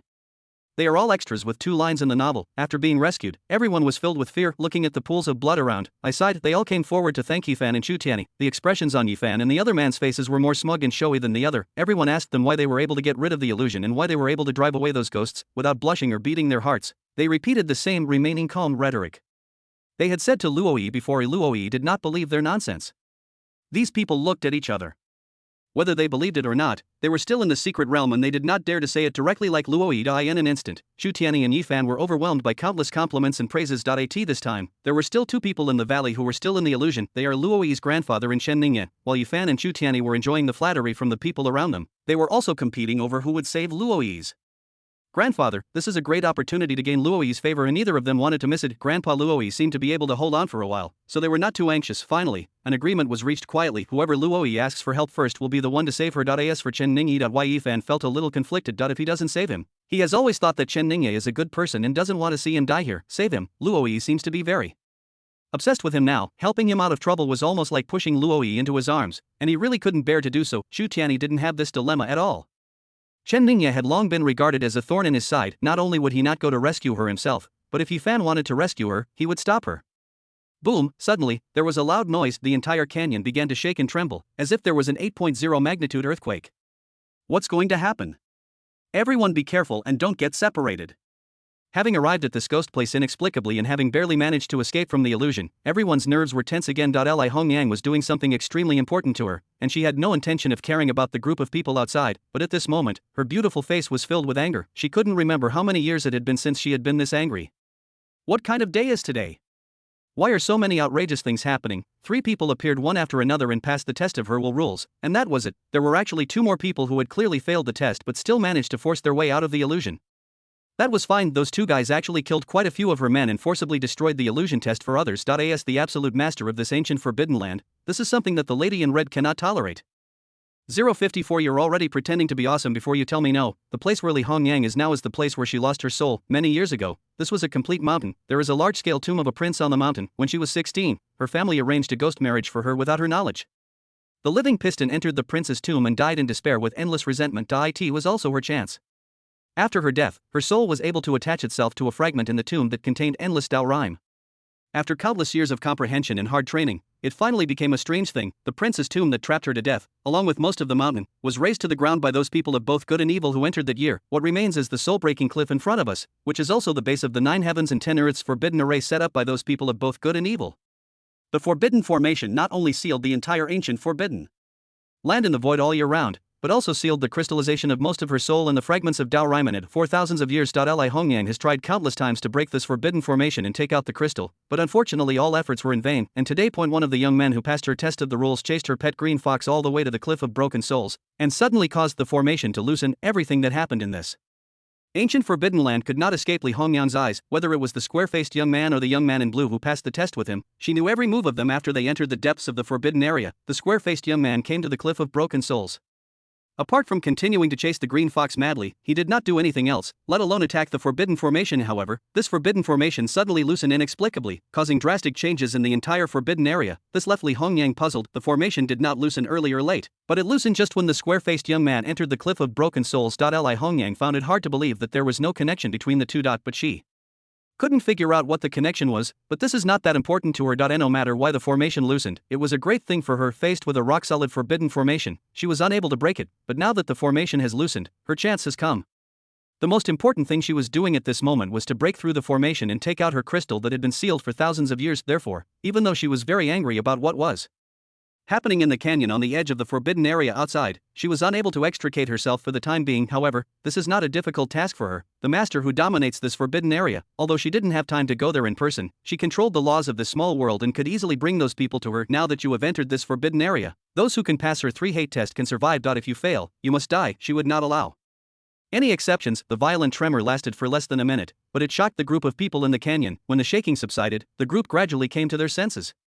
When they looked carefully, they found that the place they were in was no longer the gloomy canyon, but on a steep cliff. Everyone looked horrified. It was as if they had suddenly teleported here from the canyon. Even the distance between them had not changed at all. Soon, they saw Li Hongyang standing on a huge rock not far away, wearing a wedding dress and looking graceful, although her wedding dress was as red as if stained with blood, and the cold aura emanating from her body made these people feel a chill, but everyone at the scene couldn't help but focus their attention on her. This is a breathtakingly beautiful lady. Even Luo Yi temporarily forgot to continue calling out to Chen Ningye, who was still deeply immersed in the illusion.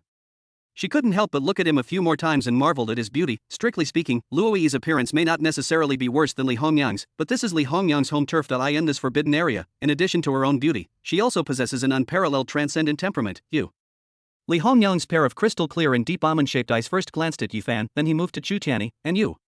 He asked coldly, where is the person who helped you escape? Before Chu Tianyi and Yifan spoke, Zhong Jianjun spoke first. Who are you, so treacherous that you dare to disturb the yin and yang and kill innocent people indiscriminately? They even dare to kill an official. Aren't they afraid of the backlash against the glorious fortune of our human race? Zhong Jianjun's words were very impolite, and he couldn't be polite either. Almost all of the men from the Imperial City Bureau he brought with him died here, and he was very angry. He also knew that when facing ghosts, one must not be timid. If one is afraid, the fire in his heart will be weakened, and he will be easily attacked by ghosts. He had dealt with many ghosts in the past. With his cultivation in blood, as well as the blessing of luck brought by his official status, he had killed many ghost kings, but what Zhong Jianjun didn't know was that Li Hongyang was not a ghost. Bang! As soon as Zhong Jianjun finished speaking, a crisp slap sounded. He also flew several meters away and fell heavily to the ground. A clear black handprint appeared on his face. He subconsciously wanted to get up from the ground, but found that he couldn't get up at all. It was obvious that he was seriously injured in the previous blow. Everyone was shocked and subconsciously looked at Li Hongyang, but he found that she was still standing on the huge rock. Not to mention moving, she didn't even look at Zhong Jianjun. Her eyes were still on Yifan and Chu Tianyi. A voice without any emotion slowly uttered from her beautiful red lips, answer my question, or you will die. Ever since her Daorime crystal was sealed by the Great Formation, the forbidden secret realm has also been isolated from the outside world, making it difficult for it to appear in the world. But in this forbidden area, let alone those evil ghosts, every blade of grass, every tree, every insect, every bird, and every animal here have long been integrated with her rules. If she wanted to beat someone up and kill someone, why would she do it herself? She didn't even move a finger, but through some treacherous means, she managed to severely injure Zhong Jianjun, which made the group of people feel even more uneasy and fearful. Humph, those little tricks of yours are not worth mentioning in front of me. Why do you need others' help to escape from this predicament? Chu Tianyi answered her question in a loud voice. From the first moment he saw Li Hongyang, Chu Tianyi's eyes never left her. It was impossible for him not to be attracted by such a beauty, but he also knew that this woman was definitely not so easy to deal with, and his identity as the Raging Dragon King was probably not enough in front of her. Also, if you act too timid at a time like this, you will definitely not be accepted by her anyway. I have the remnant soul of the ancient dragon in my body to protect me, so what is there to be afraid of? Just go for it. Ye Fan also looked directly into Li Hongyang's eyes and said loudly, "You shouldn't ask how we escaped. You should ask those dirty guys under your command. These mere unremarkable ghosts dare to show off their abilities in front of me and try to charm me. It's a joke. If they hadn't run fast, I would have killed them all." As the two of them spoke, the already glorious and majestic image of the two in the minds of Han Ning, Mu Ziki, and others around them suddenly became even taller. Not presentable? Li Hongyang was amused by the shamelessness of the two men. The strength of the little devils under her command was indeed not that good, but those illusions were not just created by the little ghosts. Every illusion contains the power of her rules. These two guys not only killed her little devil, but also spoke so harshly of her rules. It would be fine if they really passed the test, but Li Hongyang felt a little nauseous when she thought of the ugly behavior of these two people in the secret realm, although she was cunning for thousands of years. She died at the age of 16. After her death, she had been engaged in revenge and killing. Her experience was very simple. In her ferocious heart, there was still a trace of a girl's clear love and hate. She hates hypocritical people the most, so she takes off the mask before killing them. Li Hongyang raised her right hand slightly, and made a few imaginary movements in the night sky ahead. Let's see, against my humble tricks, whether your performance is as impressive as you say it is. Yi Fan and Chu Tian were stunned. Could this illusion be recorded? They are still very calm. When you are out there in the underworld, what matters is not the ability to fight, but having someone behind you. They started calling out to their respective bosses. Hurry up and help change the illusion video, or just delete it. The godly rich system and the remnant soul of the ancient dragon chose to remain silent. They are the guides and protectors of the host protagonist, not babysitters who help to clean up the mess. Moreover, there are indeed limits on what they can do. If each world has its own way of heaven, then they can do whatever they want. After all, they can use their luck to create various treasures and cultivate themselves, and eventually they can all return to heaven and earth without any loss. But now there are 7 heavenly Daos in one world, which are equivalent to 7 shareholders. The invested resources return to heaven and earth and are divided equally among the 7 heavenly Daos, and only 1/7 will return to their own hands. The 7 protagonists invested similar resources in the early stages, and later on, according to their respective plots, they all invested almost the same amount of resources to grow little by little, so no one suffered any loss. But if someone invests more resources in advance and the profits are divided equally, then they will suffer a loss. There was no other way just now. The host was in a life and death crisis and had to take action. A small loss is okay, but if they continue to make moves, the losses will be huge, and they will have a hard time explaining themselves when their respective heavenly Daos awaken. Ye Fan and Chu Tianyi could not get a response, but they were quick-witted. The big boss behind the scenes would definitely not bother to respond to such a small matter. When the critical moment came, like in the illusion just now, he would naturally take action. It doesn't matter if there is a video. At worst, if they deny it later, they can just say it's fake. The divine wealth system and the divine dragon remnant soul could no longer bear it, and said earnestly, "The other party is very powerful, a Dao Yun level expert, but I also used the law before. She probably doesn't want to hurt both sides. At most, she will let you suffer a little, and then she will let you go. But the premise is that whatever she says is true, and you must admit your mistake. This person is so treacherous and cruel. If you insist on provoking her, she might not care about my presence and forcefully attack you. Then I may not be able to protect you. There are limits to what I can do." Yi Fan and Chu Tianyi were a little dumbfounded. They had just finished pretending to be awesome, and now you say no? 055 Stirring up the heavens. Nest as Li Hongyang gently waved her jade hand high in the night sky above the cliff. Suddenly, 2 clear images appeared. The protagonist of one video is Chu Tianyi, and the protagonist of the other is Yi Fan, and around them, there was a group of sexy and charming women. Seeing this scene, Yi Fan and Chu Tian looked grim. Their social demise has begun, but without the guarantee of the big boss behind them, they don't even dare to deny it. The rest of Han Ning and the others now basically understood what the 2 images were. I think this is the illusion that Yi Fan and Chu Tianyi were in before everyone present felt even more wary and fearful of Li Hongyang. Except for Luoi, everyone else was quite socially frustrated and no one wanted to be broadcast again. Under Li Hongyang's manipulation, both videos were played to the end at an extremely fast speed. At this time, Yifan and Chu Tianyi's faces were both flushed. As these two videos played, their previous lies were ruthlessly exposed. Not only was their performance in the illusion not as majestic as they claimed, on the contrary, it was much worse than Chen Ningye, who was still immersed in the illusion and had not come out, and had been criticized by them before. After watching these two videos and thinking about what they had said before, the expressions of the group were very interesting. Only Muziki and Lu Qingqing, who knew them a little better, were not too surprised by this. There were also some smart ones who knew that in the secret realm, they had to rely on Chu Tianyi and Yifan. They had already made plans. As long as Chu Tian and Yifan said that the image was fake, they would respond immediately, but seeing that the two men were silent, and their originally straight spines seemed to be slightly bent, they felt uneasy and did not dare to speak. Chu Tianyi and Yifan looked at each other eagerly, their eyes full of encouragement for each other, hoping that the other party would stand up and angrily denounce the image as fake. If one monk carries water to drink, two monks may not have water to drink. The more this happened, the less willing the two were to step forward. They would either curse together or die together. No one wanted to let the other take advantage by hiding behind them. Fortunately, after Li Hongyang played the two videos and exposed their ugly behavior, she did not press on and continue to mock them. Instead, her eyes wandered between the two of them. Although she was a peerless beauty, she made Yifan and Chu Tianyi feel a little uneasy when she saw her.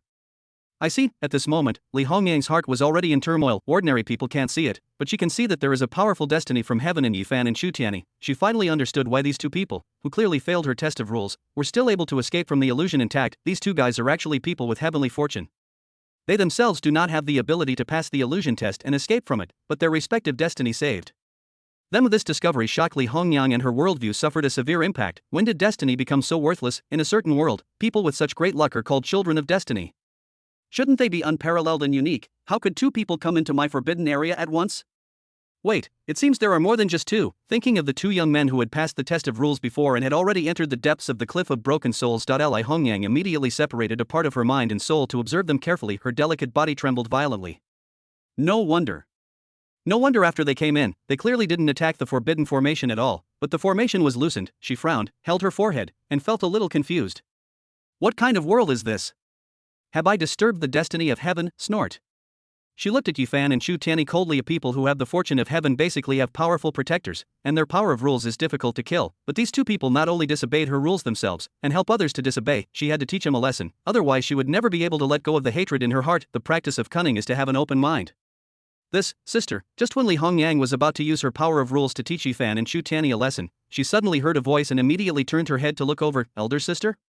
After confirming that the other party was calling her, Li Hongyang looked at Luoyi with some surprise. She had forgotten how many years it had been since she had heard such a kind name. Luoyi forced herself to call out the word sister. She didn't know the other person's name either. The other person's beautiful face seemed a little childish, but her eyes seemed full of vicissitudes of life. The others were extremely frightened, but Luoyi was much better.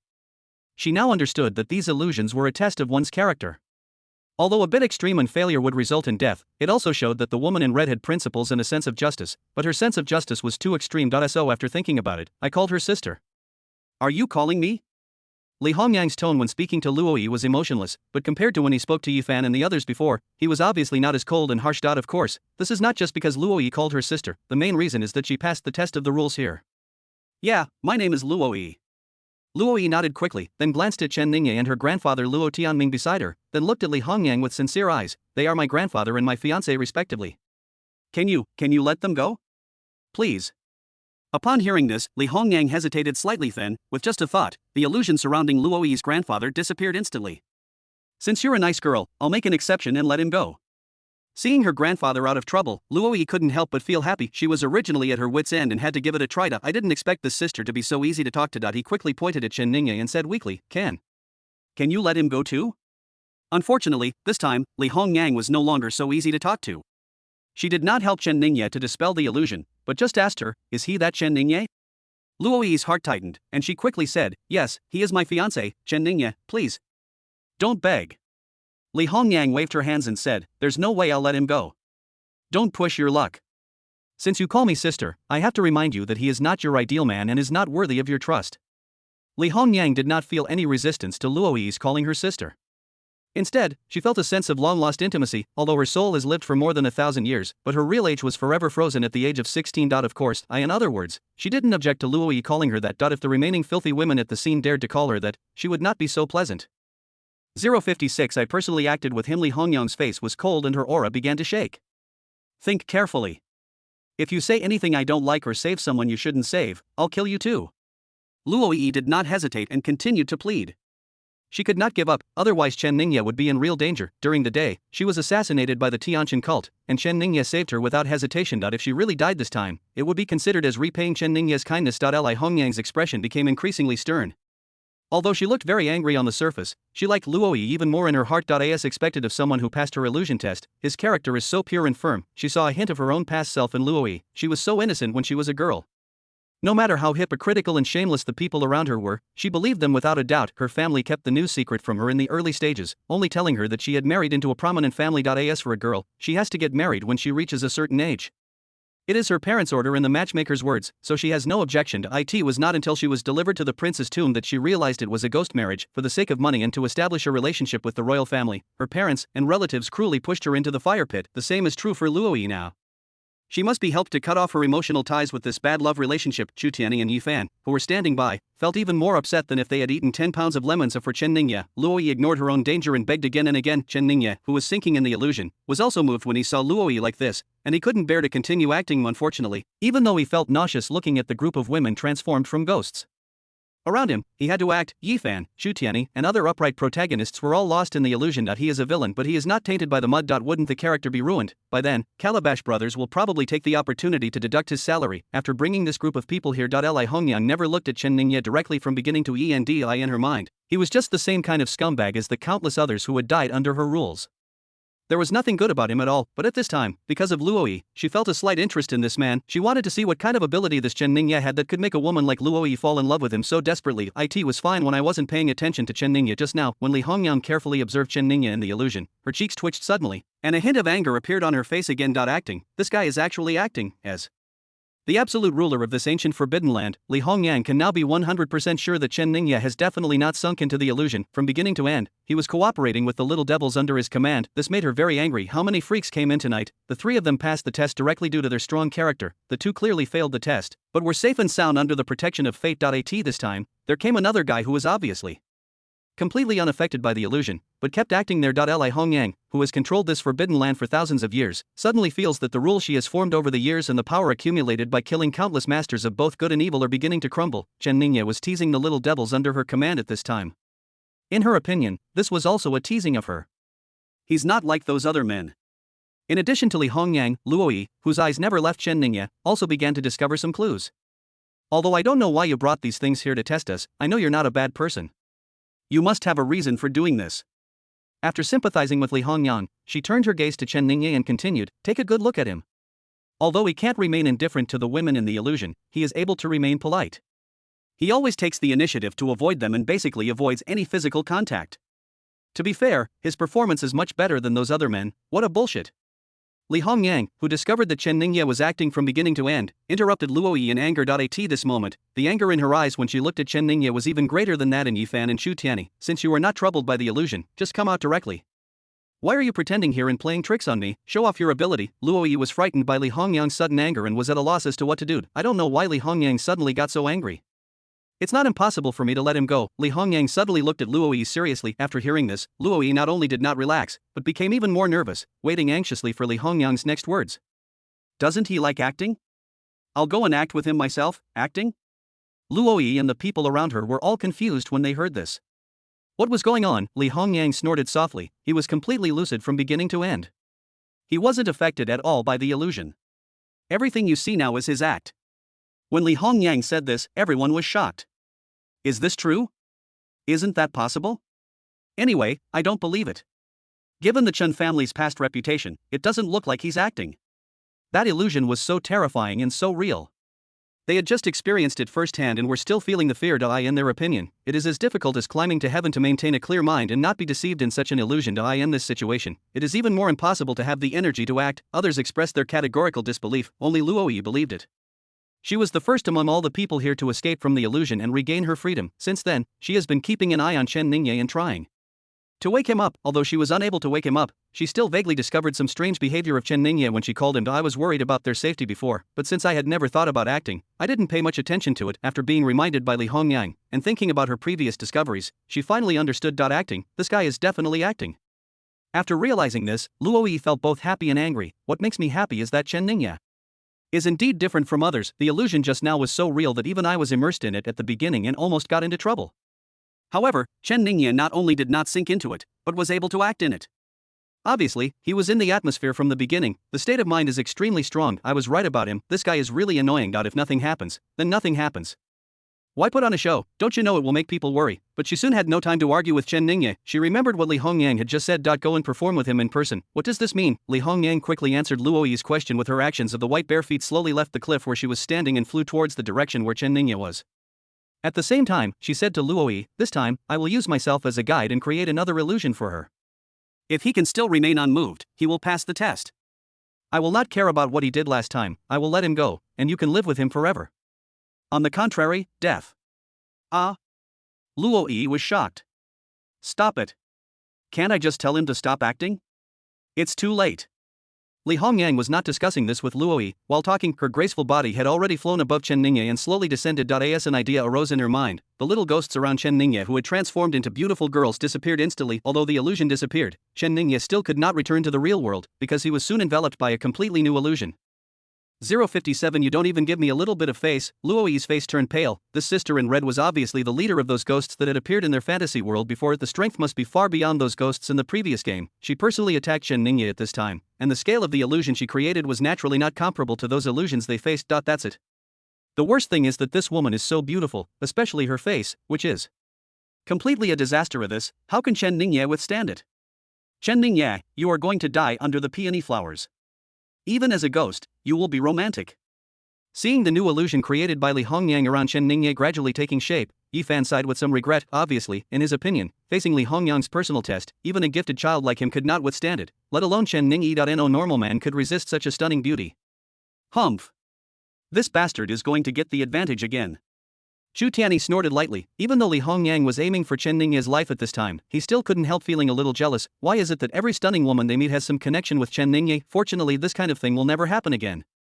From the murderous intent that flashed in Li Hongyang's eyes when she looked at Chen Ningye just now, he then realized that Li Hongyang was not just trying to scare Luoyi. As long as Chen Ningye fails her personal test next time, he will definitely die today, and he wants to pass the personal test of Li Hongyang, a powerful and beautiful woman. In Chu Tianyi's opinion, it was also an absolutely impossible thing. As Li Hongyang's illusion was completely formed, this area was completely divided into two parts. Everyone's eyes were on Chen Ningye, and Li Hongyang, who had entered Chen Ningye's illusion and whose clothes had changed, transforming herself into an extremely charming and attractive urban beauty. Although she was a woman from the old era, she also knew how to keep up with the times. When she saw the attire of Luoyi and the others, she knew that times had changed again. Chen Ningye is an urban youth. In order to make Chen Ningye feel more immersive, a modern urban scene was specially created for him. This is a romantic dance scene full of youthful hormones. The somewhat creepy bloody red robe that Li Hongyang was wearing had long since disappeared, and she was now wearing a gorgeous urban suit. In the eyes of the group of people outside, her outfit was less mysterious and distant than before, and she looked more approachable and charming. Each of the women couldn't help but feel dwarfed and inferior, not to mention the men. Even though they were not in the illusion at all, some of them began to lose control at this moment. They looked at Chen Ningye with different eyes and thoughts. Some are full of worry and sympathy, while others are gloating. Is this woman sick? Faced with the new illusion around him, and Li Hongyang, who was walking towards him step by step with a glass of red wine in her hand and a faint smile on her lips, Chen Ningye just wanted to curse that he has been acting here all the time, just to stabilize his own character, smoothly follow the plot, and get as much luck points as possible. He knew that those beauties were ghosts who died in miserable ways, so he endured the huge nausea and acted for such a long time. When it was finally about to end, he didn't expect that he would play Li Hongyang, the big boss of the Forbidden Area. Chen Ningye said he felt very tired. As the heroine of the Demon Lord, why don't you go and develop your own story with the protagonist Lu Xinlan? Why are you here competing with me? It seems that the plot is about to collapse and break apart. I have to say, Li Hongyang's appearance is indeed very good. She is worthy of being the #1 female lead, even if it is put together with Luoyi and Mu Zijin. It is not inferior in the slightest. The level and specifications of this illusion that she personally created for herself were indeed many dimensions higher than those disgusting little ghosts before. More importantly, he knew that this was Li Hongyang's true appearance. She might have been a little cold, but it was not terrifying at all. Her death was like that of a girl in a wedding dress with her eyes closed peacefully, just like Sleeping Beauty. However, at this moment, Chen Ningye looked at her stunning face that was getting closer and closer to him, but there was not much ripple in his heart. Some just have headaches. If he didn't know the past and present of the ancient Forbidden Land, didn't know Li Hongyang, he wouldn't know anything. He was suddenly dragged into such an illusion, and faced this peerless beauty who appeared before his eyes and was transformed by Li Hongyang herself. If you're not careful, you might really get into trouble, but that's just if Chen Ningye not only knows everything now, but also has practiced the first volume of the Great Luo Divine Treasure of Immortality and Indestructibility, the complete true creation art, and successfully opened the two major divine treasures of essence and blood, and life force. Even if Li Hongyang personally took action, it would not be easy to bewitch him. Brother, are you alone? Li Hongyang, holding a glass of red wine, imitated the postures of the noble ladies in her memory and came in front of Chen Ningye. Although she only asked a simple question, her every frown and smile was charming yet pure. No. Chen Ningye shook his head decisively. I came here to accompany my wife. Faced with Chen Ningye's answer, the smile on Li Hongyang's face froze. Pu Qi. Outside the illusion, Luoyi, whose palms were sweating and extremely nervous, couldn't help but burst out laughing when she heard the opening remarks of Chen Ningye and Li Hongyang. Zhu Tianyi, who was eagerly waiting for Chen Ningye to get into trouble, almost dropped his eyes to the ground in shock. I never expected that when faced with the initiative of a top beauty like Li Hongyang, Chen Ningye would actually say such a thing. Is he still a normal man? Yi Fan gave Chen Ningye a thumbs up in admiration. That's great. Regardless of whether Chen Ningye is attracted to Li Hongyang or not from just one opening remark, it's not hard to tell that he's much better than me at picking up girls. No wonder Luoyi and Mu Zijin are so fond of him, but Yifan was also very clear in his mind. This was just Li Hongyang's first round of offensive, the next offensive will only be more fierce. Chen Ningye couldn't hold on forever. Oh? Li Hongyang was surprised at first, then her brows were filled with regret and embarrassment. You are married. Chen Ningye didn't wait for her to finish and said, you already have 3 children. Li Hongyang's heart trembled again, and she almost spilled the red wine in her hand. This is totally out of the ordinary for him. You're lying to me, aren't you? She stared into Chen Ningye's eyes, and a hint of appropriate anger appeared in her clear almond-shaped eyes.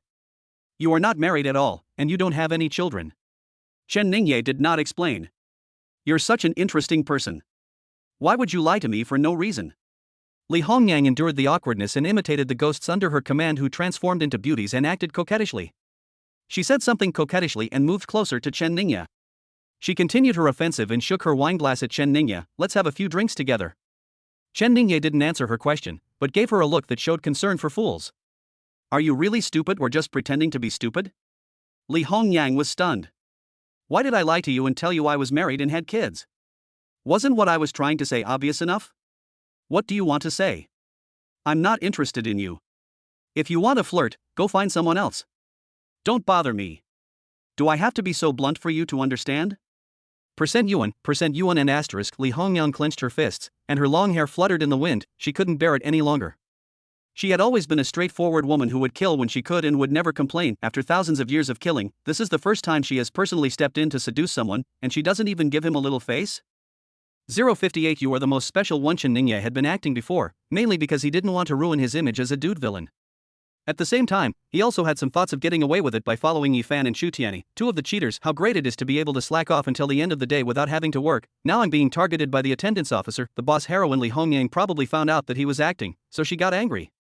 She might have directed all her resentment towards Yifan and Zhu Tianyi, the 2 cheaters, towards him, but he personally tested himself and was determined to kill himself. There is no possibility of getting away with it. It seems that I really can't pretend to be idle anymore. Chen Ningye now just wanted to end this illusion quickly. Find Lu Xinlan. Find a way to help him get the opportunity he deserved in this plot, take the reward, and leave. As for his character collapsing, there was nothing he could do. The plot is broken. Do the characters still matter? At this moment, Li Hongyang was almost vomiting blood because of Chen Ningye's rude words. For the first time in my life, I had huge doubts about my beauty and charm. In the past thousands of years, she had never personally seduced anyone, even if only the little devils under her command appeared. No one had been able to pass the test over the years except for the 2 young men who had heavenly fortune. In her opinion, with her looks and charm, it should be easy for her to deal with Chen Ningye personally. I never expected that it would fail. What made her even more upset was, when facing those little devils under his command, this guy at least put on a show, but when he faced himself, he was too lazy to even act and just fired at himself directly. At this moment, her self-confidence and self-esteem suffered a huge blow at the same time that he knew that at this moment many people and many ghosts were looking at Chen Ningye and himself. She tried to remain calm on the surface, but in her heart she was gritting her teeth and began to think about how to move back to the city. She is not a woman who will give up easily. So she increased her efforts. Chen Ningye doesn't have any good fortune, on the contrary, his fate is very dark. Theoretically speaking, in the illusion where she personally appears, Chen Ningye should not be able to stay awake, and will experience the test with his true heart. Li Hongyang said many disgusting and cheesy words to Chen Ningye that she used to feel sick and disgusted just thinking about. Sometimes she blushed and pretended to be an innocent girl, and sometimes she lifted her scattered hair and pretended to be a queen and a married woman. Try your best to show your charm and style to the greatest extent in front of Chen Ningye. As long as Chen Ningye showed any signs of losing control, she would kill him without hesitation. Although she was only a 16-year-old girl when she died, over the years, countless people have entered the ancient Forbidden Land and exposed their true Nature in the secret realm. Even though she had never eaten pork, she had seen pigs run, so she was considered well-informed. Pity, even though she tried her best, on the one hand, she continued to strengthen the specifications of the illusion, and on the other hand, she frantically showed off her charming demeanor. In the end, he was defeated. The two men named Ji Fan and Chu Tianyi, who kept saying that they could remain calm even if a woman sat on their lap was tempting, were a complete joke, and this Chen Ningye made her personally understand what it meant to remain calm in the face of temptation. This man's character and willpower were far stronger than she could have imagined. Well, actually, after Li Hongyang strengthened the intensity of the illusion, Chen Ningye became a little unconscious, and his true nature was revealed in the face of the illusion. But Chen Ningye, who had been a good oxen horse and had always abided by the law in his previous life, originally rejected childish aesthetics and did not want to make any judgments. In his eyes, Li Hongyang, who died at the age of 16, was really a young lotus just beginning to emerge. It was okay to admire her from afar, but he could not bear the thought of harming the flowers of the motherland. Luoyi, who was outside the illusion, witnessed the whole thing, and the look in her eyes when she looked at Chen Ningye was almost tearful. So cool, faced with the constant charm of Li Hongyang, a beautiful woman who was a disaster. Chen Ningye's performance throughout the whole process was simply amazing. Grandfather. She pushed Luo Tianming aside with excitement in her eyes. He passed the test. He actually passed the sister's test. Ahem, yes, Ningyi is indeed a good kid. You didn't misjudge him. Luo Tianming coughed twice, and when he thought of his previous performance in the illusion, his old face was full of embarrassment. Compared with this grandson-in-law who was not yet married into the family, I am nothing. In particular, the temptations and tests he had faced before were not at the same level as what Chen Ningye was facing now, especially in front of his precious granddaughter. At this moment, his face was filled with shame, and he wished he could find a hole to crawl into. The other side. It wasn't just Luoyi's eyes that were strained when she looked at Chen Ningye, except for Lu Qingqing and Muziki, the other living women, including Han Ning, all looked at Chen Ningye with a look of sadness. Before this, they thought that Ji Fan and Chu Tianyi's performance was already very good, and now they have finally experienced what it means to compare people and you will die, and to compare goods and you will throw them away. Reputation kills people. If Chen Ningye could even resist such temptation, then why did people say in the past that he was a playboy who bullied men and women? Lu Qingqing and Muziki looked confused and complicated. They are all women who have had in-depth communication with Chen Ningye. It is really hard to connect Chen Ningye, who was a dragon and two phoenixes last night, with the gentleman who remains calm in the face of temptation now. Are these two really the same person? How could a psychopath be so dissociated? If Chen Ningye knew the confusion in their hearts, he might kindly answer them. Do you know what it means to pass through a field of flowers and still have the Buddha in your heart? As long as you have faith and firm logic, you can do anything that is not prohibited by law. Then even if your body moves, your heart will still be pure. Chu Tianyi's face had turned as black as a frying pan at this time, and he became more and more wary of Chen Ningye. Even Zhong Jianjun's eyes were full of doubt when he looked at Chen Ningye. Is this still the playboy from the Chen family that I knew before? What kind of dude can withstand such a test? Boom. Suddenly, a deafening roar rang out from above the entire cliff of broken souls. Li Hongyang, who was feeling depressed after suffering a great setback at the hands of Chen Ningye, suddenly showed a hint of joy on her face. He rushed out of the illusion as soon as possible, flew to the main peak of the soul-breaking cliff, and raised his hand. A silver light flew out from the main peak and landed in her hand. No matter what she was doing before, she never forgot to control the power of the rules of the forbidden area, and she frantically attacked the 9 heavens and 10 earths forbidden formation that had loosened a little, just to break through the formation and take out the Daorine crystal that contains her soul. In this moment, she finally succeeded. Looking at the small silver mirror with a diameter of less than half an inch lying quietly in the palm of his hand, also known as the ancient magic mirror. A happy smile finally appeared on Li Hongyang's lips. At the same time, he turned his gaze to Chen Ningye not far away, quickly put away the ancient magic mirror, and flew towards Chen Ningye again. A hint of cunning flashed in his almond-shaped eyes. What are you going to do now? Luoyi quickly dodged and stood in front of Chen Ningye, looking at Li Hongyang with vigilance. You just said that as long as he can pass your test, you will let him go. Li Hongyang smiled evilly. I did say that, but my test is not over yet. You.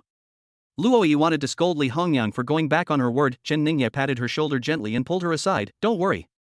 Li Hongyang looked down at Chen Ningye and said, among the many evildoers who have entered this forbidden area of mine, I have to say that you are the most special one.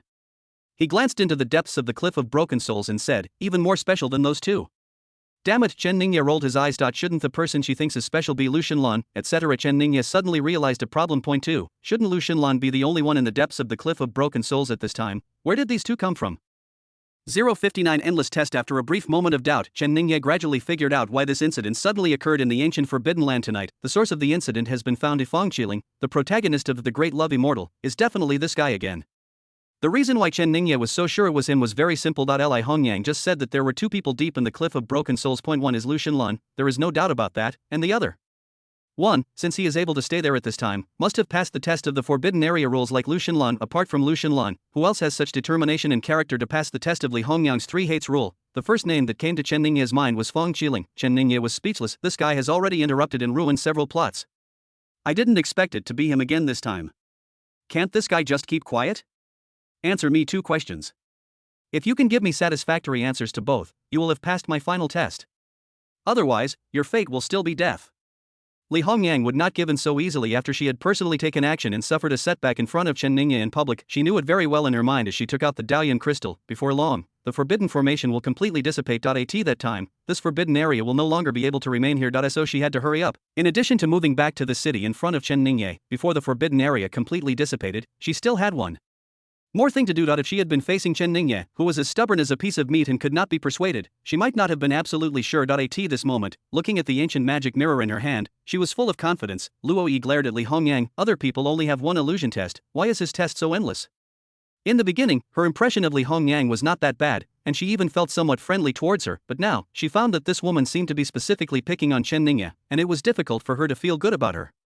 I have the final say in this place. Li Hongyang gave Luo Yi a domineering explanation, then he flew in front of Chen Ningye, flipped his right hand, and shot the mirror of the ancient magic mirror towards Chen Ningye's eyes. When Chen Ningye saw the silver mirror, a hint of joy appeared in his eyes. He recognized what it was at a glance: ancient magic mirror. This is the crystal formed by the fusion of half of Li Hongyang's soul and the most precious fragment of Taorim in this ancient forbidden land. If the plot develops smoothly, this will also be the biggest opportunity that Lu Xinlan, the destined protagonist, can gain in the early stage, and the mission that Chen Ningye received for working overtime this time was to correct the plot and help Lu Xinlan get this opportunity. Chen Ningye frowned. This seemed a bit difficult. The first question is, before I first arrived here, the secret realm was filled with unknown dangers. After locking the ancient magic mirror on Chen Ningye's eyes, Li Hongyang glanced at Yufan and Han Ning beside her, then returned her gaze to Chen Ningye, and in order to please them, you forced a group of innocent people into the secret realm. Does this act count as currying favor with the powerful, bullying the good and fearing the evil? Listen to the question asked by Li Hongyang. The people around her were all a little confused, not knowing what she meant by asking such a question at this time, but they were able to get a clue from the murderous intent in Li Hongyang's eyes. That was the answer Chen Ningye gave next. If anything went wrong, he would probably die miserably. Fortunately, other people did not know the danger hidden in Li Hongyang's question at this time, but Chen Ningye knew it. Good job. In one question, she encompassed 2 of the 3 hates in her rule: that he flatters the powerful, bullies the good and fears the evil. If I nod my head, I will admit that I am a person who flatters the powerful, bullies the good and fears the evil. The rules of the forbidden area will immediately come into play against you. So how about denying it? A simple denial would obviously not pass muster with Li Hongyang, just talking nonsense. This is why Li Hongyang pointed the ancient magic mirror at his eyes while asking him questions. Reflecting one's true mind is one of the functions of this precious mirror. Under the illumination of its mirror, you cannot make up stories at all and can only answer questions according to your true thoughts. This is obviously something that is many times more powerful than a lie detector. No matter how powerful a lie detector is, it can only detect whether a person has told a lie. However, the ancient magic mirror can force you not to lie. Chen Ningye looked directly into the mirror, tried to mutter a few words, but found that he really couldn't say anything. I thought that the ancient magic mirror was indeed extraordinary and worthy of being the opportunity of the destined protagonist. You know, this is just one of its insignificant functions. As for what other functions it has, in the original plot, this was one of the main opportunities for Lu Xinlan's early rise. It was his own secret and had nothing to do with Chen Ningye. It was not revealed in the plot information that Tiandao's assistant showed to Chen Ningye. It's definitely powerful anyway. Fortunately, facing Li Hongyang's question at this time, Chen Ningye didn't need to make up a story. Under the tense gazes of the crowd, Chen Ningye faced the aggressive Li Hongyang, his gaze calmly sweeping over Yifan and the others. He then spoke slowly. Everyone here knows that I am the common young master of the Chen family of the 7 states of Dasha. And who are Yifan and Han Ning? An upstart, and the daughter of a small martial arts gym owner. What do they have that is worthy of my coveting them? Li Hongyang was slightly stunned and wanted to refute, but she also knew that under the effect of her silver mirror, what Chen Ningye said must be true, and it was useless to refute. He had no choice but to say, okay, you're fine with the point of currying favor with the powerful, but what do you say about the point of bullying the good and fearing the evil? This is even more nonsense. Chen Ningye looked directly into her eyes and asked, if I'm not mistaken, all the illusions and rules in this forbidden area are because of you, right? Don't tell me you made up these rules just to kill innocent people and take their lives. If you admit this, then I admit that I forced those people in and bullied the good and feared the evil. But if these rules and tests are only for bad people, and good people will be fine if they come in, then what's wrong with me forcing them in? Li Hongyang stared straight into Chen Ningye's eyes with her almond-shaped eyes, her delicate body trembling constantly. Chen Ningye's words completely caught her off guard and left her speechless. 060 The little lotus has just begun to show its tip. Li Hongyang was completely helpless against Chen Ningye, but she still refused to give up. Very good. It seems that you are indeed a very special man. I have to say that even I am beginning to be interested in you. She looked at Chen Ningye with admiration and said this was indeed her true inner thought at the moment. However, although she said these words to Chen Ningye with seemingly sincere feelings, it was actually the beginning of her final test for Chen Ningye. Out of reluctance, following her thought, Chen Ningye, who was originally standing on the ground, began to lift his feet off the ground and passively followed Li Hongyang to slowly fly up. After flying with Chen Ningye to a height where they could overlook the entire ancient Forbidden Land, Li Hongyang finally stopped and opened her mouth slightly. Did you see that? This Forbidden Land has, over millennia, accumulated and nurtured countless natural treasures, and it has also seen the fall of countless powerful individuals. Their magical treasures, instruments, and techniques have all been lost here. And I am the master of this Forbidden Land. To be honest, the reason I set up so many illusions here is to choose a husband who can satisfy my heart. She suddenly looked at Chen Ningye affectionately. You are the first man in thousands of years who has passed all my tests and who has interested me. Are you willing to marry me and be my husband? She stretched out a fair, soft hand and slowly placed it on Chen Ningye's chin. Her beautiful face was almost touching Chen Ningye's face, and she exhaled sweetly, as long as you nod your head, from today on, I, Li Hongyang, will be your woman. And this ancient Forbidden Land, and everything within it, will be my dowry. Together with me, they will completely belong to you. The group of men below couldn't help but cast envious and jealous glances at Chen Ningye. A stunningly beautiful woman, with all the treasures in the secret realm as her dowry. This is simply a huge pie in the sky. Why doesn't it fall on their heads? It's such a good deal for that bastard Chen Ningye. Under Li Hongyang's affectionate performance, almost no one at the scene doubted her words. She created so many messed up rules and illusions in this ghost place to test everyone who entered, with the purpose of choosing her ideal husband.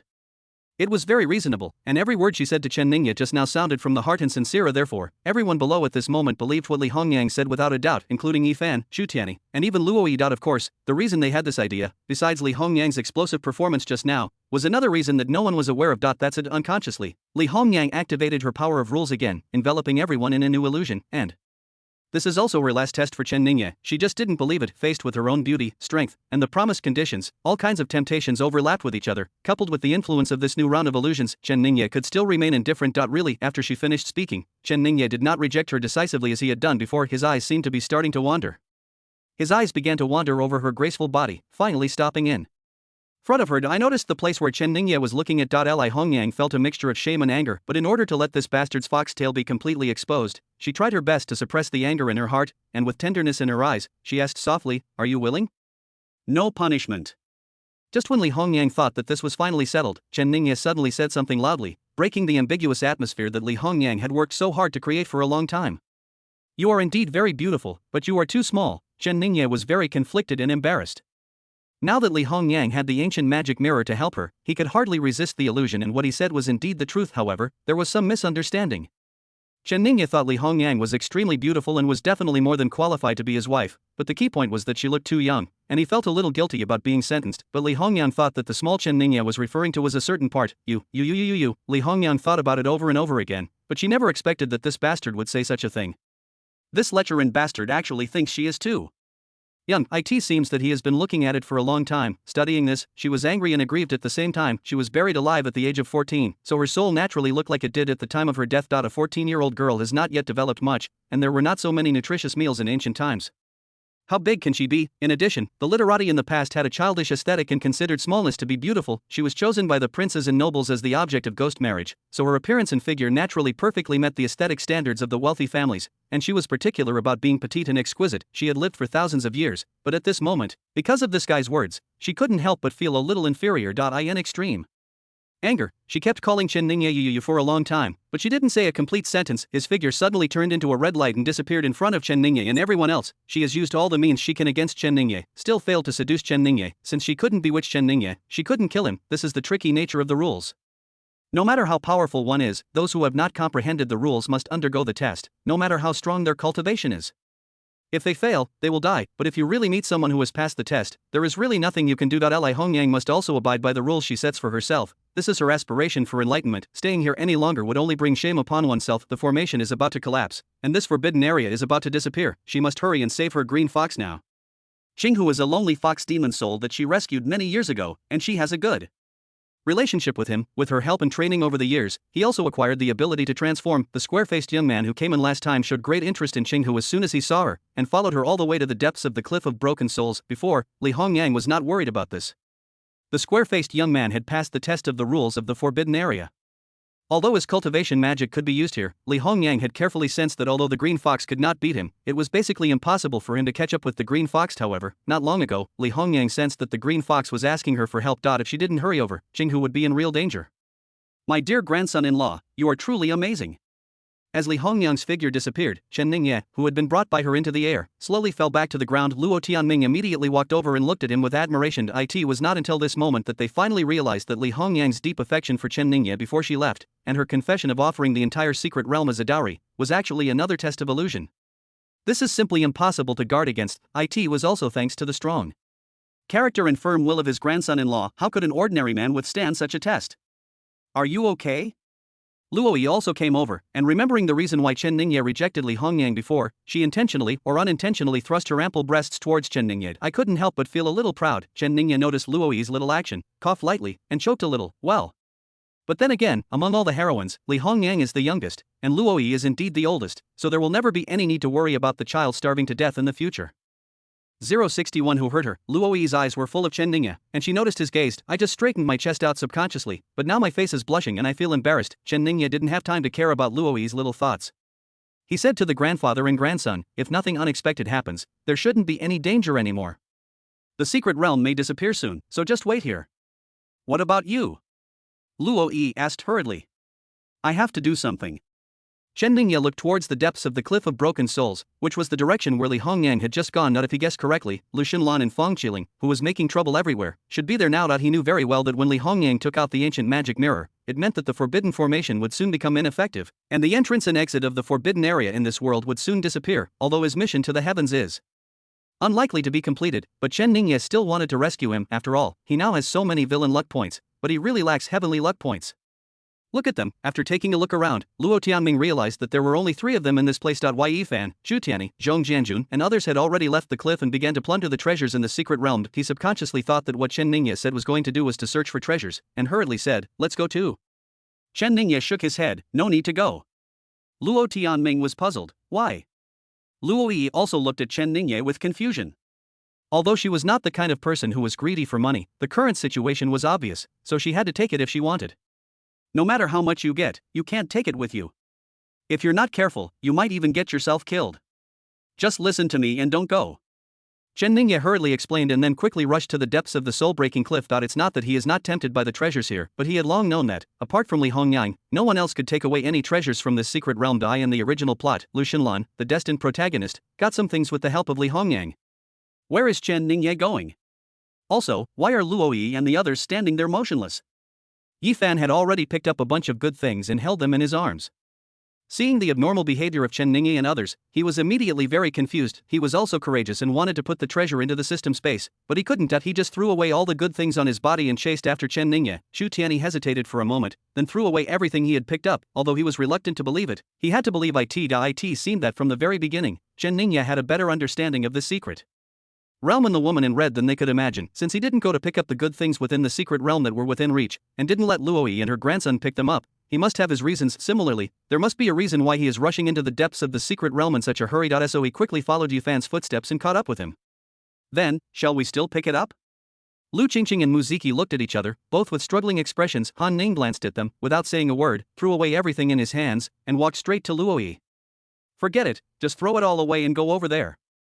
Mu Ziki and Lu Qingqing gritted their teeth, threw away their things, and walked towards the direction of Luo Yi and Luo Tianming. Han Ning saw that she had thrown away all the things, but the 2 disciples from Tianyuan Martial Arts School were still reluctant to throw them away and continued to pick them up. She did not say anything to stop them. The reason they threw away these priceless things was because Chen Ningye didn't pick them up, nor did he let Luo Yi pick them up. It felt a bit strange, but they couldn't tell what was wrong. Since they like to pick up things, let them do it. If they finally succeed in taking those things out, most of them will belong to Tianyuan Martial Arts School. Of course Luo Yi knew why these women all came to her. Obviously, they were all impressed by Chen Ningye's previous performance, thinking that since Chen Ningye asked him to stay here, this is the safest place as a blind obedience. Although she felt a little disgusted with these women, she would not ask them to leave. Although Chen Ningye said that there should be no more danger, she was still a little worried, and some messy thoughts popped up in her mind uncontrollably. Why did Chen Ningye chase after that woman for no reason, and he's chasing me so urgently? Could it be that he is really interested in that woman, but just rejected her on purpose because I was here? Bah. This thought only flashed through her mind for a second before she quickly dismissed it. He had clearly passed so many tests deliberately created by that woman in front of me, so how could I still doubt him? Li Hongyang, who was full of anger towards Chen Ningye, saw from afar the dying green fox lying on the ground, its phantom body shaky and looking like it could disappear at any time, and she became even more furious. When he arrived, he found that the two young men had left Xinghu aside and were fighting fiercely. He immediately shouted angrily, "Who beat her like this?" Lu Xinlan, who was in a fierce battle, just turned his head when he heard the sound, and his eyes came into view of Li Hongyang's stunning face. His eyes suddenly lit up and he looked at her twice more. Although she is not tall, her long, slender legs are well proportioned and perfectly match his aesthetic. Bang! Fang Qiling, who was fighting with him, did not take Li Hongyang's arrival seriously at all. He did not even look at her. He took advantage of Lu Xinlan's brief moment of distraction and kicked him hard on the back, sending him flying more than 5 meters away. After Lu Xinlan fell to the ground, a bloody sword shot out of his mouth. While thinking that something was wrong, he was also very annoyed. My faith in Taoism is still not strong enough. In the originally evenly matched battle, I lost the upper hand because I saw that this woman was beautiful and looked at her a few more times, and was ambushed by the opponent. He stood up and looked at the square-faced young man opposite him, and found that until this moment, the guy's eyes were still fixed on him, and he still didn't even glance at the incredibly beautiful woman in red next to him. Lu Xinlan sighed silently, thinking that his loss was not unfair. He felt that his faith in women was quite firm, but compared with the guy opposite, he could only sigh that he was inferior. Li Hongyang replenished some soul power for the dying green fox, and was slightly relieved to see that her life was not in danger. He stood up again and glared at Lu Xinlan and Fang Qiling. "I'll ask again, who hurt her?" 062 Hungry and thirsty. He hit me, it has nothing to do with me. Lu Xinlan said with a frown. He is a ruthless man of few words, who kills his sister to prove his truth. If anyone else had questioned him so rudely, he would probably have fought back immediately if he could, or fled far away if he couldn't, and then looked for an opportunity to launch a sneak attack and take revenge later. It's just that Li Hongyang is the destined heroine, and her image and temperament are the ones he likes most, which explains it to Fang Qiling, who did not take Li Hongyang seriously at first, now vaguely felt from the aura and momentum of Li Hongyang that this woman might not be easy to mess with. He had been eager to try when encountering ghosts in secret realms before, and could easily devour the Liantian goo that was transformed into luck, but he was very quiet in front of Li Hongyang's monstrous evil ghost energy. Fang Qiling stopped attacking Lu Xinlan. He had always had only the Tao of immortality in his mind, and would do anything to the extreme. The strength of this woman in red is unknown, and Lu Xinlan is also a strong enemy, so he must be dragged down together. Fang Qiling thought about this and said, "It was indeed me who injured it, but if you hadn't stopped it, would I have been able to hurt it?" "So," Li Hongyang said with a sullen face, "you two have a share?" Lu Xinlan and Fang Qiling both clearly felt that the air around them seemed to have suddenly become much colder, and the strange atmosphere around them became more and more intense. These changes are obviously related to the beautiful woman in red. "You are bullying the green fox, you are all people who bully the good and fear the evil." Li Hongyang activated the ancient magic mirror and aimed it at Lu Xinlan and Fang Qiling. This is the same as asking Chen Ningye before. The ancient magic mirror points directly to one's true heart. As long as the two of them really have the intention of bullying the good and fearing the evil in their hearts, she can mobilize the rules. Although these two guys are also blessed with good fortune and cannot be killed, at least they can be taught a lesson and their anger can be vented. However, Lu Xinlan and Fang Qiling are both people with firm faith in Taoism and no regrets even in death. Fang Qiling sneered, "How can a ghost fox be kind? Although I'm not a good person, I'm afraid that kind people will be bullied. I don't even bother to bully those kind-hearted wimps. As for the wicked, I will only be more wicked than them." In front of the ancient magic mirror, Fang Qiling spoke the truth. He puts profit first in everything. In this world, kind people are definitely at the bottom. There is no benefit in bullying them, so why bully them? As for those who are both kind-hearted and powerful, this is not a fictional world. He doesn't believe that such people exist. Those who can rise to power and accomplish great things must be cruel and ruthless. If you don't believe, you don't believe. Good and evil are relative. As long as Fang Qiling is firm in this idea, the ancient magic mirror cannot forcibly judge him as a person who bullies the good and fears the evil. Not to mention Lu Xinlan, his values are purer than Fang Qiling's. He usually relies on the deep blue point adding system to practice silently. Unless someone provokes him, he will not bully others. Of course, ghosts are the exception.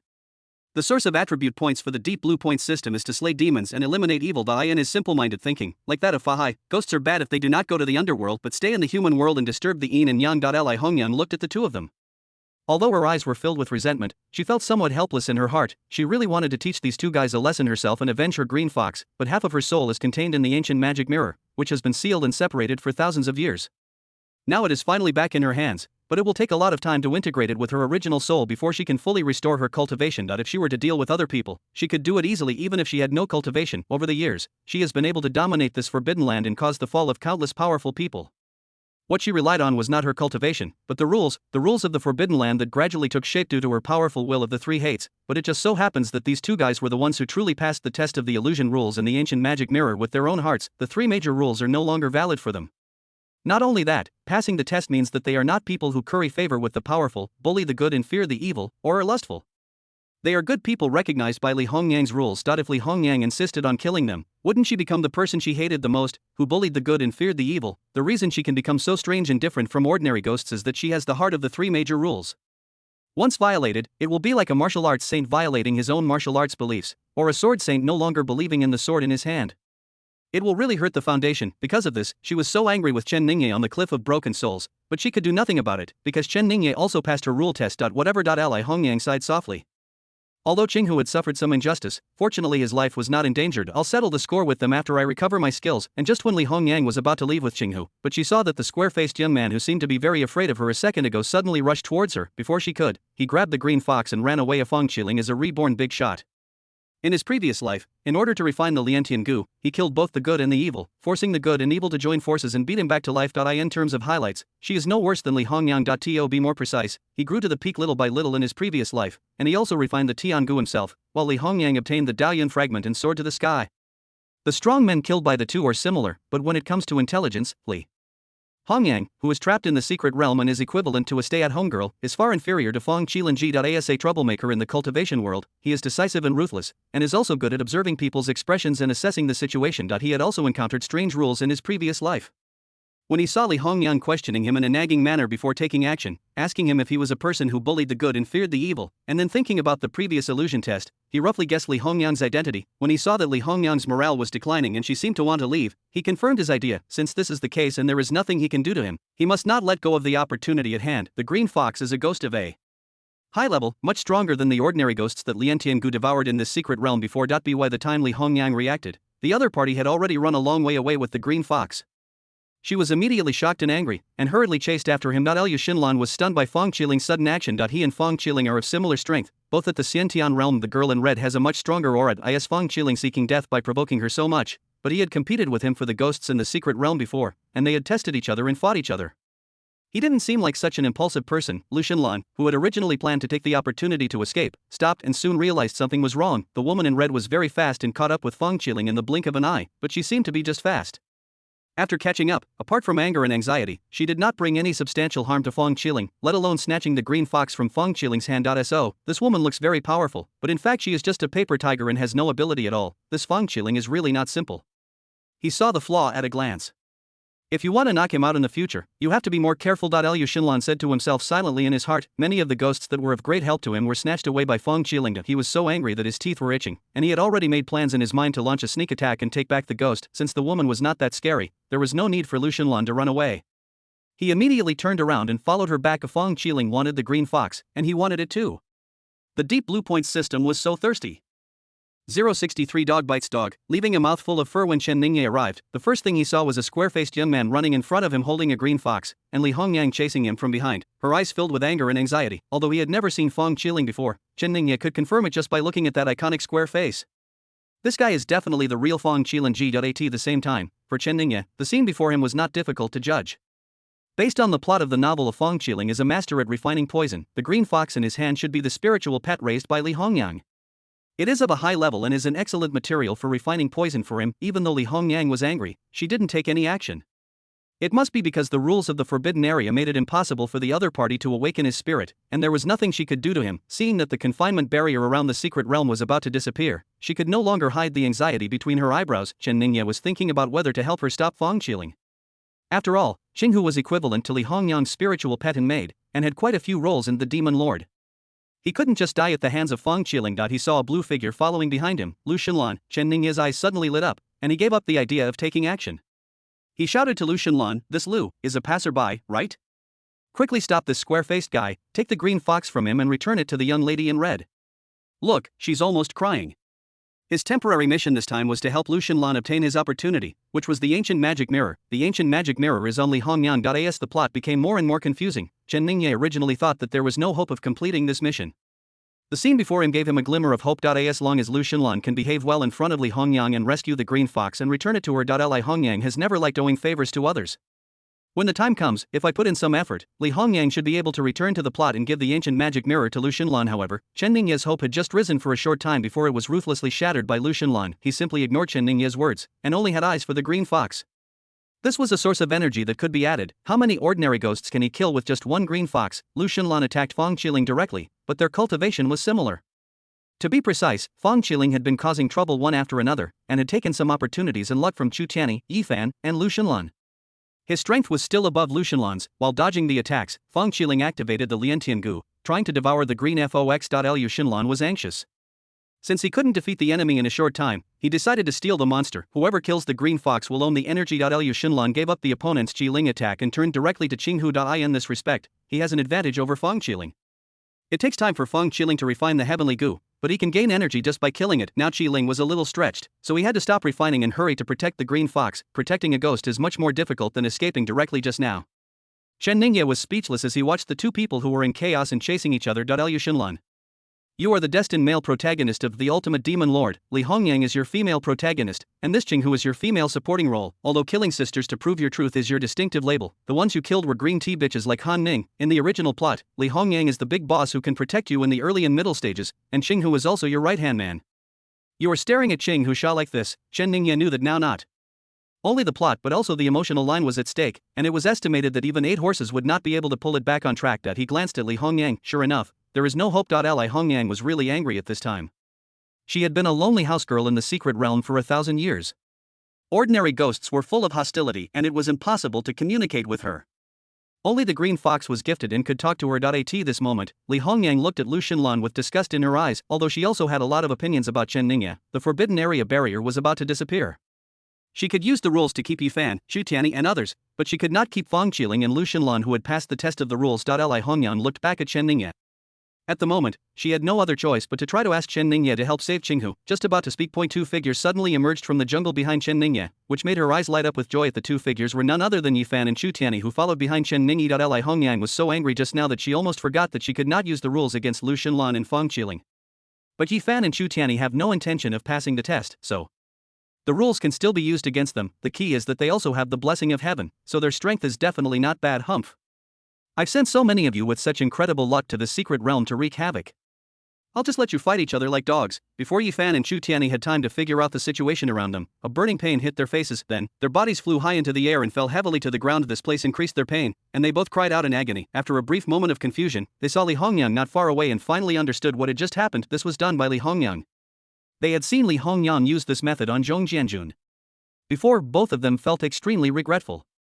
Why did they come over here to get beaten up when they could have stayed there fine? Just as he stood up and prepared to run away, Li Hongyang spoke up. You two, help me stop that square-headed guy, snatch the green fox from his hand safely, and beat him up.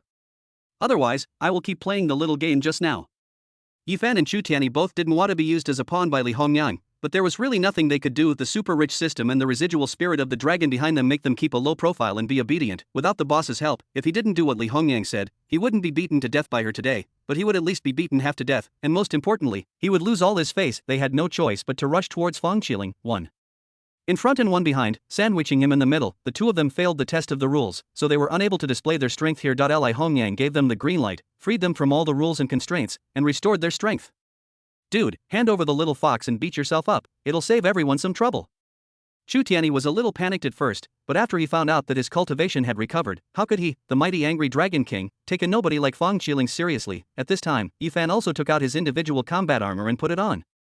He looked very cool and was ready to say a few pretentious words like Chu Tianyi. Fang Qiling, however, is a ruthless man who doesn't talk much. He attacked without warning and punched Chu Tianyi in the heart. Almost at the same time, a kick landed on Yi Fan's back. Neither of them had expected that the square-faced boy would be so decisive and ruthless in his attack. After this encounter, both of them suffered a great loss. The two of them each covered their injured parts and saw a solemn look in each other's eyes. After just one encounter, they were shocked by the decisiveness, ruthlessness, and profound cultivation displayed by Fang Qiling. I don't know where such a young and powerful guy came from, but he immediately put aside his underestimation of the enemy, used his best skills, and dealt with Fang Qiling with all his strength. Chu Tianyi and Yi Fan's cultivation also exceeded Fang Qiling's expectations. Fang Qiling originally planned to force them to retreat and then run away, but the fact is that although they were hit, Chu Tianyi and Yi Fan both kept their balance and were not beaten back. Fang Qiling was stopped, and his 2 fists were no match for 4 hands.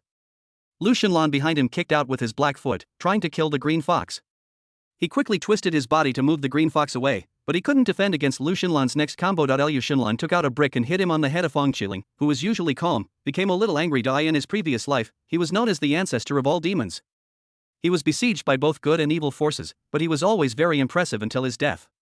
He had never been so embarrassed as being hit by a brick. Chen Ningye folded his arms and watched the show leisurely. The plot is so broken that there is nothing you can do to resist, so you can only lie down and enjoy it. If he had some sunflower seeds on him, he would have grabbed a handful and eaten them. The four of them started fighting, and then it was Fang Qiling's turn to be shocked. In his previous life, he had roamed the world for so many years, but he had never met an opponent of the same level.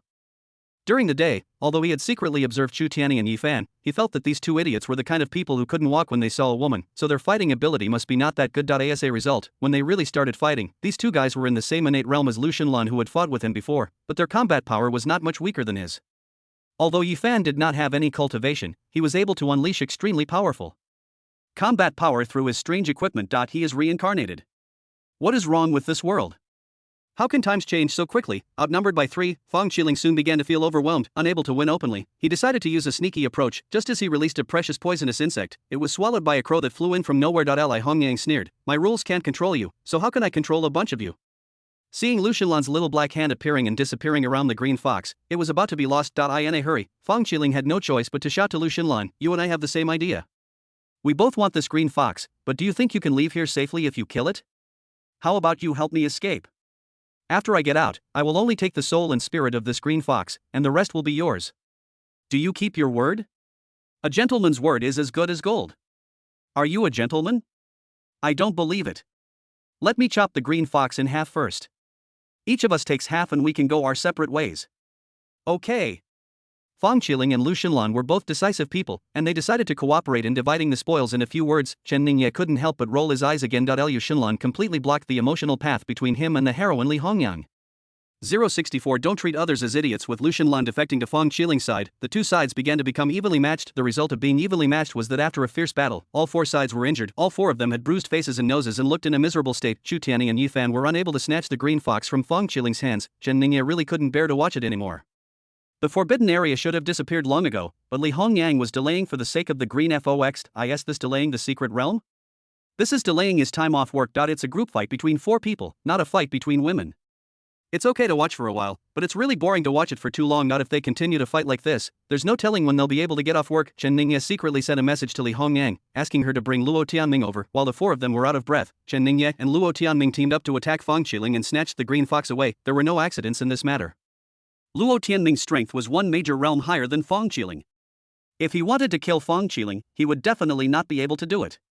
The protagonist's luck is not something that can be said, but now he just wanted to take back the green fox that didn't belong to Fang Qiling. Lu Xunlan wanted to come forward to snatch it, but Chen Ningye directly threw the green fox to Li Hongyang. The 4 stopped fighting, and Fang Qiling stared at Chen Ningye fiercely. Now that Li Hongyang was on guard, there was no way to snatch the green fox from her. Chen Ningye doesn't care. As a villain, it is normal for him to be hostile to the protagonist. I'm just afraid that you guys are only concerned with internal fighting and don't come to hate me. Fang Qiling had been causing trouble time and again, ruining his plot and causing him to lose an unknown amount of heavenly luck points. Chen Ningye had been very upset with him for a long time. As the green fox fell into Li Hongyang's hands, the entire forbidden area began to tremble violently. Everyone looked around in panic, not knowing what was going to happen next. Only Chen Ningye was a little excited as he could finally get off work. He subconsciously looked at Li Hongyang. It was discovered that her figure, along with the entire forbidden area, gradually became illusory. In a way? Is this going to follow the secret realm? Li Hongyang is the heroine. In the original plot, she was going to give the ancient magic mirror to Lu Xunlan and follow him to conquer the world. Chen Ningye glanced at Lu Xunlan, who was looking at Qinghu with a look of regret on his face, and didn't know what to say. Even at this time, I am still thinking about that little bit of energy. At this moment, Chen Ningye suddenly saw Li Hongyang smiling at him. Chen Ningye felt a little uneasy because of his laughter. Soon, the earth's tremors stopped, and when Chen Ningye looked around again, he found that this place was no longer the deep secret place of the Cliff of Broken Souls, but had returned to the scene of a mine. The secret realm disappeared just before Li Hongyang's graceful body. A trace of shadow remained. It was about to disappear completely. A silver light suddenly flew out from her body and flew straight towards Chen Ningye. Chen Ningye recognized the silver light at a glance and quickly reached out to catch it. It really is the ancient magic mirror. After a brief moment of confusion, a glimmer of hope arose in Chen Ningye's heart. He didn't know why Li Hongyang threw this ancient magic mirror to him at the last moment of her departure. He only knew that with this thing, perhaps the plot could return to its original track. He really wanted to earn the maximum amount of heavenly luck points. The forbidden area disappeared, and Li Hongyang also disappeared naturally. There was no need for Fang Qiling and the other 3 to continue fighting at this point. Chen Ningye took the ancient magic mirror and strode to Lu Xunlan, whose head was swollen like a pig's head. Junior brother Lu, this is something I just picked up. I think it matches your temperament very well, so I'm giving it to you. Someone should be careful. What is Chen Ningye planning again? Before Lu Xunlan could speak, Chu Tianyi on the other side gasped and muttered loudly that he didn't understand Chen Ningye's intention, but as long as the enemy wanted to do something, he would oppose it with all his strength, which was definitely right. Everyone looked at each other. They had all seen clearly that this small mirror was thrown to Chen Ningye by the girl in red before she left. Why did Chen Ningye suddenly give that thing to Lu Xunlan, especially since he and Lu Xunlan were not very familiar with each other, and they even had a grudge against each other? Everyone subconsciously made a judgment in their hearts that this was definitely not a good thing. Lu Xunlan himself obviously thought so too. He didn't even reach out to take the ancient magic mirror. Instead, he took several steps back and looked at Chen Ningye with vigilance. I have no interest in such evil things. You should keep it for yourself. He sneered in his heart. Although the woman just now looked beautiful, she was clearly a very powerful ghost. What good could the things she left behind be? I heard that ghosts will leave ghost money on the road, and if anyone is greedy and picks it up, it will be the money to buy his life. This mirror is probably of a similar nature. Anyone who dares to carry it with him will die without knowing how he died. Chen Ningye didn't dare to keep it. He probably knew that the things given by the ghost could not be thrown away and would come back by themselves. He could only find a scapegoat, so he prepared to ask him to take over. Snort, do I look like that much of an idiot? Chen Ningye was truly speechless. This is your chance. With this thing, you will avoid so many detours in the future. You still don't want it? It's not something sinister. For the sake of heavenly Dao luck, Chen Ningye had to patiently explain to him, this mirror contains endless Dao rhymes. You can use it to comprehend during cultivation, which can achieve twice the result with half the effort. This is just one of its many functions. It can also, the surname is Chen. Lu Xunlan interrupted Chen Ningye angrily, can you please stop treating others like idiots? If this broken mirror is really that good, can you give it to me? When did we become so close? How come I didn't know? You look a lot like a good friend of mine. I have a feeling I've known you since I saw you. Get lost. Hey, don't go. This is really a great thing for you, roll. Watching Lu Xunlan's figure gradually walking away, Chen Ningye spread his hands and said, you all saw it, Tian Dao, he has tried very hard to give it to you, but the protagonist refused to accept it. Fong Qiling walked over with a pig head. Although he hated Chen Ningye now, it was Chen Ningye who suddenly attacked him and snatched away the green fox, but he was seriously injured now, so he didn't dare to act rashly. He could only keep this matter in mind and pretend nothing happened. He stared at the ancient magic mirror in Chen Ningye's hand for a long time and said, don't talk about him. If you give this thing to me, I won't dare to accept it. Hee. Chen Ningye smiled. I'm giving it to you, how can you not be blown away by it? I gave it to Lu Xunlan for the plot and for the luck value of heaven. What else do I want from giving it to you? Ha, Chen Ningye has been haunted by that red-clothed ghost. I'm afraid his life will be difficult in the future. Chu Tianyi on the side looked at Chen Ningye with schadenfreude. Damn good stuff, damn opportunity, this mirror must be a murderous object. Yifan thought about how good Chen Ningye had been to him, and for once he felt guilty. He began to persuade Chen Ningye to throw this thing away. However, Chen Ningye smiled and refused, putting the ancient magic mirror into his pocket. The corners of Yifan's mouth twitched slightly, and when he looked at Chen Ningye, a look of sympathy appeared in his eyes. 065 Everyone has their own secrets on the other side, on the cliff of broken souls. Lu Ohu. Zhang Chang. Han Ning and Zhong Jianjun screamed almost at the same time. Especially, there was a hint of fear trembling in Han Ning's voice. Luoyi was frightened by the scream at first, but they soon understood why Han Ning and Zhong Jianjun shouted. It turns out that in the past period of time, it was not just the strange secret place that disappeared, several people also disappeared along with the secret realm. Luowu, whom Han Ning had just called out, and Zhong Chang, whom Zhong Jianjun mentioned, were among them. It seems that what Chen Ningye said is right. Those things are indeed not that easy to get. Luoyi realized a common feature among those who disappeared, that is, they all picked up a lot of good things from the secret realm. This time, the few people who were still able to stand here safely, herself, Han Ning, Mu Ziki, Lu Qingqing, and Zhong Jianjun, also had one thing in common: either they didn't pick up the good things in the secret realm, or they had already thrown them away. This is not difficult to find. Not only Luoyi, everyone noticed it at this time. With the disappearance of the secret realm, anyone who had something picked up from the secret realm was gone. Where will they be taken? Muziki asked subconsciously. Han Ning looked in one direction with a pale face and said blankly, I don't know where I will be taken, but I just saw. What did you see? Zhong Jianjun asked solemnly. I saw Luo who turned his head and looked at me with a grin. Han Ning's eyes were still filled with fear. But he didn't move his body. He turned his head 180 degrees, tears and blood in his eyes, and then he disappeared along with the secret realm. Zhong Jianjun became more solemn. Luo, who had such a fate, then his subordinates Zhong Chang and the others. In an instant, the group of people were terrified when they thought about it carefully and were filled with fear. There were so many people at the bidding meeting before, but now there are only a few of them left. If Chen Ningye hadn't reminded Luoyi and Luo Tianming not to pick up those things. When they saw that Luoyi and the other two didn't pick up the things, they thought it was Strange, so they threw away the things they had picked up. At this point, their fate would probably not be much better than Luo Hu and Zhong Chang's. When a group of people were thinking of Chen Ningye at the same time, they saw Chen Ningye coming back, regardless of whether they were enemies or friends. Everyone looked at Chen Ningye's happy expression as if he could finally go home after get off work, and their originally tense hearts unconsciously calmed down a lot, besides Luo Tianming, who had just suddenly disappeared. Chen Ningye also came back with two pig heads with tattered clothes and swollen heads beyond recognition. It turned out to be Yifan and Chu Tianyi. The expressions of the girls were all very strange.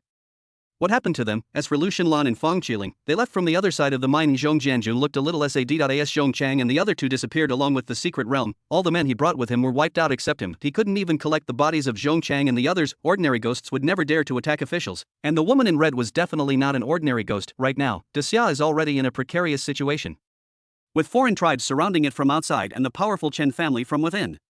Are all kinds of monsters and demons about to come out? Originally, he thought that Chen Ningye was an uneducated and dissolute young man. Although the Chen family of Qizhou was powerful, it was not a cause for concern, but now it seems that Chen Ningye was clearly playing the pig to eat the tiger. Judging from his previous performance, he was obviously very familiar with the secret realm, but for some reason, he did not remind those people from the aristocratic families to be careful. Judging from the intelligence gathered, although many of his men died, the Chen family suffered even greater losses, as most of the people from the aristocratic families were followers of the Chen family. Zhong Jianjun really couldn't understand why Chen Ningye did this. He thought of the red-clothed woman questioning Chen Ningye about helping Yifan to let the Chen family surround the entire venue and force everyone to enter the secret realm. Was he aiding and abetting evil and bullying the good and fearing the evil? Chen Ningye's answer was that good people can naturally pass the test in the secret realm, and those who die in the secret realm are evil people, and he is acting on behalf of heaven. Zhong Jianjun felt very strange in his heart. He did not believe the reason given by Chen Ningye. In his mind, the Chen family was evil, and Chen Ningye was an evil person who bullied the good and feared the evil, but apart from this reason, he could not think of any other reason to explain Chen Ningye's strange behavior. Zhong Jianjun's thoughts were extremely complicated. He looked at Chen Ningye deeply and left sadly. The matter here is too big and is beyond his ability to handle. He must return to Kyoto as quickly as possible to report, apply for entry to the Royal Library, and find out the origins of the woman in red hue. On the way out of the mine, Lu Qingqing looked at the two pig-headed people in front of her and couldn't help laughing. They just followed Chen Ningye away for a while, but when they came back, Chen Ningye was fine, but they became like this? Who beat you like this? Mu Ziki couldn't help but ask a joke. Chu Tianyi puffed out his chest and secretly winked at Yifan at the same time. With our strength, who else can beat us like this? I exchanged a few moves with him, and suddenly I got angry. Lu Qingqing looked at Yifan. Did you two fight each other? Yifan nodded. Oh, I couldn't control it all of a sudden. Chen Ningye, who was not far away, almost laughed out loud when he heard this. These two guys are really talented. Die in the Luo family's business car. Ningyi, what's going on in this secret realm tonight? Luo Tianming looked at Chen Ningye and asked. Luo Yi then asked, you seem to know a lot about this secret realm? Not only the secret realm, Luo Yi even had a strange intuition in her heart. Chen Ningye seemed to know everything about the girl in red in the secret realm. However, Luo Yi resisted the urge to ask about the girl in red, as if she was being very gossipy. Chen Ningye replied simply, I read about it in an ancient book. This secret realm is called the Ancient Forbidden Land. It was sealed by the forces of good and evil thousands of years ago. Luo Tianming was a little worried. Today's bidding meeting is held by the governor's mansion. I see that all the big and small families in Qizhou have sent their core members to participate. Now they are all dead here. After all, the governor of Qizhou is from the Chen family. The Chen family previously blocked the entrances and exits on the periphery, so not many people were dragged into the secret realm. I'm afraid it will be difficult to explain later. These families are fence-sitters. If the royal family sends someone to instigate them, they might turn to Kyoto. Luo Tianming considered the issue completely from the perspective of the Chen family. After all, Luo Yi was Chen Ningye's legal wife, and the marriage between the Chen and Luo families had already deeply bound them together. Chen Ningye shook his head and said something nonsense. It doesn't matter. A good ironsmith must be strong himself. The Chen family's allies are more valuable than quantity. Those so-called elite members sent by the family all died in the secret realm, which proves that they are all good-for-nothings who only know how to curry favor with the powerful and bully the good and fear the evil. If they really turn to Kyoto, it won't be a bad thing for the Chen family. Luo Yi looked at Chen Ningye with sparkling eyes. She has a strong sense of justice in her heart, otherwise she would not have been able to pass Li Hongyang's illusion test. She strongly agreed with and admired Chen Ningye's irreconcilable attitude towards evil. After all, these families are all allies of the Chen family. It is not something that ordinary people can do to turn the knife inward and kill their own relatives for the sake of justice. Luo Tianming is an old fox. He is not as simple as Luo Yi. He looked at Chen Ningye's calm expression and frowned, feeling that this kid was talking nonsense. On the surface, what he said seemed a bit unreasonable, but in fact, the Chen family controlled the 7 states and needed the support of these big and small families. On weekdays, various interests are also used. To win over people, Luo Tianming was careful with his words and reminded him carefully, but Ning Yi, your idea seems to be somewhat contrary to what the Chen family has always done. Chen Ningye waved his hand and lay on the back of the chair like Guyu. It was already time to get off work and he didn't want to talk about work anymore. I don't care what the Chen family did in the past. But now that I am the young master of the Chen family of Qizhou, my thoughts follow the Chen family's practices. Okay, don't worry, I know what's going on. After so many things happening today, I'm a little tired. I'll take a nap. Luo Yi's eyes brightened. This righteous and somewhat arrogant look touched her heart. But when she saw Chen Ningye really closing his eyes and preparing to sleep, she was speechless. Having just experienced such a bizarre, even outrageous, incident, her mind was now full of things like the heavenly road, illusions, and the girl in red. She was afraid she wouldn't be able to sleep tonight, but he could fall asleep now. Luo Tianming, a shrewd old man, calmly sent a message to Luo Yi, don't ask anymore. Chen Ningye's previous behavior was all a fake. Even Grandpa couldn't see through it. People like him have their own secrets. If he doesn't want to talk about it, there must be a reason for not saying it. Everyone has their own little secrets. When the time is right for your relationship, he will tell you without you asking. He actually had something else he wanted to say to Chen Ningye. For example, he also felt that the small mirror that the girl in red threw to Chen Ningye before she disappeared was not a good thing. She wanted to remind him not to be too careless, and it would be best to ask a master from the Chun family to take a look together. And since tonight's incident has caused such a big stir, will the royal family take advantage of this opportunity to cause trouble? How will the big and small families in Qizhou react? However, after what happened tonight, Luo Tianming had a very good impression of his grandson-in-law. He seemed to have a clear plan for all the things I was worried about, so there was no need for me to worry about them. Luo Yi pouted at Chen Ningye, who seemed to be truly asleep, and nodded helplessly. She also sent a message to Luo Tianming, Grandpa, so you have a little secret too? 066 Unlocking the hidden power. Talk about him nicely. What do you think I am doing? Luo Tianming's face darkened. He didn't answer Luo Yi's question. Instead, he warned her seriously, when you get home, don't tell anyone about what happened tonight, especially not to your grandma. Luo Yi tried hard to hold back her laughter. If I go home and tell my grandmother about what my grandfather did in the illusion, with her tough personality, she will probably tear the house apart. She was still debating whether to agree or not, but Luo Tianming sent another voice message. Forget it, don't go home tonight, hold head high. Ning Yi is going back to his manor in Tianling City now, right? You should go back with him and stay there tonight. How can that be possible? Luo Yi rolled her eyes beautifully. Are you afraid that I will tell your embarrassing stories and won't let me go home? Luo Tianming brought out the authority of an elder and made the decision directly. What's wrong with that? He's your fiancé. It's okay if you didn't like him before, but aren't you quite satisfied with him now? Not only are you satisfied with him, but Grandpa is also very satisfied with him now. There's nothing wrong with you getting closer to him. But Luo Tianming didn't even give her a chance to speak. I heard that the girl named Mu Zijin from the Mu family has already moved into the manor. You can't fall behind. Although she is engaged to Ning Yi, she is only the concubine and you are the wife. You have to keep an eye on them and don't let them. Luo Yi's pretty face had turned red. Stop it, don't say any more. If you say anything more, I'll call Grandma right away. No. What the grandfather and grandson didn't know was Chen Ningye, who was resting his eyes next to them, was almost suffering internal injuries. Chen Ningye heard every word of their telepathic conversation. While Chen Ningye was trying hard to hold back his laughter, he was also secretly praising the incredible skill of the great Luo Xinzong immortal and indestructible Chuanjin creation art. After practicing this technique, he could easily capture the voice of practitioners at the Grandmaster level or below who could transmit messages in front of him as long as he wanted to. As a powerful grandmaster, Luo Tianming naturally could not have imagined that Chen Ningye, whose cultivation was only in the late innate stage, could actually capture his voice transmission. Continue to warn Luo Yi with both kindness and force. It can be seen that he was really afraid that his behavior in the illusion would be known by Grandma Luo Yi, although the conversation between the grandfather and grandson was very interesting. Chen Ningye did not continue to eavesdrop, because at this time, his Tiandao assistant started to come out to work. Temporary mission ends, settlement begins. The villain employee Chen Ningye did not help the destined protagonist Lu Xinlan obtain his chance to obtain the ancient magic mirror, and his mission failed. According to Tiandao's assistant, Chen Ningye had no intention of taking the ancient magic mirror for himself. He repeatedly gave it to the protagonist of the destiny, trying his best to complete the mission. The failure of the mission was mainly due to interference from external factors.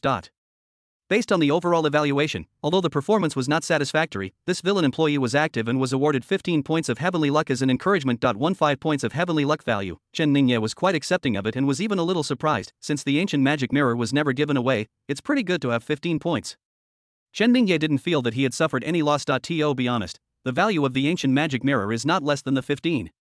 points of heavily luck that he lost because of failing to complete the task. This is not Chen Ningye just had this thought in his mind. Tongzi's reward page immediately appeared in front of him. Congratulations to the host for successfully seizing the opportunity of the destined protagonist Lu Xinlan, the ancient magic mirror. The ancient magic mirror is a treasure from the Forbidden Land, and is Lu Xinlan's main opportunity in the early stages. This interception will have a significant impact on his growth, and will reward you with 25 points of villain luck. Tongzi is still generous. Chen Ningye doesn't have to worry about it. The 15 points of Heavenly Dao luck that the Heavenly Dao assistant had just given him were quickly found and used to form the 15 points of villain luck, which were gathered into 15 strands of golden Dao Qi, adding the 18 points that he had not had time to absorb and digest before. There were a total of 33 strands of golden Taoist energy. It would take some time to get back to the manor, and Chen Ningye estimated that it would be enough time. Directly started absorbing these golden Taoist energies. This time, all the heavenly luck value comes from Lu Xinlan. It is different from the previous Yifan and Chu Tianyi. With Chen Ningye's thought, 33 strands of golden Taoist energy immediately dispersed. They flew towards Chen Ningye's arms, thighs, dantian, and other muscular areas, and quickly penetrated into them. Chen Ningye suddenly felt as if he had the power to lift the sky and shake the earth. It seems as if every cell in my body is full of strength. The treasure house of power is officially opened. Chen Ningye couldn't wait to find the power to break all laws chapter in the second volume of the Great Luo Xinzong Immortal and Indestructible Chuanjin Creation Art in the system and began to observe and comprehend it carefully. As Chen Ningye comprehended the power to break all laws, 33 strands of Taoist energy containing the power of Taoism were quickly absorbed by him completely. He gradually felt a qualitative change in the strength within his body. First of all, his strength was improved. He had the strength of 4 elephants and was comparable to Li Yuanba, the strongest man in the Sui and Tang dynasties. In terms of strength alone, apart from Lu Xinlan who can add strength points, he is the best in the world. Secondly, strength has the effect of breaking spells. No matter how fancy his magic or sword energy is, without using true energy, he can be destroyed with one punch just by strength. Chen Ningye secretly evaluated himself and found that the combat power he could exert now with just strength was basically the same as that of a late-stage innate cultivator, which meant that his strength had doubled. Before, in the secret realm, Chen Ningye was eating melon. He also conducted a comprehensive assessment of the fighting styles and combat effectiveness of Fang Qiling, Lu Xinlan, Chu Tianyi, Yifan and other destined protagonists, with his strength at that time. Putting aside other factors, if he fights one-on-one, he will not feel too much pressure facing Chu Tianyi, Lu Xinlan, and Yifan. But to be fair, if he had to fight with a big man like Fang Qiling who was reborn from the Devil's Way, he would be in a difficult situation. Otherwise, he would not have had to send a message to ask Grandpa Luoyi to come and help, and at this time, the opening of the divine treasure of power, coupled with the qualitative change in power brought about by the absorption and digestion of these 33 strands of power, Chen Ningye believed that even if he fought Fang Qiling one-on-one now, it was hard to say whether he could beat him down, but at least he would not suffer any loss. If he could integrate this law-breaking power into his true essence, Fang Qiling would most likely not be his opponent. However, Chen Ningye could only think about it for the time being. The 7 worlds merged together, and the main characters and supporting characters would let themselves go and mess up other people's plots at any time. Even in their own plots, they would always make trouble. Chen Ningye now has self-awareness and does not have high hopes for the protagonist's plot later on. The probability of collapse is definitely very high. Earning some luck points is like squeezing toothpaste. Fortunately, although this toothpaste is difficult to squeeze out, as long as you squeeze it carefully each time, you can squeeze out a little bit. No matter how small a grasshopper is, it's still meat. After only 3 appearances of the protagonist, his strength has already caught up with the protagonist's level. The future is promising. Chen Ningye completely put aside the matter of the secret realm and began to study the plot of Hadong Yendi, which would begin early tomorrow morning. But what he didn't know was that while he was deeply studying the plot, Luo Yi and Luo Tianming were staring at him with wide eyes, as if they were looking at a pervert. This is good for sleeping. As a result, there was no sign at all, but his momentum suddenly increased and his strength broke through again. Is this still a human being? The two people's worldviews collapsed somewhat. 067 Isn't breakthrough in cultivation just like eating and drinking water? Awake? Chen Ningye absorbed the golden Taoist energy and went over the story of the Yanzhou Shao family tomorrow morning in his mind. As soon as he opened his eyes, then he saw an expression of despair on Luo Yi's pretty face. What happened? He was fine just now. Why did his expression change so drastically? Chen Ningye reached out and rubbed his sleepy eyes. Where are you? Where's your grandpa? Luo Yi composed herself and rolled her eyes at him. We've been at Emerald Mountain for quite a while now. Grandpa, I'm going back first. It's been a while? Chen Ningye rolled down the car window and took a look outside. Wasn't that his own Emerald Hill Manor? He was so engrossed in the plot that he felt a little embarrassed. Why didn't you wake me up? Let me know in advance when you have a breakthrough next time. It's not safe outside. Luo Yi opened the car door. Go back quickly. It's so late. The person inside must be worried sick. Chen Ningye began to understand why this girl looked so shocked, but, as you cultivate, when the time comes, you will achieve a breakthrough, just like eating 3 meals a day and drinking water.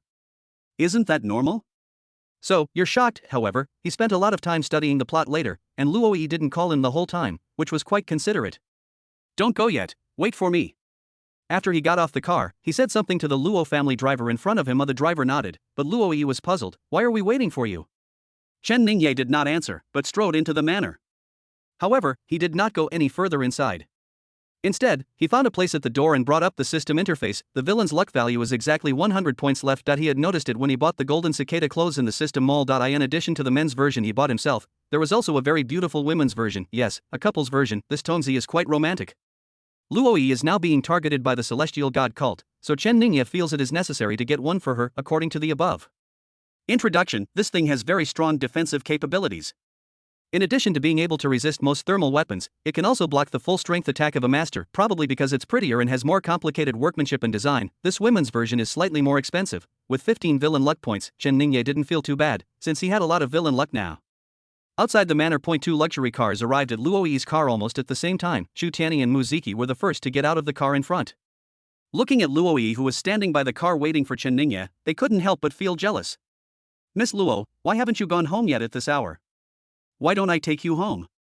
Chu Tianyi has never given up on his sister-in-law Muzi Jin, who suddenly turned from an ugly duckling into a white swan after spending so much effort last night but failing to persuade Muzi Jin to return to the Mu family. He simply bought a house next to Chen Ningye's manor and moved Muzi Jin's parents over. He was really worried that Muzi Jin would live here alone with Chen Ningye and be harmed by that bastard Chen Ningye.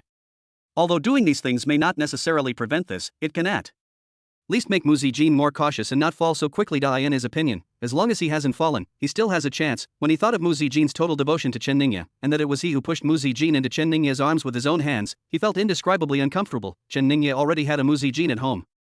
When he arrived and saw Luo Yi standing at the door of Chen Ningye's manor, he felt even more uncomfortable. Luo Yi turned her head away. Why did she see this disgusting guy everywhere? Hi! What made Luo Yi speechless was that just as she turned her head, she saw a guy she really didn't want to see. He had a swollen pig head and looked at her with a playful smile. Are you bringing Chen Ningye back? Hey, I live nearby now, in that building. I asked someone to arrange a midnight snack. Let's have some together. If it's not Yifan, then who else could it be? As he spoke, he kept winking at Lu Qingqing beside him. Lu Qingqing was extremely unwilling in her heart, but she really had no way to deal with Yifan. Yifan was now very rich and powerful.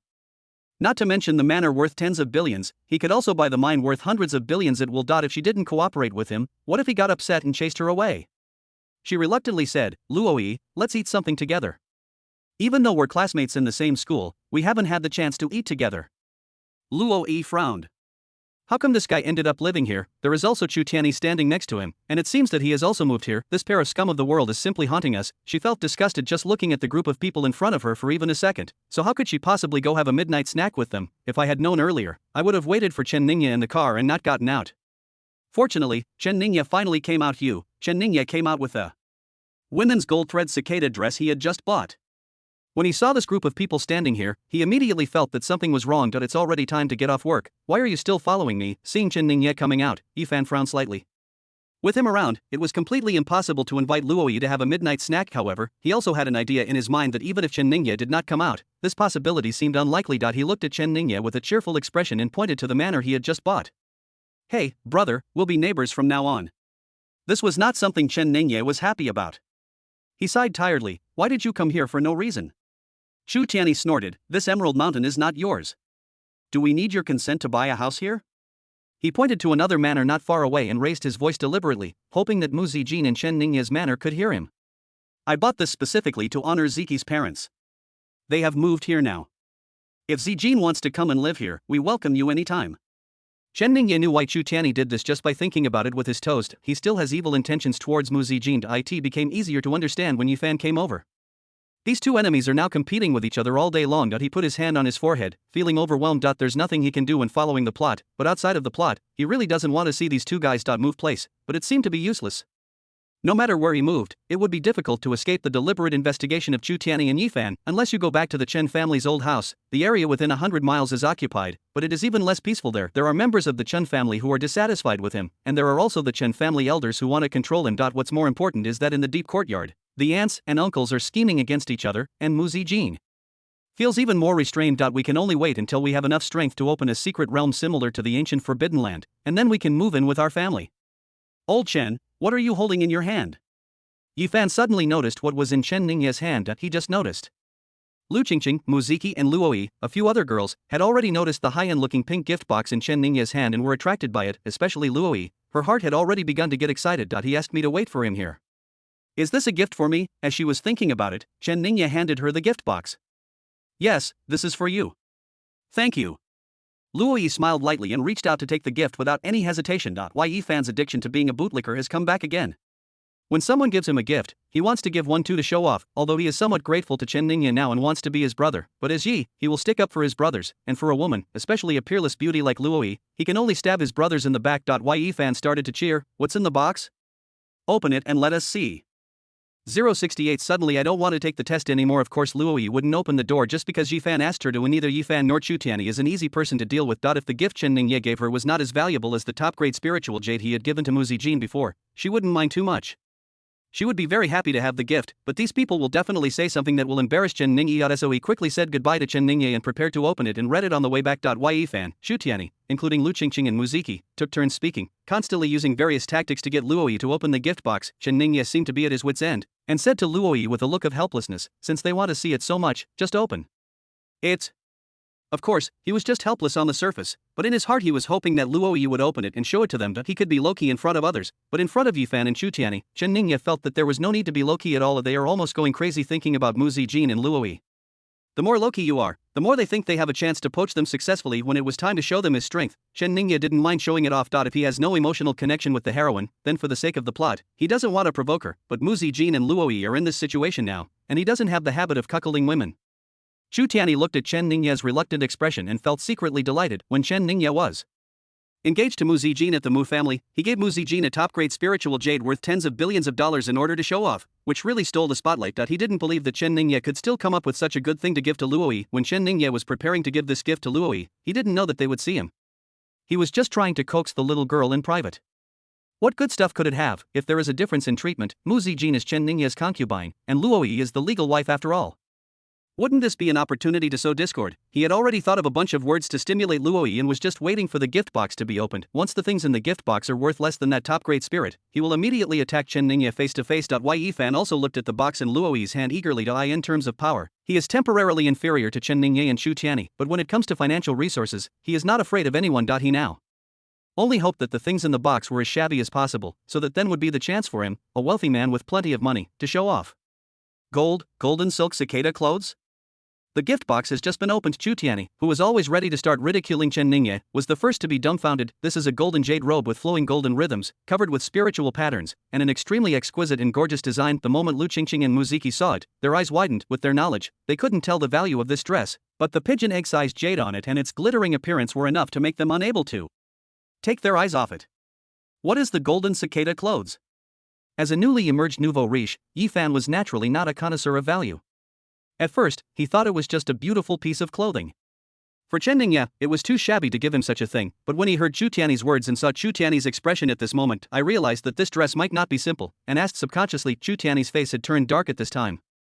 He really didn't expect that Chen Ningya would be so rich. These things that are casually given to women are all more outrageous than the other. With his keen eyesight, he could tell that the spiritual patterns on the clothes were a complete set of protective formations, and the level was not low. This kind of treasure could not be measured by money. Chutiani secretly cursed this guy in his heart for being so shameless. Since it was such an awesome gift, who were you showing that helpless expression to before? It seems that even I still need to learn a lot from him when it comes to pretending to be a pig and eating the tiger. It's just a torn piece of clothing, what's the big deal? Seeing that Yifan and others around him didn't know the value of it, Chutiani said nonchalantly. Obviously, he didn't want to tell Chen Ningya about the awesomeness of this cicada coat to help him show off. However, that he is not the only one here who knows what he is talking about. Luoyi's vision is no worse than that of the raging Dragon King. She recognized at a glance that it was a golden cicada robe of good quality and was well aware of its value. There are also grades of golden cicada clothes. Low-level golden cicada clothes can only withstand some ordinary sword and gun attacks. As for the piece that Chen Ningya gave her, she felt the strength of the spiritual pattern formation in it. It was a top-notch piece that could withstand a full-strength attack from a master. Her heart was already immersed in great joy and emotion. She didn't want to say anything, but Chutiani's words, "It's just torn clothes, it's no big deal," made her very uncomfortable. Yeah, it's really no big deal. She carefully folded the golden silk cicada clothes again and put them back into the gift box. It's only worth 30 to 50 billion. It's just a piece of tattered clothes that you can't buy anywhere else even if you have money. 350 billion? And there's no place to buy anything with money?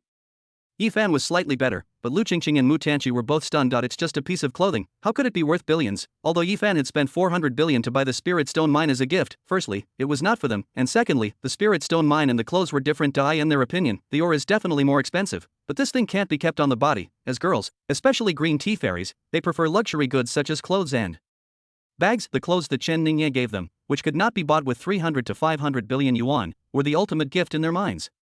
If they wore them outside, they would be the envy of everyone wherever they went. The two girls both looked at Chu Tianyi, wanting to hear what he had to say and whether Luoyi had exaggerated. Chu Tianyi didn't even look at them.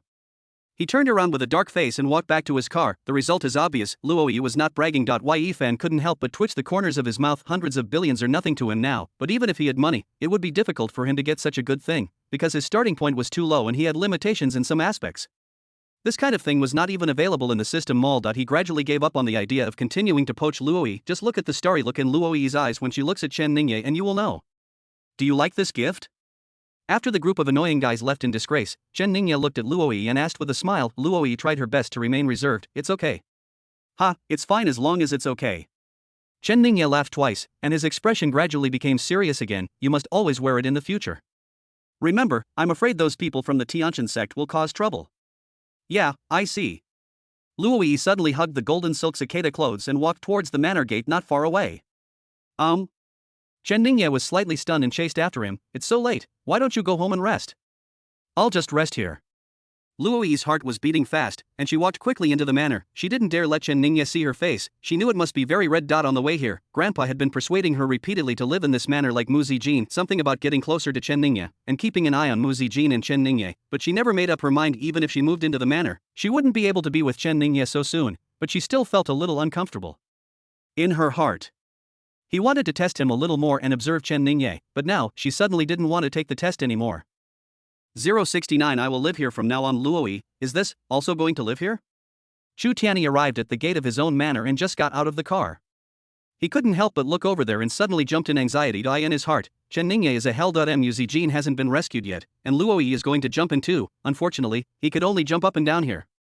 If he still had some ideas for dealing with Mu Zijin, he had no idea what to do with Luoyi. The power of the Luo family is no weaker than that of his longmen. Then, although he didn't want to believe it in his heart, he had to admit that Chen Ningye was more difficult to deal with than he had imagined. At least at the moment, before he unlocked the Dragon God's Dragon Palace inheritance, he really couldn't produce that level of golden cicada clothes. You should think of a solution with your parents later. No matter what, you must call Zijin over. He tilted his head and said to Muziki. Muziki sneered in her heart. Not to mention Zijin, I wouldn't come back even if I were in her place. Chen Ningye's performance in that secret realm tonight was simply amazing. Look at the gift he just gave to Luoyi. It was so well crafted. Which woman wouldn't be confused by a man like this? Even Luoyi began to be unable to extricate herself from him. How could Zijin possibly stop it? In her opinion, everything Chu Tianyi did was in vain, but he seemed to be obsessed with this. Muziki nodded perfunctorily, saying that she would try her best. After all, he is now the dignified angry Dragon King, not the coward Chu Tianyi before. The other side. Are you staying here tonight? When Chen Ningye caught up with Luoyi, she had already stepped into the gate of the manor. Not just tonight, I'll be living here from now on. Luoyi tried hard to remain calm and composed, but she was feeling very nervous in her heart. Oh, right, there must be a reason why I suddenly moved in, right? She quickly found an excuse, albeit a lame one. Your place is relatively close to Tianling University and my company. Why are you looking at me like that? No, I'm going back now. Ha, of course. While the two were talking, Mu Zijin came out. Luoyi walked quickly to her and said, Zijin, can you take me to the bathroom? I want to take a shower. Bathroom, okay. Mu Zijin was a little confused. Was she planning to stay here tonight? She secretly looked back at Chen Ningye, but the guy was looking up at the sky. I didn't bring any clothes tonight. Luoyi spoke again. Zijin, you should have packed all your clothes, right? Can you lend me a set first? We are about the same size, so they should be able to fit. Yes. Mu Zijin was a little nervous, but my clothes are not good. How about I ask the housekeeper to buy you a set? I always buy my own clothes. I never wear clothes bought by others. Then, as they were talking, the two of them came to the bathroom on the second floor. Luoyi smiled at Mu Zijin and said, can you be the same as others? Remember to find a set for me. Thank you. After saying that, he went straight into the bathroom with the gift box in his hand. As soon as he closed the door, he kept patting his chest with his hands. Just now, Muzi Jean's nervousness was almost written on her face, but she seemed very relaxed, but she was actually almost nervous to death. After all, the relationship between her and Muzi Jean is still very delicate, since she had already decided to move in. She thought it would be a good idea to try to get along with this sister. Of course. This was mainly because she had a good feeling towards Muzi Jean. She had no aversion to Muzi Jean at all. This is a girl that is hard to dislike. Luoi even thought that if she threw Muzi Jean into the illusions they had encountered tonight, Muzi Jean will definitely be the one who passes the test the fastest. The destined heroine Luoi is deeply in love with the host. She successfully plunders the protagonist's luck and rewards the villain with 30 points of luck. As soon as Chen Ningye arrived at the courtyard of the manor, the system panel appeared. I was somewhat surprised. It seems that Luoyi's feelings for me grew so quickly. Perhaps he also had to thank Li Hongyang for the crazy test she had put on him in the secret realm before. This should be the main factor that moved her to fall deeply in love. As for the golden cicada dress, it is just the icing on the cake.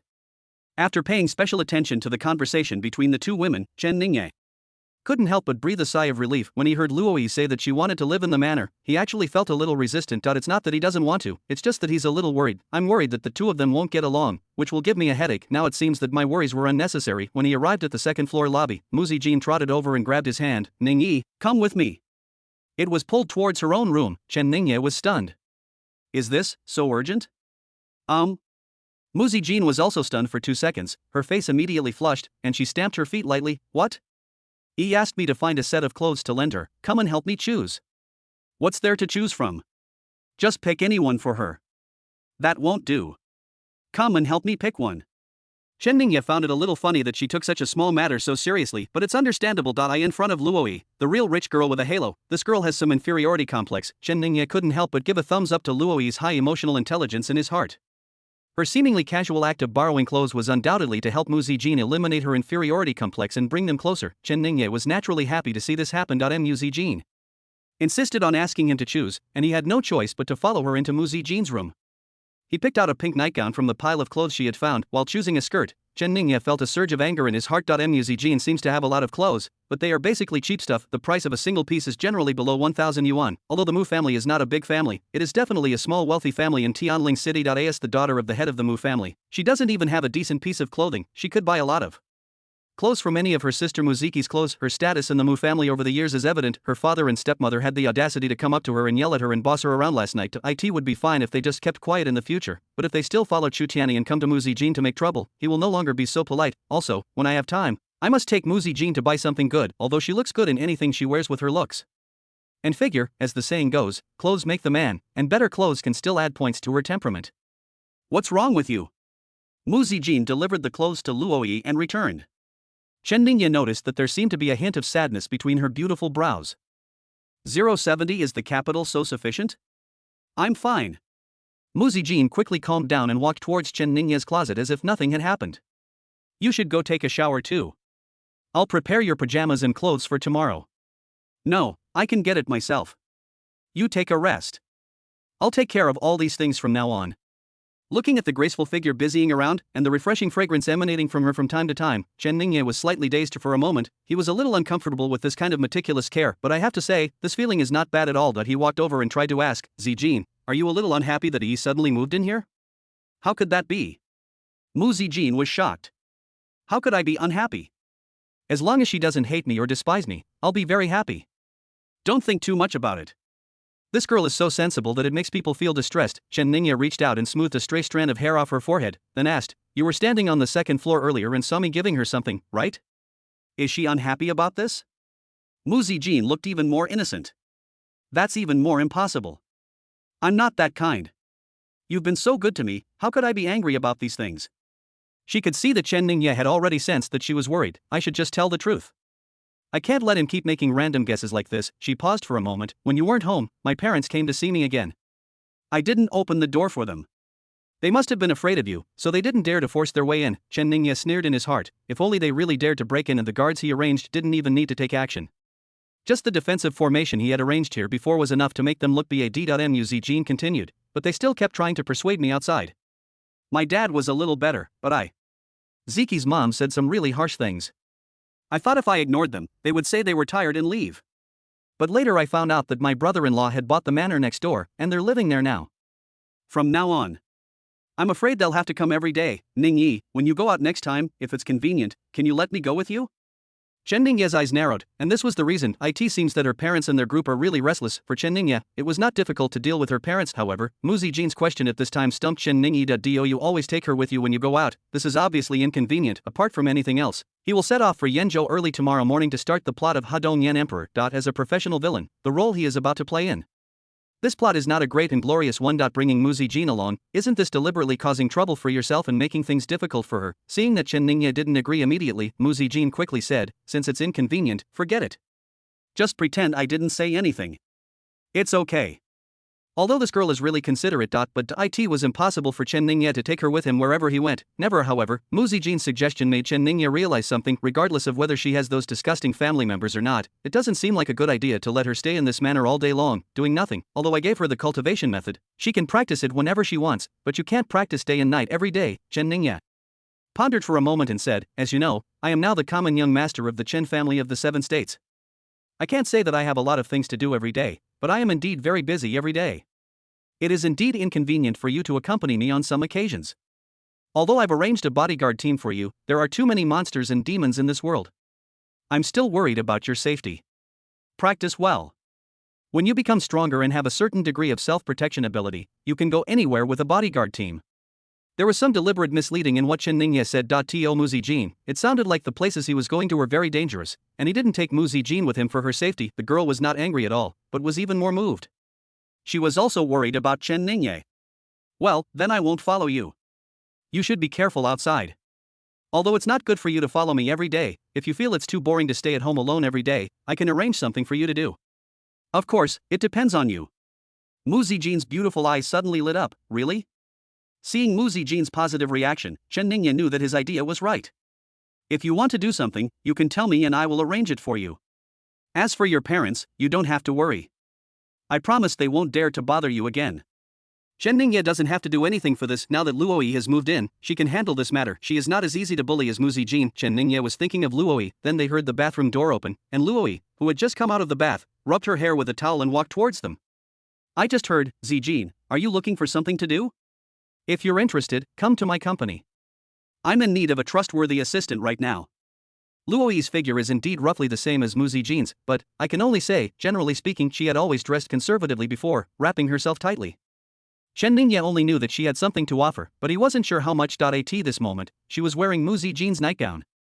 Although the rest of her body fit her well, the peaks in front of her body were obviously unable to be covered and were about to burst out. Only then did Chen Ningye realize that this girl was so talented. Mu Zijin's breasts are actually not that small, but she can still push up Mu Zijin's skirt to this extent, which shows that she really has enough capital. Mu Zijin was very happy when she heard Luoyi's words. She just wanted to find something to do instead of staying at home like a vase all day. Being Luoyi's assistant was obviously a good choice, but just as she was about to speak, she found that the guy next to her was looking at a certain part of Luoyi's body with interest. A blush instantly appeared on her pretty face. She forgot what she wanted to say. She coughed lightly and quietly reached out to pull Chen Ningye. Luoyi naturally noticed this. If it were another man who dared to stare at her like that, she would dig out his eyes and feed them to the dogs, but since this person is Chen Ningye, then everything is fine. Apart from being a little shy, she didn't have much resistance to this, and was rather a little proud of it. Of course, apart from Chen Ningye, she couldn't show this attitude in front of anyone else. Ningyi, what do you think? Mu Zijin pulled Chen Ningye again in annoyance. I think it's quite big. Oh no, it's quite good. 071. If he is not honest, we will beat him up. Chen Ningye, knowing that he had spoken out of turn, couldn't help but blush. He quickly turned his gaze away from Luoyi's majestic snow-capped peaks and looked at her pretty face, which was already flushed. Are you serious? Of course it's true. It just depends on whether Zijin is interested. Isn't this assistant job of yours too tiring? Without waiting for Luoyi to speak, Mu Zijin quickly said, it's okay to be a little tired. I'm just worried that I won't be able to do it well. I'm not going to tire her out for you, so what? Luoyi rolled her eyes at Chen Ningye and walked over to sit on the sofa next to Mu Zijin.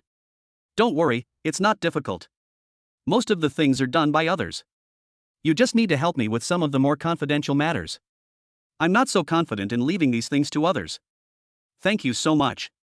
Mu Zijin felt the sincerity in Luoyi's eyes, and her heart felt warm. It felt so good to be trusted by others, although her trust in herself was probably due to Chen Ningye. What did it matter? She puffed out her chest and said seriously, I will do my best. Seeing her like this, Luoyi couldn't help but laugh. What are you thanking me for? I've had to balance my studies and cultivation over the past 2 years, and I've also had to deal with all this stuff. I'm almost exhausted. So this isn't me helping you, it's you helping me. Don't say that. Everything I said is true. So when can I start work? Anytime, as you like. How about tomorrow? Certainly.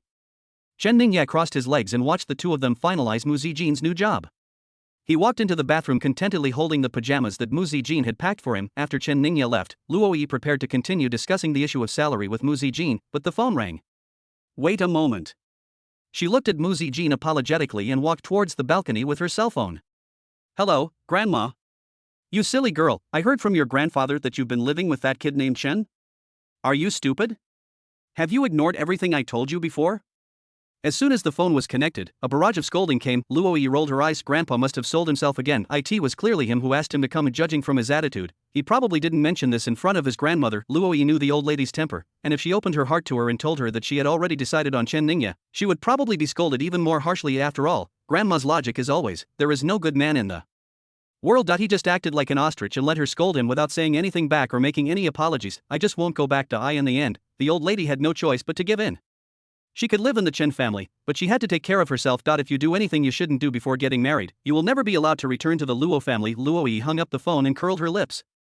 Do I need to tell you this? Even if the old lady hadn't called to give instructions, she wouldn't have done anything to Chen Ningye so quickly. Although she is now starting to become a little rebellious in front of the old lady and does not agree with some of her ideas, but some of the things the old lady taught her and some of the concepts she instilled in her since she was a child are still deeply rooted. When I returned to the living room, I saw Mu Zijin mopping the floor with a mop in her hand. I can't help but be speechless. Isn't she too diligent? She came to Mu Zijin and glanced in the direction of the bathroom. Although Chen Ningye probably wouldn't be able to come out for the time being, she lowered her voice and asked, Zijin, which room are you going to sleep in tonight? That room. Mu Zijin pointed and said, I have tidied up several rooms on the second floor. You can choose any one you like. The bedding is clean. Luo Yi didn't go to choose a room, and asked in a low voice, where is Chen Ningye's room? Mu Zijin's face suddenly turned red, and she pointed to the room next to hers. This, here. So close? Yeah. He arranged this on purpose, didn't he? Mu Zijin didn't say anything, which was considered as his agreement. I knew it. Luo Yi subconsciously wanted to ask her to change rooms so that they wouldn't be so close to Chen Ningye's room. Then I changed my mind and gave up. But this doesn't seem to be a problem that can be solved by just changing rooms. If he really wanted to bully Mu Zijin, it wouldn't matter which room he moved to. He moved closer to Mu Zijin, lowering his voice and pointing to the capital in front of him. You saw the way that guy looked at me with lustful eyes before. I think he will be dishonest with you tonight. You have to be careful. Mu Zijin had never expected that Luo Yi would specifically remind her of this. Her face was burning hot, and she looked at her weakly. How can I prevent it?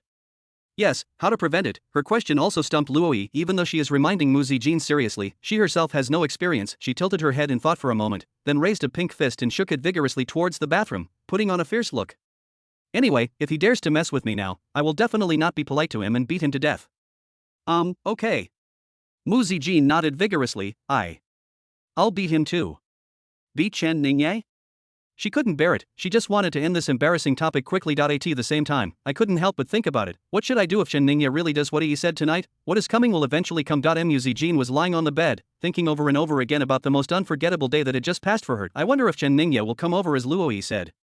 When I was thinking about what I would do if he really came, the door creaked and was opened from the outside. She didn't lock the door, fearing that Chen Ningye would be unhappy. His movements were very gentle and the noise he made was very small, but as his footsteps got closer, Mu Zijin's heart almost jumped out. She was somewhat unable to describe the feeling at this moment. She definitely has no aversion to Chen Ningye, nor does she reject him. It should be impossible for her to like another man as much as she likes Chen Ningye. Before he came, she even had a vague expectation in her heart, but about that kind of thing, her heart was still very complicated and messy. Countless messy thoughts kept popping up in her mind. I heard it would be painful. I've known him for, only a day at most, so we don't really understand each other that well enough. If I refuse, will he be angry? But if I don't refuse, will he think I'm casual? Also, I heard that if a man gets something too quickly, he won't cherish it. Is this true? The man did not turn on the light and came to the bed quietly. The quilt that covered her tightly was gently pulled open a corner.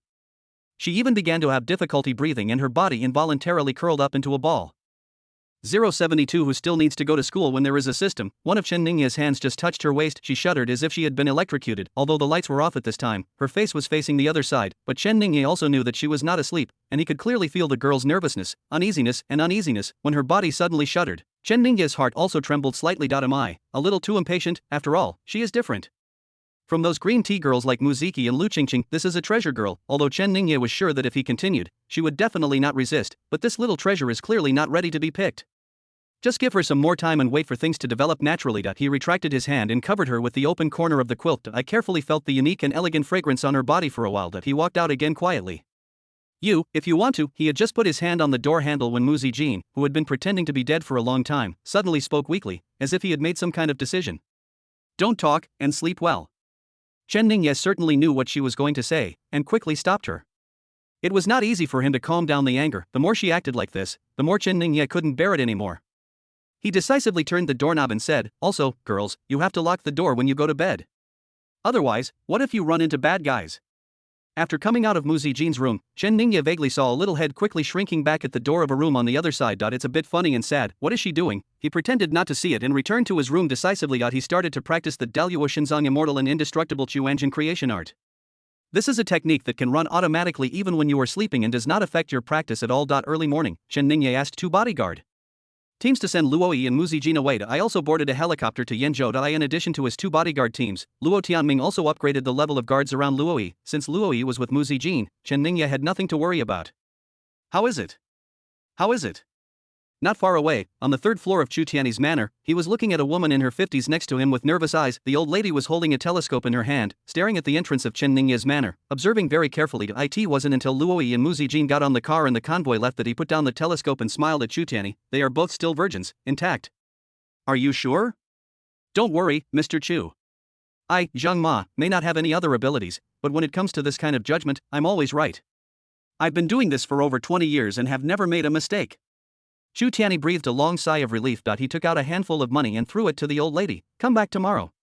After sending Zhang Ma away, he was so happy that he couldn't help muttering, two stunning beauties can actually stay together peacefully all night at home. I'm afraid Chen Ningye is not up to the task. This is really fun. Muziki, who was drinking milk not far away, heard this and her lower body trembled slightly unconsciously, and she almost spit out the milk in her mouth. Chen Ningye is not good enough. Are you kidding me? I'm much better than you. She and Lu Qingqing were both killed and their weapons were scattered. However, there was also a hint of confusion in her eyes. It shouldn't be.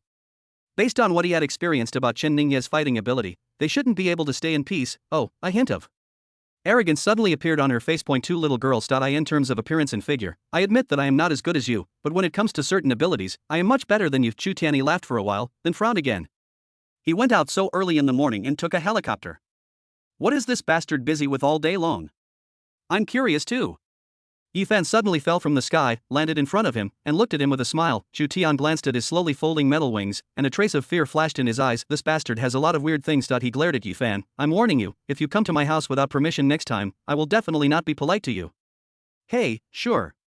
Yifan said it was okay, but he looked like he didn't take Chu Tianyi's warning seriously. The metal wings on his back were exchanged from the system mall last night using all the dog-licking points he had accumulated. Chen Ningye, Chu Tianyi, and the others, including Lu Xinlan and Feng Qiling whom they met last night, are all cultivators who can use their true essence to fly and hide underground. Although his combat auxiliary armor can fly, it is too bulky and not handsome enough. The iron helmet also blocks his handsome face, so he can only rely on black technology. Last night, he got what he wanted and captured Lu Qingqing, his goddess, before he got the system. It was originally a very enjoyable thing, but it is not a problem if you don't know the goods, but a problem if you compare the goods. When he thought of the two top-notch people in Chen Ningye's manor next door, he suddenly became a little bored and the sense of pleasure dropped sharply. After finishing the job hastily, he put on his high-tech wings and prepared to sneak into Chen Ningye's manor to listen to what was going on. As a result, he almost died at the age of 21. There is a defensive wall in Chen Ningye's manor that is invisible to the naked eye. If it weren't for the radar system installed on his high-tech wings, which could sense the enemy in advance when they reached a certain distance and dive in headfirst, he would have been killed on the spot if the system hadn't taken action. He knew that it was formed by a defensive formation in the cultivation world. However, there was such a powerful defensive formation set up in Chen Ningye's manor, which almost killed him. However, he could come and go freely in Chu Tianyi's manor. The strength and background of the two are evident. Are you okay? If not, get out. Chu Tianyi said to Yifan rudely. Why Yifan was like he was at home. He grabbed a piece of bread from the plate in front of Muziki and threw it into his mouth.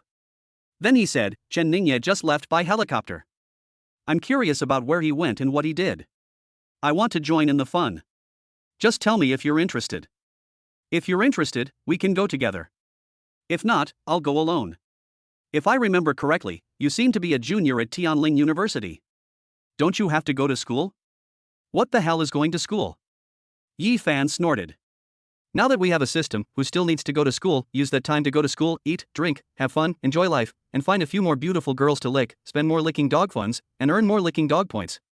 Isn't it great? The reason why I want to follow Chen Ningye is very simple. Wherever Chen Ningye appears, there are always beautiful women. By following Chen Ningye, he can avoid many detours. Of course, Chu Tianyi also wanted to know what Chen Ningye was tinkering with all day long. As he got to know Chen Ningye better and better, he began to feel a little insecure when facing Chen Ningye alone, then continue to cooperate with this guy. Although the alliance formed between him and Yifan may collapse at any time, it is better than nothing. So he said, I've already had someone track his helicopter. Once we determine his whereabouts, we'll go there.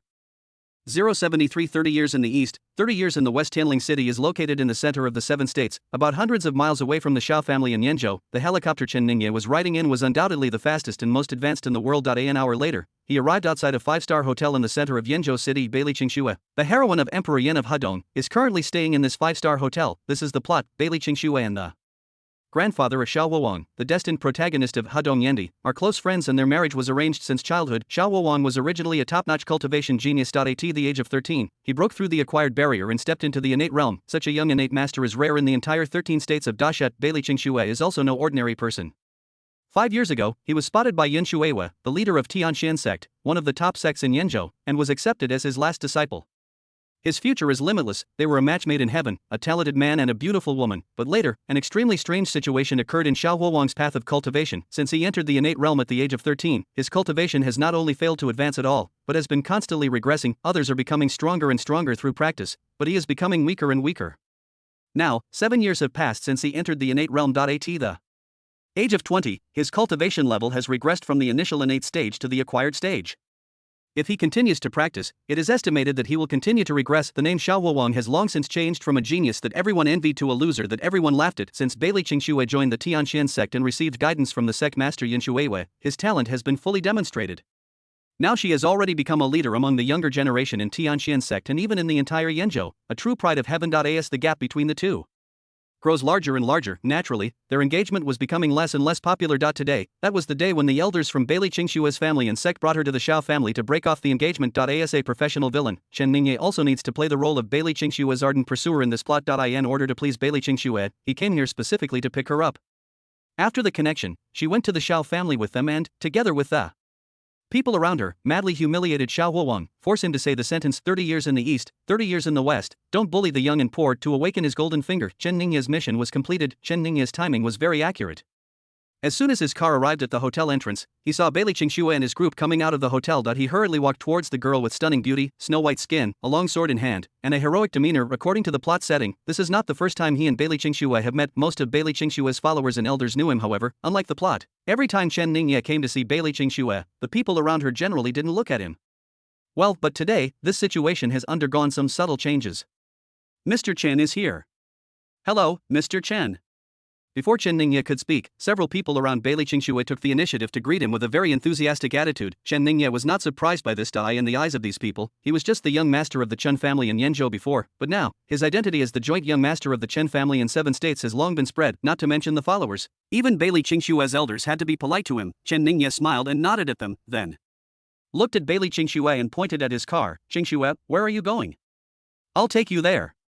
Bailey Qingxue was planning to go to the Xiao family to cancel the engagement, something he only found out about after watching the plot. So here, he naturally had to pretend not to know. Bailey Qingxue was not like the people around her. Her attitude towards Chen Ningye did not change because of his status as the joint young master of the Chen family in the 7 states. No matter how many big families Chen Ningye is the young master of, in her eyes, he is just an annoying fly. She glanced at Chen Ningye coldly without saying a word. He walked around her and went to her own car. Don't mind it, Mr. Chen. Qingxue is just like that. Bailey Qingxue's uncle Bailey Hong looked at Chen Ningye with some apology. No. Chen Ningye smiled nonchalantly. He certainly knew Bailey Qingxue's temperament. It was no exaggeration to say that she was an iceberg that had not melted for 1,000 years, not to mention the dandy villain like herself. In the original plot, even Xiao Wuwang, the destined protagonist, would have to wait for hundreds of chapters to see her smiling face. Uncle Hong, where are you going? He asked deliberately. It's time to put an end to Qingxue's marriage to Xiao Wuwang from the Xiao family. If Bailey Hong had not known Chen Ningye's identity as the joint young master of the Chen family in the 7 states, he might not have told him this. His niece Qingxue not only has great talent and prospects in the path of cultivation, but also has a stunningly beautiful appearance that can captivate the whole country. A mere young master of the Chen family in Yenzhou is hardly worthy of their attention. But the common young master of the Chen family in the 7 states has a different nature. The combined power of the Chen family in the 7 states is a force that even the entire great Xiao royal family dare not underestimate. If he had not accidentally learned something before, he would have taken the initiative to persuade his niece Bailey Qingxue to accept Chen Ningye's pursuit. Cancel the engagement? Are you going to the Xiao family to cancel the engagement? That's right. That would be great. Chen Ningye seemed very excited. How can that loser from the Xiao family, who keeps getting worse the more he practices, be a good match for Qingxue? This broken marriage should have been called off long ago. I have nothing to do right now, so I'll go with you. Seeing Chen Ningye's excited look, Bailey Hong's cheeks twitched. You said you already have 2 engagements, why are you joining in all this fun? This was something he had accidentally learned before. Chen Ningye already has 2 engagements, one with Mu Zijin and the other with Luo Yi. With his prominent status, it was not a big deal for him to find a few more women and get a few more marriage contracts. But he had already promised his wife's status to Luo Yi. Doesn't this mean that if Qingxue stays with him, she can only be his equal wife like the concubine of the Mu family? Bailey Hong knew his niece Bailey Qingxue too well. She had no idea that Chen Ningye was engaged to another woman, and was unwilling to be friendly with him. But if I knew about it, it would be even more impossible for me to pay attention to him. However, since Chen Ningye wanted to follow, he couldn't stop him, so he could only let him go. Since he is an ardent pursuer, he naturally has to have the awareness of an ardent pursuer. Chen Ningye asked his driver to follow Bailey Qingxue's car closely. About 20 minutes later, the convoy drove into a villa complex in the southern suburbs of Yenzhou. This is where the Xiao family lives. 074. Where did Chen Ningye go? Yenzhou Xiao family? What are Chen Ningye and those people doing here at the Xiao family? Not long after Chen Ningye followed Bailey Qingxue and his group into the Xiao family. A black business car also drove to the door of the Xiao family. The moment they used Longman's spies to lock onto Chen Ningye's helicopter and saw that it was flying to Yenzhou, Zhu Tian, Yifan, and others started to rush over. After a long and hurried chase, he finally caught up with Chen Ningye and arrived at the Xiao family. Who knows? Let's go in first. Zhu Tianyi directly asked his men to drive the car in. What surprised him was that he thought he would have to go through some trouble to get in, but he didn't expect that the road was smooth. They drove the car in swaggeringly, and the people from the Xiao family didn't even try to stop them. It turned out that this was because Bailey Hong had greeted the people from the Xiao family when he went in last time. In addition to their group, some prominent figures from Yenzhou were also invited. The engagement between Bailey Qingxue and Xiao Wowang is almost a household name throughout Yenzhou. Therefore, the cancellation of the engagement today naturally requires some witnesses so that the news can spread. Although Bailey Hong has not yet stated his purpose, many members of the Xiao family have roughly guessed the Bailey family's intention of coming here today. That if they really came to cancel the engagement, the Xiao family naturally didn't want to make too much noise. After all, for the Xiao family, this was not a matter of glory. On the contrary, going to the family's house to cancel the engagement was a great shame and humiliation. But in recent years, their Xiao family has been declining. Both the Bailey family and the Tianxian sect behind Bailey Qingxue are existences that the Xiao family cannot afford to provoke. Bailey Hong insisted on bringing people over to witness it, and they were helpless. The Xiao family's gathering hall. Bailey Hongjiang and some Yenzhou celebrities he invited were talking to him, exchanging some meaningless and polite words, until a young man with handsome features but a somewhat decadent state, followed by a middle-aged man with an equally unpleasant complexion, slowly walked into the gathering hall. Bailey Hongkai stopped chatting with the people around him and bowed to the middle-aged man. Brother Xiao, how are you? Brother Bailey, how are you? Xiao Chang returned the greeting with a bow, but his expression was obviously a little stiff. He was the current head of the Xiao family, Xiao Chang, and also Xiao Wowang's father. As the head of the Xiao family, he should have arrived long ago. The reason why he came at this time was because he had been talking to his son Xiao Wowang in the back. They all knew exactly what would happen in the Xiao family's gathering hall today. He was worried that his son could not bear the blow and tried to persuade him not to show up. But the stubborn son didn't want him to bear this great humiliation alone, and insisted that this was his own business and he had to face it. Brother Xiao. As soon as Xiao Chang sat down in his main seat, Bailey Hong stood up, looked around, and got straight to the point, saying loudly, in the past, my father and your father arranged a marriage for my niece Bailey Qingxue and your son Xiao Wowang. Logically speaking, since it's a marriage contract made by our elders, we, their children and grandchildren, should follow it. But Qingxue had already become a disciple of Tianxian sect Master Yin 5 years ago and became his most beloved and close disciple. Brother Xiao must have heard of what kind of person sect Master Yin is. In this case, Qingxue's lifelong affairs will no longer be decided by my Bailey family. After sect Master Yin learned of Qingxue's engagement and your son's current situation, he firmly believed that Qingxue and your son were not a good match. As he spoke, he took out the marriage certificate that belonged to the Bailey family and handed it to Xiao Chang, continuing, therefore, it is better for them to call off this marriage. This will be good for both children. Bailey Hong finished speaking. Xiao Chang clenched his fists tightly, and a feeling of extreme frustration and nameless anger suddenly surged from the bottom of his heart. Although he had been mentally prepared, he still found it hard to accept when the moment finally arrived, especially Bailey Hong's words just now. He didn't care about Hua Wang at all, and didn't care about the reputation and feelings of their Xiao family. Even if they just mentioned that the almighty sect Master Yun didn't want Bailey Qingxue to get married for the time being and therefore cancelled the engagement. The Xiao family's reputation would be a little better, however. What he just said was almost equivalent to saying that Huo Wang was not worthy of his Bailey Qingxue. Although this was indeed true, Bailey Hong said it so bluntly in the Xiao family's gathering hall in front of so many people, which was a bit too much. Although he was extremely angry and furious, Xiao Chang dared not speak out. The look in his eyes when he looked at his son beside him was filled with pain and powerlessness. Oh my god, this plot is quite interesting. Yi Fan happily pushed Chu Tianyi beside him, and at the same time turned his attention to sitting next to Bailey Hong again. There was a very beautiful figure sitting there, who must be the heroine of today's broken engagement drama, Bailey Qingxue. It was just because they were sitting relatively far back that he could only see the girl's long hair like a waterfall and her pretty back, but he couldn't see her face clearly before this, although Yi Fan had some desire to go around to the front to see the girl's face. This desire was not very strong. There are so many girls who have a pretty back view but a face that is hard to describe, but as Bailey Hong just said those words, his desire to see the true face of Bailey Qingxue Lushan suddenly increased. As for the reactions of those Xiao family members whose engagements were broken off, he was not interested. I'm going to the bathroom. He stood up and left his seat. My stomach feels a little uncomfortable too. Yi Fan had just taken a few steps when Chu Tianyi stood up and followed him. Lu Qingqing and Muziki, who were left there by them, kept rolling their eyes, saying that they were very tired of going to the toilet for nothing. They could figure out what these two guys wanted to do just by using their fingers, but even though they are Yi Fan and Chu Tianyi's women, they can't control these two at all. At this moment, I can only pray silently in my heart that Bailey Qingxue will really be a dinosaur that looks good from the back but is ugly from the front. I bet this girl is absolutely amazing. Yi Fan was constantly pushing towards Bailey Qingxue. Although he still couldn't see her face, he couldn't help but imagine the other person's appearance in his mind. I think it's not much different. Chu Tianyi said that great minds think alike, but apart from Bailey Qingxue, he was also concerned about another thing at this moment. Where the hell did that bastard Chen Ningye go? We've been here for so long, why hasn't he shown up yet? Mentioning Chen Ningye, Yi Fan's mouth twitched unconsciously. I actually hope that he will never show up today. Chu Tianyi once again admired Bailey Qingxue's graceful back not far away and swallowed his saliva. Who said it wasn't? 0.75. Is this emotional value enough? Some other day, you can play however you want some other day. Now I have to go to work. How would Yi Fan and Chu Tianyi know? Not long after Chen Ningye entered the Xiao family, he was entangled by a beautiful woman with an extraordinary appearance according to the plot, Xiao Liner. Although she is not on the same level as Bailey Qingxue, she is also recognized as the most beautiful woman in the entire Xiao family. I used to love Xiao Huowang, and we were childhood sweethearts, but after Xiao Huowang became a loser, he immediately turned against him and wanted to get close to Chen Ningye. Although Chen Ningye is a villain, outside of the plot, he generally will not be easily entangled by any beautiful woman, but Xiao Liner is really a character in the plot, although it is just a side plot.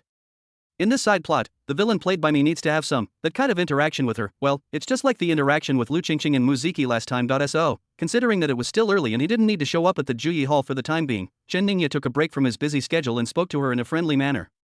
Faced with the other parties pretending to be reserved and reluctant to accept all the offers, he reluctantly accepted them.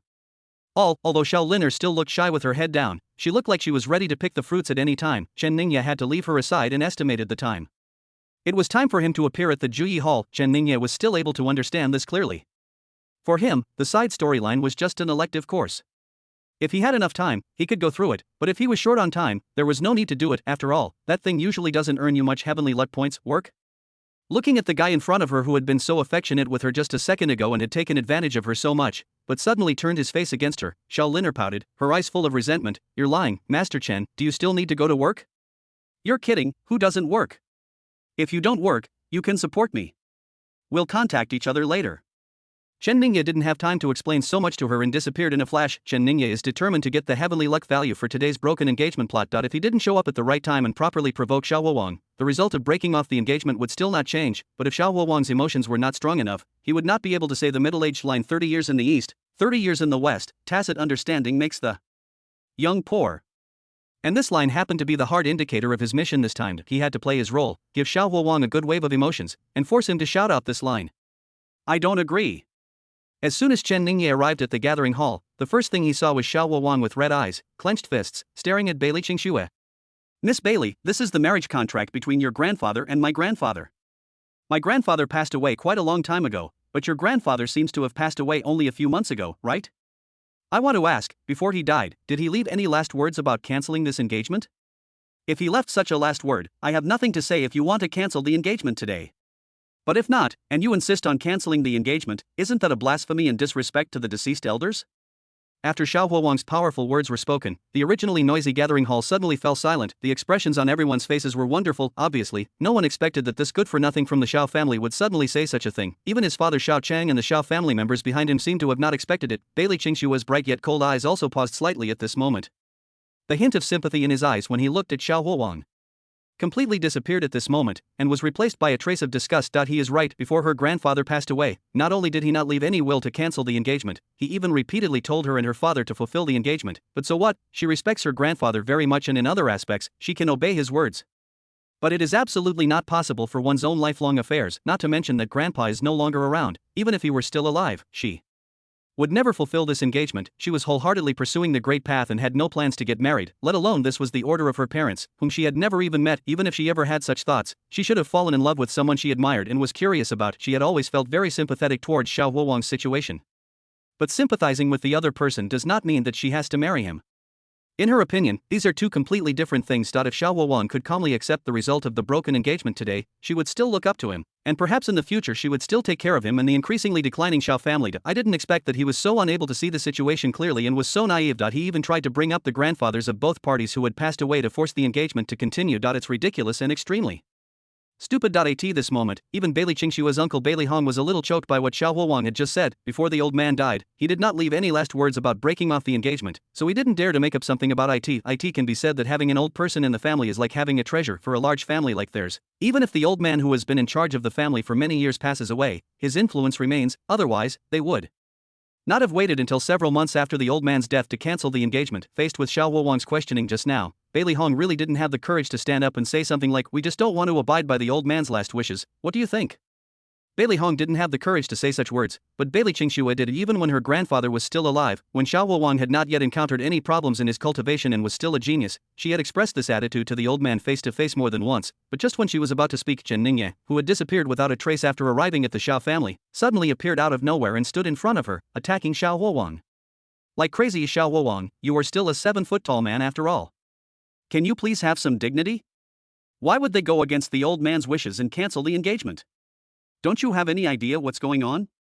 If you had a little self-awareness and took a good look at yourself now, you wouldn't have the nerve to say you disagree with breaking off the engagement. Since ancient times, men and women have married based on either mutual affection or equal social status. Which of these two conditions do you and she have now? I won't even talk about being in love. She doesn't even want to look at you anymore. As for being well-matched, the Bailey family is now one of the top 3 families in Yenzhou. What about your Xiao family? You can't even be in the top 50, right? Look at both of you. She is now the proud daughter of the Tianxian sect, and her cultivation has reached the late Xiantian stage. And what about you? You are still barely in the early Xiantian stage. In a few days, will you be able to maintain your Xiantian stage? Who gave you the courage to think you were worthy of her? You're so shameless as to bring up the last words of 2 old men who are already buried. If you respect those 2 old men so much, why don't you just hit your head against your wall and go find them?" 076 The most handsome guy in the whole hall. Chen Ningye attacked him mercilessly, right in the face. Xiao Huowang was so stunned by the scolding that he cursed so harshly. Xiao Huowang stared blankly at the person in front of him, feeling his brain buzzing, as if he had suddenly lost the ability to think. Xiao Cheng behind him, as well as a group of Xiao family members, all had ashen faces and looked at Chen Ningye with anger in their eyes. However, there were more than 20 or 30 members of the Xiao family present, but no one stood up to refute what Chen Ningye had just said. Although he cursed harshly just now, every word he said sounded very reasonable. How to refute? Furthermore, they basically all recognized who Chen Ningye was at this time, the common young master of the Chen family in the 7 states of Daxia, not to mention that what he just said made so much sense.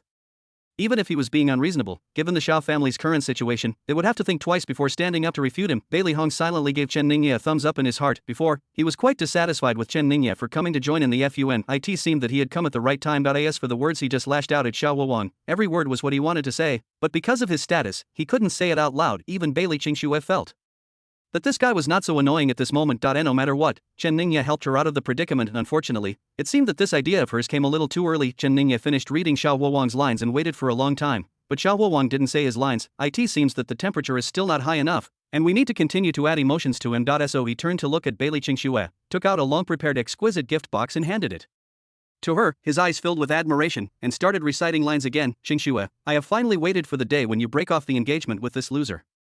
Do you know how hard I've been waiting for this day? This is a little gift I prepared for you. I hope you can accept it.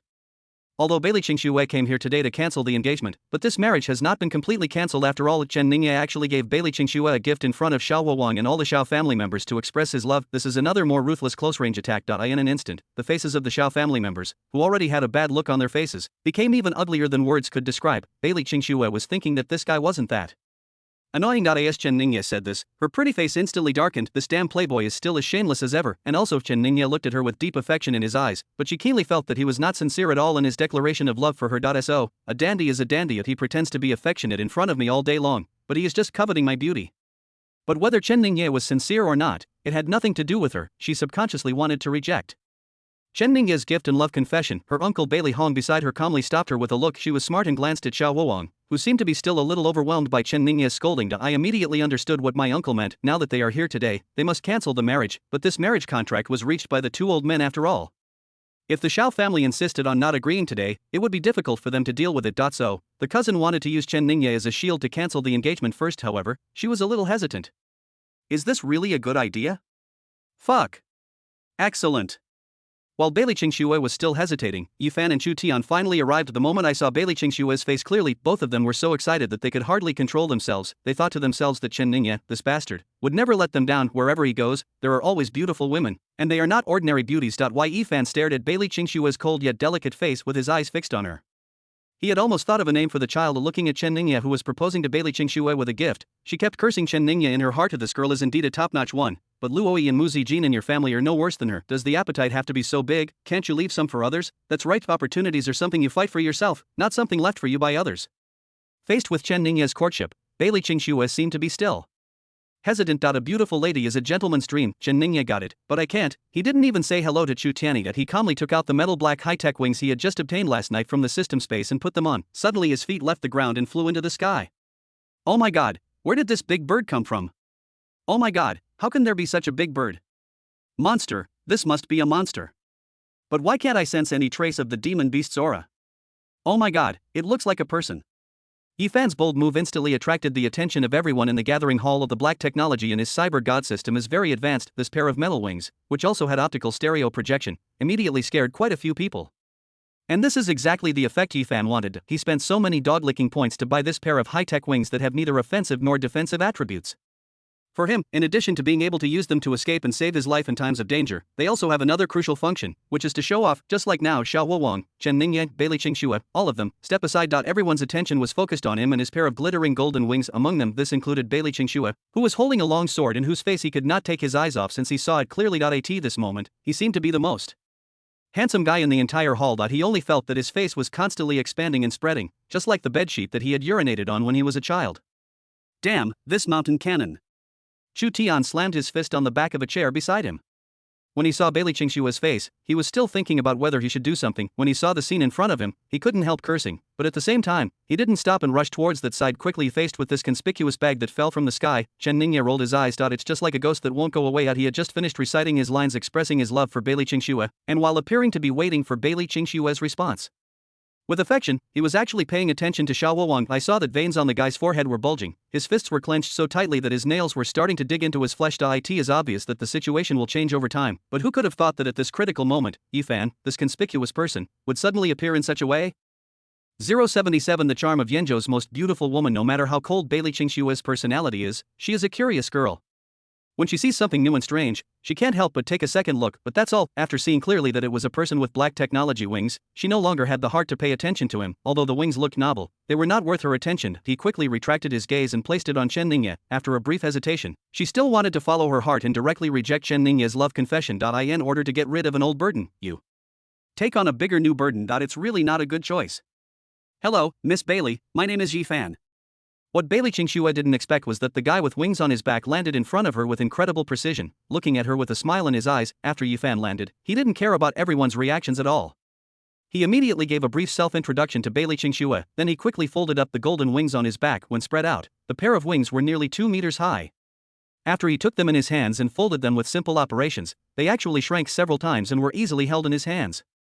It can be seen that his black technology is truly amazing. Many people around were stunned. Without hesitation, he handed the condensed black technology wings to Bailey Qingxue. Miss Bailey, although this is only our first meeting today, you truly have a very attractive aura. I admit that I am attracted to you. I just saw that you seemed quite interested in these wings, so I gave them to you. I don't mean anything else, I just hope we can be friends. If you like it, take it. Don't be polite to me. I have a lot of good things like this.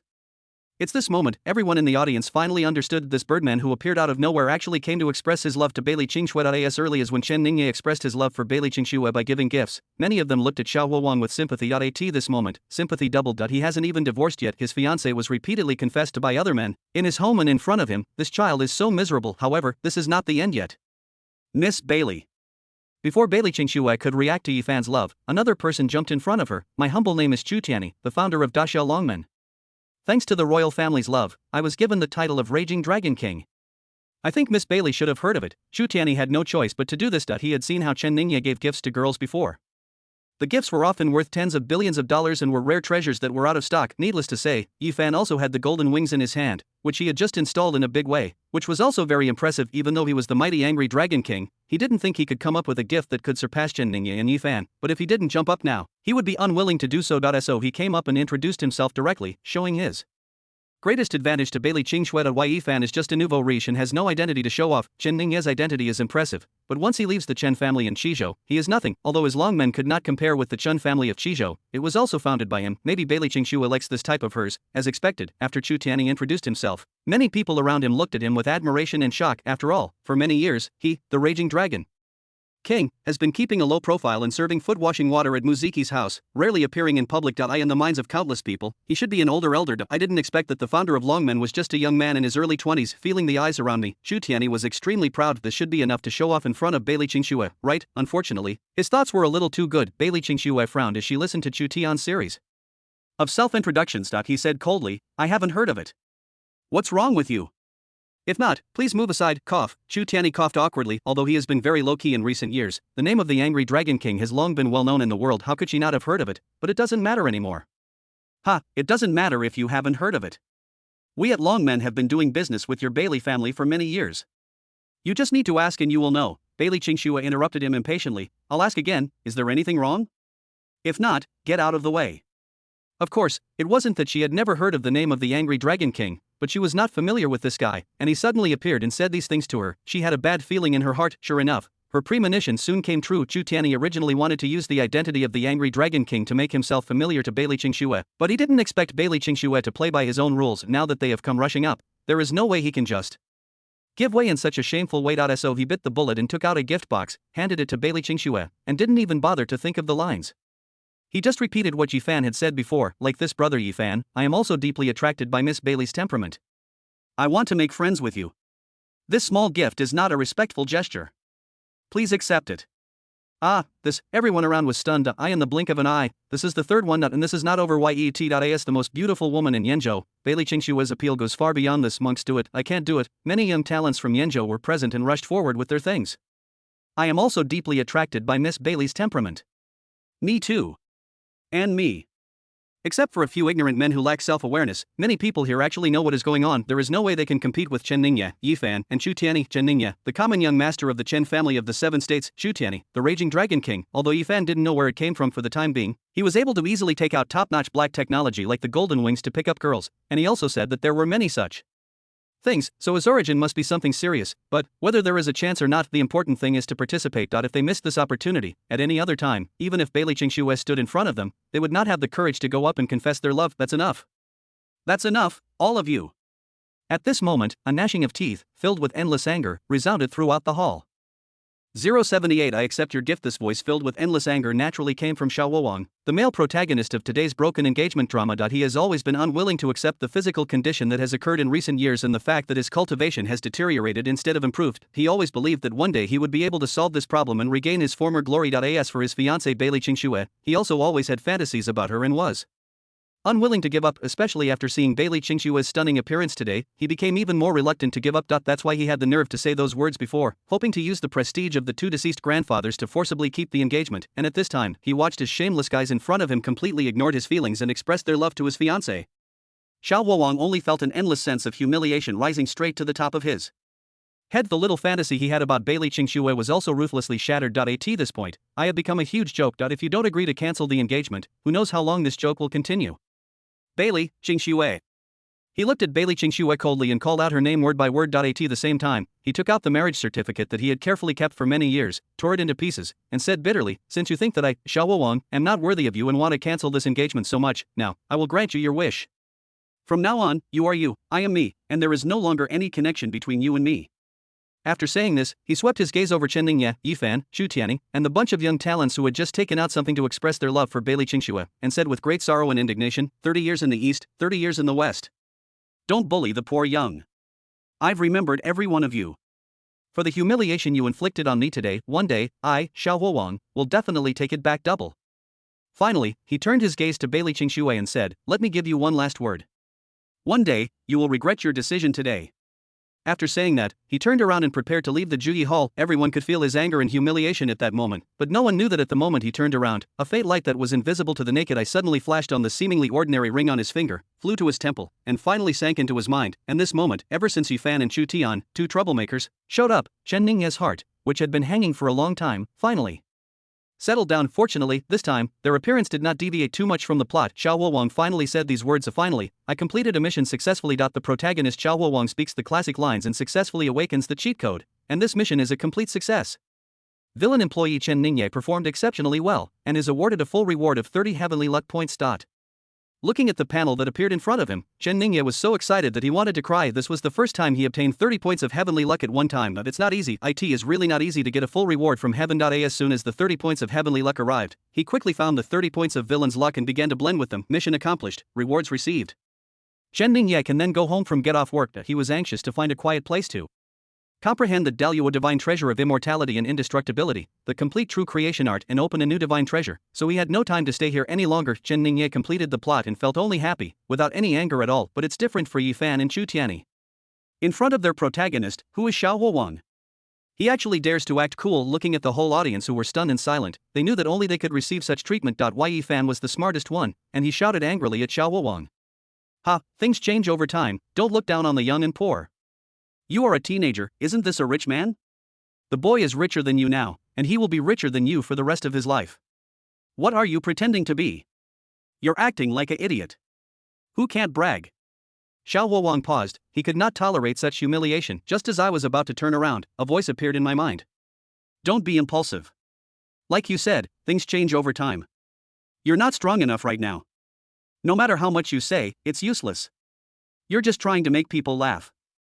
Remember this humiliation and pay it back tenfold or 100-fold in the future." Xiao Huowang was shocked. "Who are you?" "Alas, I won't mention my past. Now I am just a remnant soul. I had no choice before, so I absorbed some of your internal energy, which caused your cultivation to decline instead of improve over the years. But don't worry, I will definitely help you rise in the future." Xiao Huowang's attention was diverted by the sudden appearance of the spirit, and he was no longer as angry. He took a deep breath, turned around and looked at Yifan deeply, then looked at Chen Ningye, Chu Tianyi, and the others, memorizing all these hateful faces in his mind. Then he walked out of the hall without saying a word. Yifan was not scared at all. "Huh, look at those fierce little eyes, they scared me to death." Chu Tianyi quickly made his presence felt, and then said, "Yeah, I thought that even if he didn't dare to take action, he would at least say a few harsh words. I didn't expect him to just walk away in disgrace like this." Xiao Huowang clenched his fists tightly, and blood dripped from between his fingers. And now, he remembered the two names of Yifan and Chu Tianyi, and they were ranked first on his inner hatred list together with Chen Ningye. Chen Ningye breathed a sigh of relief at this time. Fortunately, this plot ended when Xiao Huowang said, "Don't bully the young man because he is poor." Otherwise, with Yifan's words, if the settlement was made later, it would be impossible to get the full value of 30 points of heavenly luck value. This is also related to Xiao Huowang's patient and resolute character. In the initial stage, his strength is slightly weaker than other protagonists.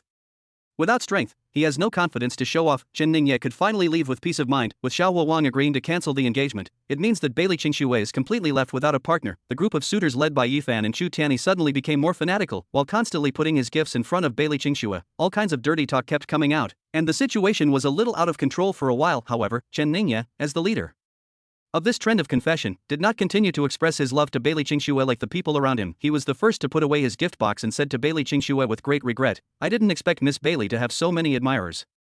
I'm not very talented or well educated, and I don't have the confidence to stand out from all these young talents, so I won't stay to join in the fun. I wish you happiness." In an instant, everyone looked at Chen Ningye with surprise. He actually quit like that, not confident to stand out. Please, if you, the young master of the Chen family of the 7 states, don't have the confidence to stand out, who else has the confidence? Only Yifan was almost moved to tears by Chen Ningye. He had just been winking at Chen Ningye, almost begging Chen Ningye, you already have 2 beautiful women, Mu Zijin and Luoyi, so don't argue with us about this, although there were many people who were madly expressing their love to Bailey Qingxue at this time, but in Yifan's opinion, his real opponents are only Chu Tianyi and Chen Ningye. In his heart, Chen Ningye was undoubtedly much more difficult to deal with than Chu Tianyi. I didn't expect Chen Ningye to be so righteous today and actually quit. Why Yifan suddenly felt that the distance between him and Bailey Qingxue had become a big step closer. Coincidentally, Chu Tianyi next to him was thinking the same thing at this time. But Chen Ningye didn't care what they thought. Turn around and leave decisively. It's not that Bailey Qingxue is not beautiful, he really has no feelings for her at all, but he knew one thing better than anyone else. Although this woman was beautiful, her personality was too arrogant and cold. It would be extremely difficult to win her heart. Wanting to use her as a breakthrough point to earn some villain luck points is too cost effective. Instead of wasting time here, it is better to go back early to absorb the golden Taoist energy and open up new divine treasures, etc. He had only taken a few steps when faced with dozens of people confessing their love to him. Bailey Qingxue, who had been silent for a long time, suddenly spoke. Chen Ningye didn't take it seriously and continued walking forward. It's not that he is aloof, but he doesn't think Bailey Qingxue is calling him at all, but just so Bailey Qingxue was really calling him. After calling out without any response, Bailey Qingxue's 2 straight and slender legs suddenly moved. He chased after Chen Ningye. Mr. Chen, please wait, hold head high. Chen Ningye turned around and looked at her, his expression confused, but also with a hint of impatience. What's wrong? Bailey Qingxue suddenly made a move and snatched the exquisite gift box from Chen Ningye's hand. I accept your gift, thank you. Chen Ningye's expression changed. This gift. He hurriedly tried to snatch the gift back. He was too careless. What was wrong with Bailey Qingxue that she suddenly accepted his gift? The key is that his cultivation is quite good, and he easily snatched it by surprise. This cannot be blamed on his carelessness. After all, Bailey Qingxue has reached the peak of the innate realm at a young age. She was Xiao Wowan's main opponent in the early stage. They had a 3-year agreement, so her cultivation talent could not be bad, but in this case, Bailey Qingxue thought that Chen Ningye wanted to take advantage of her, so she retreated straight back. The gift can't be taken back. Chen Ningye was a little anxious. Well, this gift is not very good. I will give you another one. Bailey Qingxue frowned and shook her head. She just wanted to leave this place as soon as possible. She accepted Chen Ningye's gift just to use it as a shield. No, this one is fine.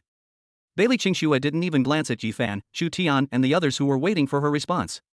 She turned around and said to Bailey Hong, Uncle Hong, let's go.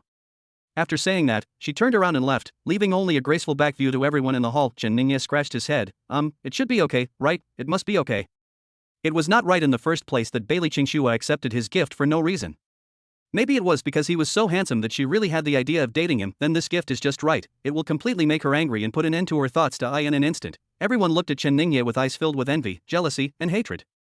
079 Chen Dashao's metaphysical buff. Faced with so many people giving gifts and expressing their love, Bailey Qingxue just ignored everyone. He only called out to Chen Ningye, who was about to leave, and took the initiative to chase after him and accept Chen Ningye's gift. This is her response to these suitors. This basically means that except for Chen Ningye, they are all screwed. There was nothing wrong with the others who knew they were destined to be cannon fodder and just came along to join in the fun. Among all the people in the audience, Yifan and Chu Tianyi were undoubtedly the ones who found this result the most difficult to accept. Why Yifan came in front of Chen Ningye with a sad face. No way? Is this okay? He even wanted to complain about Chen Ningye, but he didn't know how to do it. He had clearly just taken back the gift and was about to leave. I had no intention of competing with them at all. Chu Tianyi looked at Chen Ningye from afar, his eyes almost popping out. If looks could kill, Chen Ningye would have been killed by him several times. He really couldn't understand why Bailey Qingxue didn't accept gifts from so many people, but accepted Chen Ningye's. Can he really do whatever he wants just because he is the young master of the Chen family in Shizhou? Not to mention the others. Even Bailey Qingxue's uncle Bailey Hong was very puzzled as to why Bailey Qingxue finally accepted Chen Ningye's gift. Based on her understanding of her niece's personality, she should not accept any gifts from anyone. Xiaoxue, there's something about Mr. Chen that you might not be aware of, so I think I need to remind you. After leaving the Xiao family, Bailey Hong approached Bailey Qingxue. He wanted to remind Bailey Qingxue of the situation. Of course, Chen Ningye now has 2 engagements, and one of them is with his legal wife. There's no need to say anything, Uncle Hong. I'm not interested in knowing his situation. Bailey Qingxue interrupted Bailey Hong directly. Bailey Hong was even more puzzled. He thought that his niece accepted Chen Ningye's gift because she was somewhat interested in Chen Ningye, but judging from his niece's reaction at this moment, it seemed that was not the case. He pointed at the gift box in Bailey Qingxue's hand and said, "Then you, Uncle Hong." Bailey Qingxue didn't intend to explain too much. My engagement with the Xiao family has finally been cancelled. Today's trip wasn't in vain. As for the other things, don't worry about them. I will handle them myself. She accepted Chen Ningye's gift, of course not because she had any feelings for Chen Ningye. How could she possibly have any interest in such a playboy? She just understood that in the situation just now, if she did not accept any gifts, as the news of her broken engagement gradually spread, no matter where she went in the future, countless flies would swarm around her. Chen Ningye's identity was there, so she chose to accept Chen Ningye's gift. Ordinary flies would basically not dare to have any thoughts about her. Of course, there was another reason why she made this choice. He could clearly feel that Chen Ningye was a playboy and did not have much sincerity towards her. First of all, the way Chen Ningye looked at her was not as passionate as the ones used by Yifan, Chu Tianyi, and others. When she finally called Chen Ningye, she even caught a hint of impatience in Chen Ningye's eyes. Although they are all flies, in Bailey Qingshue's eyes, such flies are undoubtedly much easier to deal with. If I just ignore him a few times in the future, he will probably give up. Inside the Xiao family, with Bailey Qingshue's departure, the Xiao family felt greatly embarrassed, and of course they were in no mood to receive her. Everyone was preparing to leave one after another. Yifan and Chu Tianyi were also preparing to leave and continue following Chen Ningye. But in the blink of an eye, there was no trace of Chen Ningye. The people from Longmen who were stalking outside the Xiao family did not notice Chen Ningye leaving. The drone deployed by Yifan also did not find anything. They looked at each other. Since they couldn't find Chen Ningye and Chen Ningye hadn't left Yenzhou, they could do something that interested them. For example, following Bailey Qingxue, they had to puncture the tires. Bailey Qingxue must have been deceived by Chen Ningye.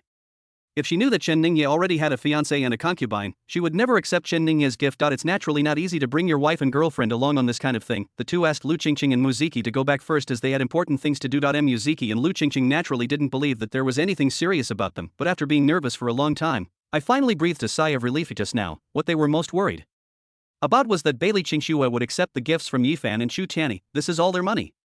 And if that really happens, their current good days will basically be over. As long as they can get the favor of a beauty of Bailey Qingxue's level, both Yifan and Chu Tianyi will definitely throw them aside without hesitation. The two girls had no doubt about this at all. Muziki had no confidence at all. She could slap Chu Tian at will, but if Bailey Qingxue was willing, Chu Tianyi would probably prefer to be slapped by her. Thinking about it this way, they really have to thank Chen Ningye, because of Chen Ningye's existence, their status can be maintained for the time being, although only temporarily.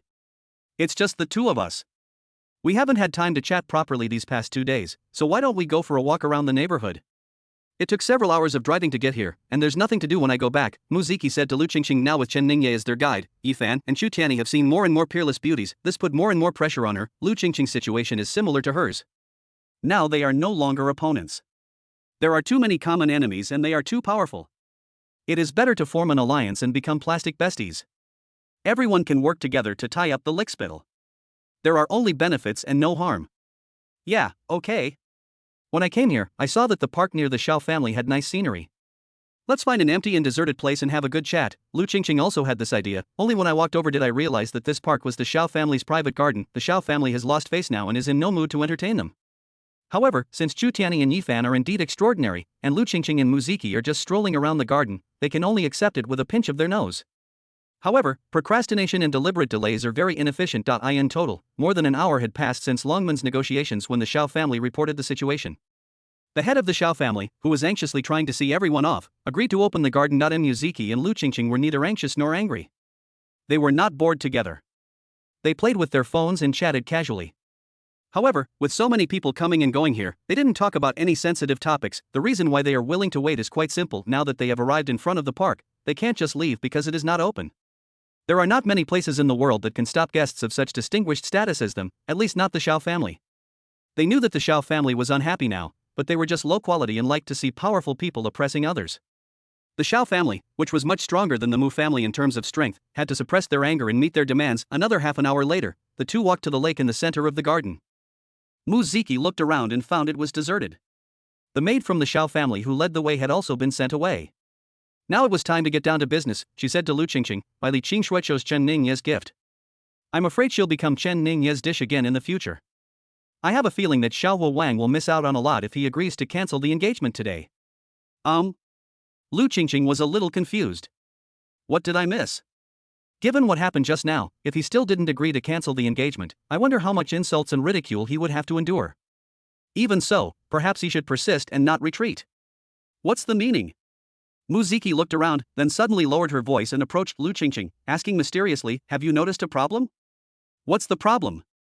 Lu Qingqing obviously didn't know what she had discovered. I'm Chu Tianyi's wife, and you're Yifan's girlfriend, right? Yeah, what's wrong? Muziki lowered her voice again. That night, we followed Chen Ningye. When Lu Qingqing heard her mention this, her expression suddenly became a little unnatural. Are you crazy? Why are you bringing this up? Muziki couldn't help but push her. Hey, don't you understand what I mean? You mean, a hint of realization gradually emerged on Lu Qingqing's face. She vaguely understood what Muziki meant. Ever since you slept with Chen Ningye, the next day, Zhu Tianyi went from being a useless son-in-law of your Mu family to becoming the raging dragon king. Muziki gave her a teachable look, and after you slept with Chen Ningye, your broke boyfriend Yifan suddenly became a wealthy man who spends hundreds of billions without blinking an eye. The expression on Lu Qingqing's face became more and more interesting. So, Chen Ningye has a metaphysical buff that can turn a useless minotaur into a powerful boss? Muziki nodded repeatedly, a look of regret on her face. It's a pity that Xiao Huowang and Bailey Qingshue's engagement has been cancelled. Even if Chen Ningye does something with Bailey Qingshue later, it shouldn't be considered cheating. Our guess may not be easy to verify. It's a pity indeed. What Muziki and Lu Qingqing didn't know was that while they were chatting about private gossip, in front of them was a seemingly deserted lake, and Xiao Linner, with ragged clothes and red knees, was listening to all this in astonishment. Chen Ningye got engaged yesterday morning, had a big fight at noon, and bid in the evening. There were always onlookers filming it into a video, which became a hit on the internet. Xiao Linner watched all the videos and recognized Lu Qingqing and Muziki. This is the Xiao family garden, why are they here? And judging from what they said, they also slept with Chen Ningye? Hiss, what a big melon. Although Xiao Linner felt a little excited about eating melon, she felt more regretful. Before, when she saw Chen Ningye leaving the Xiao family hall, she immediately followed him and said that the scenery of the Xiao family garden was nice. She invited Chen Ningye to take her car and go for a walk together to see the different scenery. Chen Ningye refused at first, saying something like he had something to do and had to go to work, but she had no time or interest in enjoying the scenery. But when she said that the spiritual energy by the lake in the garden center was good, she often practiced there for convenience. A hidden formation was set up where one can see outside from inside but cannot see inside from outside. Invite Chen Ningye to try practicing by the lake, using the sky as a blanket and the ground as a mat, to see what it feels like. Chen Ningye suddenly became interested and had time. Unfortunately, she was still very proud at that time and drove here without any hesitation. Chen Ningye practiced vigorously for more than an hour, and then said that he had to leave because he wanted to break through. All that was left was her legs shaking and her mouth sore. She originally didn't believe in breakthroughs. If this could lead to a breakthrough, then what was the point of having a genius? But Chen Ningye's momentum really increased, and the 5 elements of wind and thunder surrounded him. I could only watch as this bastard left behind a few bottles of cultivation pills and left without mercy with his sword drawn. What does he take her for? She wants more than just a few bottles of pills. She planned to take a rest and relax before going to find Chen Ningye. Then he saw Muziki and Lu Qingqing coming from afar. He had originally planned to find an opportunity to come out and ask them indirectly about Chen Ningye. As a result, I heard their conversation. I didn't expect to hear such explosive news. Xiao Linner seemed to be thinking about something. With a gleam in her eyes, she was originally prepared to use all her strength to hug Chen Ningye's big and thick legs, but after hearing what Lu Qingqing and Muziki said, she suddenly realized that perhaps she could change her route. People outside don't know, but she is actually Xiao Huowang's childhood sweetheart. The two of them are 5 generations apart in blood. When Xiao Huowang was still a genius, she took the initiative to pursue him. She is Xiao Huowang's first love. Chen Ningye probably hasn't caught up with Bailey Qingshue yet, but he's already in this situation with her. In a sense, Xiao Huowang has already become cuckolded. Now is the time when Xiao Huowang is at his most desperate and helpless.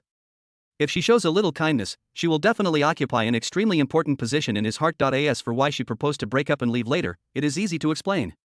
Xiao Huowang already has a fiancé, so she must be very angry. Now that Bailey Qingshue came to break off the engagement, she immediately came back to find Xiao Huowang and didn't despise him as a waste at all. This is enough to show how steadfast her feelings are. Wait for a while. If Xiao Huowang shows no signs of rising, it means that the metaphysical buff is just a coincidence. She can then find a reason to dump him, such as your values are not in line with hers or you are a good person. There is no loss, but if it's true, then she will be rich. Muziki and Lu Qingqing are not satisfied, but Xiao Linner is extremely envious. The competitive pressure on Chen Ningye's side is indeed too great. The ruthless scumbag who draws his sword is much more hateful than a bootlicker. How much can you get if you really get to the top?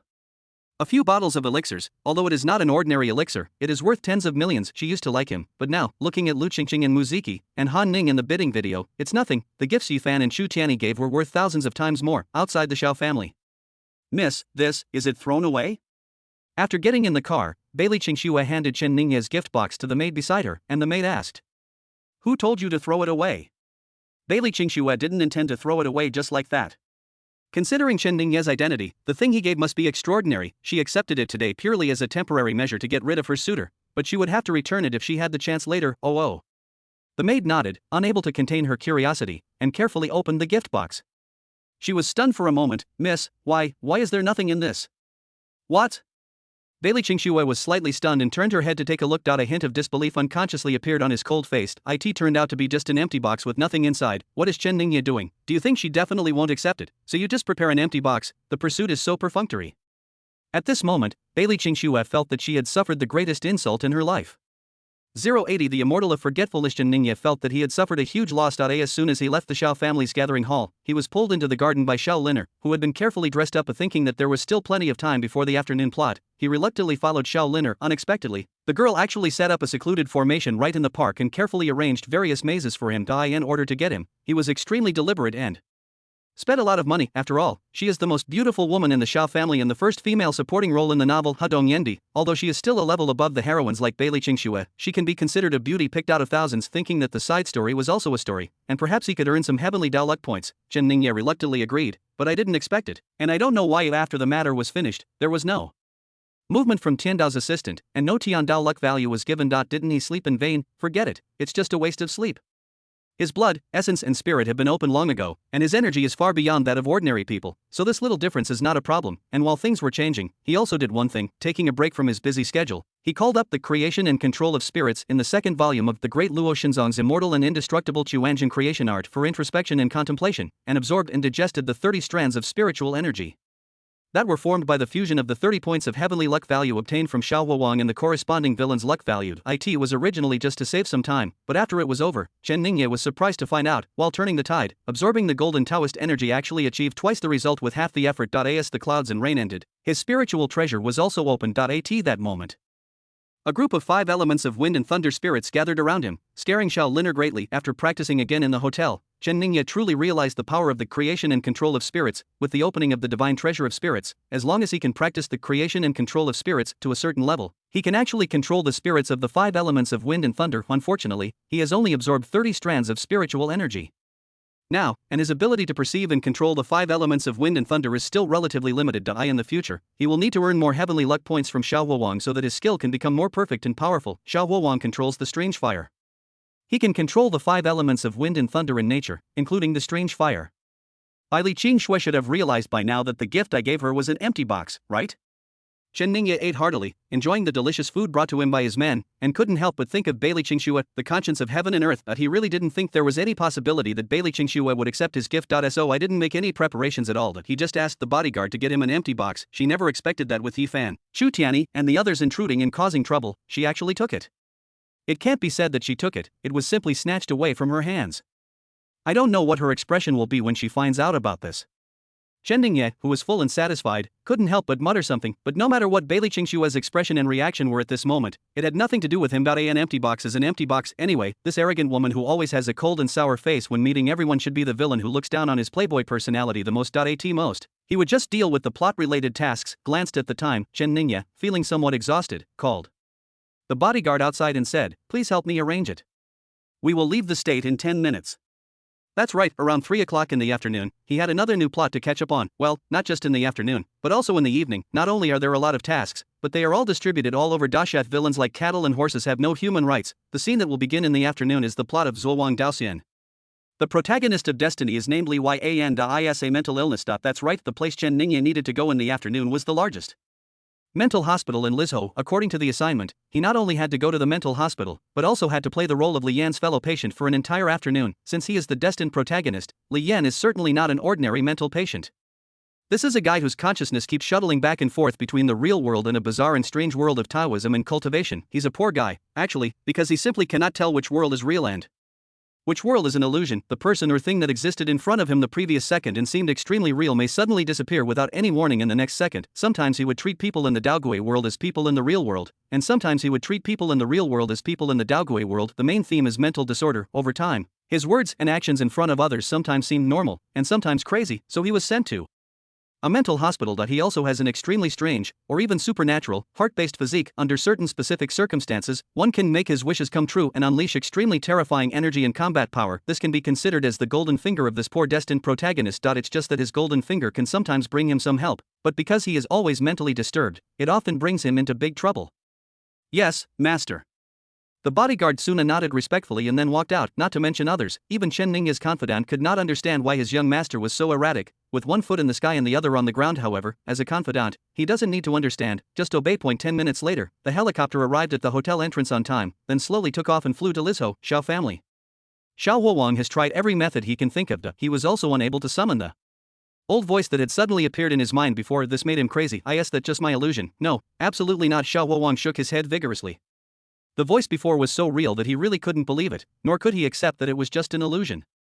Brother Huowang.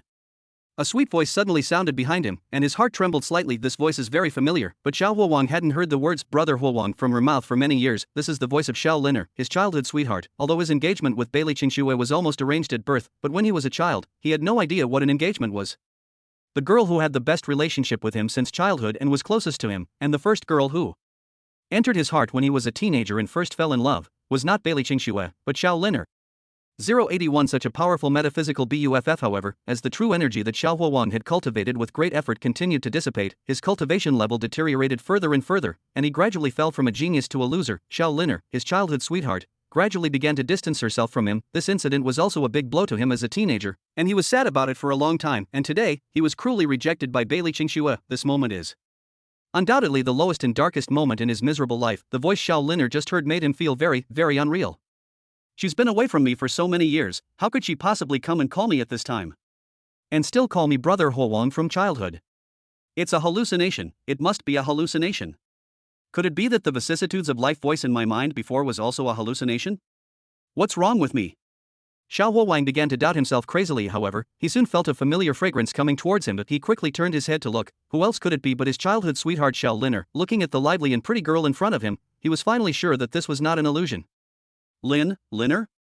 He looked at her in disbelief. Xiao Linner smiled at him. Brother Huowang, are you okay? Xiao Huowang felt his nose a little sour, and a bitter smile appeared on the corner of his mouth. Why are you here? Xiao Linner walked up to him and looked into his eyes. Brother Huowang, do you still remember every little detail of our childhood? Of course Xiao Huowang remembered it, but what he couldn't understand was why Xiao Linner came to him at this time and told him all this. For a moment, he didn't know how to respond, but then, Xiao Linner said something that made him even more unbelievable. Brother Huowang, will you marry me? Xiao Huowang looked at her in a daze. Why, you don't want to? It's not that I don't want to, it's just, why are you? Xiao Huowang, overwhelmed by the huge surprise, couldn't help but stutter. Xiao Linner had already prepared her words. Do you think that I've been distant from you over the years because your cultivation has declined? No. Isn't it? Of course not. Xiao Linner looked a little hurt. Brother Huowang, am I such a cold and superficial girl in your eyes? I was ignorant when I was little. When I grew up, I started to distance myself from you because I gradually understood the meaning of the word engagement. I knew that sooner or later, you would marry that girl named Bailey Qingxue, so when she talked about the sad things, crystal tears fell from her eyes. So that's how it is. The truth behind Linner's estrangement from me over the years turned out to be this. So, the reason why she came to me at this time was to tell me these things. The reason is even simpler. His engagement with Bailey Qingxue was cancelled. I didn't expect that she was so affectionate towards me. I have misunderstood her all these years. In an instant, the void in his heart caused by Bailey Qingxue's breaking off the engagement was instantly filled. Xiao Huowang couldn't help but reach out to wipe the tears from her eyes. With his other hand, he held her in his arms and looked at her affectionately. I'm sorry for having troubled you over the years. Now I'll answer your question. I'm willing to marry you. I'm very willing. Xiao Linner said softly and fell into his arms.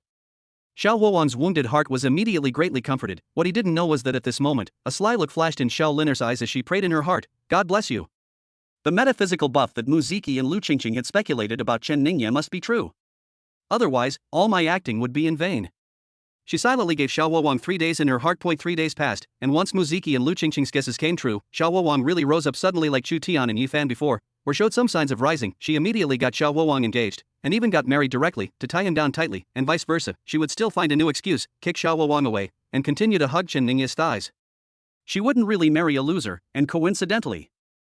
While Xiao Linner was making plans in her mind, the vicissitudes of life voice that had appeared in Xiao Huowang's mind and then remained silent for a long time suddenly sounded in his ears again. Kid, don't you want to become powerful and slap those people in the face? How can you still have the mood to engage in lovemaking here? Although this voice was blaming him, in Xiao Huowang's heart, it was like the sound of heaven, not an illusion. Xiao Linner is not an illusion, this voice is not an illusion either. After being unlucky, being ridiculed and insulted for so many years, my life is really going to take a turn for the better. My name is Xian Lingzi, you can just call me Xian Lao. Okay, Master Xian, where did you go just now? Why am I, after all, this remnant of my soul has been asleep for too long. Once I wake up, I still need to adapt to many aspects. Oh, Master Xian, you said before that all the true energy in my body over the years has been sucked away by you? Can you help me rise again? Xiao Huowang hurriedly asked the question that concerned him the most. Of course, Xian Lingzi said with certainty. Then how are you going to help me rise? Xiao Huowang, who had been humiliated for too long, had no time to care who Xian Lingzi was or why he wanted to help him rise. He just wants to rise now. After all, I am only a remnant soul now. Although I can help you climb the great path and cultivate the supreme power, it also requires gradual progress. There is a certain process. Don't be too impatient. Okay. Xiao Huowang nodded repeatedly. However, the true essence that I have absorbed from you over the years can now be returned to you. Ah? Xiao Huowang was overjoyed. Can you return this to me? Of course, I'm just borrowing it for a while. Please circulate your qi quickly, you good. Xiao Huowang was so excited that he didn't even bother to say a word to Xiao Liner. He pushed her aside and started practicing his cultivation method according to Xian Lingzi's instructions. Xian Lingzi did not lie to him. He also didn't know where Xian Lingzi had absorbed all his true energy before, and where he released it now, but at this moment, he could feel it clearly. As he began to circulate his qigong, the true energy and cultivation that had dissipated over the years actually began to return little by little. Early stage of the acquired period, middle stage of the acquired period, peak stage of the acquired period. Xiao Liner, who was suddenly pushed aside by Xiao Huowang, was about to get angry, but soon felt the change in Xiao Huowang's true energy. I watched helplessly as his cultivation level skyrocketed from the early stage of acquired cultivation to the early stage of innate cultivation in less than an incense stick of time, and it was still continuing to rise. Xiao Liner was numbed. Isn't Chen Ningye's metaphysical buff too powerful? She was just thinking of giving Xiao Huowang 3 days, but this, why 3 days? This is simply effective immediately. 082 mentally ill people also have girlfriends? Bai Li Qingxue did not go to Tianshan sect, nor did she return to the Bai Li family. Instead, she went to Lizhou. No one knows what she went there for. Also, that bastard Chen Ningye also went to Lizhou. Chu Tianyi actually didn't want to tell Yifan this news, but he has a bunch of Longmen subordinates who can help him find out all kinds of information. Yifan also has a lot of black technology, such as drones. Whether he said it or not, Yifan would know the news sooner or later. It is unrealistic to send this guy away and go to find Bai Li Qingxue alone. It is better to be frank. The information obtained by both sides can also complement each other. Then let's go to Lizhou and compete on our own abilities? Yifan smiled at Chu Tianyi.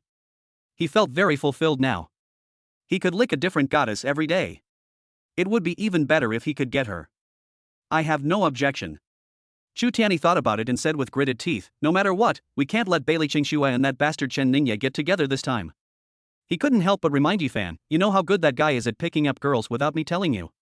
So you have to put yourself in the right place and always keep in mind the overall strategy of our cooperation. Don't let him use you as a tool all the time without realizing it. Honestly, if I can't catch up with Bai Li Qingxue myself, I'd rather you be with her than see her being tormented by Chen Ningye. Every time he agreed to cooperate with Yifan, this guy would create all kinds of trouble during the cooperation. That's not all, Chu Tianyi also has to be on guard against him turning to Chen Ningye.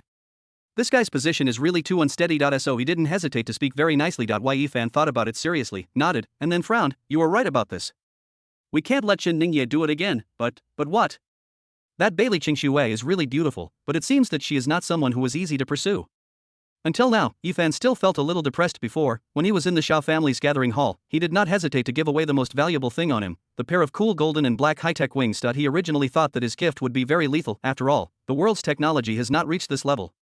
It allows ordinary people to fly freely and also has cool defensive functions. The technical and economic value behind it can be imagined. There are probably few girls who can refuse, but Bai Li Qingxue never even looked at him or his gift from beginning to end.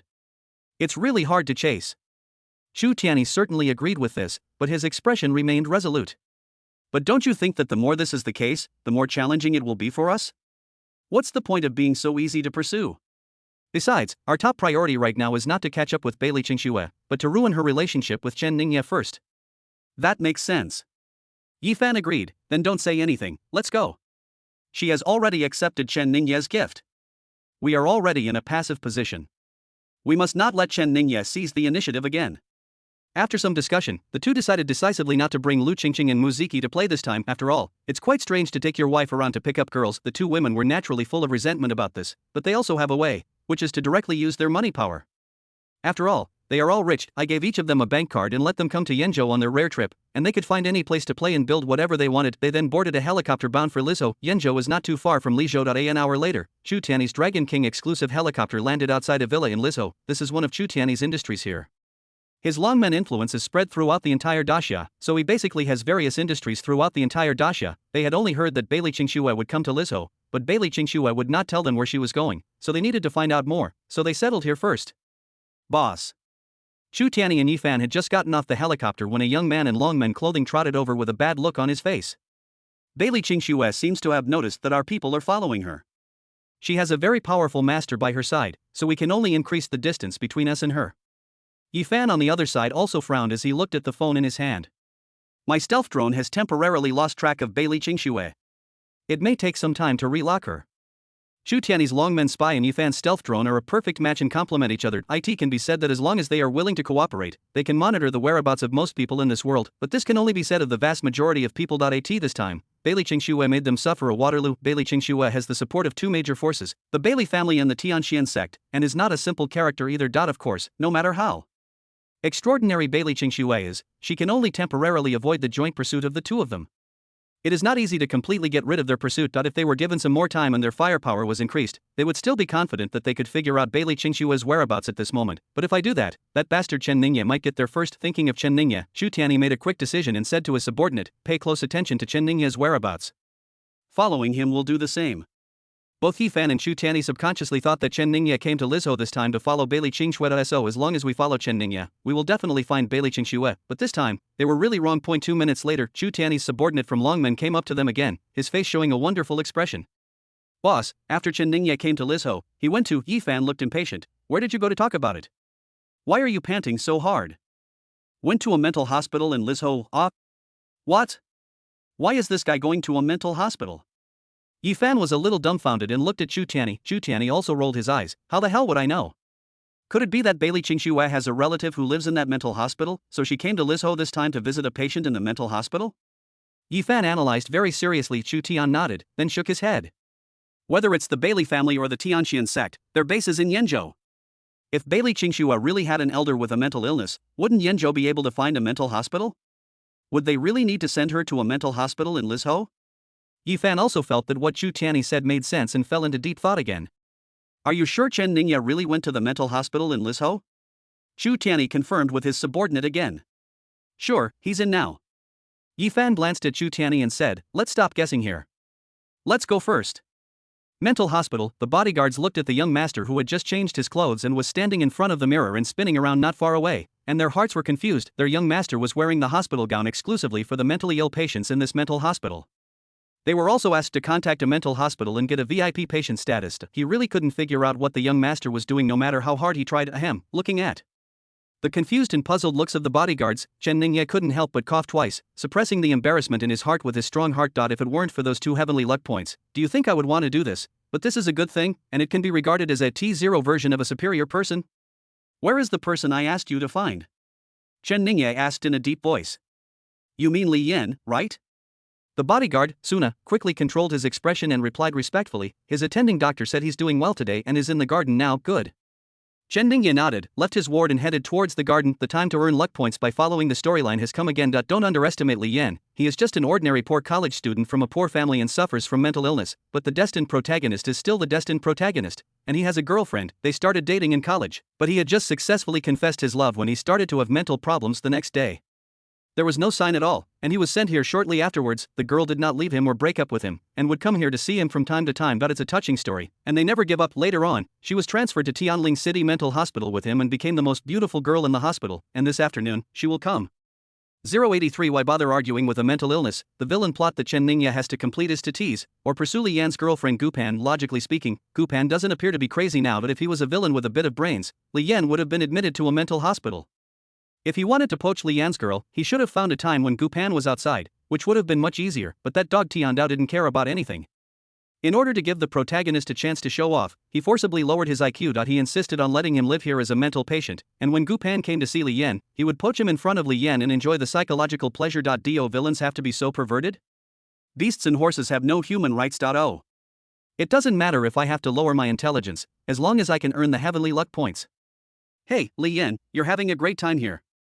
Do you still recognize me? When Chen Ningye arrived at the garden, he saw Li Yan, who was also wearing a mental illness uniform, sitting there alone. He went up to him and greeted him with a happy look on his face. Li Yan glanced at him, turned his head and walked aside without paying any attention. Li Yan naturally recognized him. In the plot setting, he was Lian's classmate and love rival. No mentally ill person would consider themselves mentally ill. This is what Lian is like at this moment. Although he had been in a mental hospital for some time, Lian never felt that he was crazy, although he was always drawn into a bizarre world where many strange and bizarre things happened, most of the time. Lian always believed that his consciousness was clear and he could distinguish between illusion and reality. He even regarded this bizarre encounter as an opportunity to rise. He is now constantly summarizing the rules and trying to gain something from it. This is why Chen Ningye felt sorry for this guy. He thought he could tell which was the illusion and which was reality, and when he was in the illusion and when he was in reality. This is just what he thinks. In fact, he often treats people in the fantasy world as real people, or treats people in reality as people in the fantasy world. To call it an illusion may not be quite accurate. It should be said that the bizarre and strange world in his mind also exists objectively, but it only exists in his consciousness. No one else knows what exactly happened to him there, but when he was here, because his consciousness was always confused, he would often do many strange things that were illogical and disorganized and difficult for ordinary people to understand. Therefore, in the eyes of ordinary people, he has long been a genuine psychopath. However, Tian Dao assistant has chosen to arrange for Chen Ningye to come this afternoon to carry out this plot. That means Lian's consciousness today is normal. Although he was despised by the other party, Chen Ningye still smiled and moved closer. According to the plot, he looked at his tightly clenched hand with interest. What are you holding in your hand? Let me see it. Sometimes Li Yan can really bring some things from that world into the real world. For example, the thing he was holding tightly in his hand at this moment was what he brought out from the Taoist world in the illusion. Go away. Go somewhere cooler. Li Yan glared at Chen Ningye, his eyes full of impatience, and moved away from Chen Ningye again. He had just called his girlfriend Gu Pan and asked her to come over to give her a big surprise. How could he have the time to care about Chen Ningye at this moment? I gave you face, but you still don't want it, right? Chen Ningye used his acting skills to the fullest, and the smile on his face gradually disappeared. If you don't show it to me, I really must see it today. As he said that, he rushed directly towards Li Yan, ready to snatch the thing from his hand. He is now entering the state of a dude and bully, and the plot is starting to unfold. In addition to pursuing his girlfriend, stealing his things is also one of Chen Ningye's tasks today. Of course, the thing that Li Yan was holding tightly in his hand at this moment, which he regarded as a treasure, was no different from garbage in the eyes of young Master Chen, even if it was brought from the Daoguai world. After all, Li Yan's level is still very low, whether in this real world or in that strange world, and he can't get any really good things at all. Chen Ningye was here to steal his things simply to bully and humiliate him. There was some anxiety in Li Yan's eyes. He wanted to call for medical staff, but he didn't want to, because he didn't want the medical staff, especially his attending physician, to know what he was going to do next. He gritted his teeth and prepared to fight with Chen Ningye. Fortunately, before he could make a move, Chen Ningye, who was about to snatch his things, stopped. This time, Chen Ningye was looking at the two guys walking towards him outside the garden. Yi Fan and Chu Tianyi. Chen Ningye rolled his eyes. He came to the mental hospital and these two guys followed him. Based on his understanding of these two people, shouldn't they try every possible means to harass Bailey Qingxue at this time? Could it be that I am more attractive to them now than that heroic and icy beauty Bailey Qingxue? Chen Ningye was complaining about Yi Fan and Chu Tianyi in his heart, and his heart was in chaos. The two guys were just as confused as Chen Ningye, whereas Bailey Qingxue, Yi Fan and Chu Tianyi came all the way here, their eyes always searching for Bailey Qingxue's figure. I swear to God, they really didn't come here for Chen Ningye, they just subconsciously regarded Chen Ningye as a fellow traveler. They were frantically looking for Bailey Qingxue, and Chen Ningye must be the same. Since Chen Ningye has come here, it means that Bailey Qingxue must have come as well. Looking at the scene before them, they realized that they seemed to be wrong. There is no Bailey Qingxue here. There was only Chen Ningye, who was wearing a mental illness uniform, and another mental patient. When they came in, they saw Chen Ningye actually trying to snatch something from the lunatic. The two of them looked at each other in amazement. I really can't understand what Chen Ningye's train of thought is behind this. There's absolutely no way Chen Ningye would be so bored as to come here and fight with a psychopath. Yi Fan glanced at Li Yan, who was looking at them with vigilance, and whispered, "This guy must be no simple person. The thing in his hand should not be simple either." Chu Tian nodded, picked up his phone and quickly typed a text message. "I'll give you 2 minutes. I want all the information about this person." Just over a minute later, Chu Tianyi received a message from his subordinates. Li Yan's information is really easy to find. Chu Tian clicked on the information and Yi Fan quickly came over. Li Yan, 20 years old, is Chen Ningye's classmate. About a month ago, his mental state began to become abnormal and he was soon diagnosed with a mental illness. He was then brought here for treatment. My family background is very ordinary. I have a rural household registration. My parents are both working class and their combined monthly salary barely exceeds 10,000 yuan. After reading this information, the two of them became even more confused. Who is Chen Ningye, the common young master of the Chen family of the 7 states, come and compete with such a guy with ordinary background and a mental illness? Is he losing his mind? Could he really be mentally ill? But soon I watched a beautiful figure wearing jeans, a white shirt and a high ponytail slowly walking towards me. The two finally realized that they seemed to have wronged Chen Ningye. It has to be him. The phoenix will not land in a place without treasure, and Chen Ningye will not go to a place without peerless beauties. 084 I will not go to hell. You go in my place. The girl's clothes were very simple and plain. She wore jeans, a white shirt, and even sneakers, all of which were very ordinary and cheap before awakening the system. Yifan was also a poor boy. He only needed to take one look to know that the entire outfit the girl was wearing would not cost more than 500 yuan, but even such a cheap outfit could not suppress the radiance of the girl in front of him. She is so beautiful. About 165 centimeters tall, with a very well-proportioned figure. On her oval face without any makeup, every facial feature is so delicate that it makes people feel pleasing to the eye at first sight. I give up. Yifan and Chu Tianyi were truly impressed by Chen Ningye at this moment. How did he know that there was such a beautiful lady in this mental hospital? The moment they saw the girl appear, even Bailey Qingxue was temporarily forgotten about by them. It's not that Bailey Qingxue is not beautiful. In fact, if we talk about it seriously, we can only say that they are all comparable, but beautiful in different ways. But from the perspective of cost-effectiveness, the person in front of me should be easier to please than Bailey Qingxue, who has an extraordinary status and an extremely cold personality. Oh no, she is much easier to pursue. Looking at the two pairs of eyes that were wandering over him unscrupulously not far away, Gu Pan frowned slightly, ignoring them. He walked straight to Li Yan and handed him a food box. Here's some delicious food for you. Eat it quickly. It's so kind of you. From the moment Gu Pan appeared, Li Yan's entire mind was focused on her. He took the food box from Gu Pan's hand with happiness in his eyes, but did not open it. He glanced warily at Yifan, Chu Tianyi, and Chen Ningye around him and said, "Let's go over there. I have something to tell you." "Yeah." Gu Pan responded softly and followed. Yifan and Chu Tianyi immediately understood the situation. The relationship between this little beauty and that damn psychopath seems to be very unusual. "Brother and sister?" Chu Tian muttered softly. "Brother, your uncle's sister," Yifan said angrily. "Look at the way that guy looks at her. Do they look like brother and sister?" Chu Tianyi was furious. "I don't believe that a poor, good-for-nothing student like him, who is also a mentally ill man, can have a girlfriend like this." Yifan nodded. "This godly rich man will never let this happen. Even geniuses like us don't have such a good thing." Li Yan and Gu Pan had already walked to the other side of the garden. Yifan didn't move forward for the time being. He rushed to Chen Ningye with a few big strides and gave him a thumbs up. "Great, old Chen." Chen Ningye ignored him. He continued to move closer to Chen Ningye and said, "As long as you give this to me, I promise not to compete with you for Bailey Qingxue. I will also not worry about Mu Zijin and Luo Yi at home." Chu Tian's face turned green. "I knew this guy was shameless, but I didn't expect him to be so shameless. You're even conspiring with that guy named Chen. Where do you think I am? What about the promised united front against Chen?" Chen Ningye couldn't help rolling his eyes after hearing this guy's shameless words. "Why did I give it to you? Why don't you compete with me for Bailey Qingxue? You have to be able to do that. As for Mu Zijin and Luo Yi, whether you care about them or not is none of my business, but if you dare to do anything serious, I will deal with you. Anyway, there are 7 novels, so at worst I can just not follow the story of the super rich." However, at this time, Chen Ningye was not so resistant to the sudden intrusion of these two guys. "I even suddenly felt that their arrival might not be a bad thing. It has been a while since I came here, but Chen Ningye has been feeling conflicted about carrying out the plot mission of pursuing Gu Pan. After going through the plots of all 7 novels, Chen Ningye had no feelings towards the other protagonists who were either selfish, cruel, or cunning, but he felt a little different towards Li Yan. First, this guy's personality is quite to Chen Ningye's liking, and secondly, Chen Ningye also feels somewhat sympathetic towards his experience in his sad life. He kept jumping back and forth between these two worlds, never being able to tell which was real and which was fake. This Gu Pan can be said to be the only light in his heart. Gu Pan was the source of motivation that enabled him to grit his teeth and persevere every time he was tortured by those illusions whose truth or falsehood was unclear, and his mind was broken and his body was covered with bruises, especially in the early plot of Zuowang Daoxian. Every time he struggled forward in that strange Taoist world was due to the influence of Gu Pan. Of course, the reason why Chen Ningye was struggling at this time about whether or not to carry out the mission of pursuing Gu Pan, sympathy for Li Yan, is only one aspect. Another reason was that he didn't want to be beaten. This guy Li Yan's mental constitution is too abnormal. May all your wishes come true. When he was sober, he felt that he was an ordinary person, so he was really just a rookie. Whether it is Chen Ningye, Yifan, or Chu Tianyi, they can easily control him. But once this guy encounters some major stimulation or danger, he will enter an epileptic state, which will stimulate his psychological constitution that makes his wishes come true, which is really awesome. At that time, he was often able to burst out with incredible strength and energy. How much strength he can unleash depends on how strong he imagines himself to be. It's totally illogical and unreasonable.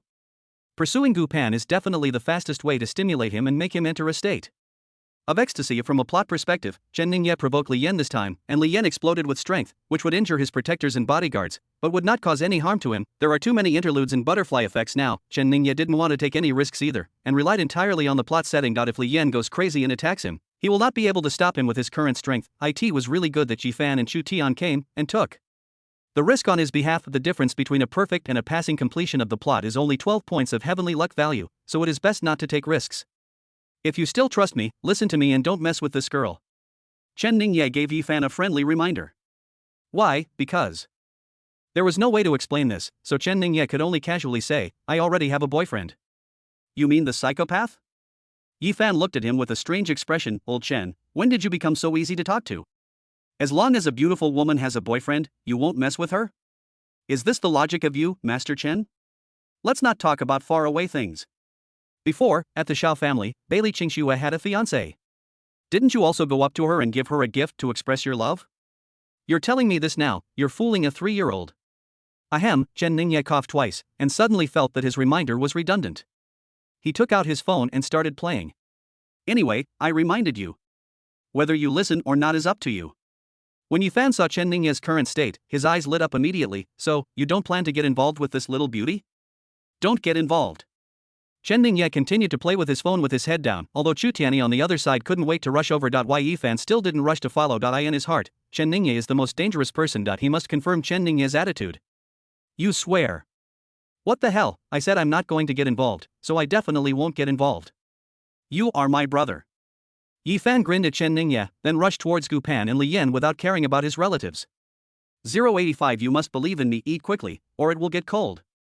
Following Li Yan to another small pavilion in the garden, Gu Pan looked at Li Yan unhappily. At this time, Li Yan had no appetite to eat. I have something on my mind. He really wanted to take Gu Pan to a more secluded place before talking, but is there any absolutely hidden place in this mental hospital? No matter where you go, there may be a few mentally ill people popping up at any time. Gu Pan's time is precious, so he could only say this.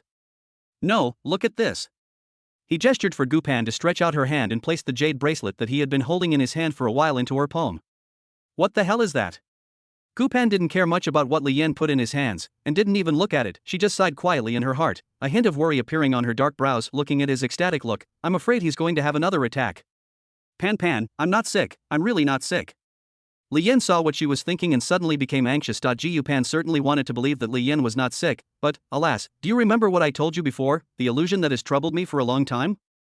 Of course I remember. For Gu Pan, Li Yan's illusion is the source of all evil. Li Yan became what he is now after he came into contact with that illusion. She was suddenly startled, picked up the jade bracelet that Li Yan placed in her hand and looked at it for a few seconds, then stared at Li Yan with wide eyes. Where did you get this from? She has a distant relative who was in the jade business. During last winter vacation, she went to help out in that relative's store for a few months. It was obvious at a glance that this jade bracelet was real and of a certain quality. Her first reaction was that Li Yan stole it. Of course he would never do such a thing when he was sober, but what about when you have an attack? I got this from that world. Li Yan looked at her with a firm gaze. This is a secret I just discovered recently. It's also what I wanted to tell you when I asked you to come here today. I'll tell you this secret. I'm very clear-headed now, Pan, you must believe me. It doesn't matter if the whole world doesn't believe me, but you must believe me. I beg you. Gu Pan stared into his eyes for a long while. Did you really bring it from that world? If you lie to me, I will never talk to you again. Li Yan nodded vigorously. I can swear to heaven. Gu Pan finally nodded. Okay, I believe you. It's so kind of you. Li Yan was as happy as a child. Then he saw the two annoying guys walking towards them from a distance. He quickly whispered, Pan, you used to work in a jade shop. How much do you think this bracelet would be worth if you sold it? Gu Pan stared at the bracelet and carefully assessed it. It's hard to say exactly, but it shouldn't be less than 500,000. Yeah. Li Yan was very excited. With 500,000 yuan, he could buy a lot of nice clothes and accessories for Gu Pan, and she would no longer have to work part-time during the winter and summer vacations, and this is just the beginning. If he can take out this jade bracelet today, he can take out something more valuable next time. You can sell this bracelet later. The money will be deposited into your card. You can also experience the feeling of being a wealthy woman. His eyes were filled with excitement. I feel like I've discovered a great treasure. Our future is bright. Gu Pan was not as optimistic as Li Yan at this time. First of all, she still couldn't be sure whether what Li Yan said was true. Even if it was true, she vaguely felt that this might not be a good thing. A sarcastic voice suddenly came from not far away. With just this shabby bracelet, you're a wealthy woman? Have you ever eaten 4 dishes in your life? Li Yan had already seen Chu Tianyi walking towards them. In his opinion, he spoke so quietly and at such a distance that the other party could not hear him. However, Chu Tianyi is the raging dragon king, who has the cultivation level at the peak of the innate realm. How can his hearing be compared to that of ordinary people? What little rich woman? Yi Fan didn't hear it. Chu Tianyi looked at the jade bracelet in Gu Pan's hand with an exaggerated expression. Did you see that? That psychopathic kid just gave it to her. He said he wanted her to experience what it's like to be a wealthy woman. Oh my god. Ha. Yi Fan suddenly doubled over with laughter. How dare he do that? He's mentally ill, please understand. Chu Tianyi also laughed wildly. He simply adjusted his suit and walked in front of Gu Pan. "Hello, beautiful lady. My name is Chu Tianyi. How would you like to meet me?" Chu Tianyi is very confident in his appearance and temperament, although he may be slightly inferior to that bastard Chen Ningye, but it must be many times better than the mental illness in front of me. He was very confident that this stunningly beautiful girl would never refuse to get to know him. At this time, Yifan would certainly not fall behind. After checking her hairstyle to make sure it was alright, she strode over and said, "My name is Yifan, beautiful lady, let me warn you, these days 500,000 yuan won't make you a rich woman anywhere. Don't be fooled by this psychopath." Gu Pan showed an unhappy look on her face, but the two guys in front of her seemed to be no simple people, so she didn't dare to offend them easily. Seeing a hint of anger in Li Yan's eyes, he quickly gave him a look that warned him not to be impulsive. "Yan, let's go over there." These two guys just laughed at me. He blatantly flirted with his girlfriend in front of him. How could Li Yan not be angry? But he had to suppress his anger and leave with Gu Pan. "Hey, don't go, beautiful lady. You're so pretty." Chu Tianyi quickly stood in front of Gu Pan and glanced at Li Yan with disdain. "But your vision is really..." Yifan stood on the other side of her and said, "Of course not. No matter what, you can't find a psychopath. There are so many high-quality men in the world." "Ah Yan, stop." Seeing that Li Yan's fists were already clenched tightly, Gu Pan quickly stopped him and tried to keep his tone as calm as possible. "Gentlemen, I don't know you. My taste and who I am with are none of your business. Please move aside. We are doing this for your own good." Chu Tianyi did not give in. His brain was working rapidly, thinking about how to quickly capture the heart of this beautiful girl. At any other time, it would be a piece of cake for him, the mighty dragon king of raging waves, to capture such a simple-minded girl who had obviously never seen the world. But now Yifan and Chen Ningye are watching them covetously. He must find a solution as soon as possible. Why Yifan looked very easy to talk to and just moved out of the way, but as he did so, a sly smile flashed across his lips. Bang! Gu Pan had just walked past Yifan when he heard a crisp bang sound. The jade bracelet Li Yan had just given her was broken. 086. He's going crazy. Ouch. Yifan looked at Gu Pan with an apologetic look in his eyes. "I'm so sorry, I bumped into you by accident." He looked at the broken jade bracelet on the ground, his eyes full of regret. "It's broken into pieces like this, there's no way to save it. We are decent people too. If we break something, we have to pay for it." As he spoke, he took out a bunch of bank cards, looked left and right, and pulled out one and handed it to Gu Pan. "This is the card with the lowest balance I have. It has 10 million in it. Just consider it my compensation. The last 6 digits of the card number are the password. You must accept it, otherwise I will feel uneasy." He is not bragging. He knows that not every occasion is suitable to use the gold card, so he carries a bunch of bank cards with him so that he can show off at any time. A card with a limit of 10 million is indeed the card with the lowest limit he has. It's not that he was reluctant to give Gu Pan a card worth hundreds of millions of yuan. It's okay to show off and flaunt your muscles, but you can't scare the pretty girls, right? Chu Tian's cheeks twitched several times. "It can show my strength to this little beauty. Without seeming too awkward or abrupt, why didn't I think of this trick? Who wants your filthy money?" Li Yan slapped Yifan's hand holding the card aside. "The jade bracelet that I worked so hard to get from the Taoist world was destroyed by this bastard." He was naturally furious, but no matter what, he could not let Gu Pan accept the compensation which far exceeded the value of his jade bracelet. "Who the hell gave it to you?" Yifan spoke politely and gently to Gu Pan, but he was not so kind to Li Yan. When Li Yan slapped his hand aside just now, although he was a little angry, he didn't use much force because he tried his best to restrain himself. Why Yifan took advantage of this opportunity and pushed Li Yan back hard, knocking him to the ground. He looked at the other person with disdain. "What kind of person is this? How dare you touch me? You are simply tired of living." He handed the 10 million card to Gu Pan again. "How can you be like this? This is too much." Gu Pan didn't even look at his bank card. He quickly rushed towards Li Yan and tried to help him up. Seeing this, Yifan felt jealous and angry looking at Gu Pan's fair and tender little hand. She was about to hold Li Yan's hand. He felt extremely disgusted. This gentleman can no longer pretend and must not let their hands be held together. A hand reached out to Gu Pan's shoulders, ready to pull her back by force. "Does it have to be so big?" Chen Ningye put down his phone and looked at them seriously. "Why didn't he listen to what I told him? It's okay to break the jade bracelet. It's okay to push Li Yan down even if Yifan was just talking nonsense to Gu Pan, as long as it wasn't too excessive." Chen Ningye knew that nothing would happen to him today, but this guy actually dared to touch Gu Pan. This time he really brought disaster upon himself. Chen Ningye actually hoped that Chu Tianyi could do this job. It didn't matter which of them. Angered Li Yan, all of this helped him complete his mission. Although you won't get the full reward, there will definitely be rewards. However, since they are both destined protagonists, it is difficult for Chen Ningye to treat them equally. Yifan's relationship with him, unless it involves beautiful women, is at least a little better than Chu Tianyi's. So he was more inclined to let Chu Tianyi bear this misfortune, but Yifan was determined to die, and he really couldn't stop him. "Ian, don't. Gu Pan wanted to speak up to stop Li Yan, but it was too late. Seeing Yi Fan's hand grabbing Gu Pan's shoulder, Li Yan's forehead veins bulged, and he suddenly jumped up from the ground and punched Yi Fan hard on the forehead. After throwing a punch, Li Yan soon held his hands and screamed. "Fuck, you dared to hit me?" Yi Fan never expected that this psychopath would dare to attack him. Fortunately, his body had been strengthened with physical strengthening fluid, otherwise he would have suffered a great loss if he was hit by the other party's punch out of the blue.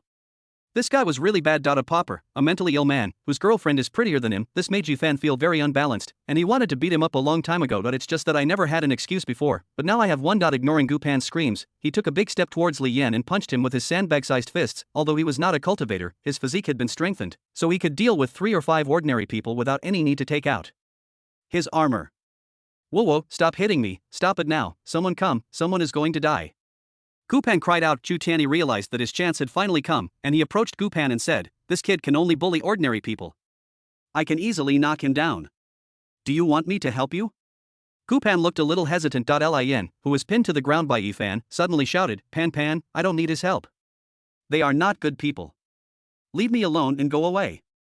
"Damn it." Chu Tianyi was also angry. "Yi Fan, beat him up hard, help me punch him a few times too. There's such a big commotion here." It was impossible for the many patients and medical staff in the mental hospital not to be alarmed. However, Chu Tian had already ordered his men to block the area outside, and no one could get close. Those people looked at Li Yan, who was beaten badly on the ground, from afar, and were full of sympathy. He is already very pitiful. These two guys, who were obviously from extraordinary backgrounds, were obviously targeting his girlfriend after he gets beaten up.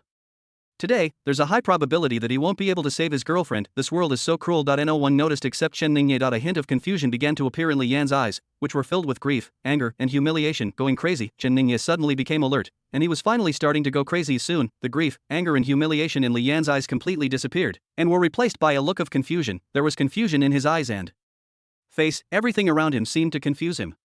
Who is that guy up there? Why is he hitting me? Hiss, it hurts. I really want to punch this bastard and send him flying into that tree. As this thought emerged in his mind, the hand that had been pressed down by Yi Fan for a long time slowly rose up. It hit Yi Fan's heart.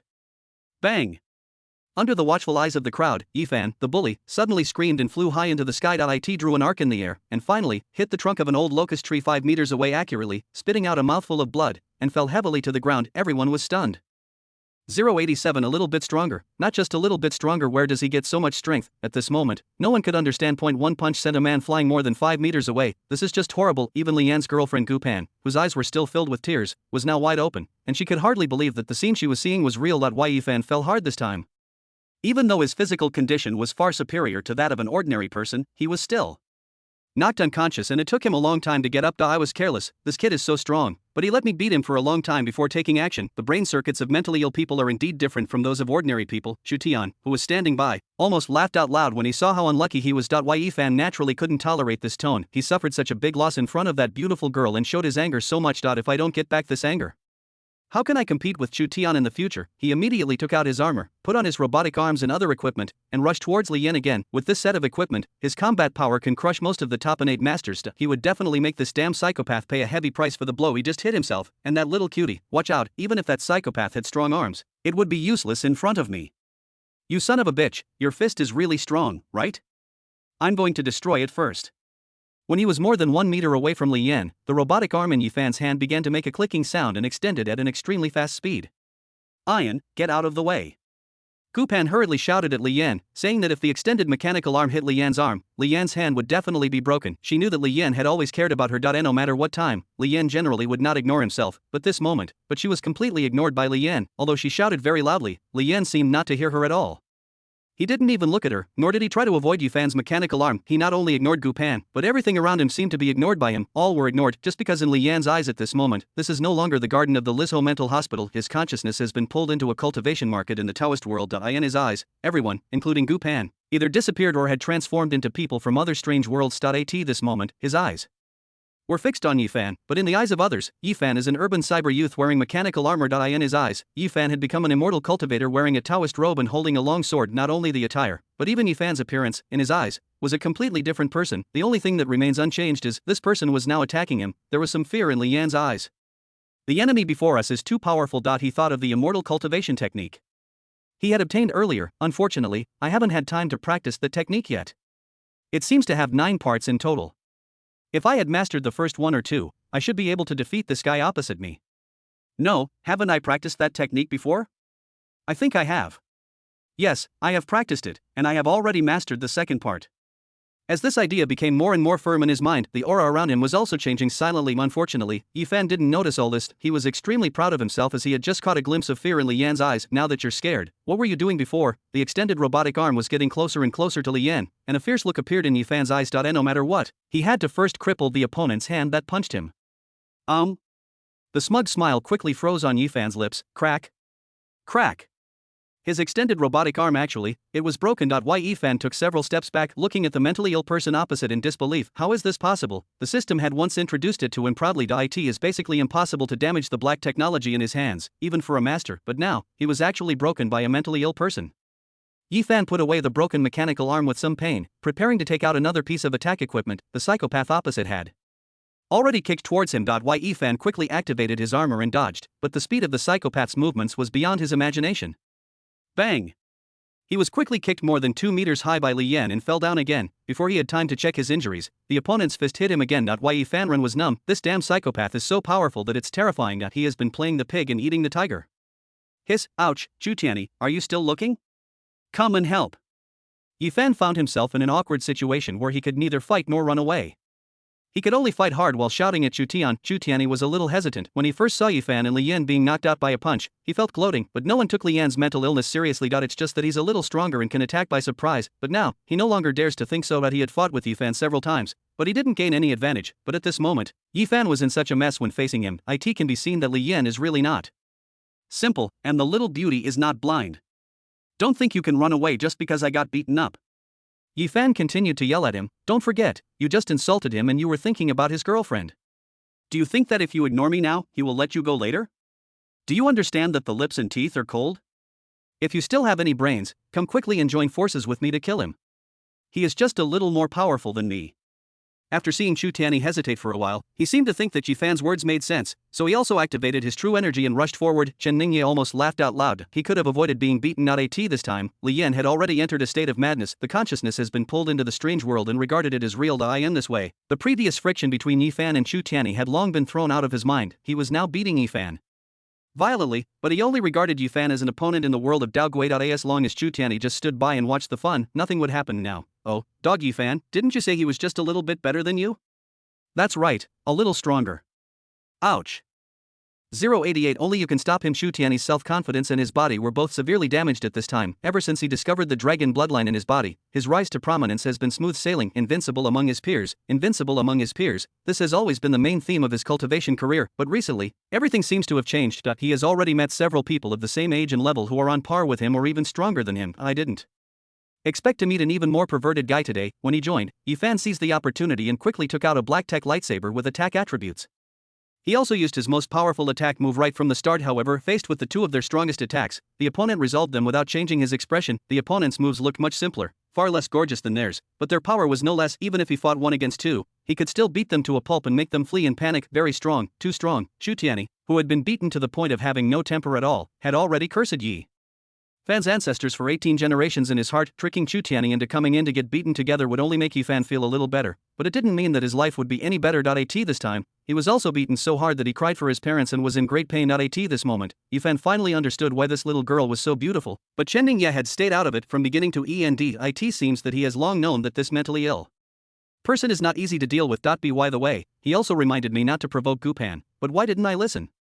Stop hitting me, Yen, stop hitting me, stop it now. Gupan's voice was almost hoarse from shouting, but it doesn't work at all. Lin, who was already crazy about killing, could not hear what she said at all. She finally began to believe that what Li Yan had told her about that mysterious world of immortals was real. Otherwise, where did he get such powerful abilities? Chu Tianyi and Yifan are both destined protagonists. It is impossible for them to be beaten to death here. But Gupan didn't know, both of them were beaten badly at this time. If this continues, someone will definitely die. Gupan was really anxious. She looked up and around, and saw that several of Chu Tianyi's men had already been beaten down by Li Yan. The people around had already retreated far away at this time. The shockwave from the fight between the three people was too strong, and they were all afraid of hurting innocent people. Gupan looked around and saw that apart from himself, the only person who dared to stand here was Chen Ningyi. Gupan didn't have a good impression of Chen Ningyi. That he harassed me a lot in school, but at this moment, she couldn't care less. She couldn't just watch Li Yan kill people. She remembered that Chen Ningyi seemed to have a prominent background and was also a cultivator. So perhaps he had a way. He bravely rushed to Chen Ningye. Although he looked anxious, his tone was very respectful.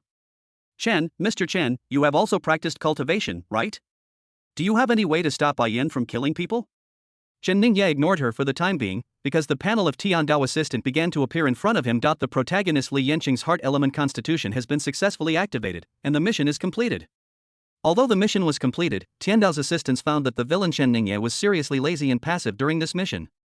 He did not play the role of a villain and his contribution to the plot was extremely limited. After evaluation, the heavenly luck value reward for this mission is 12 points. Fuck, so little? Chen Ningye got angry for a moment. Of course he knew he was paddling, but after all, the task was completed.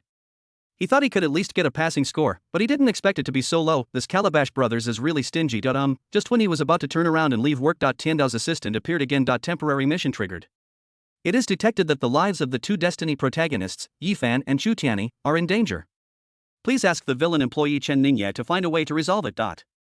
Task rewards, 1 to 30 points of heavenly luck value fluctuate, based on the specific degree of completion. Chen Ningye rolled his eyes. There's no life-threatening danger. He would rather believe that the Sao could climb a tree than believe that these two guys would be in any danger of their lives. However, he could also understand why Tiandao gave him this temporary task, unless there is some force majeure, such as Li Hongyang's power of rules in the secret realm last time. Otherwise, under normal circumstances, the way of heaven does not want these destined protagonists to rely on cheats to overcome crises. So I prepare to let myself, the villain, give it a try. After all, if Li Yan continues to fight like this, those two guys will be in real trouble. Chen Ningye had nothing to say about this. With the luck points of heaven, it would be a waste not to make money from it. After receiving the heavenly luck value from Li Yan, he can immediately open a new divine treasure. Although both are openings of divine treasures, the more golden Dao Qi there is, the more solid the open divine treasures will be. So he would not miss any opportunity to earn heavenly luck points. Can I, Mr. Chen? Gu Pan, who received no response, once again gritted his teeth and begged Chen Ningye, because Chu Tianyi and Yifan, who were not far away, looked like they were about to die. She is just an ordinary college student. In her eyes, killing someone is as serious as the sky falling. I'm a cultivator, but I can't stop him. Temporary tasks are considered overtime and are different from the official plot. Without following the plot, Chen Ningye would no longer need to look at Gu Pan with the obscene gaze that villains usually use, and he could speak a little more normally. Gu Pan didn't pay much attention at this time. Then can you think of any solution? If you don't stop Bai Yin, he will beat someone to death. I have no choice. Oh, thank you. Gu Pan turned around with a look of disappointment. But you do, ah? Gu Pan turned around quickly again. Me? He usually listens to me, but now he must be sick again. In his current state, he seems to be unable to hear anything I say. What else can I do? You are the only one who can stop him now, but it may take some courage to do so. I have the courage. Gu Pan said without hesitation. What should I do? Rush up to him, look him straight in the eye, and shout his name. No matter how powerful his aura is, no matter how fierce the murderous intent in his eyes is, or even if he's ready to punch you, you must not retreat. What do you think? Do you dare? Will this really work? Gu Pan was a little confused. This is the only way right now. Good. Gu Pan responded without caring how credible Chen Ningye's words were, and rushed in without hesitation. 089 I am so awesome, how come I don't know? The fist was getting closer and closer to her head. Gu Pan's heart was in her throat. Thinking of what happened to Chen Ningye before, she gritted her teeth and looked straight into Li Yan's eyes, again. Li Yan's crazy eyes now showed some confusion again, then it began to become clear. Pan. He finally recognized Gu Pan. Yeah, it's me. Gu Pan let out a long sigh. She was really nervous just now. I didn't expect Chen Ningye's trick to be so effective. It actually woke Yan up. Pan, we have to leave quickly. Li Yan, who had regained consciousness, suddenly thought of something, grabbed Gu Pan and was about to run away. Huh? Gu Pan was puzzled. Lin, those two bastards have bad intentions towards you. They are powerful and might even be cultivators. We can't afford to offend them. Let's leave now. Gu Pan looked down at the two men, Yifan and Chu Tianyi, lying on the ground, covered in blood and dying, with a strange expression on his face. Are you talking about them? Li Yan also looked down at the two of them. Who are these two people? Who did you offend to be beaten so badly? It's so miserable, but that's none of his business. It's definitely not them. I'm talking about the two people who just broke our bracelet and mocked me. He looked around and saw only Chen Ningye, whom he hated, standing next to him. There was no sign of the two people just now. Huh? Pan, where are they? Have they left?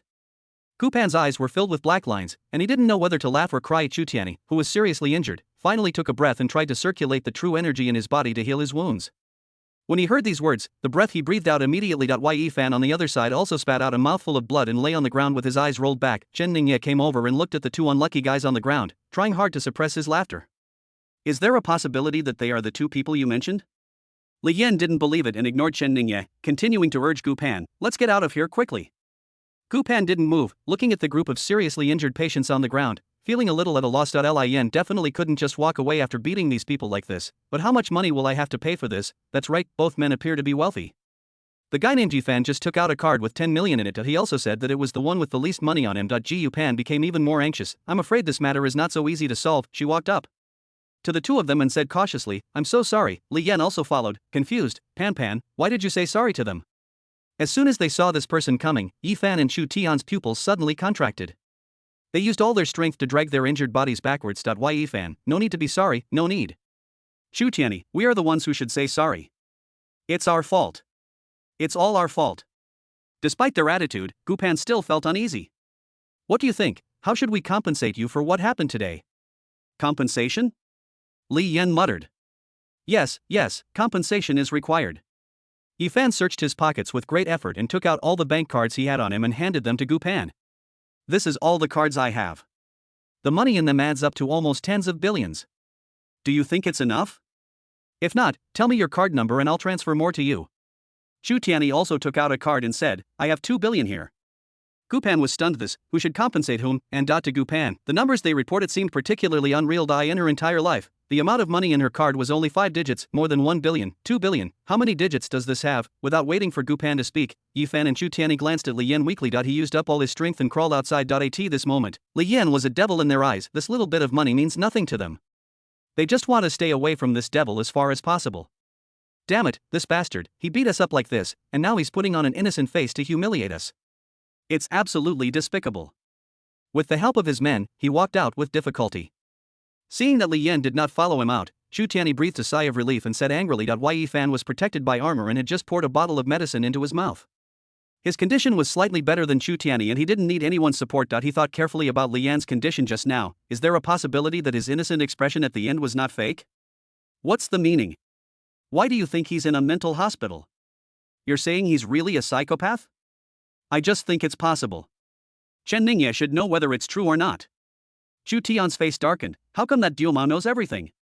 Yifan shrugged. This can only mean that the intelligence capabilities of the Chen family of the 7th state are much stronger than your damn Dragon Gate.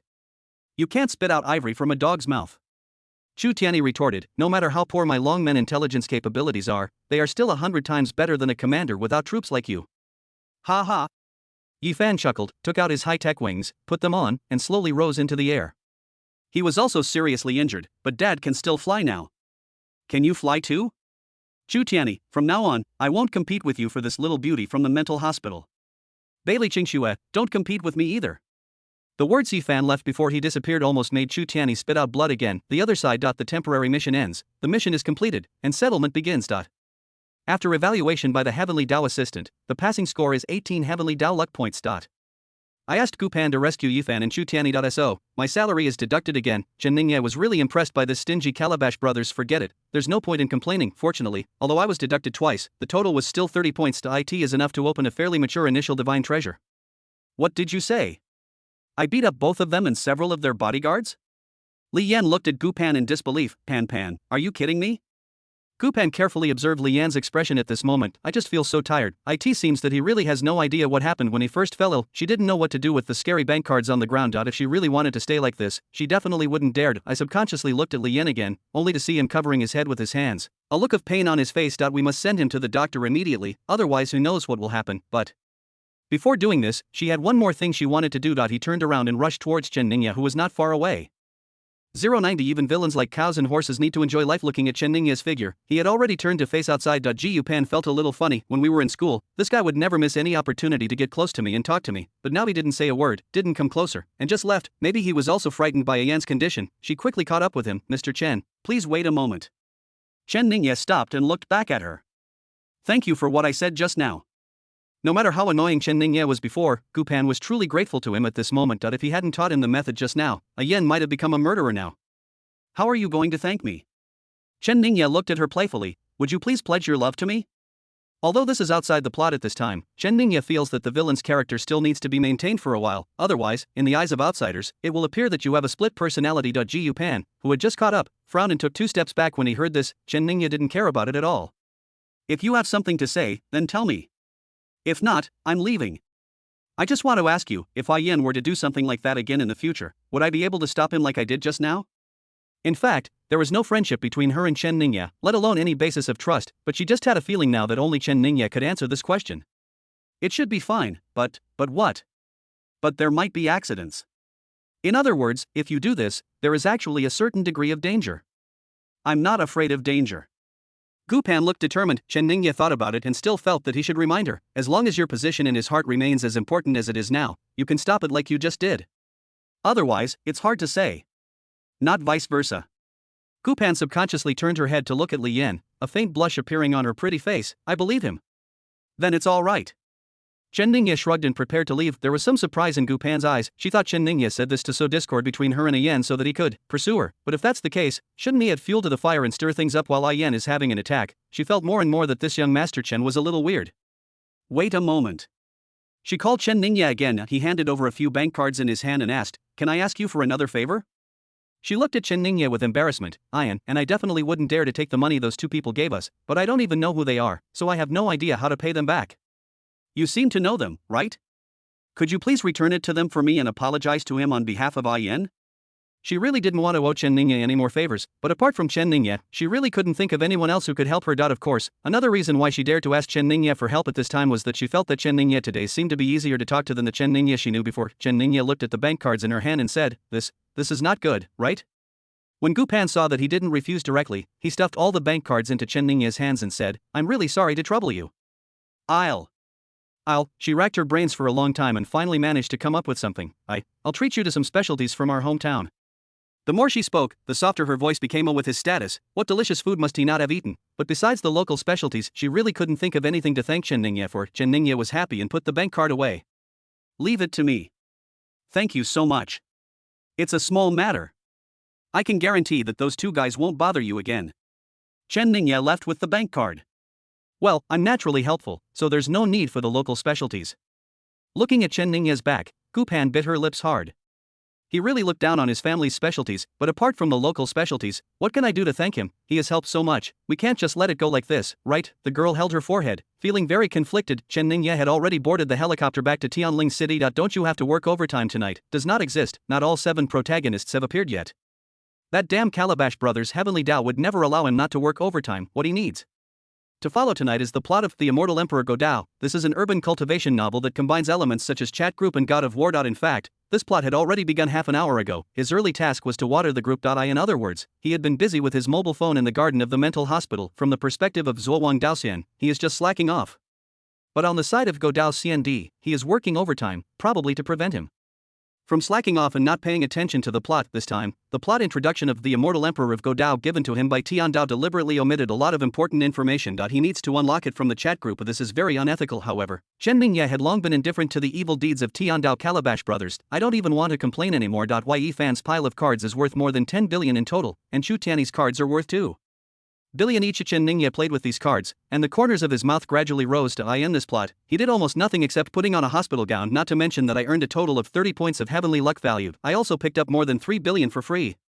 This trip was really worth it. That's right. Of course he couldn't use this money to return it to Yifan and Chu Tianyi. Those 2 guys were beaten up by Li Yan just now. When they saw Li Yan and Gu Pan, they would just take a detour. How could they dare to cause trouble for them? Gu Pan and Li Yan can actually keep the money with peace of mind and don't have to worry at all. But even so, Chen Ningye knew that he had to accept these bank cards for the money today. Otherwise, Gu Pan would probably not be able to sleep in the days that followed. She simply couldn't afford such enormous wealth. In the eyes of a little girl like her, people like Yifan and Chu Tianyi are not easy to mess with. Li Yan's performance just now was very fierce, but she didn't think that Li Yan could always be so fierce. So Chen Ningye really couldn't refuse this money today. Even if he wanted to. 0.3 billion is not a lot for him, but it feels good to get it for free. After estimating the time, we can reach Tianling City at around 6 o'clock. I don't know how Mu Zijin went at work at Luoyi's company today. Chen Ningye, who was in a good mood, took out his cell phone and prepared to invite his 2 fiancées to dinner. The villains like cows and horses are also human beings, they have to have their own lives.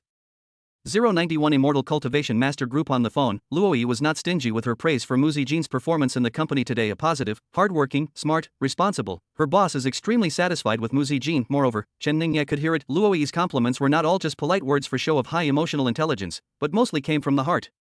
Chen Ningye made an appointment with them to meet at the manor later and put down his phone contentedly. In fact, he was not worried about Mu Zijin's workability at all. How could she be incompetent if she could become the first female protagonist of the novel Raging Dragon King? What he was most worried about was how these two would get along. Now it seems that he really doesn't have to worry about this problem anymore. Release the 30 strands of heavenly luck points earned from Li Yin before, and open the Tongzi space at the same time. The 30 strands of heavenly luck quickly found the corresponding villain's luck and gathered into golden Dao Qi. Chen Ningye quickly started practicing the Great Dream Divine Awakening chapter of the second volume of the Great Luo Shinzong's immortal and indestructible Chuanjin creation art. Strands of golden Taoist energy immediately rushed to his head and gradually sank into his mind. While absorbing the golden Taoist energy, Chen Ningye glanced at the villain's luck value in Tongzi's space. His, only 55 points left. He had always felt that he had a lot of luck as a villain. It seems that it is not durable. From now on, I can't just think about earning heavenly luck points. I have to find a way to take care of brother Tongzi as well. But Tiandao and Tongzi are not on the same path at all. If he wants to earn heavenly luck points, he has to follow the storyline carefully. If he wants to earn the villain's luck points, he has to rob the protagonist of his opportunities. To do this, he has to destroy the plot most of the time. This is actually very contradictory. However, every policy has its own countermeasure. After going through these rounds of plot, Chen Ningye has found some tips to deal with these conflicts. First of all, he must go through every plot arranged by Tiandao. No matter where the reward is, he has to go through the plot to earn it, but he can adapt to the situation according to the progress of the plot and choose the side that requires less cost and may get more rewards. The main focus is to maximize profits. They treat themselves like cattle and horses. But Chen Ningye will not really be an obedient slave to them. He also has a lot to do by taking advantage of the irreconcilable contradiction between the way of heaven and Tongzi. Chen Ningye put all this aside for the time being, seriously comprehend the Great Dream and Divine Awakening. After more than an hour of absorption and understanding, Chen Ningye clearly felt a light gray spot appear in his mind. The God's treasure was successfully opened. Because the divine treasure was opened with 30 strands of divine Dao Qi, even though it had just been opened, the initial form of the divine treasure was the same as the previous divine treasure of spirit and divine treasure of strength, and the preliminary outlines were basically formed. Relatively speaking, the essence, blood, and life force divine storages and the life force divine storages that were previously opened by only one strand of Dao Qi and 18 strands of Dao Qi now seem to be much weaker. There is nothing we can do about this. In the previous plots of the Raging Dragon King and Cyber God. By some strange coincidence, the two female protagonists, Mu Zijin and Luoyi, both became Chen Ningye's fiancé, which represents the protagonist's destiny. As a result, he also received a large amount of villain luck value rewards. In this way, the luck value of heaven will naturally not be able to keep up. Chen Ningye was not discouraged by this. No matter which novel it was, there would always be a lot of plot to come. Just find another way to make money, even without reading the Great Dream and Divine Awakening. Chen Ningye knew as the divine treasure of God opened in his brain. The faint light that appeared was his sea of consciousness, the cradle of the birth of divine consciousness, let alone the late stage of the innate realm. Normally, even a master-level expert cannot open up the sea of consciousness, although his sea of consciousness is still in its infancy and has a long way to go before it can become a spiritual consciousness. It is something that countless practitioners dream of. Chen Ningye's phone vibrated continuously, and a penguin group chat called Seeking Immortality and Asking for the Way exchange group kept popping up message prompts. The owner of Peach Blossom Island, you are staying at home well, with enough food and clothing, and you have enough resources for cultivation, but you insist on going out to gain experience, and you won't listen to any advice. Mr. Xiaoyao said, there's nothing we can do about it. Girls can't be kept when they grow up. The most handsome man in the Central Plains, are you ready for love? Are you looking for a boyfriend? Island Master Qin, if you're looking for a son-in-law, you should consider me first. It's best to keep the wealth within your family. Smirk. The Peach Blossom Island Master said, you shameless fellow. You were so frivolous last time, and the beating you received from Taoist Qingfeng wasn't enough, right? If you continue to talk nonsense, I'll come after you right now. Taoist Qingfeng said, I didn't beat him lightly last time. If Brother Qin really wants to go, please ask me to come with you. The most handsome man in central China withdrew a message of the most handsome man in the Central Plains. I didn't say anything. I didn't say anything. The eldest son of the Chen family, handsome brother, don't be scared. The most handsome man in the Central Plains, rolling eyes, it's not you who's getting beaten. The eldest son of the Chen family is the nickname of Chen Ningye's group. Don't be fooled by the name of this group, which seems to be very childish. The nicknames of each group member in their chat records are mostly very childish, but Chen Ningye knew everyone here is not simple. Even this most handsome man in Central Plains, who looks cowardly and gets beaten up at every turn, is actually a strong man whose cultivation level far exceeds his current level, not to mention the owner of Peach Blossom Island and Taoist Qingfeng, who are able to tremble in fear at the most handsome man in Central Plains with just one sentence. However, for the Time being, Chen Ningye only knew that these people were very strong, but he didn't know to what extent they were strong and where they were located. But he didn't know, regarding the novel Godao Xiandi, the plot information provided to him by Tian Dao was very limited. Many things require him to unlock them in this seeking immortality and asking for the way exchange group. One thing that is certain is that these awesome guys in the group have also been integrated into this world with the fusion of the 7 novels, but most of them are powerful hidden masters, and apart from this group, they basically will not show up anywhere else. As the saying goes, birds of a feather flock together. In fact, the entry threshold of this group is very high. People who don't reach a certain level of cultivation and status cannot enter their circle at all, and will not have the opportunity to join the group. Chen Ningye is an exception. He was forcibly dragged in by the way of heaven. Since the Heavenly Dao was able to pull him in, everything related would naturally be cleared up for him. Although the big guys in the group didn't know who the young master of the Chen family was, they all assumed that he was a big guy of the same level as them. After all, there are dozens of people in the group, and not all of them know each other, and in this group, there is no one else except Chen Ningye. There is another exception. He is the protagonist of The Immortal Emperor Godao, Han Feiyu. 092 My daughter is only 19 years old. It's the guy in the group whose nickname is Xiaoyu loves to cultivate immortality. He is the same as Chen Ningye. He was able to come in only because of special care. Han Feiyu was originally an ordinary college student at Chengzhou University. He comes from a very ordinary family and his academic performance is average. If things develop normally, words like cultivating immortals would have nothing to do with him. 2 years ago, he was inexplicably pulled into this seeking immortality and asking for the way exchange group, and since then, the gears of his destiny have started to turn. The fact that he was pulled into this group was not actually inexplicable. It was because he was chosen as the destined protagonist at that time. Han Feiyu didn't know this at the time. Seeing this group of guys in the group, whether it's their nicknames or the words they say, they all reveal a strong sense of middle school second-year student vibe. He was speechless and almost retreated. I don't know what method the heavenly law behind him used to prevent him from leaving the group, nor did it allow the administrator of the group to kick him out. After staying in the group for a while, Han Feiyu gradually opened the door to a new world. These people in the group are not the middle school students at all, they are really a group of great immortal cultivators. 2 years, IT was just the various martial arts techniques and elixir recipes revealed by the big guys in the group. He was able to cultivate from a novice who knew nothing about cultivating immortals to the late stage of innateness. Chen Ningye has been added to this group for some time. Before there were any story missions, he rarely showed up, but at least he would come out from time to say a few words to make his presence felt. As for Han Feiyu, Chen Ningye has never heard him say a word in all these days, and his avatar is always gray. Over time, the big guys in the group also treated this Xiaoyu loves to cultivate immortals as nothing. Anyway, he is not the only zombie in the group. Only Chen Ningye knew that although this guy didn't speak, he was peeking at the screen most of the time. I wish I could secretly write down every message in the group. All his knowledge of the world of cultivation came from this group. The reason why I don't speak is not because I don't want to speak, but simply because my level is too low. I don't have the confidence, and I am afraid of being exposed, especially after seeing things like the most handsome guy in the group, who was chased home and beaten up just because he was careless with his mouth and said a few nonsense. He was even more afraid to speak. These big guys are not only powerful in cultivation, but also have many strange personalities. Too much talk will lead to mistakes. If you accidentally provoke someone, you may get beaten at best, or even lose your life at worst. As the protagonist of The Immortal Emperor Godao, the word go is the main theme of his entire spiritual career. However, what Han Yufei didn't know was his good days of making a fortune quietly without having to interact with the big guys in the group are about to end. Qin Lingshan, the daughter of the owner of Peach Blossom Island in the group, is the heroine of The Immortal Emperor Godao.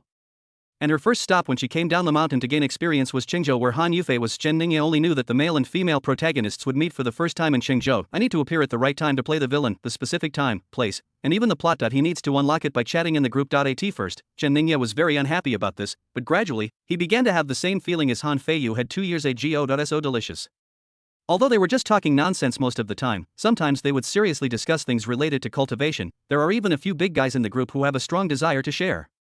They often post their newly developed pill formulas, formation experiences, talisman making experiences, etc. in the group to discuss with everyone. These are all treasures for sure. Han Yufei can take advantage of these benefits, but he can't. Compared with these benefits, what's the big deal about spending some time in the group? The eldest son of the Chen family, at Master of Peach Blossom Island, Master of Qin Island. I wonder where your daughter is planning to go for training this time.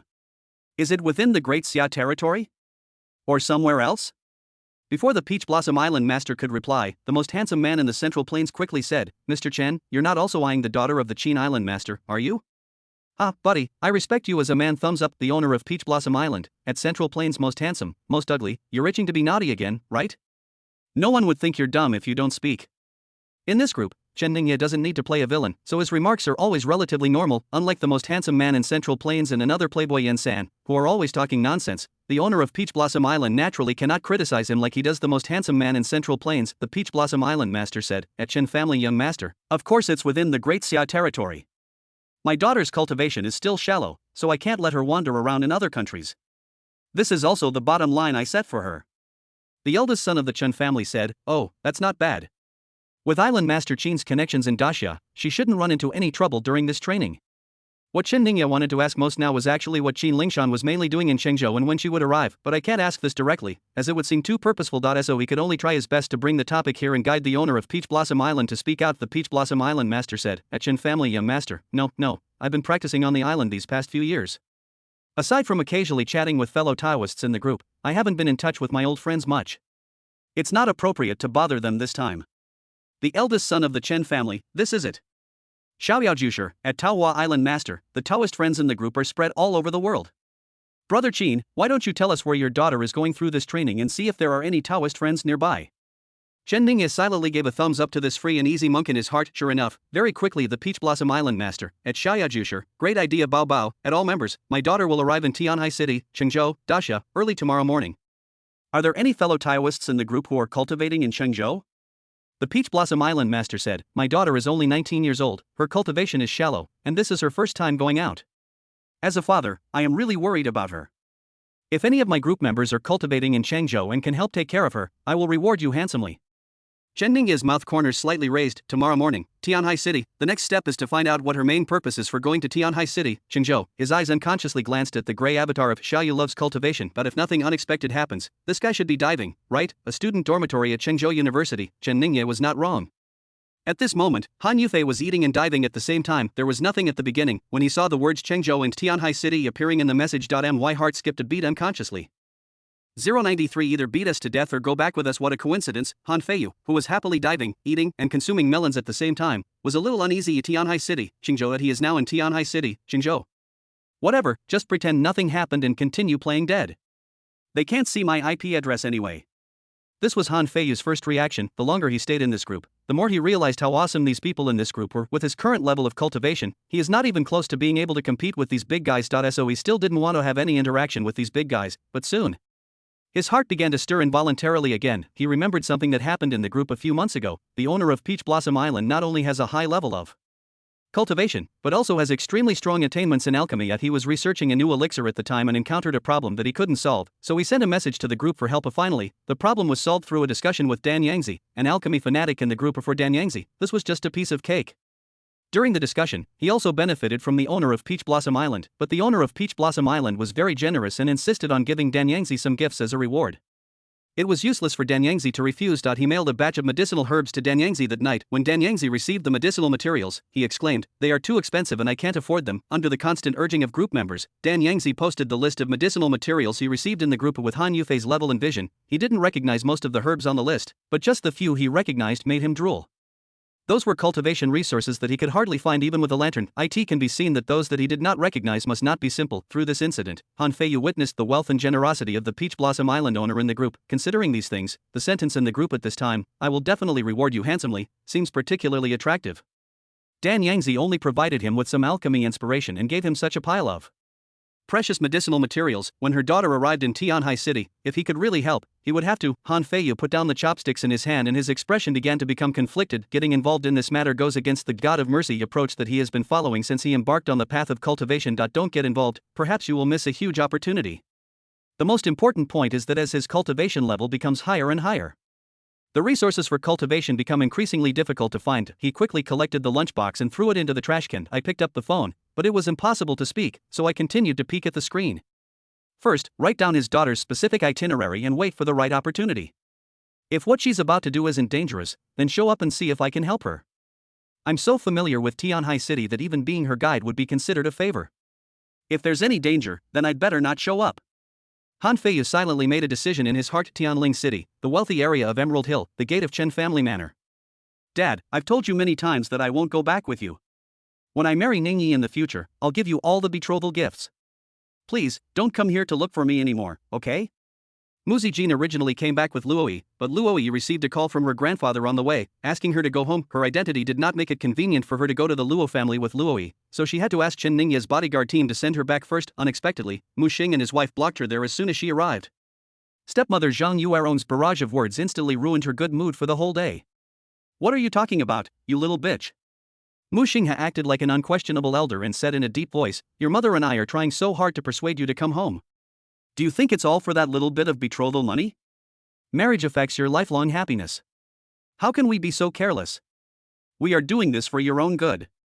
Of course, they are not just after the bride price, because, in their eyes, Muzi Jean without her ugly makeup is undoubtedly worth more money. When they were taken into the newly purchased manor, their promising son-in-law, the Dragon King, promised them that as long as they could bring Muzi Jean back, he would give them endless benefits. The strength displayed by Chen Ningye is no worse than Chu Tianyi, but Chen Ningye only wanted Muzi Jean. Not only did he not intend to give them any benefits, he even hoped that Muzi Jean would break off relations with them. Of course they would lean towards Chu Tianyi. If both daughters marry Chu Tianyi, then in the future, wouldn't the Mu family have the final say over all the industries under Chu Tianyi's longmen? Muzi Jean looked sad. For my happiness, when I hadn't taken off my ugly makeup, in all these years, has any of you ever given me a good look even for a single day? Now you are concerned about my happiness. No matter how high-sounding Mu Xinghe's words were, Muzi Jean knew what his real intention was in wanting her to go back with them so urgently due to her personality. She is not someone who likes to argue with others. I didn't want to say a word to them, I just wanted to get into the manor quickly. You little ungrateful bastard. The Mu family gave birth to you and raised you, and this is how you treat your parents? Zhang Yuerong stood in front of her again. I'm putting this on hold today. Whether you want to go back with us today or not, you have to go back with us. It's not up to you. Muzi Jean's expression changed and he turned his head to look at the bodyguard beside him. Chen Ningye had already told them that when he was not around, everything would be up to Muzi Jean and Luoyi. The bodyguard received Muzi Jean's signal and immediately stepped forward, staring into Zhang Yuerong's eyes with an expressionless face. Ms. Zhang, please move aside. Yo! Zhang Yuerong looked as if his tail had been stepped on, his expression extremely exaggerated. Muzi Jean, you've really grown up.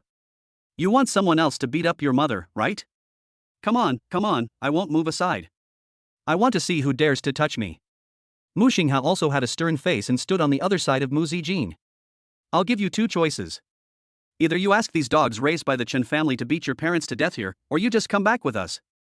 A group of Chen family bodyguards all looked angry. They all looked at Muzi Jean. Muzi Jean's face was pale, she bit her lips tightly, and she was at a loss. Not listening to Mu Xinghe and talking back to him required tremendous courage for her, who had grown up under the oppression of Mu Xinghe's majesty. How could she say something like letting the bodyguards attack them, not far away? On the balcony of Chu Tianyi Manor.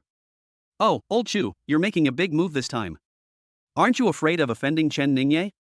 Yi Fan and Chu Tian had returned here early in the morning. They had been beaten badly by Li Yan in the mental hospital, and were now healing their wounds in their own ways. 094 I won't be so polite next time. Snort. Chu Tianyi snorted coldly. Could it be that I, the mighty Dragon King of Raging Waves, would be afraid of a guy named Chen? Yi Fan was amused. Hey, since you're not afraid, why don't you go down and grab Muzi Jean directly? Do you still need to use the card of playing her parents?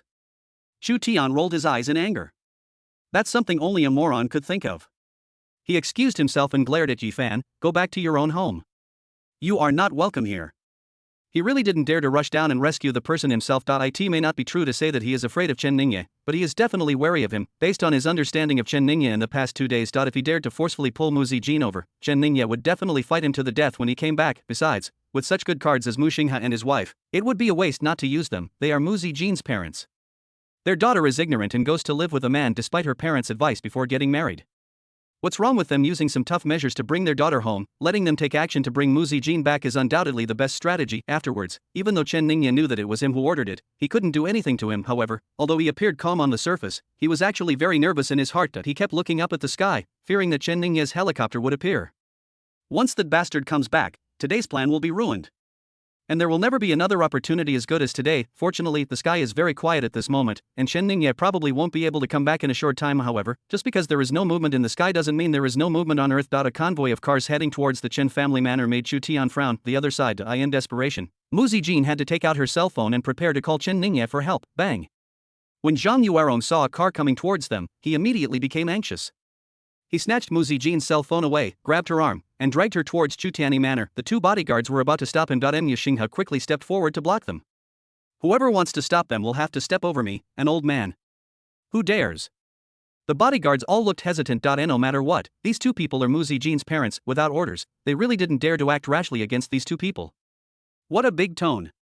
Right at this moment, a car in the convoy that was originally approaching slowly in the distance suddenly accelerated and rushed over. As soon as the car door opened, a resounding voice came out. Everyone looked over when they heard the sound. A 60-year-old man with slightly gray hair on his temples but full of energy, dressed in a tang suit, just got out of the car. He took steps that no one could see clearly. Almost in the blink of an eye, he rushed in front of Zhang Yuerong and blocked her way. Looking at her hand that was tightly holding Muzi Jean, with an angry look on her face, let her go. Zhang Yuerong originally thought that it was Chen Ningye who came back, and she felt a little uneasy. Chen Ningye was not only rich and powerful, but also did not take their status as elders seriously. He had directly threatened them before, so she really didn't dare to be too presumptuous in front of Chen Ningye, but she looked left and right and didn't see Chen Ningye getting out of the car. Confidence suddenly returned. Since Chen Ningye didn't come, what else did she have to be afraid of? No matter how awesome this old man is, can he be more awesome than my son-in-law, the Dragon King? She didn't take the old man seriously at all. Where did you come from, old man? What does this have to do with you? Get out of the way, or don't blame me for being rude to you. As he said this, he continued to prepare to drag Mu Zijin away. Mu Zijin's strength and struggling weakened a little, and he stared blankly at the old man in front of him. She also didn't know who this old man was, another housekeeper of Chen Ningye's family. Bang! The old man suddenly reached out and grabbed Zhang Yuerong's hand. Without even exerting much strength, she screamed in pain, while being forced to let go of Mu Zijin. Dirty words kept coming out of his mouth. The old man, who originally just wanted her to let go, frowned when he heard her unpleasant words, raised his hand and slapped her in the face, sending her flying far away. Seeing that the old man's attire and temperament were both decent, Mu Xinghe originally didn't want to provoke him and planned to find out the truth first, but when he saw his wife being beaten, he immediately became furious. His thoughts were similar to Zhang Yuerong's. No matter how great the old man's background was, he couldn't be stronger than his son-in-law, the Dragon King. He immediately rolled up his sleeves and rushed forward, determined to get back this place first. Bang! Although Mu Xinghe is also a cultivator, his level of cultivation is not enough in front of the old man in Tang's suit. He rushed forward with great momentum, without even seeing how the other person attacked. He felt a burning pain on his face and then flew backwards. It fell squarely on his wife Zhang Yuerong. Mu Xinghe struggled to get up from the ground and pointed at the old man in Tang's suit angrily. Old man, do you know who my son-in-law is? Zhang Yuerong, whose teeth were knocked out in two, also echoed vaguely, come over here and apologize to us, let us fight back, and I will consider asking my son-in-law to spare your life. Otherwise, I will make you suffer a fate worse than death. The old man said jokingly, oh? I'd like to hear who your son-in-law is. Listen carefully. Zhang Yuerong looked very proud. He is. Before she could finish her sentence, she found that someone was covering her mouth. The person covering her mouth was the one he was about to say out loud. Their son-in-law is Chu Tianyi. Shut up and don't talk. The moment I saw the old man in Tang's suit getting off the car, Chu Tianyi jumped down from the balcony, trying to stop Mu Xing and his wife from provoking him. Unfortunately, no matter how hard I tried, I was still a step too late. After sternly stopping Mu Xing and his wife from continuing to seek death, he quickly rushed to the old man in the Tang suit and said respectfully, Mr. Luo, calm down. It was just a misunderstanding. The old man in Tang suit was none other than Luo Yi's grandfather Luo Tianming. This guy is a big shot who has already stepped into the Grandmaster realm for many years. Chu Tian is conceited, and even though he can fight against opponents of higher levels, he does not think he can deal with Luo Tianming. In the afternoon, he traveled a long way to the mental hospital in Lizhou and got beaten up. He didn't want to be beaten again. Mr. Luo? The old man from the Luo family in Ningzhou? Looking at Chu Tianyi's attitude towards the old man, and the two words old Luo, he said. Mu Xinghe and his wife quickly realized the old man's identity and were horrified. He lowered his head like an eggplant hit by frost, not daring to breathe. The slap I just received was in vain, not to mention that one person just slapped them. If they didn't behave themselves, even if the old man killed them directly, their deaths would be in vain. Luo Tianming gave Chu Tianyi a warning look, then looked at Mu Xinghe and his wife. No matter who you are, if you dare to cause trouble at my grandson-in-law's doorstep next time, I will not be so polite anymore. Roll. 095. Don't disturb your world of 3-inch mom and dad, let's go. Chu Tianyi had no choice but to ask Mu Xing and his wife to leave in shame. I felt so angry, but there was nothing I could do. I don't know why this old man suddenly appeared here and ruined his plans. I couldn't help but turn my head to look at Mu Zijin's charming face. I don't know when I'll have such an opportunity again. It's difficult. It's really difficult. Yifan, who was on the balcony not far away, was watching this scene and shaking his head. He also hoped that Chu Tianyi would succeed today. If Chu Tianyi really brought Mu Zijin back to it, means he will have opportunities in the future. What a pity. What a pity, forget it, don't think about it anymore. I'd better think about how to get that aloof Bailey Qingxue out. Unfortunately, Luo Yi's family is too powerful and it is difficult to provoke them for the time being, otherwise, she is the goddess that best suits his aesthetic and that he most wants to pursue. You are Grandpa Luo? Mu Zijin straightened a strand of hair on her forehead that was wet with cold sweat, walked up to Luo Tianming, and asked cautiously. Of course it's my grandpa. Luo Yi suddenly got out of the car and ran over. Zijin, isn't this a good move of mine? Her grandfather didn't come here by chance, but was specially invited by her. Today at the company, she was furious when she learned from Mu Zijin about the shameless behavior of her parents. I decided to help Mu Zijin vent her anger and teach her shameless parents a lesson so that they would not dare to bother Mu Zijin again, but after all, they were all juniors in front of Mu Xinghe and his wife, so it was not convenient for them to take action, otherwise it will be easy to give people a chance to talk about you. Then she thought of her grandfather. Thank you. Mu Zijin's face was moved. Luo Tianming looked at Mu Zijin and said, girl, the slaps I gave them were not light. You won't blame me, will you? Of course not.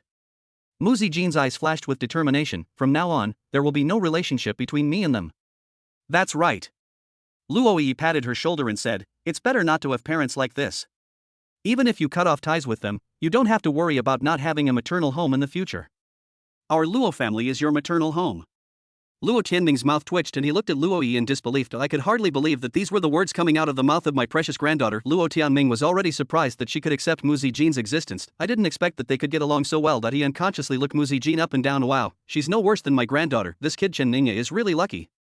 Think about the tigress at home who has never been subdued in most of her life. Compared to Kid Chen, I have been living like a dog all these years." Day. The spiral sound of a helicopter could be heard overhead. "Chen Ningye has arrived." The bodyguard captain immediately came over and reported to him what had just happened. After hearing this, Chen Ningye frowned and glared at the bodyguard. "Next time you encounter this kind of situation, don't worry about who he is, just beat him up. I'll take care of anything that happens." "Yes, master." "My dear grandson-in-law, you've had a very busy day." Luo Tianming greeted Chen Ningye with a smile. "Chen Ningye, these are all some messed up family matters. Grandpa Luo, please come in." Luo Tianming was not polite either. "Then I'll have a cup of tea from you." He received some information that the Imperial City Bureau was investigating the strange secret place that happened last night. "I guess someone will come to see Chen Ningye soon." He wanted to talk to Chen Ningye. Luoyi tugged at his collar and said, "Grandpa, don't you have something important to do later? You don't have time for tea, do you?" If Grandpa went in to have tea, who knows how long he would have to argue with Chen Ningye. Chen Ningye is extremely busy all day long. Luoyi didn't want her grandfather to ruin the dinner by finally getting time to invite her and Mu Zijin to dinner. Luo Tianming saw through his granddaughter's little thoughts at a glance and couldn't help rolling his eyes. "When you need my help, I will rush over without stopping. Now that the work is done, they think I, an old man, am an eyesore and won't even give me a cup of tea. What an ungrateful little bastard." "Well, let's not disturb these young people's world of 2-3 people. Look at my memory. I have something else to do. I'll come drink tea with my grandson-in-law next time." He walked to Chen Ningye, told him a brief account of the Imperial City Bureau, and then said goodbye and left. "Is your hand okay?" In the car, Chen Ningye pulled over Mu Zijin's hand, which had turned blue from being pinched by Zhang Yuerong. Mu Zijin felt Chen Ningye's caring eyes, and her heart was warmed. "It's okay. You are just too kind." Luoyi looked at Mu Zijin unhappily. "She's just your stepmother, not your biological mother. She never treated you like a human being since you were little. Do you really need to spoil her? If it were me, I wouldn't be polite to her if she dared to touch me like this." "That's right." Chen Ningye agreed. "Aha." Mu Zijin nodded vigorously. "Ningyi, don't worry. Today is the last time I will treat them as my parents. After today, we're done with each other. If Zhang Yuerong dares to do this to me again, I will definitely not be polite to her." "Good job." Chen Ningye smiled and gave her an encouraging look. He knows it very well. Inferiority complex and cowardice, like the ugly makeup she has been wearing for many years, are just disguises she uses to protect herself. This girl's talent and cultivation and abilities in all aspects are all very good. It has just been buried over the years. Before long, everyone will see her transformation. Being Luoyi's assistant is only temporary. Give her some time to gain experience, as Chen Ningye will entrust her with important tasks in the future. Chen Ningye wanted to ask about her work situation today and give her some encouragement. The phone started vibrating again. Someone is speaking again in the Seeking Immortality and asking for the Way exchange group. Chen Ningye had no choice but to take out his phone and smiled apologetically at the two girls. "I need to take care of something." After taking a look, I saw that it was indeed the owner of Peach Blossom Island who was speaking. Chen Ningye's fingers quickly began tapping on his phone. "Qin Lingshan will arrive in Tianhai City early tomorrow morning. The time and place are already set, but unfortunately, Chen Ningye still needs to continue to uncover the purpose of her trip. She doesn't even know what she is here for. How can Chen Ningye's villain work proceed?" The Peach Blossom Island master, at all members, one last time, "Are there any fellow Taoists in the group who are practicing in Qingzhou?" 096. It's not a level that ordinary people can reach. The eldest son of the Chen family. It seems that there is no more laughing and crying. Not really. Han Feiyu is in Qingzhou, and in Tianhai City, but Chen Ningye is sure that even if the owner of Peach Blossom Island asks him 100 times, he will not show up. Peach Blossom Island master, "Hey." Taoist Qingfeng said, "I think Brother Qin doesn't need to think too much. If she wants to experience life, then she should be allowed to explore on her own. If you have to find someone to look after her every time she goes to a new place, then the experience will be lost." "Mr. Xiaoyao, that's the truth, but as a father, how can I not be worried when my daughter goes out for the first time?" Dan Yangzi, at Brother Qin, your daughter went to Tianhai City in Qingzhou with such a clear purpose. I guess she has a mission, right? Is this mission dangerous? Brother Qin should have arranged for her to be accompanied by guards, right? Chen Ningye deleted a half-edited message and silently gave Dan Yangzi a thumbs up. It's obviously better to ask these questions from other people. After all, he has the villain mission on his shoulders.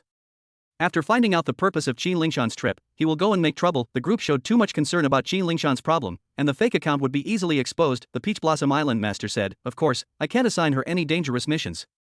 I just want her to deliver a batch of medicinal herbs from the island to Shunan Hall in Tianhai City. If I could arrange for her to be protected, I wouldn't have such concerns. This girl is so stubborn, she only brought 2 maids with her. In fact, in addition to the 2 maids, he also sent a master to secretly protect his daughter, but his stubborn daughter couldn't possibly know about this. So he specifically instructed the guard not to show up unless his daughter was in danger. Shenantong, a batch of medicinal materials. Chen Ningye wrote down these 2 keywords to I in front of Tianling Hotel. Countless people's eyes were focused on Luoyi and Mu Zijin, 2 stunning beauties with their own unique characteristics. Fuck, look, 2 beautiful girls. It's breathtakingly beautiful. Does anyone know them? Do they have boyfriends? If they don't have a boyfriend, most of the people who come to Tianling Hotel for dinner are wealthy. Many people who had never seen Mu Zijin and Luoyi before were now astounded by the 2 women and could not help but begin to get excited. However, the cold water soon came. I don't seem to have a boyfriend, but I do have a fiancé. Do either of you have a fiancé? Besides, it's the same fiancé. Fuck. Is there any justice in the world? Who is this? Who is this awesome? As someone in the crowd asked this question, Chen Ningye, who was playing with his mobile phone, got out of the car that Mu Zijin and Luoyi were riding in. That's him. Many people glanced at Chen Ningye, then looked at the guys around them who were staring at the 2 girls with their eyes wide open. Are there any of you who want to poach them? I'm digging your sister. Excuse me. Not to mention that many people here have already heard of Chen Ningye's identity as the young master of the Chen family in the 7 states of Great Xia. Even if he is not the young master of one of the 7 Chen families, these people would not dare to poach his girlfriend. Mr. Chen is Mr. Chen. He brought 2 stunning beauties to dinner with him, and he kept his head down playing with his phone the whole time. I'm really impressed. What a waste of natural resources. Those who are suffering from drought will die of drought, and those who are suffering from floods will die of floods. This is him, right? Seeing that the food had arrived, Chen Ningye was still there chatting on his phone. Luoyi rolled her eyes in anger. Your crappy phone is prettier than ours. If I had known this would happen, I would have asked Grandpa to take him out for tea. Ningyi, it's time to eat. Mu Zijin was not angry. Instead, she felt that it was really not easy for Chen Ningye to deal with so many things every day. He took the initiative to serve Chen Ningye a bowl of rice and a bowl of soup and placed them in front of him. Thank you. You guys can eat quickly too. Don't worry about me. Chen Ningye took a sip of soup and continued to play with his phone. Mu Zijin also served rice and soup to Luoyi. This is yours. Luoyi was already accustomed to Mu Zijin's ability to do things for a long time. She didn't bother to be polite with her.